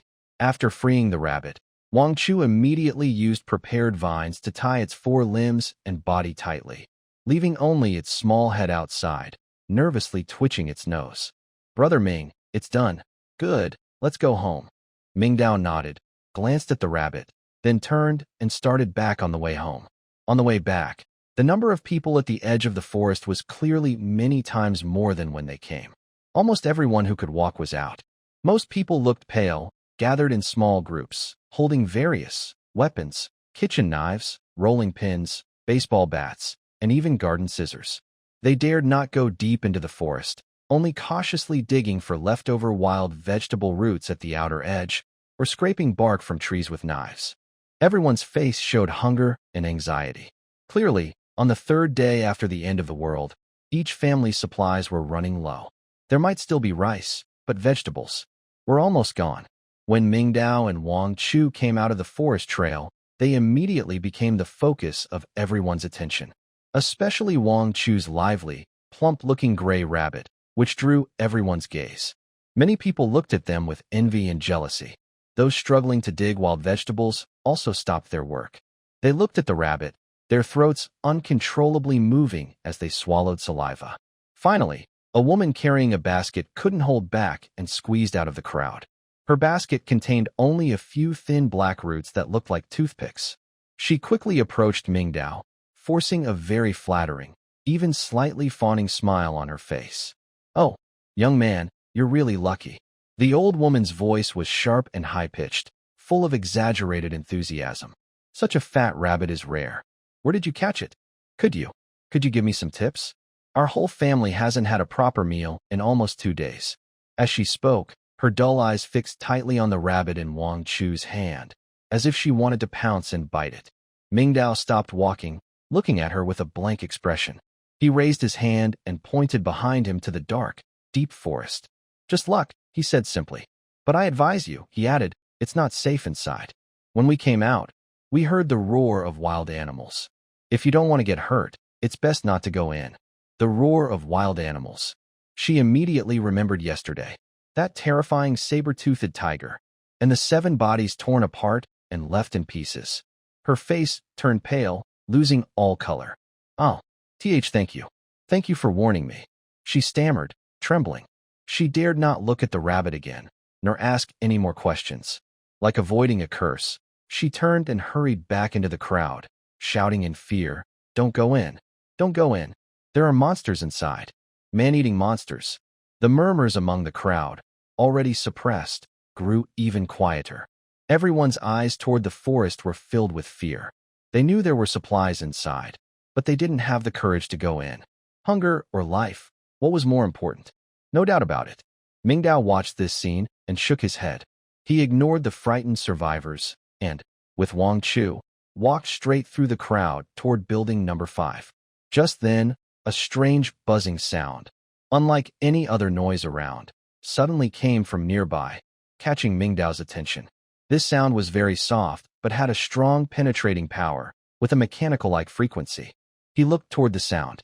He saw a young man wearing black-rimmed glasses, looking very polite, standing tens of meters away on an open space. The young man was nervously tilting his head back, holding a white remote control with both hands, fingers quickly moving on the joystick. Above him, a white multi-rotor drone was wobbling and slowly descending from the forest. Mingdao's eyes suddenly lit up. A drone. This is a real reconnaissance tool in the end times. Its strategic value is priceless. Without hesitation, Mingdao, carrying a struggling rabbit, and with Wang Chu looking confused, changed direction and headed straight toward the young man with glasses. The young man clearly noticed Mingdao approaching. His eyes first caught the lively rabbit in Wang Chu's hands, and a hint of envy flashed across his face. But when he saw Mingdao's intimidating gaze and his steady steps toward him, his envy turned into caution. In the end times, strangers who come closer often mean trouble. Seeing Mingdao approach, he instinctively took a step back, shielding the remote control in front of his chest, and asked nervously, Is there something you need?" His voice was soft, with a shy tone typical of tech enthusiasts. Mingdao's gaze fell on the drone that had just landed on the grass. It was a consumer-grade DJI aerial drone, looking quite new. But now, it seemed a bit battle-worn. 2 of the 4 propellers had obvious cracks and chips on their edges, as if scraped by something sharp at high speed. The white body was covered with fine scratches, the most noticeable being a deep claw mark running from the front to the back, as if scratched by a fierce bird of prey. Most critically, the gimbal camera below the front of the drone had a cracked protective glass. It wasn't shattered completely, but the damage seriously affected the image clarity. Mingdao took all this in and made a quick judgment. He withdrew his gaze and looked again at the young man who was sweating nervously on his forehead, then smiled and showed a row of white teeth. He pointed to the clearly damaged drone and spoke directly. "Hey, buddy, your drone looks pretty badly hurt." Faced with Mingdao's sudden approach, the young man wearing glasses blushed, showing the frustration of someone who's been caught off guard.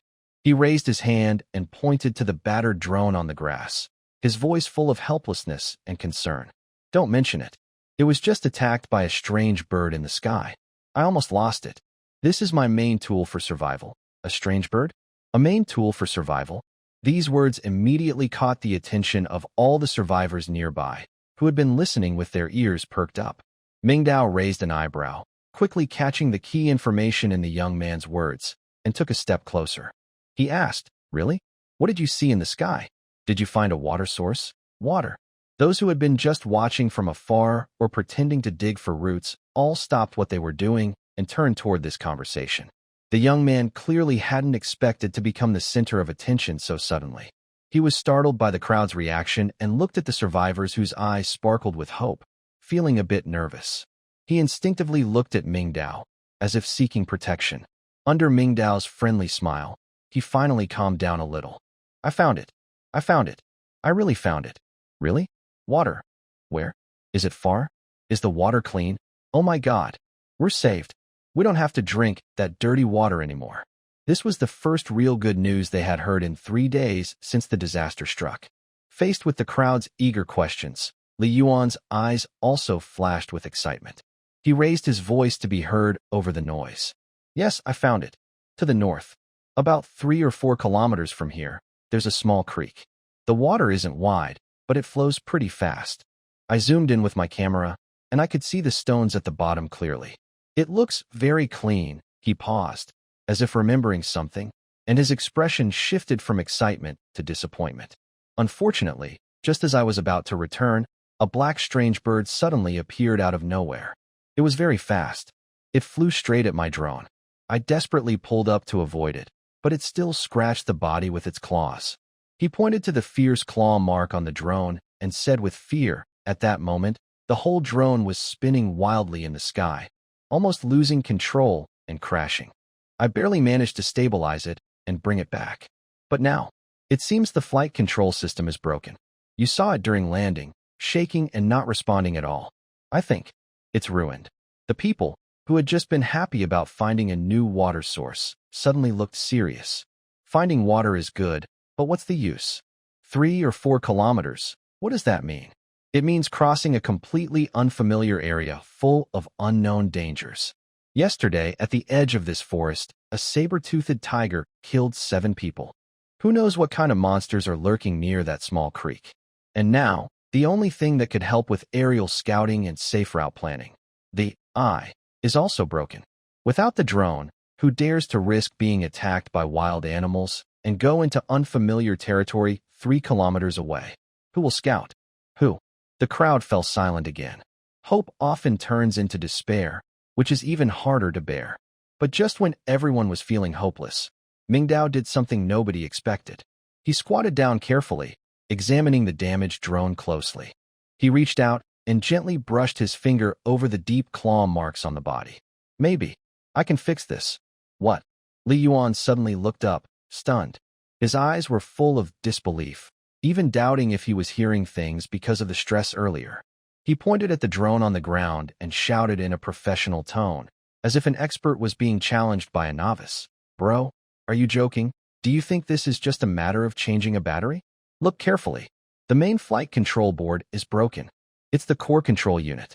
And the gimbal camera is also damaged. Probably the stabilizer inside is broken. This needs special testing equipment, original replacement parts, a dust-free workspace, and precise welding tools. Unless there is an official DJI after-sales service center, even a master can't fix it. His voice sounded a bit sharp. In his view, Mingdao's words were not only ignorant, but also a kind of insult to his professional field. The survivors around also looked at him with doubt. Yeah, this thing looks very valuable. How can it be fixed just like that? Kid, stop bragging. This is serious. Forget it. Looks like we can't count on it anymore. A low murmur spread among the crowd. Faced with Li Yuan's doubts and the sneers of others, Mingdao didn't argue. He asked back, is it very important to you? Li Yuan was stunned. If it can't be fixed, you might not find the next water source, and you won't be able to earn contribution points from Lu Guodong and others anymore, right? Without it, what's the difference between you and those digging roots at the edge of the forest? Yes, he was right. Absolutely right. He was a tech geek, a typical person who doesn't do physical work or farm. Let him compete for supplies, he wouldn't win. Let him do physical labor, he couldn't handle it.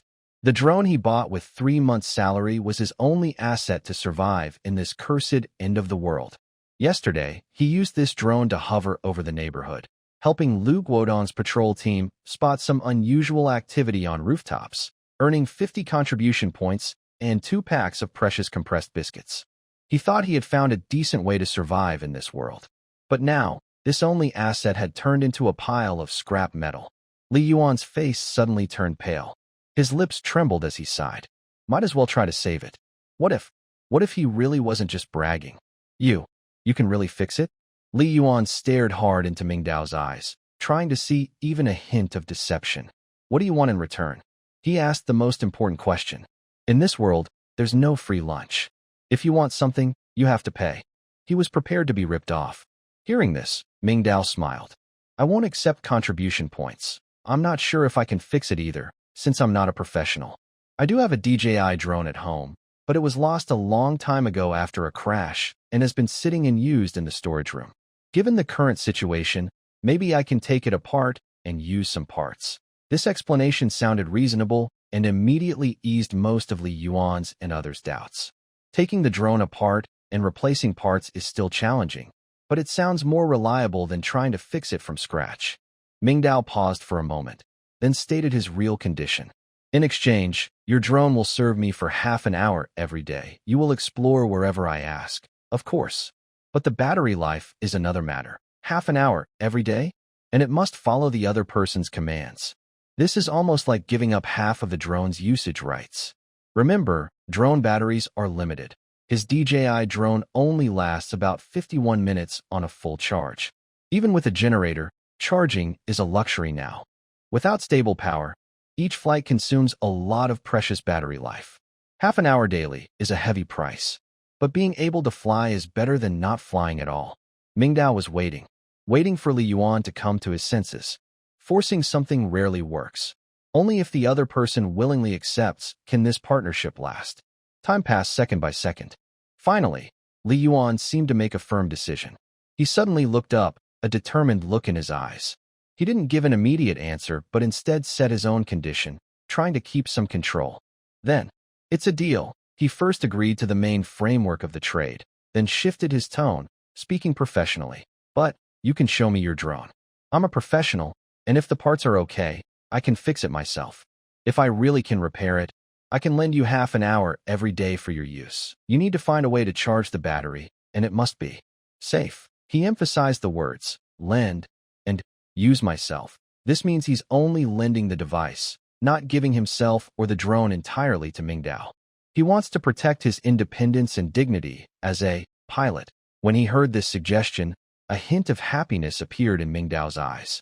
He originally thought he would need to argue more or even reveal some of his abilities to scare others.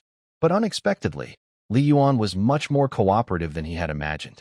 There are still good people among the crowd. At least, this is a smart person who can communicate and trade. Okay, Mingdao quickly agreed. He reached out and patted Li Yuan's shoulder. Let's do it this way. You take your drone and come back with us to Building 5. Oh, okay, sure. Li Yuan nervously grabbed the drone and remote control from the ground, not daring to delay, and hurried to follow. The three of them walked back toward Building 5. Li Yuan's gaze was a bit distracted. He kept turning his head, secretly watching the man walking in front with curiosity. Wang Chu, on the other hand, looked very different. He carried a well-tied wild rabbit, held his head high, and followed Mingdao like a victorious general's assistant. His eyes on Li Yuan even carried a sense of superiority. Along the way, they met more survivors out looking for food. When those people saw the plump live rabbit in Wang Chu's hands, their eyes almost wanted to devour it whole. But when their gaze fell on the blood-stained bone knife, their greedy eyes immediately shrank back, and they lowered their heads, stepping aside. The strong get stronger, and the weak get weaker. The law of the end times is being clearly written into everyone's bones. Soon, the three reached the front of Building 5. We're here. Mingdao stopped in front of door 802, took out his key from his pocket, and inserted it into the lock. Click. After the crisp sound of unlocking, Mingdao pushed open the security door and stepped aside to make way. Wang Chu, stay at the door and watch for any movement at the stairs, he ordered without turning around. Yes, Brother Ming. Wang Chu immediately stood guard like a loyal soldier, placing the rabbit on the ground, straightening his back, and scanning the dim corridor with sharp eyes. Mingdao then turned his gaze to Li Yuan and made a please gesture. Come in. Oh, okay, Li Yuan said softly, holding his precious drone carefully as he cautiously stepped into room 802. The moment he entered the living room, he froze completely. He had imagined many possibilities. Maybe it was a storage room filled with all kinds of supplies and chaos, or perhaps a simple camp with only the essentials for survival. But he never expected to see such a scene. The entire living room was clean and tidy, even spotless. All the furniture was arranged neatly, the floor was shiny and new, and there was no strange smell in the air. Instead, it carried a faint, fresh scent like that of certain plants. If not for the strange, high sun outside the window, Li Yuan might have thought he was visiting a friend's house with a strong sense of cleanliness. Is this really the end of the world? He looked down at his clothes, which were covered in dirt and grass from wandering in the forest. His face warmed with embarrassment, and his steps became hesitant, afraid of dirtying the spotless floor. Feel free to sit anywhere, Mingdao said, pointing to the sofa. He then headed straight toward the bedroom. I'll get something for you. Li Yuan nervously sat on the edge of the sofa, carefully placing his treasured drone on the coffee table in front of him. He dared not move or look around, sitting upright like a student waiting for an interview, hands on his knees. Soon, he heard faint sounds of rummaging from the bedroom. After a moment, Mingdao came out. In his hand was a large, dusty, hardshell storage box, taller than a person. With a bang, he casually set the box on the coffee table in front of Li Yuan, stirring up a cloud of fine dust that made Li Yuan cough twice. Cough, cough. The thing you want should be inside, Mingdao said simply. Li Yuan looked at the huge, dusty box in front of him, feeling more doubtful. He couldn't connect this old, dusty, antique with the precise drone he expected. He tentatively reached out and brushed off the dust on the box, revealing 2 metal clasps.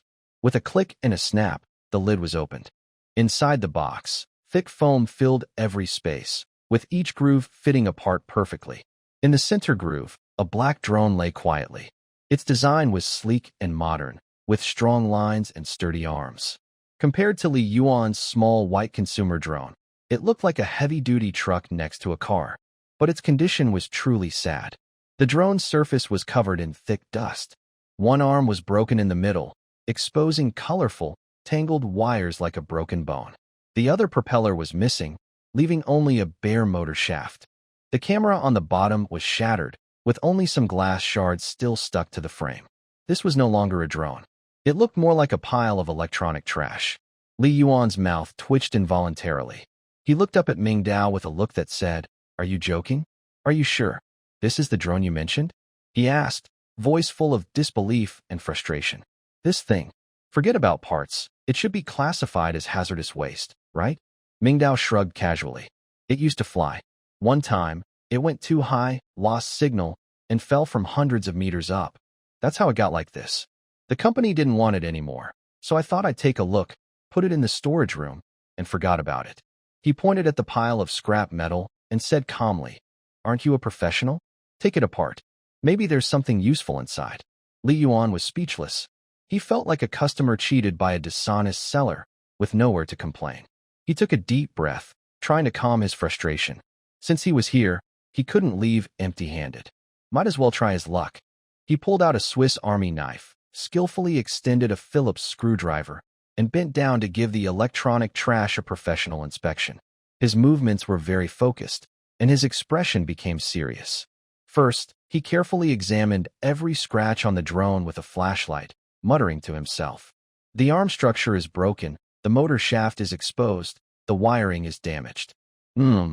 This isn't important since the arm isn't usable anyway. The gimbal camera is physically damaged, the lens is shattered, and the stabilizer might be broken.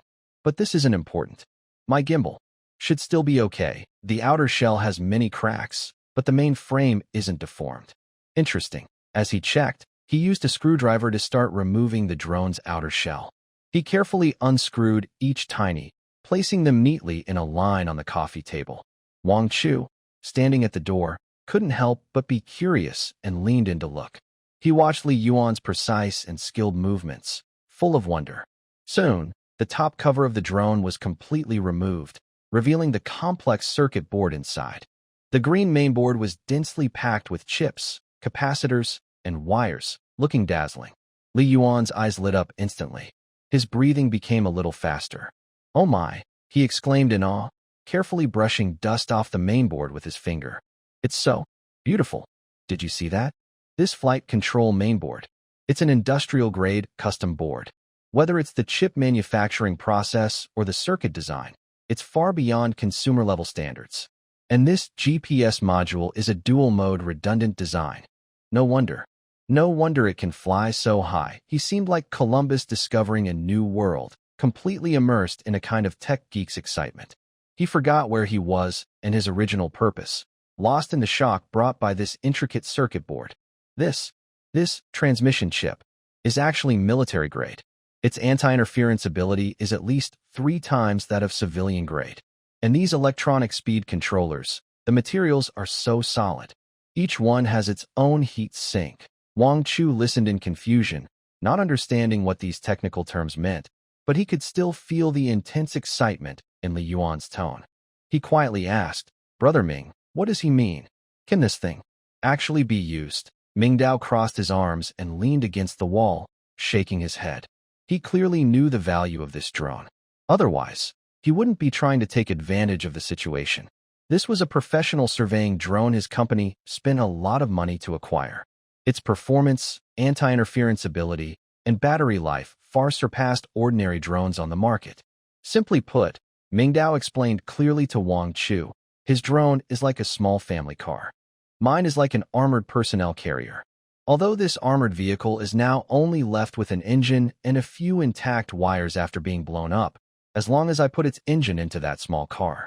Even a small car can have the power of an armored vehicle. Wang Chu immediately understood. I see.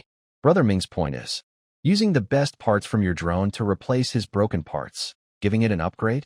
Exactly, that's about right. While they were talking, Li Yuan carefully used a small pair of tweezers from his Swiss Army knife to pick up a tiny black chip, about the size of a fingernail, from the mainboard. He held the chip close to his eye, shining a flashlight on it, and carefully examined the model number. Sure enough, it's the PMU power management unit that's burned out. He exclaimed excitedly, his voice trembling. I knew it.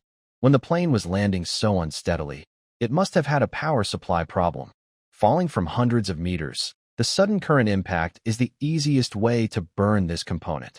He looked up, his eyes burning with intensity, staring at Mingdao. Your drone was also damaged, but its PMU was well protected and not harmed at all. As long as I replace this chip into my drone and reflash the firmware it will be able to fly again. I have the tools at home. But there's no power. All these tools need electricity. Doesn't Lu Guodong have a diesel generator? Mingdao spoke.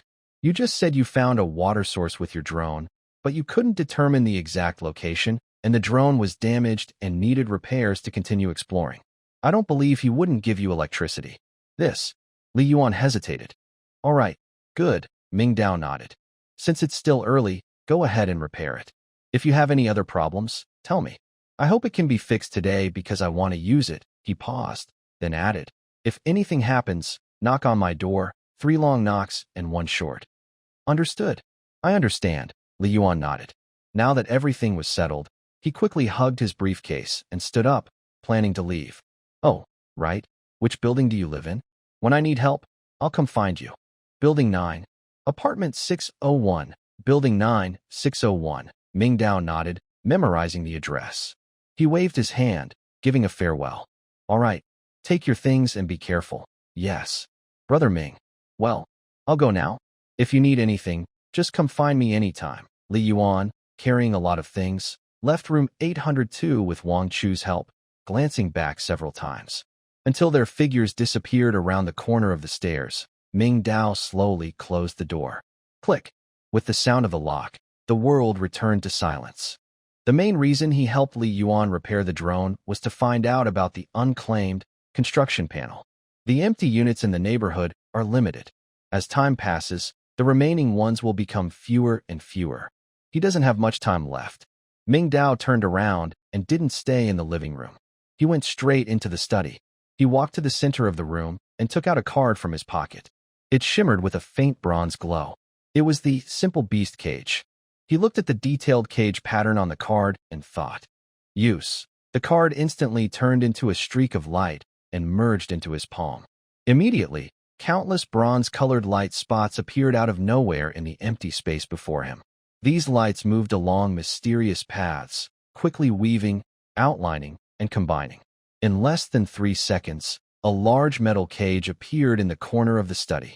It was a cube-shaped metal cage, exactly 3 meters long, wide, and tall, made from unknown metal strips as thick as a baby's arm.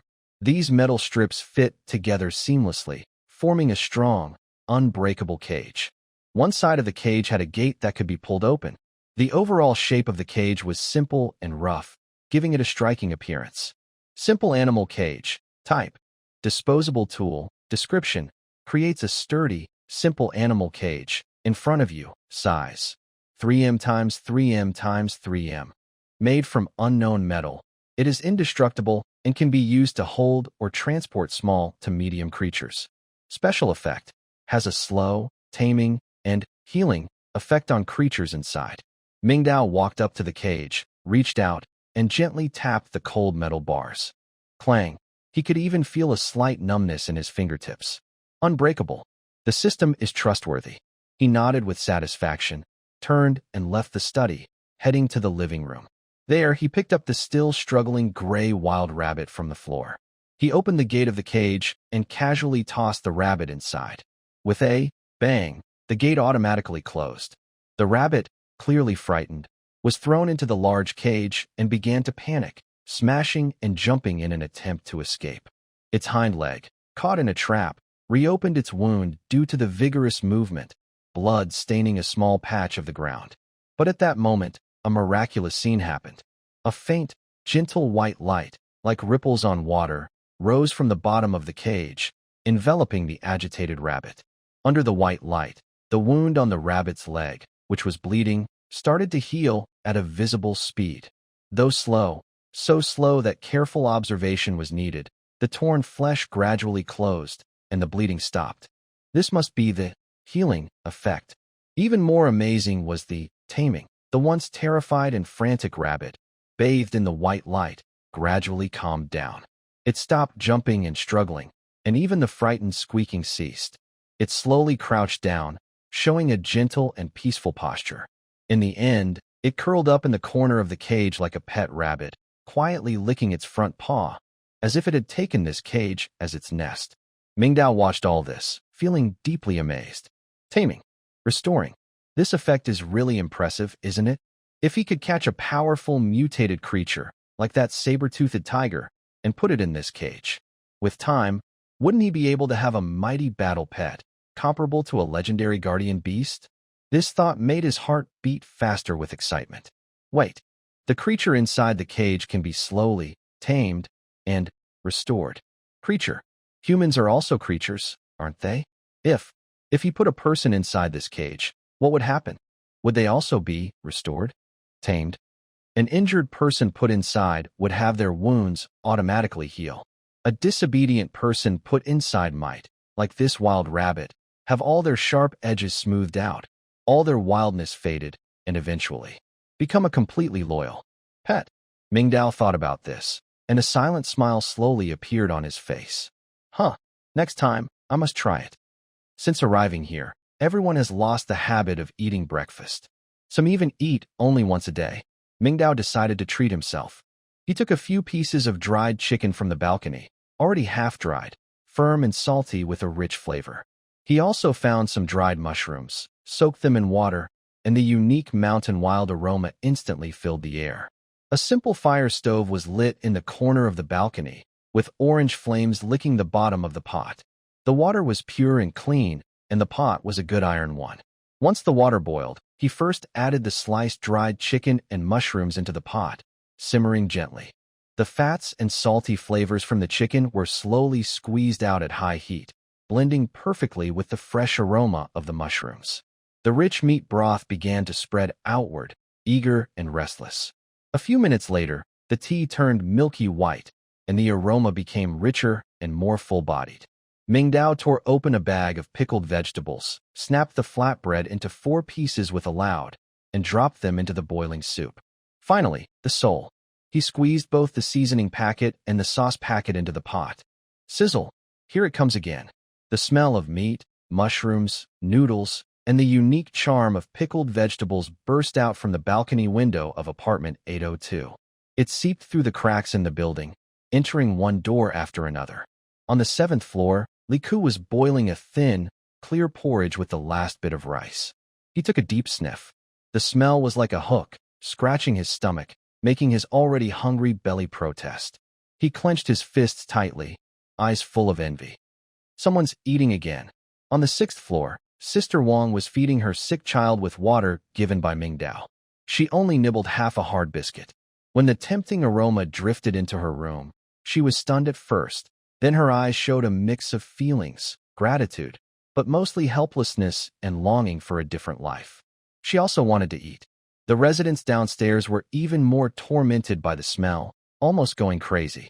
Who is cooking meat? Can't they let people live? This smell. So good. Too delicious. I can't take it anymore. And the mastermind behind it all, Mingdao, was happily enjoying his post-apocalyptic feast. The noodles soaked up the essence of the meat broth, firm and chewy. The chicken was tender and flavorful, and the mushrooms were smooth and tasty. He ate happily, sweating from the effort. After finishing a bowl of hot soup, his limbs felt relaxed, as if ironed. This was life. After the meal, Mingdao carried a glass of water to the balcony, leaned on the railing, and looked at the forest. Relaxed and carefree. How much time passed, he didn't know. Open the door. Quickly, open the door. What's that smell? Ugh, so disgusting. Help. It's so strong I can't breathe. Suddenly, a commotion erupted from downstairs without warning. The center of the disturbance is room 301. Aunt Zhang's house. Something big has happened. Downstairs, a crowd has gathered tightly together. They are all covering their mouths and noses with their hands or sleeves, looking frightened as they point at the tightly closed security door of room 301. The smell of instant noodles has triggered a terrible stench. People had gotten used to the smell over time, but this strong aroma made them gag and cough. This smell is just too horrible. Soon, a few figures approached quickly from afar. Lu Guodong and Dr. Lin Yifu, along with a team of patrol officers, hurried to the scene. What's going on? Lu Guodong's voice was loud. A neighbor living on the 3rd floor, seeing Lu Guodong arrive, seemed to find a leader and quickly stepped forward, pointing at the door of room 301. Captain Lu, you're here. You have to smell this. Something's wrong with room 301. Since the night before last, it's been making strange noises. It was quiet all day, but tonight, foul air started coming out from under the door. That smell. It's just... He didn't finish his sentence, seeming to remember the smell again, and bent over, gagging violently. Without needing him to say more, Lu Guodong and Dr. Lin Yifu also caught the scent. It was an unbearable, indescribable stench. It mixed the sour, rotten smell of spoiled food, the foul odor of decomposing waste, and something even harder to describe, like the smell of a corpse that has been decaying for a long time, a mix of cadaverine and putrescine.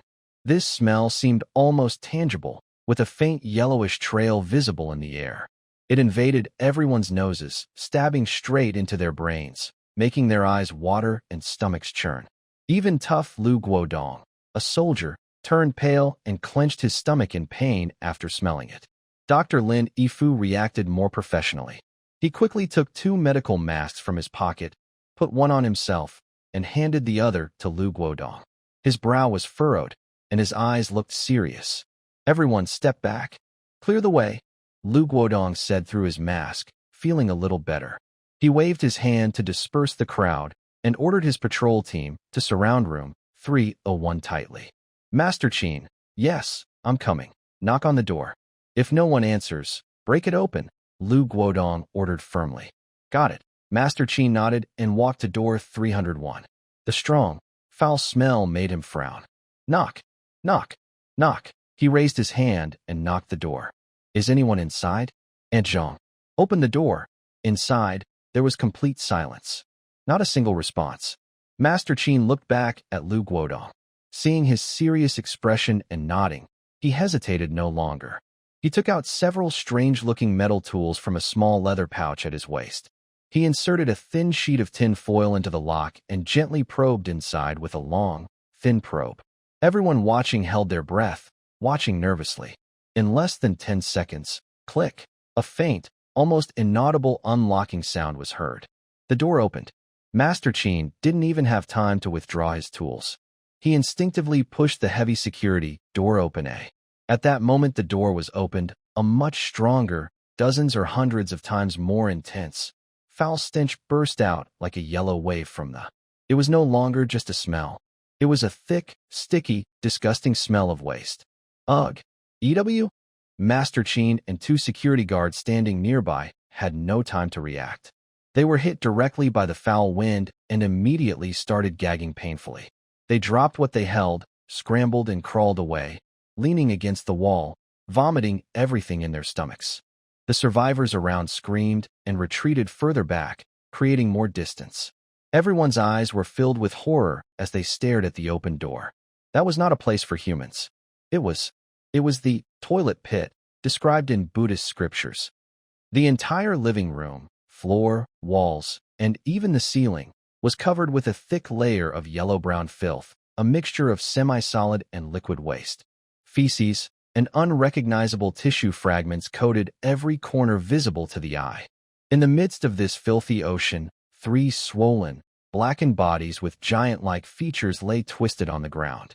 It was Aunt Zhang, her husband, and her son. Their skin was a strange dark blue-black color, with their stomachs bulging as if they might burst at any moment. Their faces were distorted, mouths wide open, as if they had suffered unimaginable pain before dying. Countless flies and unknown insects hovered over the bodies, buzzing loudly and sending chills down the spine. A brave neighbor took a quick look inside and saw only a small part of this hellish scene. His face turned deathly pale. "This is so disgusting," he cursed and, unable to bear it, turned and ran, vomiting as he went, quickly disappearing down the corridor. His reaction seemed to be a signal. "Ugh, don't look. Run away. We're going to die. We can't stay in this house." The other onlookers, one by one, all lost their composure. They cursed and scattered in panic. Within just a few seconds, the once crowded corridor was suddenly empty. Only Lu Guodong, Lin Yifu, Zhao Hu, and a few other strong-minded core team members remained. Even they looked pale and were breathing heavily. Zhao Hu, trying to hold back his discomfort, dragged the vomiting team members away and ordered others to set up a temporary safety line. Lin Yifu, the strongest mentally among them, was also feeling uneasy.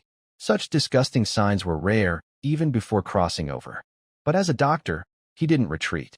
Instead, he took a step forward, pulled out another mask from his pocket, and put it on, creating a double layer of protection.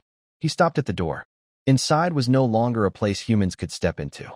There was nothing he could do but stand at the entrance, using his flashlight to carefully observe every detail inside, especially the state of the three bodies. Lu Guodong endured the overwhelming stench that almost made him faint, then turned to the neighbors who hadn't yet run far. "Tell me, what's going on? What happened to their family?" A middle-aged woman answered tremblingly. "It seems they drank water from the fountain in the villa area." "Oh yes, Captain Lu. 2 days ago, it was Aunt Zhang. She didn't listen to the young man on the 8th floor and insisted that the water was safe once boiled. We all saw it." "Yes, that's right." Another neighbor quickly added. "That night, their family caused a fuss all night, crying and shouting, and there were sounds of diarrhea, nonstop, all night. We thought they just had a stomach upset. Who would have thought someone could die? And die so suddenly?" He didn't dare say the word, disgusting. Everyone chattered quickly, piecing together the whole story from drinking water to death of Aunt Zhang's family. Lu Guodong's face grew darker the more he listened. He turned to look at Lin Yifu, who was still standing at the door observing, and asked in a serious voice, "Dr. Lin, what do you think?" Lin Yifu slowly turned around, took off the yellowed mask from outside, and threw it on the ground. His eyes looked unusually serious. He shook his head. "Not normal. Absolutely not normal. Even if it's cholera or another severe intestinal disease, it would only cause sudden diarrhea and dehydration, leading to death from failure. But it's impossible for bodies to rot and swell to this extent in just a few days." He pointed at the 3 bodies inside the house, which were so badly decomposed that they no longer resembled humans, and his voice trembled slightly, barely noticeable. "This completely defies any known medical logic. The speed of decay is too fast. So fast it's unbelievable. There must be some deadly bacteria in this water that we don't know about. Or even some unknown microorganism. Deadly bacteria. Unknown microorganisms. This is bad." Lu Guodong's heart sank. The threat from the water source was more terrifying than he had imagined. He had planned to use this contaminated water. If such bacteria spread through some means, Lu Guodong couldn't bear to think further. He made a quick decision, a fierce look flashing in his eyes. Zhao Hu. Yes, find someone immediately. Wrap the bodies inside with the thickest plastic and take them to the forest. Find a quiet place, pour gasoline, and burn it all. Burn it completely. Nothing should remain. Seal this house with wooden planks. Block all doors and windows. No one is allowed to get close. He took a deep breath and shouted at the few remaining team members. This mission is worth 20 contribution points. 20 points. With great rewards, brave people will come forward. A few young men, worried about their next meal, looked determined. Disgust? Fear? In the face of survival, all that becomes unimportant. Captain Lu. I'm in. Me too. Count me in. 3 young men immediately stepped forward. Good. Very good. Lu Guodong looked at them and nodded. Remember, after you finish, burn all the clothes and the body together. Yes. Under the incentive of 20 contribution points, the 3 young men quickly took action. They retrieved 3 anti-explosion forks with half-moon-shaped prongs from the security team and also found a large, thick industrial plastic sheet from the storage room. All preparations were complete. The 3 wore 3 layers of masks, their faces determined. They pushed a small delivery cart, took a deep breath, and entered room 301. Ugh! Even from several meters away, some residents with weak stomachs leaned against the wall and vomited. The corridor was filled with fear. Survivors' feelings about the fountain in the villa area had shifted from initial hope to fear. They avoided it, willing to die of thirst rather than touch a single drop of water there. Meanwhile, their desire for clean water reached its peak. After all, they could survive 7 more days without food, but not without water. They would die in a few days. At the stairway on the 4th floor, Mingdao and Wang Chu stood there, watching everything happening downstairs. Wang Chu's face was paler than the wall, his lips trembling, stomach churning. He wanted to turn away many times, to stop watching that brutal scene, but a strange curiosity kept pulling him, making it impossible to look away. After all, it was a giant observing a corpse. Extremely rare.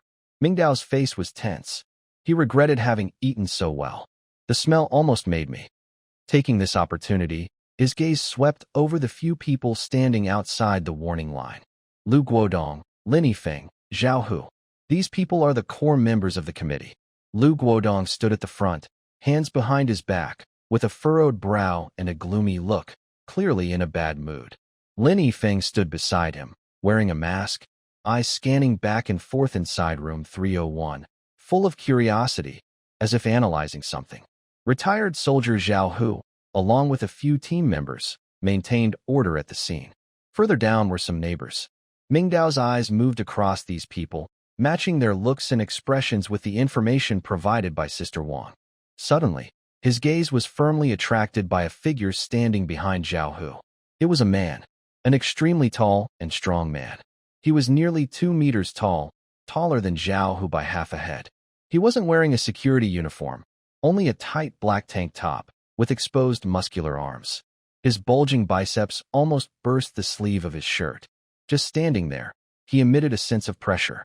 Strong Wu. Mingdao's mind immediately jumped to this name. That fitness trainer. Mingdao squinted. He could feel that this man, called Strong Wu, was different from Zhao Hu, who was a trained soldier. Zhao Hu's strength was controlled, based on skill and discipline, but Strong Wu's strength was pure muscle. Relying solely on power, he was a real threat. Mingdao silently marked him as the top force to watch out for. At this moment, a suppressed cry of shock came from inside room 301. The 3 young men responsible for handling the bodies finally moved. They carefully used explosive-proof forks to lift the 3 swollen, deformed corpses from the sticky filth, rolling them and wrapping them in thick plastic sheets. This process was undoubtedly another challenge to human mental limits. Finally, the 3 tightly wrapped body bags were carried out together and placed on the squeaky little cart. One young man, after completing all this, couldn't hold on anymore. His legs went weak, and he collapsed to the ground, took off his mask, and vomited violently. The other 2 were also trembling, as if drained of all their energy. These 20 contribution points are really hard to earn. They pushed the cart carefully over the stairs. The crowd dispersed quickly, avoiding them. Lu Guodong whispered briefly with Lin Yifu beside him. Lin Yifu nodded. Then Lu Guodong suddenly looked up, as if sensing something. His gaze unintentionally locked onto Mingdao, standing at the top of the fourth-floor stairs. Their eyes met. It felt like time froze in that moment. "Young brother, please wait a moment," Lu Guodong said softly. His voice was gentle, but there was an unclear meaning behind it. After speaking, he stepped forward and headed upstairs. Lin Yifu adjusted his glasses and smiled as he followed. "Ming, brother Ming," Wang Zhu's breath caught. He watched the two figures climbing the stairs, his heart pounding fast. That was Lu Guodong. He came to find us. Wang Zhu instinctively took a step forward, using his bulky body to block Mingdao, like a mother hen protecting her chicks, even though he was trembling himself. His palms were sweaty. He dared not look directly into Lu Guodong's eyes, only staring at his approaching footsteps. Mingdao suddenly punched him. "Are you guilty of sneaking around? Don't be afraid. Relax. Oh, yes, no need to be scared." Wang Zhu's body stiffened, but after thinking carefully, he calmed down a bit. He hesitated and took a step back, giving way. Mingdao stepped out of the shadows, standing at the bright part of the stairs, facing the two figures, waiting for them to arrive. Lu Guodong's footsteps stopped at the last step. He was half a head shorter than Mingdao, looking up at the young man in front of him. A perfectly measured smile appeared on his face as he reached out his right hand. "We meet again, young man. My name is Lu Guodong, the temporary head of the committee." Mingdao extended his hand and gave a brief handshake. Mingdao. His calmness stood in sharp contrast to Lu Guodong's deliberate warmth. Wang Chu stood behind them, hardly daring to breathe. He could feel an invisible pressure filling the air. This was not a casual neighborhood greeting. It felt more like a confrontation. Lu Guodong didn't seem bothered by Mingdao's indifference. He naturally withdrew his hand, his smile unchanged, while his eyes quietly studied the young man before him. He was very young, probably just over 20. His build was balanced, not particularly strong, but his stance was steady. What stood out most was his calmness. It was his eyes that caught Lu Guodong's attention. He had only seen that kind of gaze in two kinds of people, those who had long accepted life and death, like old soldiers, and in the mirror, in himself. Which kind was this young man named Mingdao? Thoughts raced through Lu Guodong's mind, but his voice had already shifted into a second, gentler tone, one of an elder showing care for a younger person. "Mingdao, are you getting used to living alone? It's fine. Do you have enough food? You seem skilled. I've seen you go into the forest often, so your harvests must be good. But the forest is dangerous, so be careful.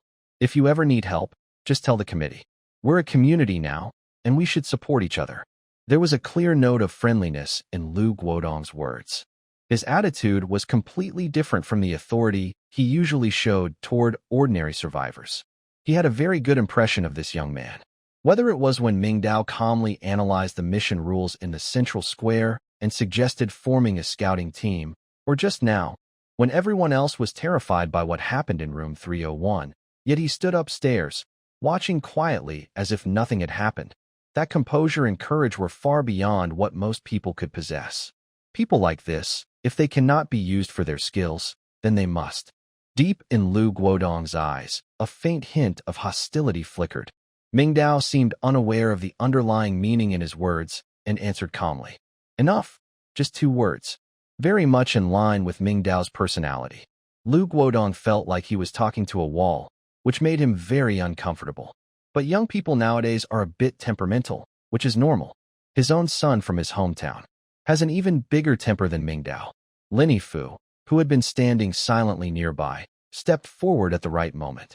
He pushed up his glasses and wore a gentle smile, playing the role of the good cop. "Brother Mingdao, don't misunderstand. Captain Lu has no other intention. He's just genuinely concerned about you." His voice was much softer than Lu Guodong's, making it easy for others to relax. "Honestly, I have a very good impression of you, Brother Mingdao," Lin Yifu said with admiration. "Last time at the square, your understanding of the task rules was clear and to the point. I thought to myself, this is definitely someone talented." He paused, his tone becoming more sincere. "Brother Mingdao, as you can see, the world now is chaotic, dangerous, full full of unknowns. Personal strength is limited. The committee is just starting out, everything is in chaos, and we need young people like you, smart and capable. He took a step closer, reducing the distance between them. On behalf of the committee, I officially invite you to join us. If you're willing, you can join anytime. We won't ask you to give up all your supplies. You only need to share some responsibilities like Zhao Hu and the others. In return, you will become a core member of the committee, with priority in resource distribution and the highest medical care. Core member, priority in resources, top medical support. Mingdao looked at Lin Yifu's sincere face, then at Lu Guodong, who was full of expectation. He understood clearly. This act of mutual flattery was quite well performed. Unfortunately, they had chosen the wrong audience. Mingdao smiled slightly. Although he didn't express a clear stance, his tone relaxed a little. He didn't respond directly, but moved on to the topic he truly cared about. Thanks to Brother Lu and Dr. Lin for their kindness. We're not short of food and drink for now, but it's this water. He didn't finish his sentence, just paused at the right moment, deliberately showing a worried expression as if genuinely troubled by the issue. The moment he said the word, water, Lu Guodong's smile froze for a brief second. Lin Yifu also paused his action of adjusting his glasses. Within half a second, they exchanged a very quick look, but ultimately nodded at each other. Water. This word, at this moment on Blue Bay Peninsula, is a taboo. The terrible scene downstairs in room 301 still lingers in everyone's mind. The water supply problem is no longer just a survival issue, but a heavy burden hanging over the lives of more than 3,000 survivors. Lu Guodong sighed heavily, and his expression quickly changed to one of honesty among friends.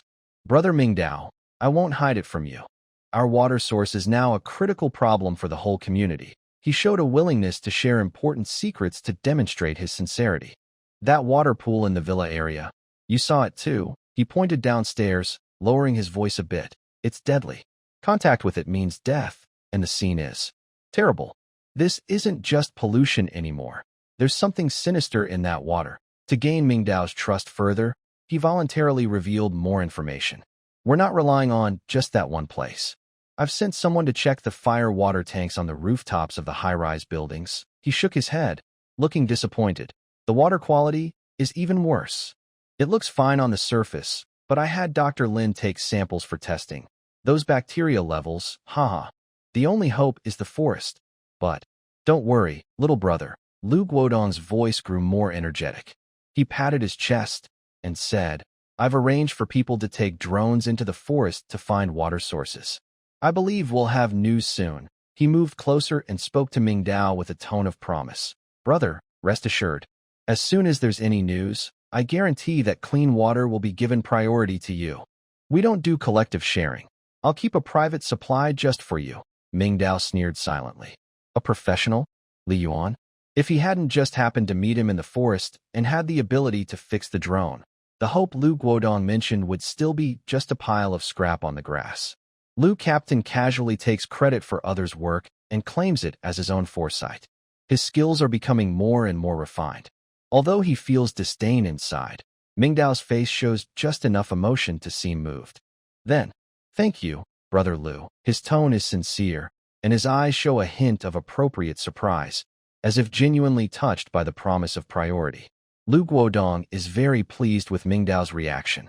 In his view, this young man, who has been cold-faced, has finally been convinced by his sincerity and strength, showing the reaction expected at his age.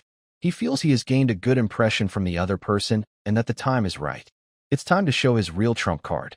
In front of Mingdao, Lu Guodong reaches into the inside pocket of his vest and pulls out an object.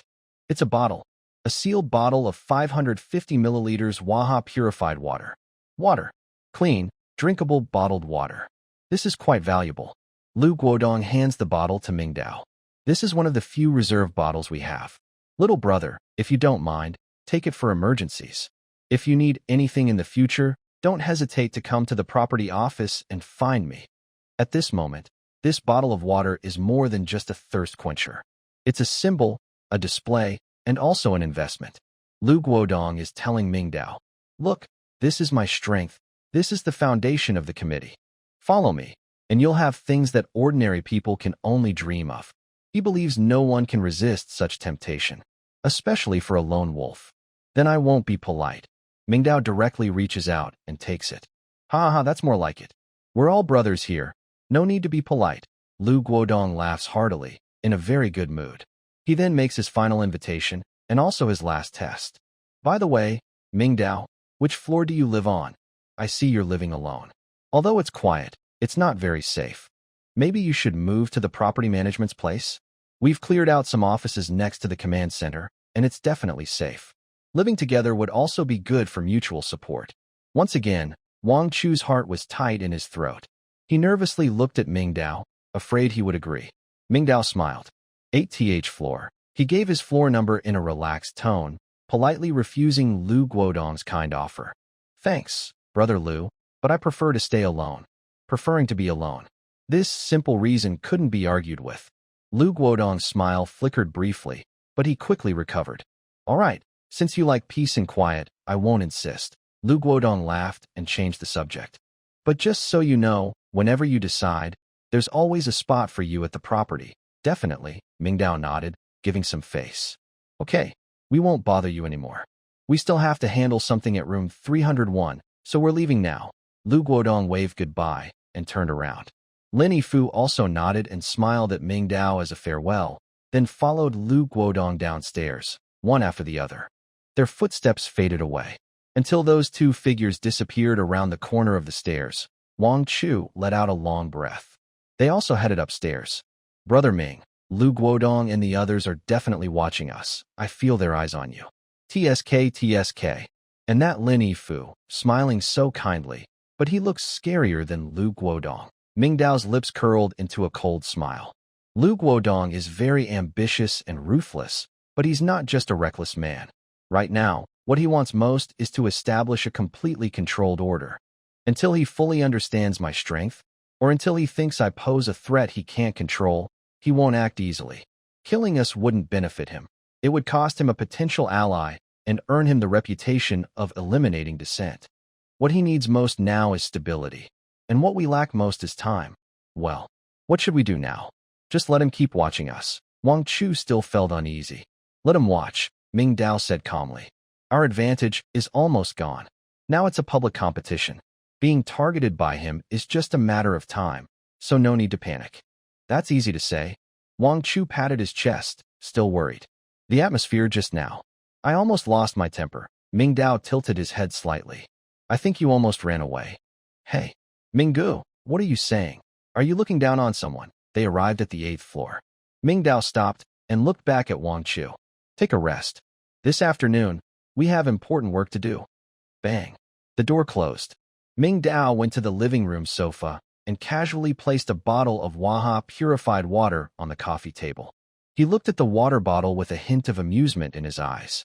From that brief confrontation just now, he had a good idea of Lu Guodong and Lin Yifu's ways of doing things. One plays the good cop, the other the bad cop. One uses a big stick, the other offers a carrot. They work together quite well. But that's good too. At least for now, in their eyes, he is still a valuable ally they can trust, not a big threat they need to eliminate. By the way, when they find out he is the so-called anonymous number one, what kind of expression will they have? That afternoon, just after 3 o'clock, the underground garage of Building 5 was dark and damp. Most of the car windows were broken, and the supplies inside had been looted. It's worth mentioning that Mingdao also tried to dismantle a car directly, but for some reason, maybe because the car didn't belong to him, he couldn't do it. In short, except for some useless scrap and neutral items without ownership, he couldn't dismantle anything else for now. Mingdao and Wang Chu moved one after the other. Their destination was a nearly forgotten corner deep inside the garage, the fire pump room. This place was very remote, right next to the load-bearing wall. If you didn't look carefully, you wouldn't notice there was such a place. Minggu, what are we doing here? Wang Chu lowered his voice, looking around nervously. The place felt very creepy, making him feel a cold chill run down his neck. It feels like it could be haunted here. Good job, Mingdao said simply. He chose a dark corner blocked on 3 sides by pipes and walls. It was the darkest spot, so even if someone passed through the main corridor, they wouldn't see what was inside. He stopped and leaned against a fire pipe, closing his eyes to pretend to sleep. Wang Chu saw this and didn't dare ask more. He just copied Mingdao, holding a kitchen knife, and stayed alert nearby. Time passed slowly. After a while, a squeaking sound grew louder, breaking the silence of the garage. They're coming. Wang Chu's spirit lifted. He clenched his knife tighter and instinctively moved closer to Mingdao. Mingdao also opened his eyes and looked toward the sound. At the end of his dim view, he saw 7 or 8 figures pushing garbage carts. Leading them was brother Huang Maofeng. They pushed a few old sanitation trucks quickly toward the corner of the fire pump room. Without saying a word, Fenggu signaled, and everyone worked together to tilt the truck beds. Clattering and banging sounds echoed as metal scraps spilled out. Rusty file cabinets, flattened microwave shells, twisted aluminum window frames, discarded washing machine drums, tangled wires. What others saw as worthless industrial trash was piled into a nearly 2-meter-high trash mountain in just a few seconds. After finishing, Fenggu immediately signaled his men to step back. He then hurried over to Mingdao. His face was no longer arrogant or proud, but instead showed a flattering smile. He bowed slightly and respectfully said, "Ming, Brother Ming, the first batch of what you wanted is here." They were secretly transported from recycling points in other buildings. No one will notice. He wiped sweat from his forehead and continued reporting. "I've followed your orders and contacted a few trusted brothers. Not many, but all tough guys. From now on, they'll find ways to bring metal trash from the entire neighborhood here. This is just the first batch. There will be more later." After reporting, he looked up at Mingdao with a hopeful expression. "Next step. What should we do? Please give your instructions." "Good job." Mingdao encouraged him with a simple compliment. This kind of straightforward approval from a superior made Brother Feng's face turn red with excitement. "Take your people and leave. Be careful to hide your tracks and leave no evidence." Mingdao waved his hand, giving the order to leave. Yes. Rest assured." Brother Feng nodded politely, then turned around and shouted at his subordinates who were still watching from a distance. "What are you all standing around for? Let's go." The group pushed a nearly empty garbage truck and quickly disappeared into the darkness of the garage with a squeaking sound. Until their footsteps were completely gone, Wang Chu looked at the mountain of trash that smelled of rust. His mind was full of questions that he couldn't hold back. "Brother Ming, why are we collecting this junk? This stuff can't be eaten or drunk." To him, Mingdao's actions were simply unbelievable. Why go through so much trouble, risking being caught by Lu Guodong, just to gather a pile of unwanted trash? Hearing this, Mingdao turned around, looked at Wang Chu's puzzled, chubby face, and smiled mysteriously. "Broken copper and rusty iron? No, these are all treasures." After saying that, he didn't explain further. Instead, he told Wang Chu, "Stay outside and keep watch. Whatever sounds you hear or sights you see, don't come in and don't make a sound. Remember, if anyone approaches, alert immediately." "Huh? Oh, okay, got it, Brother Ming." Although confused, Wang Chu trusted Mingdao and nodded. He held a kitchen knife and stood guard at the corner. Mingdao stood in front of the mountain, suppressing his excitement, and extended his right hand. He silently thought, "Disassemble." His palm gently pressed against a severely deformed metal filing cabinet. The moment his hand touched the metal, a strange change suddenly occurred. A faint blue light appeared again. It burst out from his palm suddenly, instantly enveloping the entire filing cabinet. At the same time, it silently disintegrated and dissipated from the point of contact with Mingdao's hand. Finally, it disappeared completely. The whole process was so fast it was almost breathless, lasting only about a second. Mingdao's hand continued to move forward. Scrapped washing machines, twisted steel bars, broken aluminum alloys. Wherever his hand touched, all these scrap metals met the same fate. They were swallowed by a mysterious blue glow, turning into showers of light, and continuously poured into his palm. Wang Chu, standing at the roadside, watched with envy. He wished he had such power too. At the same time, a series of rapid system notification sounds flooded Mingdao's mind. Decomposition successful. Obtained. Iron blocks X150, steel X80, plastic X50, rubber X20. Decomposition successful. Obtained. Copper coils X5, rare electronic components X8, glass X10. Decomposition successful. Obtained. Aluminum ingots X30, iron blocks X40, screws X100. The numbers in his resource bank were rising faster than ever before. This feeling was amazing. It was 100 times more exciting than cheating in a game. Mingdao felt a deep sense of satisfaction. This was the advantage of information gaps. While others were struggling for a bite to eat, he was quietly climbing the industrial technology tree. In less than 20 seconds, the mountain of trash had been mostly decomposed. But just as he reached out to decompose the last pile of steel bars, a bright red warning box suddenly appeared right in the center of his view. Warning: temporary backpack space full. Items exceeding storage limit will automatically drop in 60 seconds. Immediately after, a bright red number appeared in the top right corner of his view. 59. The countdown had begun. Mingdao cursed silently. Backpack limit. That was the only and most strict restriction of the system. I messed up. I was too focused on the thrill and forgot about this. He didn't have time to explain to Wang Chu, who was still in a daze and could only order, "Guard this place. Don't leave even a step." Before he finished speaking, his body shot out like an arrow from a bow. Mingdao pushed his body to the limit, his leg muscles tightening instantly. He turned into a blur and rushed out of the fire pump room, heading straight for the garage exit. "Brother Ming." "Minggu." Wang Zhu was startled by his shout. He wanted to ask what was wrong, but only saw a rapidly disappearing figure. 45. The long ramp in the underground garage was quickly falling behind Mingdao. His lungs began to burn with sharp pain, and his heart pounded wildly, almost jumping out of his chest. But he dared not stop. He couldn't stop. 40. He burst out of the underground garage. The bright sunlight made his eyes sting instantly, but he didn't even blink. 5 buildings. 8th floor. He clenched his teeth and rushed into the corridor of the apartment building. 25. Bang. Bang. Bang. Bang. He stepped over 3 stairs at once, lowering his body's center of gravity. Using the railing for leverage, he climbed up like a parkour athlete, moving wildly. His hurried footsteps and heavy breathing echoed in the corridor.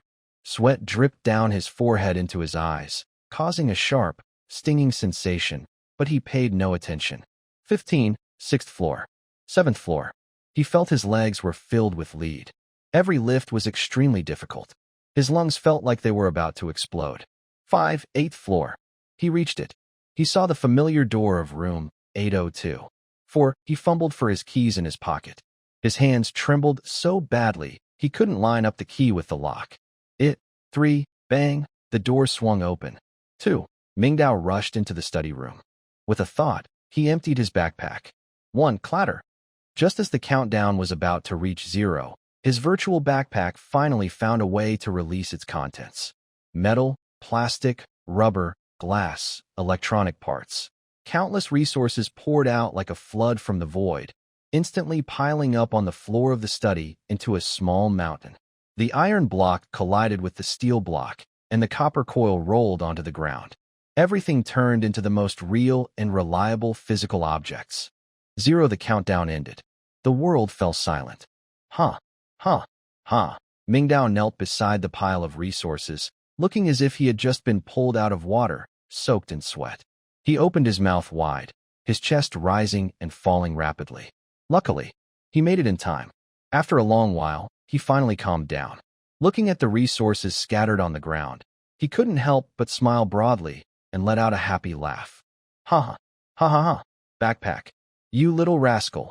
Inside the property command center, smoke curled around. The ashtray was piled high with cigarette butts, like a small graveyard, burying the patience of the person in charge here. The map was marked with red circles and crosses, messy and chaotic, showing a sense of frustration and confusion. Lu Guodong stopped pacing, roughly wiping his slightly thinning hair with his rough hand. His failed attempt to recruit Mingdao felt like a fishbone stuck in his throat, uncomfortable and lingering, making him uneasy. The calm gaze of the young man kept flashing in his mind. Dr. Lin, do you think that kid Mingdao could be the anonymous person at the top of the rankings? Lin Yifu was lowering his head, wiping his glasses. Hearing the question, he shook his head, denying the guess. Not likely. From a thick stack of documents beside him, Lin Yifu slowly pulled out an A4 sheet. The edges of the paper were slightly curled, and it listed 7 or 8 names or code names. Next to each name, there were brief notes, including age, occupation, address, personality assessment, and so on. Mingdao's code name was clearly listed. High IQ kid, but it wasn't at the top. It was placed in the middle. Next to his name, there was a clear note, subject of observation, far beyond age and temperament, moderate threat level. Lin Yifu gently pushed the paper to the center of the table and said, "From a probability perspective, it's unlikely." He adjusted his glasses and shared his analysis.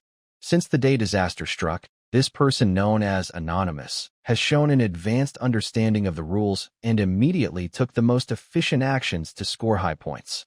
Behind this, he must have access to very reliable information channels or possess nearly supernatural logical deduction skills. More importantly, he needs to have the resources and execution ability to quickly turn his deductions into real actions. Although Mingdao is quite clever, he's still too young, Lin Yifu said skeptically. Based on what we currently know, he lives alone, his parents are not nearby, his social connections are simple, and he doesn't even communicate with neighbors. Such a person doesn't seem to have a strong background.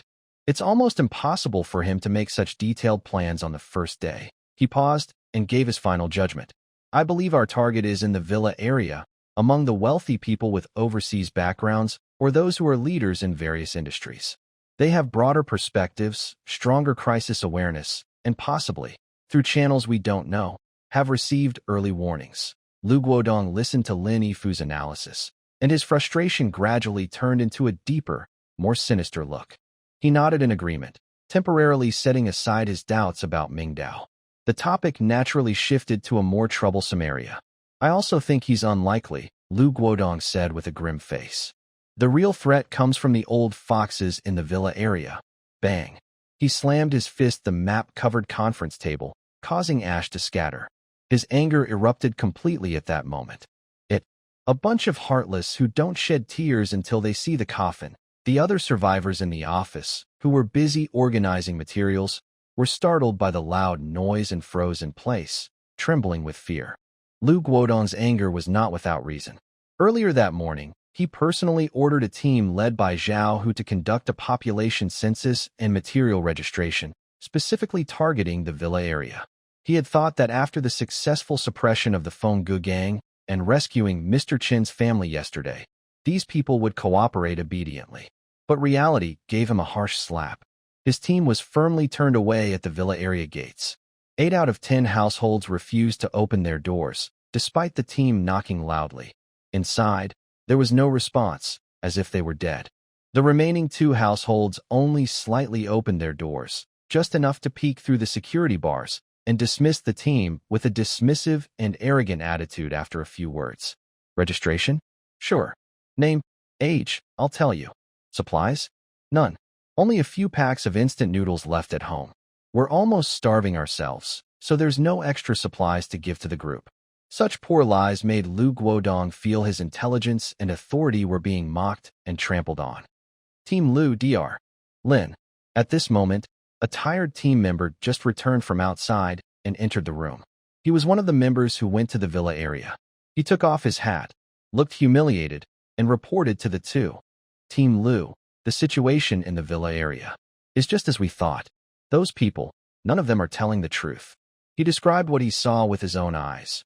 We went to knock on the door of building A07, the house of Mr. Wong, who runs import-export business. The housekeeper peeked through the door and begged us for food, saying they had run out of supplies long ago. But I saw it with my own eyes through that. The team member clenched his fists tightly, veins bulging on his hands. In their living room, there's a whole row of canned goods, all in English packaging. There's also a whole box of Evian water bottles, stacked higher than a person. Yet that old guy told us they only had a few packs of instant noodles. Corrupt parasites of society. A bunch of vampires who only care about themselves and ignore others' lives. Lu Guodong's anger was fully ignited. The end of the world is here, and they're still guarding their gold and silver mountains, watching others outside starve and die of thirst. These people should all be shot. Lin Yifu also frowned deeply. He waited until Lu Guodong's breathing slowed before speaking calmly. Forcible entry is not the right choice. He analyzed calmly. If we use force to break in, it's like we're breaking the rules and order we've established ourselves. Everyone will be on edge, and the whole neighborhood could fall into chaos again. That would be a loss for us. But we can't just ignore it either. Lin Yifu's eyes became sharp. They are now like independent feudal kingdoms, holding the most important strategic supplies we need, but they are outside our system. They don't participate in production or contribute, yet they consume the living space of this community. Over time, this threatens the foundation of our rule. According to the words of great leaders, this is a group of capitalists. Lu Guodong slumped back into his chair, hands in his hair, rubbing his scalp in pain. Fighting is not an option. Not fighting is also not an option. He was stuck, unsure what to do. Is there really no way to deal with these stubborn rich people who refuse to change? Just as both men fell into silence, buzz, a very faint humming sound, almost at the same time, came from Lu Guodong and Lin Yifu. The sound seemed to echo directly in their minds. They both paused, looking down in surprise. They were shocked to see that the construction panel, which had always just displayed information, was now emitting a faint, dreamlike blue glow. In the center of the panel, a line of system message they had never seen before appeared, shining with a golden light. Countdown finished, panel upgraded to LV2 what? Upgrade? Their previously gloomy faces instantly changed to one filled with a feeling called joy. Before they could react, the panel interface began to refresh, finally forming a new control screen. The border of the interface looked more metallic, and the original icons were rearranged. At the bottom, 3 or 4 unknown icons in gray lock appeared. But that wasn't the most important part. The most important thing was that, at the moment the panel finished upgrading, Lu Guodong and Lin Yifu both felt a faint but very clear sense of power, like a gentle stream flowing from their hearts, spreading through their limbs instantly. Lu Guodong, over 50 years old, had suffered many hidden injuries from years of military service and later a comfortable life. His back and neck often ached faintly in rainy weather. Although Lin Yifu was still young, as a doctor, his long hours at the desk and irregular sleep schedule had left his body in a subhealth state. At this moment, wherever the warm flow passed, all the soreness, fatigue, and discomfort were slowly eased by a gentle force. Their bodies seemed to be revitalized, appearing at least 5 years younger. Because of their age-related disadvantages, they were more sensitive to the feeling of strength than healthy young people. Mingdao and Wang Chu were young and in good shape, so they barely noticed these subtle changes. They could only marvel at the increase in power. For older people, the effects were immediate and obvious. This is. Lu Guodong felt an unprecedented lightness inside his body, and his lips trembled with excitement. But before he could finish speaking, an even greater surprise arrived. At the moment the upgrade was completed, a brand new reward notification suddenly popped up. Congratulations! You have completed the takeover of the unclaimed panel and room, Building 14, Blue Bay Peninsula, and received a space expansion card, residential. X1. Takeover. Space expansion card. Without hesitation, they both reached out and tapped the icon of the space expansion card on the screen. The next second, the detailed information about the card appeared clearly before them. Space expansion card, residential. Type. Consumable, effect. After use, it can increase the internal usable area of any residential building under your name by 100 square meters.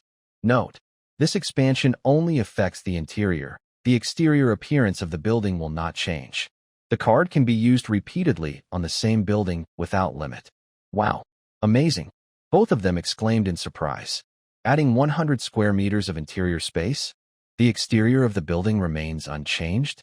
What does this mean? This is a miracle, creating space out of nothing. Space folding. From the outside, a room still looks the same, but inside, the space suddenly expands by 100 square meters. This completely defies their understanding of physical laws. Gulp. Li Guodong swallowed hard and turned his head to look at Lin Yifu beside him. Lin Yifu also slowly turned his head to look at him.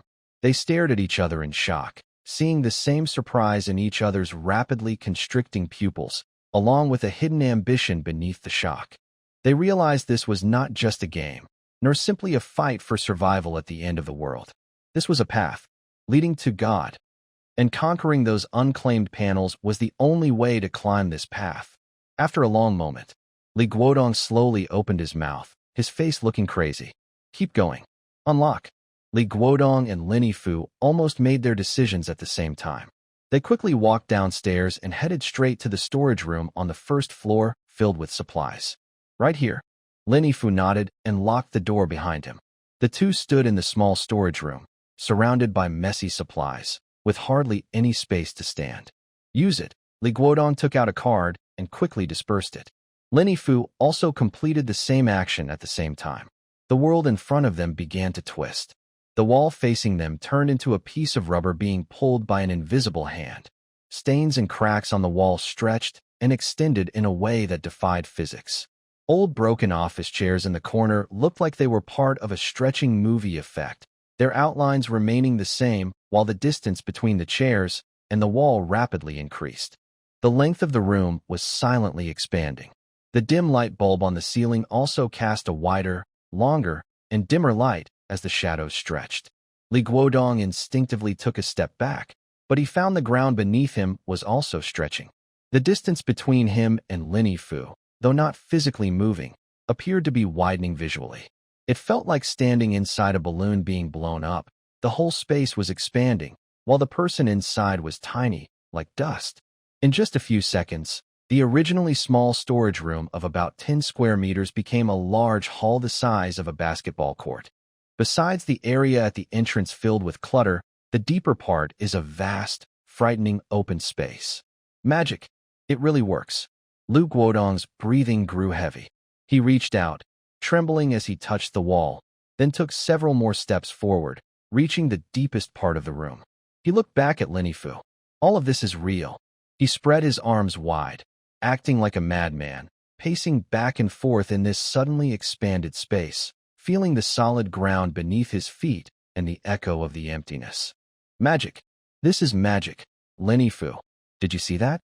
This is the power of a master. His eyes burned with an unprecedented fire of ambition. As long as we keep upgrading, keep taking over those panels, not just a small industrial park like Jinxing.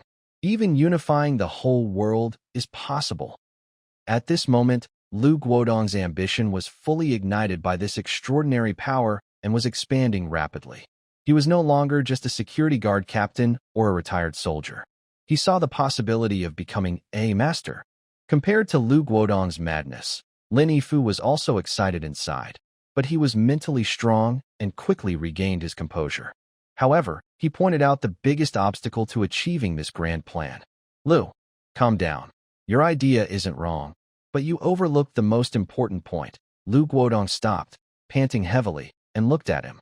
Based on the system's hints and what we just experienced, the core logic of upgrading is to take over a large number of unclaimed panels.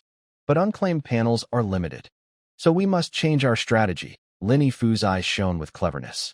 From now on, we must control two things. First, the unlocking rights. No one can bypass us and enter any room without permission. Second, the rights to distribute panels. All unclaimed panels must be decided by us. The contribution points must also be increased. We need to keep a high, almost unreachable level. He took a step forward. Master Qin, that locksmith, Qin Dahai. This person is now crucial. We must control him completely as soon as possible. Li Yifu's words awakened Li Guodong. Yes, Master Qin, the man who can open an anti-theft lock in 1 minute. Well said. Li Guodong's eyes changed. He no longer hesitated and strode out of the storage room.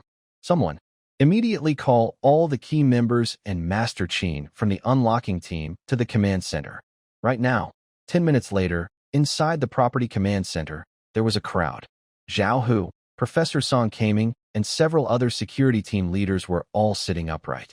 Opposite them, the nervous-looking locksmith, Master Qin Dahan, was fidgeting anxiously, unsure why Captain Liu, who was usually decisive, had summoned him with such urgency. Li Guodong sat at the main seat, hands folded on the table. He no longer beat around the bush or gave motivational speeches. After witnessing that miraculous power, He was too tired to pretend. Everyone, I believe some of you have already felt the benefits of the panel upgrade. I'm not hiding it anymore. Starting today, the committee will implement a new policy. He paused, his sharp gaze finally resting on the restless Master Qin. In order to thoroughly check for safety risks in the community and prevent tragedies like Room 301 from happening again, and to protect the lives of all survivors, I announced that the official unlocking team will immediately conduct forced lock opening and safety inspections on all suspected unoccupied houses in the community. The words, forced inspection, sounded very serious. Everyone was stunned by Lu Guodong's commanding tone and tough attitude. This was no longer a simple request to unlock doors. It was a direct break-in. Master Qin's face turned pale instantly. The order came from the committee, but he was the one doing the unlocking. He couldn't bear this blame. He was the first to stand up, stammering, "Captain Lu, this isn't right. The workload is too heavy. The entire community has over 1,000 households. Buildings 5 to 15 are manageable. I could climb up on my old back. But buildings 1 to 4 are all high-rises, at least 30 floors each. 4 households per floor, and 2 units. Even if most people are living there, the remaining empty houses still number in the dozens or hundreds. I am alone, and even if I don't eat or drink, I can't manage this alone. And what if someone is inside, just not hearing the door knock? If we break in like this, something bad might happen." He was worried not just about the workload, but also about the huge risks and potential conflicts involved. However, Lu Guodong just looked at him coldly, with a stern expression. Lin Yifu stood up at the right moment, walked over to Master Qin, still wearing a gentle smile, but his words sent a chill down the spine. "Master Qin, we have considered your worries." He took a new sheet of A4 paper from his folder and gently placed it on the table in front of Master Qin. Snap! It was a brand new standard for material exchange and reward points. The content made Master Qin's eyes widen instantly. Captain Lu said, "These are extraordinary times, and capable people should do more." Lin Yifu pointed to the paper and said carefully, "This is your new standard. From today on, you, Master Qin, will earn 100 contribution points every time you unlock a lock, regardless of whether there's anything inside. Now that supplies are abundant, 100 contribution points can exchange for many good things." 100 points. Master Qin's breathing grew rapid, but it wasn't over yet. Lin Yifu's finger continued to move downward. "Besides that, you will enjoy the highest level of material privileges from the committee. Food, water, and rice. Your family will also receive the same rations and be placed in the safest rooms of the property building, protected 24 hours a day by security. Your personal needs will also be addressed immediately by the committee." These conditions were no longer generous. They were practically imperial treatment in the apocalypse. Master Qin's Adam's apple bobbed violently as he hesitated. But just as his mind wavered, Lin Yifu's tone suddenly changed. The gentle facade was torn away, revealing a cold, stern expression. "Master Qin, now is not the time to bargain." Lu Guodong's icy voice sounded. "This exchange list isn't up for discussion. It's a notice to you. You're a hero of Lanwan Peninsula, a hero to everyone. Your family, your future, our committee will take care of everything." Suddenly, his tone changed sharply, revealing a deadly intent. "No more. As for your technology, in our view, it's the biggest safety risk in the community. The only way to handle safety risks is to put it under control." The word control was spoken with deep meaning. Everyone understood what he meant. Master Qin's face turned pale. He understood the threat behind those words. If he didn't cooperate, his fate would be worse than those who were sent to labor camps. His technology would be the only reason for his imprisonment. I agree. The new policy was enforced forcefully, with no room for resistance. The operation began immediately. Lu Guodong led the team himself. Besides Master Qin and a few clerks responsible for counting supplies, there were 20 fully armed security guards led by Zhao Hu. They moved quickly and efficiently. Their first stop was Building 15, which, like Building 14, had a low occupancy rate. These 2 small high-rises were on the outskirts. They were remote, cheap, and had few residents. This time, they didn't wait for survivors to volunteer, they acted directly. Bang, bang, bang. A security guard used the end of his baton to loudly knock on the door of room 101. Is anyone inside? Community safety check. After 3 knocks, there was no response. Lu Guodong looked expressionless, just giving a cold nod to Master Qin behind him. Master Qin didn't dare delay. He quickly took out a set of thin metal tools from his kit and, under everyone's watch, inserted them into the lock. Click. In less than 30 seconds, the sturdy door swung open. The security guards rushed in and quickly took control of the room. This forceful action, almost like a raid, alarmed the entire building. Some residents, left behind, opened their doors and peeked out, faces full of fear and unease. You, what are you doing? Why are you breaking into someone's home? A brave aunt on the 2nd floor hurried down to try to stop them. She knew the owner of room 101 and knew their family had long gone out of town. But their friendship still remains. At least, she should have a share of the supplies here. However, before she could get close, 2 security guards with riot shields immediately stepped forward and stopped her. Ma'am, please step back. We are on official duty. Nonsense. You're robbing us. Robbing in broad daylight. The woman was very upset and reached out to push the shield. Get out of the way. One of the young guards looked very impatient and forcefully pushed forward. Bang. The riot shield hit the woman's chest hard, knocking her to the ground roughly. Ouch, she cried out in pain, falling flat on her back. The neighbors nearby saw this, but dared not speak out, only watching helplessly with fear on their faces. Zhao Hu, standing in the line, saw this scene and his expression suddenly changed. He instinctively wanted to go forward and help the woman up, but his steps suddenly stopped. He felt that what they were doing was wrong. Very wrong. They are soldiers, security guards, tasked with protecting people's lives and property. But now, they were attacking an unarmed elderly person and breaking into someone's home in broad daylight. He looked up and glanced at his colleagues around him. The young security guards had no shame on their faces. They mimicked his stance, waving their batons. They looked excited and fanatic, as if they had power in their hands. He then looked at Lu Guodong, the team leader, whose face was cold and indifferent. At that moment, Zhao Hu's heart was filled with unprecedented confusion and pain. He realized that this so-called committee, this group he once wanted to give everything for, seemed not as just as he thought. It was a bit too much. Just then, a cry of surprise came from room 101. We found it.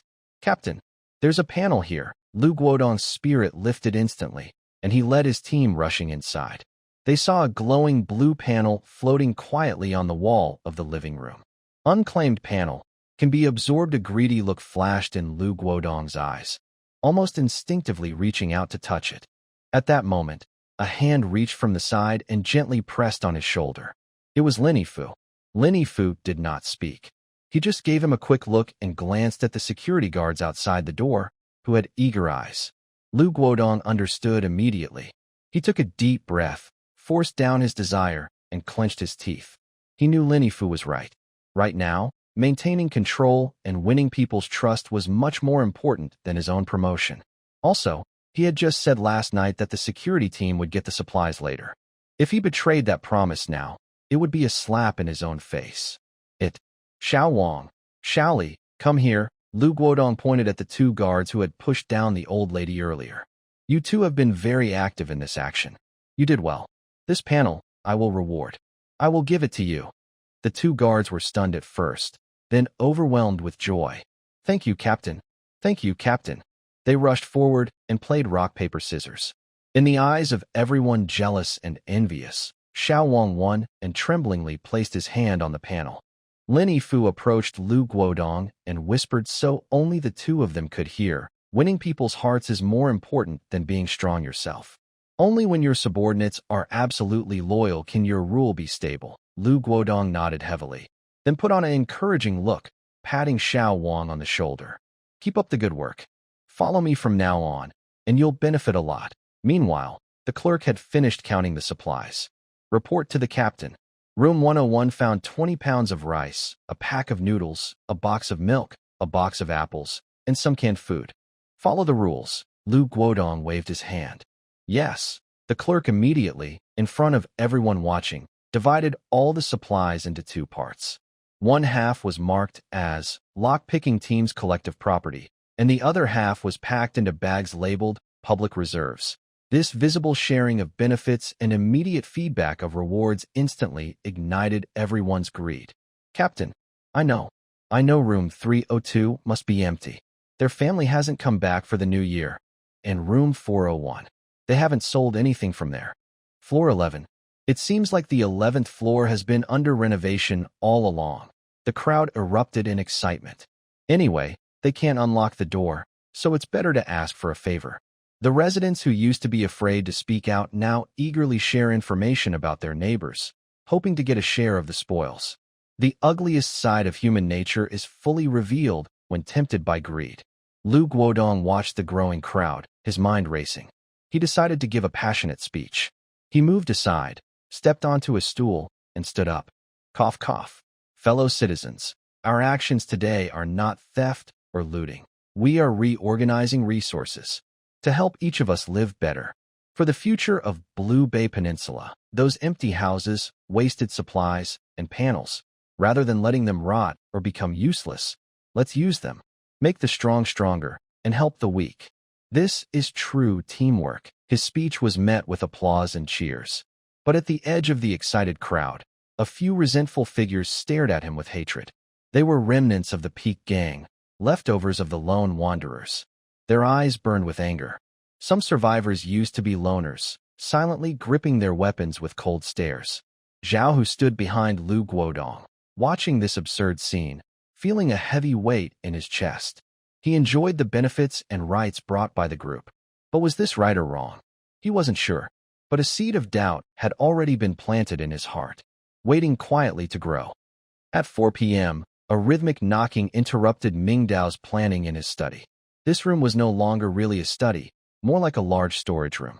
Mingdao put down his sketches and went to the door, peering out through the peephole. Outside stood a young man, Li Yuan. He was clutching a drone tightly, a look of uncontrollable joy on his face. Mingdao opened the door. Brother Ming. Li Yuan saw Mingdao and immediately lowered his voice, but the excitement in his tone was hard to hide.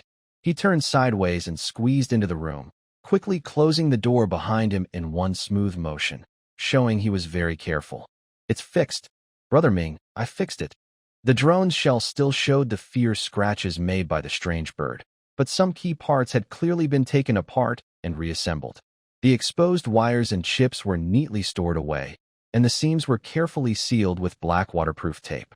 It still didn't look perfect, but at least it could work. The battery is also fully charged, Li Yuan whispered even lower, with a hint of pride and cleverness. I went to find Lu Guodong and his team. When they heard I was going to the forest to find water, their eyes lit up. Without hesitation, they took me to the generator and let me charge it freely. They even sent 2 people to guard it, afraid someone else might try to steal it. He mimicked the flattering tone of the security guards perfectly. They told me, brother, you've got to work hard. The whole neighborhood is counting on you. If they knew that half the time this drone was used by you, they'd probably be surprised. This showed how desperate Lu Guodong was for water sources, almost to an unhealthy degree. Good job, Mingdao nodded and took the drone from Li Yuan. It felt heavy in his hands. The core parts of this industrial-grade drone combined perfectly with the consumer shell, giving it much better performance than usual. Seeing Mingdao's approving look, Li Yuan's face turned slightly red with excitement. He handed over the controller and said seriously, as promised, half an hour. Starting now, his tone was deliberately distant, but there was kindness behind it. He knew very well that without Mingdao, he was nothing, just a tech geek surrounded by electronic junk, useless in the end times. It was Mingdao who gave him the chance to take control of his own fate. Just enough, not more, Mingdao replied, taking the controller. Let's go to the balcony. The 2 of them walked to the balcony, one after the other. Not far below, in the direction of Building 15, loud noises still echoed. Lu Guodong's wild, forced lockpicking and treasure hunt party was still going on.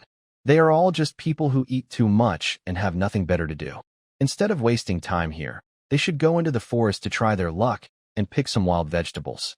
Li Yuan skillfully placed the drone on the balcony floor for the final pre-flight check. Flight control system self-check is normal. GPS signal lost. Never mind, it's not a big problem.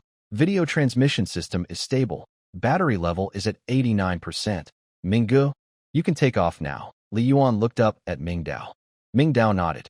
Buzz, with a clear, pleasant buzzing sound. The 4 carbon fiber blades started spinning rapidly, creating a strong gust of wind that made the animal skins hanging on the balcony flap loudly. The drone took off very smoothly, rising straight up. Li Yuan's control skills are truly professional. The takeoff was so smooth it was like silk, with no shaking at all. The high-definition camera sent back images that were steady, like a camera mounted on a track. I'll raise it to a safe height first, Li Yuan explained while controlling. This height can avoid most signal interference from buildings and also prevent people below from noticing. The drone quickly climbed to about 50 meters in the air, hovering above the side of 5 buildings. From this angle, it could overlook most of the neighborhood. On the screen, the chaotic scene at Building 15 was clearly visible. A large crowd, like ants, gathered at the entrance of the unit. Several security guards in uniforms were using crowbars and hammers to violently break windows. What are they doing? Are they crazy? Li Yuan stared at the scene on the screen, opening his mouth in shock. They're looting and destroying, Mingdao said calmly, taking the controller from Li Yuan. He didn't waste any time. His target was very clear from the start. Mingdao gently pushed the joystick, and the drone traced a graceful arc in the air, silently lowering its altitude and getting closer to the outside wall of Building 5. His reconnaissance started from his own building, from the top floor downward, layer by layer. The high-definition camera was like a god's eye, revealing the secrets of the entire building bit by bit, unfolding before his eyes. He flew slowly and patiently, close to each household's windows, especially those with tightly closed curtains, empty balconies, and rooms that clearly appear unoccupied. On the 15th floor, the apartment is vacant. On the 14th floor, the east side has someone living there.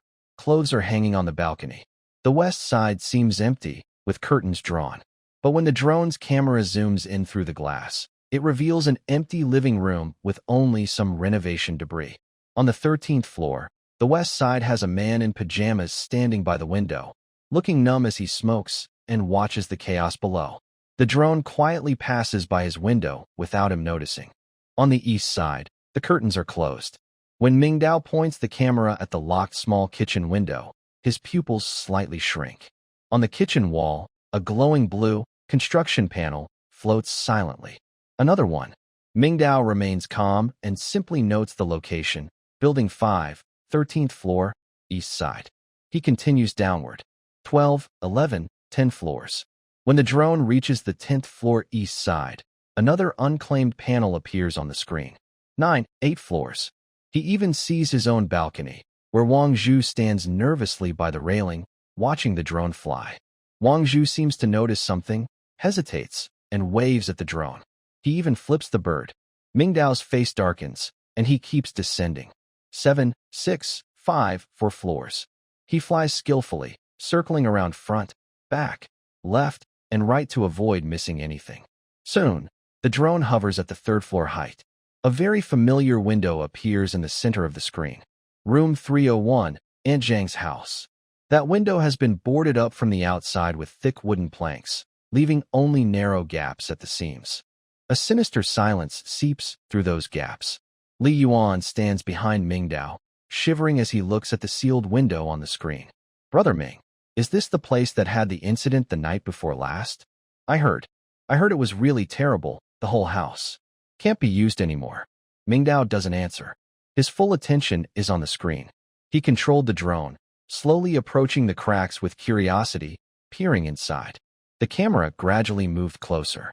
Through the narrow gap, the camera entered that hellish scene. The living room flashed by quickly. Although the lighting was dim, you could still see the mess and stains covered in filth. Just as rumors said, Mingdao adjusted the controller slightly, and the drone shifted half a meter to the side, aiming at another. This revealed a half-open door from the side. It was the bedroom door. At that time, the people handling the bodies focused only on the 3 terrifying corpses in the living room. No one dared to enter any other part of the house. The bedroom became a forgotten, sealed space. The drone's camera passed through the door, entering the darker area inside. At first, the scene was pitch black, with only blurry furniture outlines visible. Mingdao increased the camera's sensitivity, setting the ISO to the highest level. The noise in the image grew, but the objects became clearer. It was a similarly filthy bedroom, with the bed tangled and emitting a moldy smell. Clothes and trash were scattered on the floor. But amid this filth and darkness, 3 faint blue lights suddenly appeared in the center of the screen. They looked like ghostly flames in the night, glowing with strange blue light. Mingdao's breath caught slightly. He quickly zoomed the camera in. The image instantly enlarged and became sharp. In that untouched, filthy bedroom, 3 floating, construction panels emitting faint blue light hovered silently. Exactly 3. 1 for each corpse in the living room. No one entered, so no one saw them. They just stayed quietly, waiting for someone to find them. Boom. In Mingdao's mind, it was as if a thunderclap exploded, stirring a huge wave of shock. A bold guess, so daring it made his heart race, suddenly came to him. At Zhangdama's house, 3 people had died. And here, 3 unclaimed construction panels appeared. The previously seized vacant houses had no owners. And here, people die, and the panel explodes? This discovery sends a chill down the spine. It's no longer just about resource theft and survival competition. There is a darker, more violent rule behind it. A ladder built on lives. Brother Ming? Brother Ming? What's wrong? Li Yuan's voice comes from behind, a hint of worry in his tone.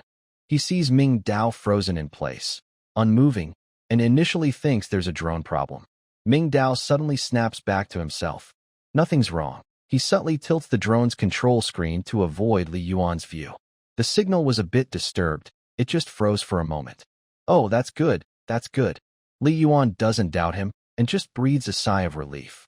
To him, this drone is now his lifeline. Without saying a word, Mingdao controls the drone to quickly ascend and leave the chaos on the 3rd floor. He continues with his reconnaissance plan, checking the 2nd and 1st floors. But inside, a storm is already brewing. He is frantically calculating and analyzing. If his guess is correct, what does it mean? It means that in this world, human lives could become a measurable strategic resource. Lu Guodong and others are still fighting over the panels in the vacant houses, causing chaos in the neighborhood. And he has discovered a more efficient, darker mine. No wonder it's called a survival game. The system passively releases more unclaimed panels to stimulate competition and takeover among survivors. This world, what a Garden of Eden plan. It's incredibly cruel.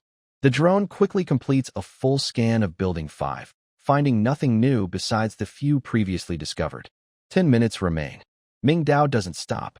He controls the drone to turn toward the neighboring Building 6.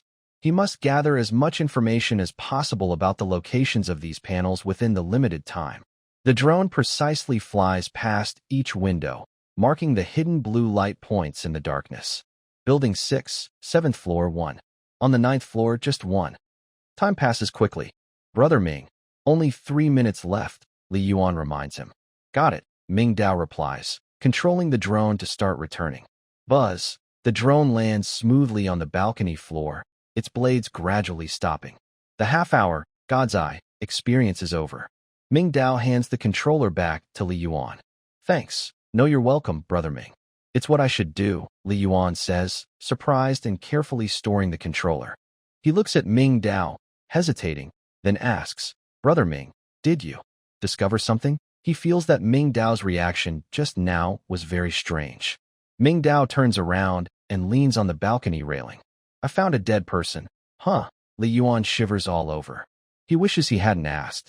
Li Yuan also heard about the terrible incident at room 301. He heard the bodies were all examined by the giant. He remembers Mingdao controlling the drone earlier, hovering in front of the boarded-up window on the 3rd floor for many seconds. So, he was watching that. A wave of intense nausea rises from his stomach. Li Yuan instinctively gags, but can't anything. Only bitter stomach acid burning his throat. I'm so hungry. Li Yuan's gaze unintentionally drifts to the other side of the balcony. There, hanging with coarse rope, is a row of dark brown dried meat. Under the sunset's glow, the surface of the meat glistens with an inviting sheen. They are dried just right, keeping the meat firm and concentrating all the flavors inside. This smell is deadly to someone who has been eating cold porridge for 3.5 days straight. Li Yuan's Adam's apple moves uncontrollably, and saliva begins to flood his mouth, trying to wash away the sour nausea in his stomach. He can't remember the last time he ate real meat. Was it the pig's foot rice he bought before the apocalypse for 20 yuan? Or an earlier hot pot meal with colleagues? The memory is becoming fuzzy, but the body's instincts are still honest. A loud gurgling sound came from his stomach. His face instantly turned red, and a hot flush of blood spread from his neck to his ears, as if blood might drip out.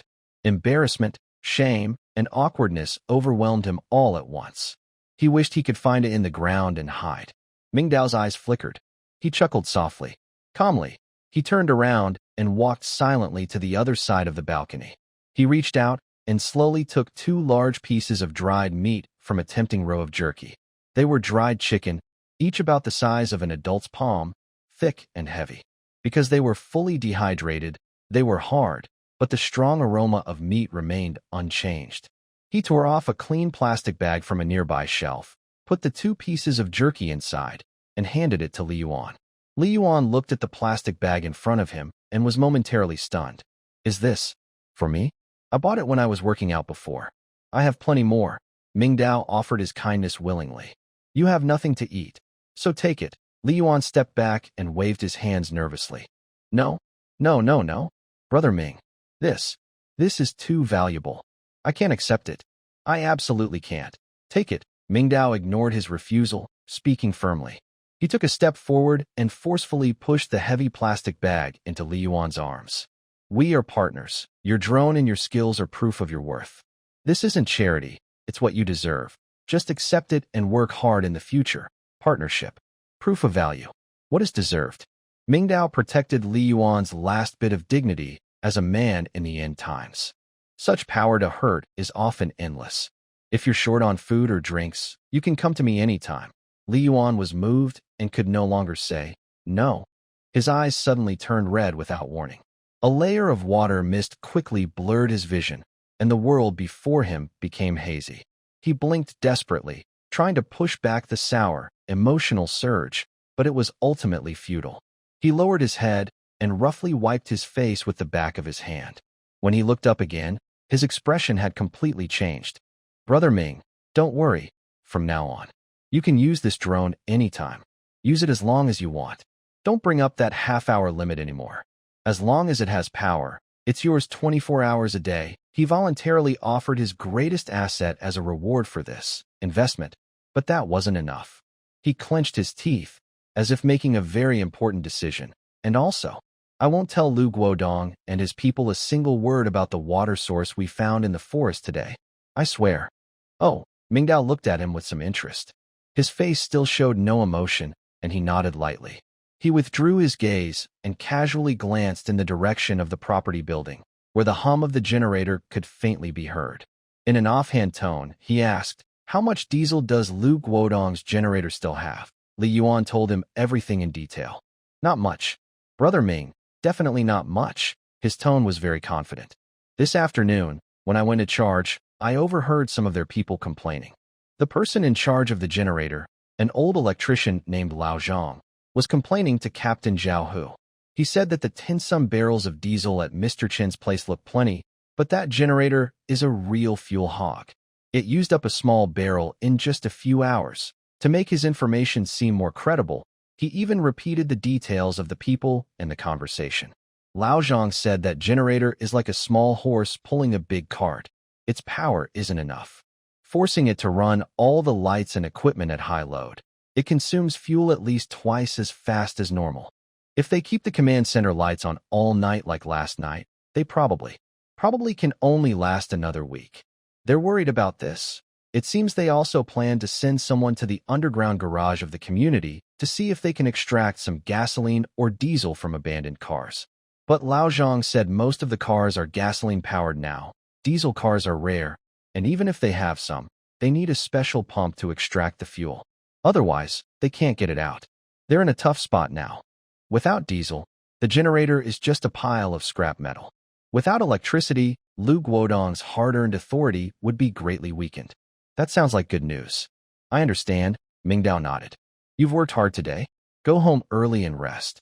Don't forget to bring the meat. Okay. Thanks, Ming. I'll go now. Call me if you need anything. Until the door was gently closed, Mingdao's gentle expression faded, replaced by coldness. He entered the study. After seeing Li Yuan off, he refocused on his plan. His eyes crossed the mountain of metal resources on the ground and finally landed in the corner. There, a bundle of thick, broken ropes was placed. These were emergency escape ropes found by Feng from the community fire cabinet.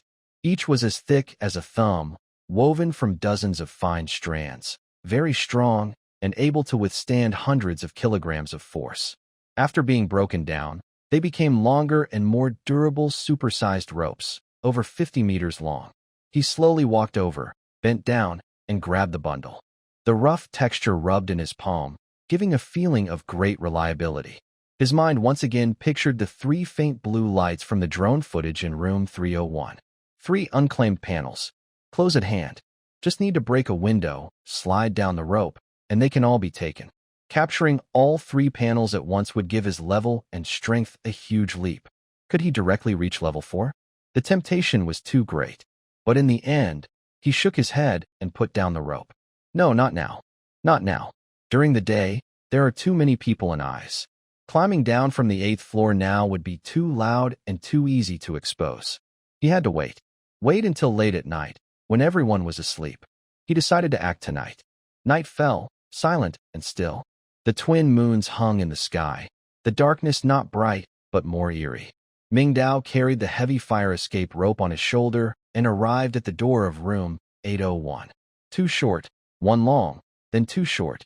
This was the secret signal he and Wang Chu had agreed upon. Soon, the sound of slippers rubbing against the floor came from inside, along with muffled muttering. Who's there? Late at night. Click. The door lock turned, and the door was pushed open just a. But at that moment, a strong, rich aroma burst out. It wasn't just one smell. It was a complex scent made from melted high-quality butter at high heat, mixed with fragrant Sichuan pepper, dried chili peppers, spices, and other seasonings that had been simmered for a long time, creating a layered aroma. The flavors of numbness, spiciness, freshness, and fragrance blended perfectly, instantly filling Mingdao's nose and invigorating his spirit. It's Hadaleo's spicy beef oil hot pot. Mingdao immediately recognized this familiar smell. Behind the door, Wang Chu's chubby face appeared. His mouth was stuffed full, cheeks puffed out, clearly enjoying himself. Seeing Mingdao outside, he suddenly burst into enthusiasm as hot as the hot pot. Ugh ugh, ugh ugh ugh. His mouth was full, but he waved his chopsticks excitedly and yanked the door open, pulling Mingdao inside without hesitation. The hot pot aroma grew even stronger. Brother Ming, your nose is so sharp. Come on in and try it. Wang Chu hurriedly swallowed what was in his mouth. He proudly pointed to the hot pot on the coffee table, steaming and bubbling, with a look of happiness. Hadaleo's self-heating hot pot. I've kept it for a long time without daring to eat it. I just couldn't hold back today. Come on. I also have beef rolls and shrimp balls. Today, the fridge is completely thawed, and I can't keep these things anymore, so I might as well eat them all. He clearly thought Mingdao was attracted by the smell and came over to join the meal. Mingdao shook his head and looked around the table. Besides the self-heating hot pot, there were several open boxes of beef rolls and even a small dish of sesame sauce for dipping. In this post-apocalyptic world, where everyone was on edge and even drinking clean water was a luxury, this guy had closed the door and prepared such a luxurious hot pot for himself. Living like this was even better than most people had before the end of the world. All right, Wang the great writer, Mingdao teased. People outside are almost losing their minds over food, and you're just hiding at home, eating all by yourself, and enjoying it so much. Wang Chu chuckled shyly and scratched his head. It's not because of you, Mingji. I feel more at ease when I'm with you. Plus, I figure I need to eat enough first so I have the strength to work for you. As he spoke, he quickly opened a pair of new chopsticks and cheerfully handed them to Mingdao. Don't just stand there, Mingji, sit down. The beef is just hot, and if we wait too long, it'll get cold. This is my last stock, authentic Australian beef. I won't eat. Mingdao waved his hand, refusing his kindness. Suddenly, his playful expression disappeared, and he threw the heavy bundle of rope on his shoulder to the ground with a loud thud. Bang! Wang Chu instinctively stepped back from the thick rope, which was bigger around than his thigh, and his smile froze. We'll eat later. Let's do something big. Wang Chu was stunned. He looked at the rope on the ground, and then at Mingdao's serious face, unable to react for a moment. He had just taken a bite of beef, but now he forgot to chew and just held it in his mouth, staring blankly. Do something big? He asked vaguely. Where to? Mingji, are you going hunting in the forest again? Or stealing Lu Guodong's supplies? Mingdao didn't answer directly. Instead, he asked back, what do you think we need most right now? Water? Wang Chu answered instinctively, then shook his head. No, we have a water purifier. The water source is a bit tricky, but it's not the most urgent. He thought for a moment and tentatively said, weapons? Or manpower? Neither. Mingdao slowly said 2 words. Panels? Panels? Wang Chu was even more confused. But all the empty houses in the neighborhood are controlled by Lu Guodong and his group. We can't get to them. We can't just steal from those who already have owners, right? You'll see when the time comes. He didn't say more. By the way, I went to your building. 301. Huh. Cough, cough, cough. The moment Wang Chu tried to swallow his beef, it suddenly went down the wrong pipe and shot back up his throat uncontrollably. He suddenly turned around, leaning on the wall beside him, and started to violently. Ugh. Ugh. He couldn't, but the feeling of his stomach turning upside down made his face turn pale. Just moments ago, the hot pot smelled so good, but now it looked more and more disgusting. He supported himself against the wall, looking at Mingdao with disbelief, as if he was seeing a madman. Ming, brother Ming, are you crazy? Room 301? The hellish pit? You went that far to do something there. Thinking about the smell that drifted up from downstairs earlier, Wang Zhu's stomach clenched again painfully. He held onto the wall, looking at Mingdao with a strange gaze, and struggled to say, Brother Ming, tell me honestly, do you have some special hobby? Hobby? What are you talking about? Mingdao stepped forward impatiently, lifted his foot, and kicked Wang Zhu's fat backside without mercy. Stop wasting time. Just go down from your balcony. Your balcony faces room 301's balcony directly, the best angle and closest distance. No more talk. Hurry up. Wang Zhu was kicked off balance, and the pain in his made him suddenly sober. Once Mingdao made a decision, no one could change it. And every time, Mingdao's decision proved to be correct. This time, probably no different, right? All right. Fine, he sighed in defeat. So, what do I need to do? Tie the rope around me. Mingdao pointed to the rope on the ground. The other end, fixed to the thickest load-bearing pillar on your balcony. Tie the rope? When Wang Zhu heard this, his eyes immediately lit up, and his earlier nausea seemed to fade a lot. He patted his chest confidently, saying, Brother Ming, you've come to the right person. I'm a pro at tying knots. As he spoke, he struggled to drag the large rope over to Mingdao.